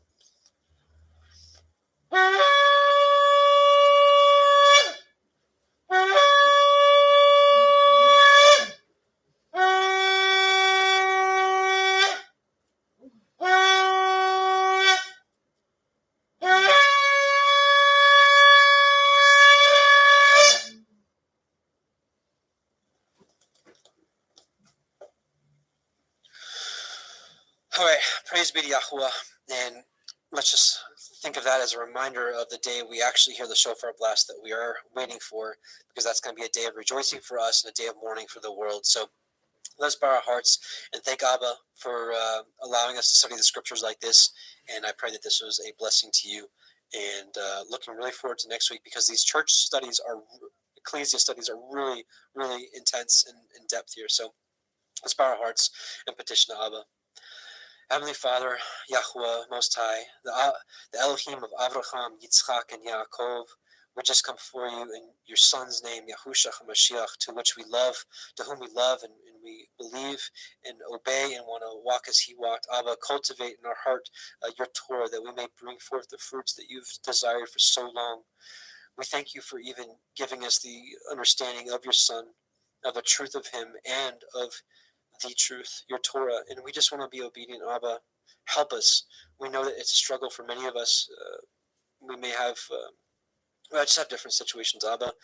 It's impossible to name them all. Just help us all, each individually, in our situations, that we can be as obedient as possible to you. And we just bless you and thank you. We just can't wait for the day that we're with you in New Jerusalem, that we can rejoice forevermore, and we can walk out your Torah perfectly, as it was intended for man to do. And we just bless you. We glorify your name, Yahuwah Sevaoth. We glorify your son's name, Yahusha HaMashiach, to which every knee shall bow. And we love you and thank you, and we're eagerly waiting your return. And we're waiting for you, as your scriptures say to do. Blessings to you in Yahusha's name. Amen. Brothers and sisters, we're going to end with the Song of Moshe, our song for our time, and the song of what I believe is the Exodus 15 is what's going to be sung in Revelation 15, the Song of Victory. Because I know that the Deuteronomy 32 is also called the Song of Moshe. It just doesn't fit the context. A lot of it is basically Yahuwah condemning the people for their wicked behavior and whatnot, and prophesying that they would turn away from him and whatnot. Whereas the Song of Moshe in Exodus 15 is all about the Exodus, getting away from oppression, getting away from slavery, and being under Yahuwah's arms. And it's a song of victory, which that's kind of what happens. And, it's after the second Exodus we're waiting for. So those of you that are like, it's not Exodus 15, it's Deuteronomy 32. I hear you, and I can see where you're coming from. I really can. But just where I'm at now, I really believe it is Exodus 15, the Song of Moshe. So with that, I want to leave you with, excuse me, I'm going to leave the sister unnamed because I want her reward to come from Yahuwah. But look what she sent for me. It's the Aaronic blessing in both English and Hebrew, and in phonetic Hebrew. So I'm going to read it for you in English, and I'm going to read it for you in Hebrew. Yahweh bless you and keep you. Yahweh make his face shine upon you and be gracious unto you. Yahweh lift up his countenance upon you and give you peace. Numbers 6:24-26. Now in Hebrew. Yevarecha Yahweh ve'yishme recha. Ya'er Yahweh panav elecha vechnu neka. Yisa Yahweh panav elecha ve'yashem. Lecha Shalom. Be blessed, brothers and sisters, and Shabbat Shalom.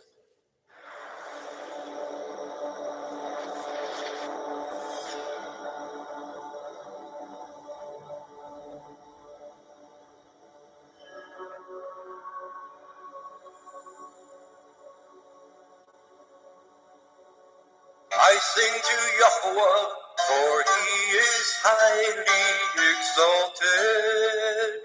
The horse and its rider he has thrown into the sea. Yah is my strength and song, and he has become my deliverance. He is my El, and I praise him, Elohim of my father. And I exalt him. Yahweh is a man of battle. Yahweh is his name. He has cast Pharaoh's chariots and his army into the sea. And his chosen officers are drowned in the sea of reeds. The depths covered them. They went down to the bottom like a stone.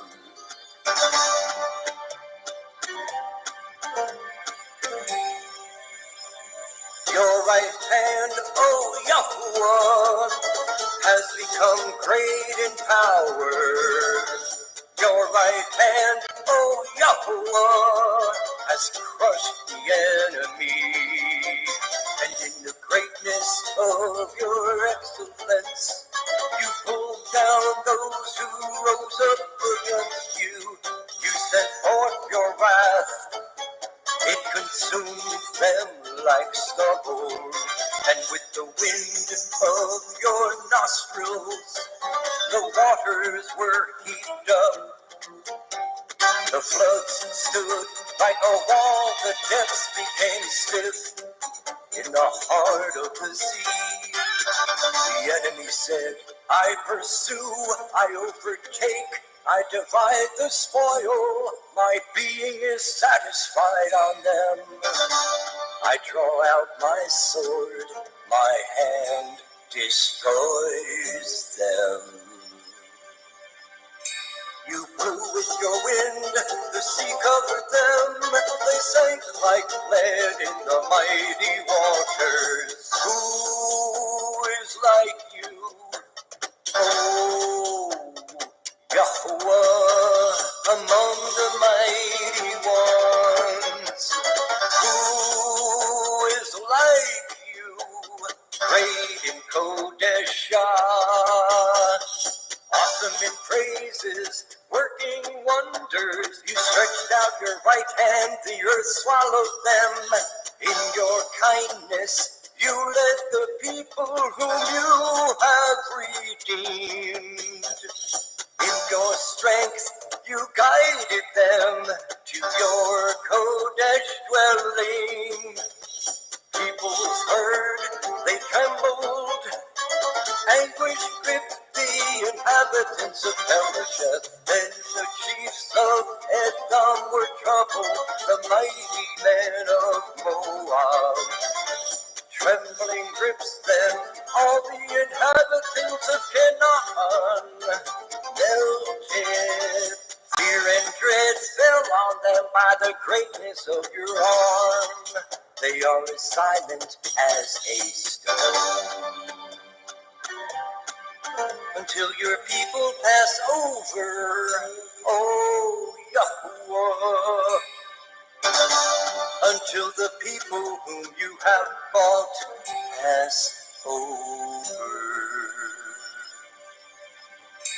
You bring them in and plant them in the mountain of your inheritance, in the place, oh Yahweh, which you have made for your own dwelling, the Mikdash, oh Yahweh, which your hands have prepared. Yahweh reigns forever and ever.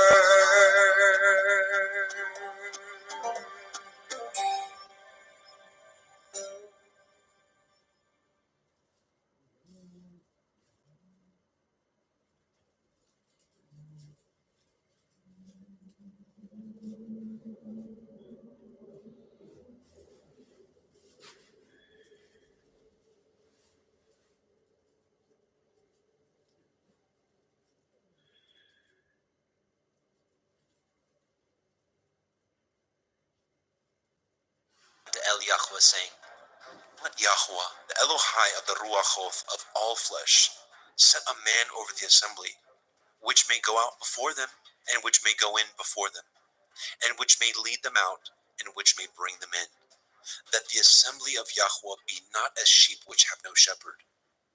And Yahweh said unto Moshe, Take Yahusha, the son of Nun, a man in whom is the Ruach, and lay your hand upon him, and set him before Eleazar the priest, and before all the assembly, and give him a charge in their sight. And you shall put some of your honor upon him, that all the assembly of the children of Yasharel may be obedient. And he shall stand before Eleazar the priest, who shall ask counsel for him after the judgment of the Urim, before Yahweh. At his word shall they go out, and at his word they shall come in, both he and all the children of Yasharel with him, even all the assembly. And Moshe did as Yahweh commanded him, and he took Yahusha, and set him before Eleazar the priest, and before all the assembly. And he laid his hands upon him, and gave him a charge, as Yahweh commanded by the hand of Moshe. Bamidbar, Numbers chapter 28. And Yahweh spoke unto Moshe, saying, Command the children of Yasharel, and say unto them, My offering and my bread for my sacrifices made by fire, for a sweet savor unto me, shall ye guard to offer unto me in their appointed time. And you shall say unto them, This is the offering made by fire, which ye shall offer unto Yahweh, 2 lambs of the first year, without spot, day by day, for a continual burnt offering. The one lamb shall you offer in the morning, and the other lamb shall you offer at evening. And a 10th part of an ephah of flour for a meat offering, mingled with the 4th part of a hin of beaten oil. It is a continual burnt offering, which was ordained in Mount Sinai for a sweet savor, a sacrifice made by fire unto Yahweh.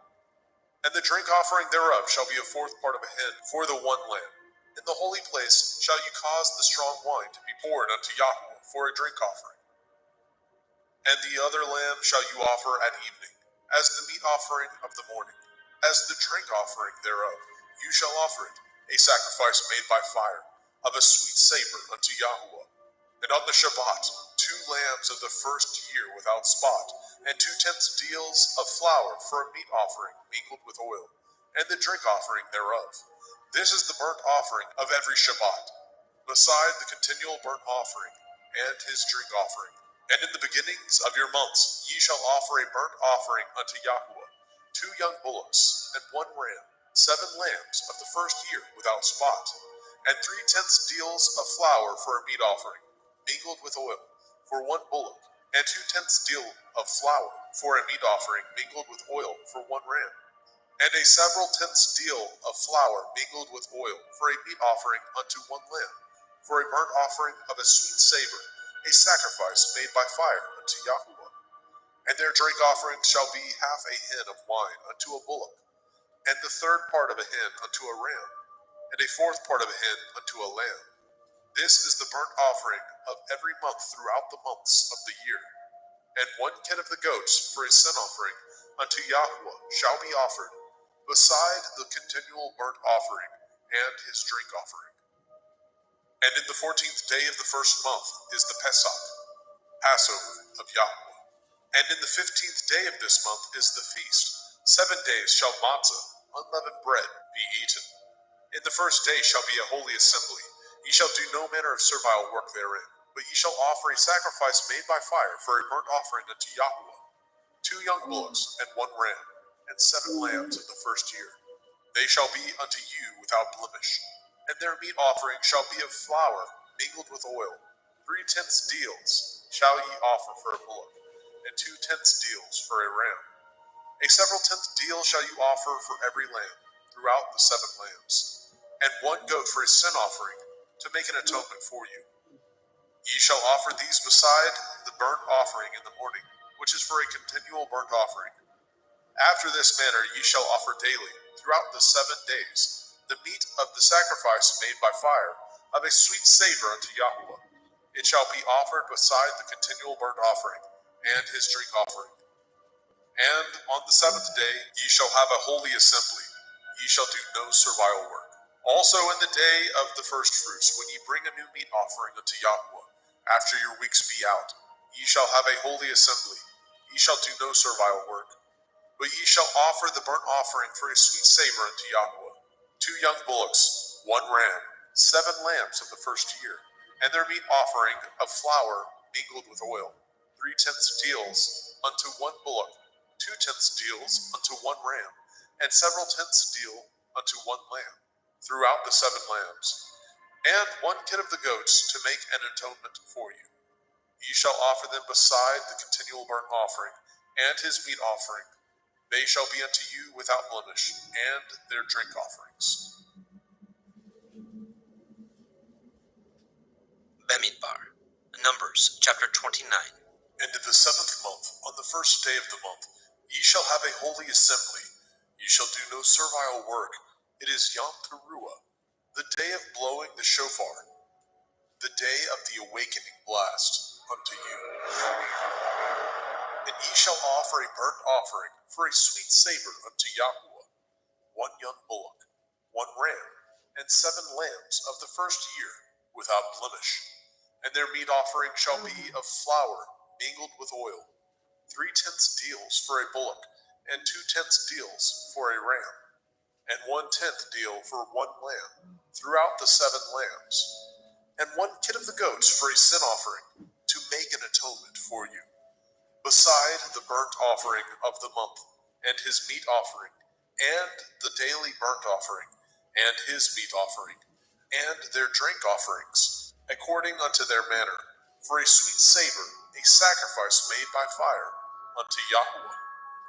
And ye shall have on the 10th day of this 7th month a holy assembly. Ye shall afflict your souls. Ye shall not do any work therein. But ye shall offer a burnt offering unto Yahweh, for a sweet savor, 1 young bullock, 1 ram, and 7 lambs of the first year. They shall be unto you without blemish. And their meat offering shall be of flour mingled with oil, 3/10 deals to a bullock, and 2/10 deals to 1 ram, a several tenth deal for 1 lamb, throughout the 7 lambs. 1 kid of the goats for a sin offering, beside the sin offering of atonement, and the continual burnt offering, and the meat offering of it, and their drink offerings. And on the 15th day of the 7th month ye shall have a holy assembly. Ye shall do no servile work, and ye shall keep a feast unto Yahweh 7 days. And ye shall offer a burnt offering, a sacrifice made by fire, of a sweet savor unto Yahweh, 13 young bullocks, 2 rams, and 14 lambs of the first year. They shall be without blemish. And their meat offering shall be of flour mingled with oil, 3/10 deals unto every bullock of the 13 bullocks, 2/10 deals to each ram of the 2 rams, and a several tenth deal to each lamb of the 14 lambs. And 1 kid of the goats for a sin offering, beside the continual burnt offering, his meat offering and his drink offering.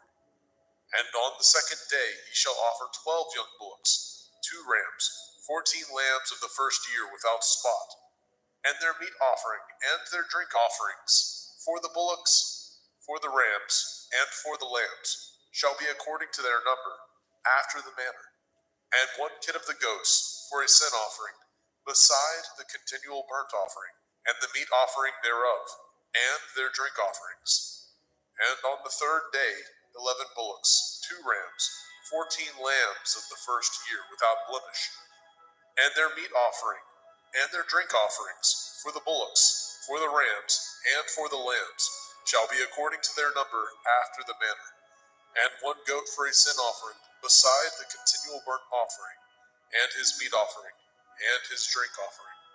And on the 4th day 10 bullocks, 2 rams, and 14 lambs of the first year without blemish. Their meat offering and their drink offering, for the bullocks, for the rams, and for the lambs, shall be according to their number, after the manner. And 1 kid of the goats for a sin offering, beside the continual burnt offering, his meat offering and his drink offering. And on the 5th day 9 bullocks, 2 rams, and 14 lambs of the first year, without spot, and their meat offering and their drink offerings, for the bullocks, for the rams, and for the lambs, shall be according to their number, after the manner. And 1 goat for a sin offering, beside the continual burnt offering, and his meat offering, and his drink offering. And on the 6th day 8 bullocks, 2 rams, and 14 lambs of the first year without blemish, and their meat offering, and their drink offerings, for the bullocks, for the rams, and for the lambs, shall be according to their number, after the manner. And 1 goat for a sin offering, beside the continual burnt offering, his meat offering and his drink offering.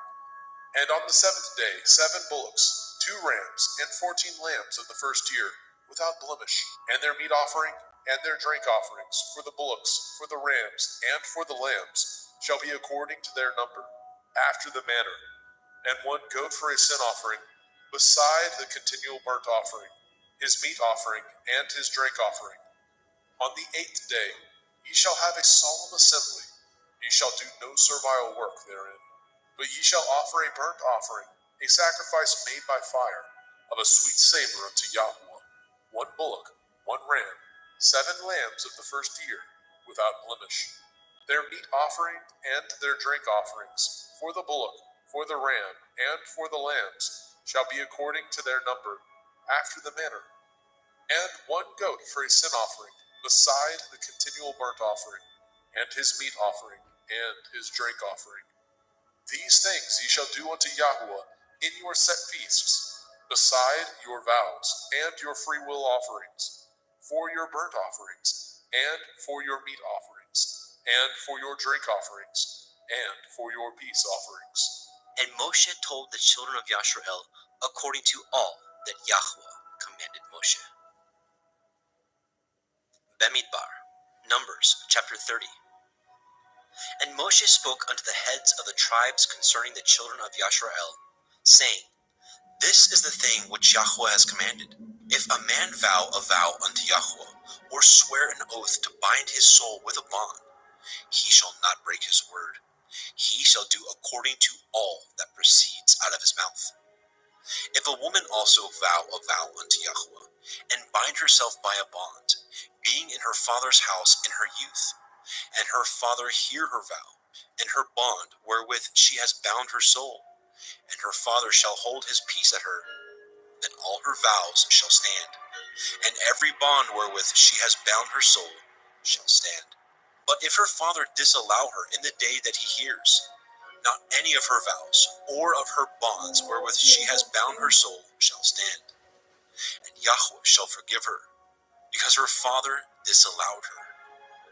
And if she had at all a man, when she vowed, or uttered aught out of her lips, wherewith she bound her soul, and her man heard it, and held his peace at her in the day that he heard it, then her vows shall stand, and her bonds wherewith she bound her soul shall stand. But if her man disallow her on the day he heard it, then he shall make her vow which she vowed, and all that which she uttered with her lips, wherewith she bound her soul, of no effect, and Yahweh shall forgive her. But every vow of a widow, and of her that is divorced, wherewith they have bound their souls, shall stand against her. And if she vowed in her man's house, or bound her soul by a bond with an oath, and her man heard it, and held his peace at her, and disallowed her not, then all her vows shall stand, and every bond wherewith she bound her soul shall stand. But if her man utterly made them void on the day he heard them, then whatsoever proceeded out of her lips concerning her vows, or concerning the bond of her soul, shall not stand. Her man has made them void, and Yahweh shall forgive her. Every vow, and every binding oath to afflict the soul, her man may establish it, or her man may make it void. But if her man altogether hold his peace at her from day to day, then he establishes all her vows, or all her bonds which are upon her. He confirms them, because he held his peace at her in the day that he heard them. But if he shall any ways make them void after that he heard them, then he shall bear her iniquity. These are the statutes which Yahweh commanded Moshe, between a man and his woman, between the father and his daughter, being yet in her youth in her father's house. Bamidbar, Numbers chapter 31. And Yahweh spoke unto Moshe, saying, Avenge the children of Yasharel of the Midianim. Afterward shall you be gathered unto your people. And Moshe spoke unto the people, saying, Arm some of yourselves unto the war, and let them go against the Midianim, and avenge Yahweh of Midian.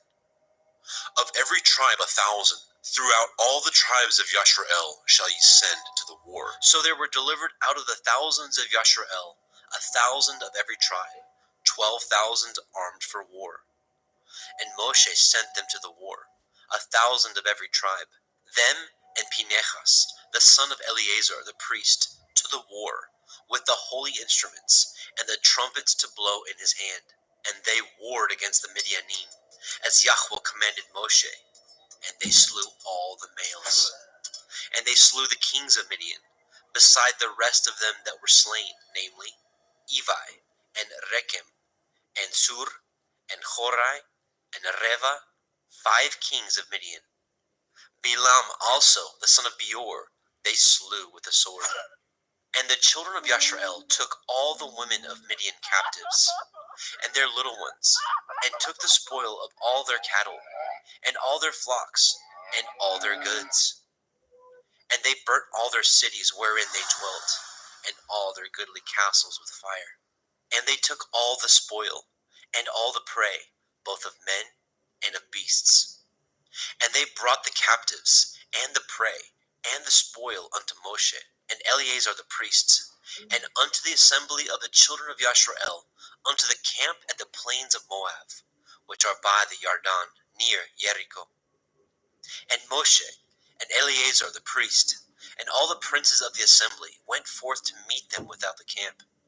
And Moshe was wroth with the officers of the host, with the captains over thousands, and captains over hundreds, which came from the battle. And Moshe said unto them, Have ye saved all the women alive?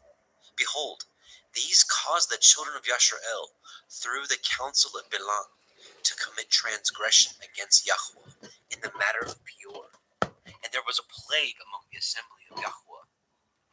Now therefore, kill every male among the little ones, every woman that has known man by lying with him. But all the women children that have not known a man by lying with him,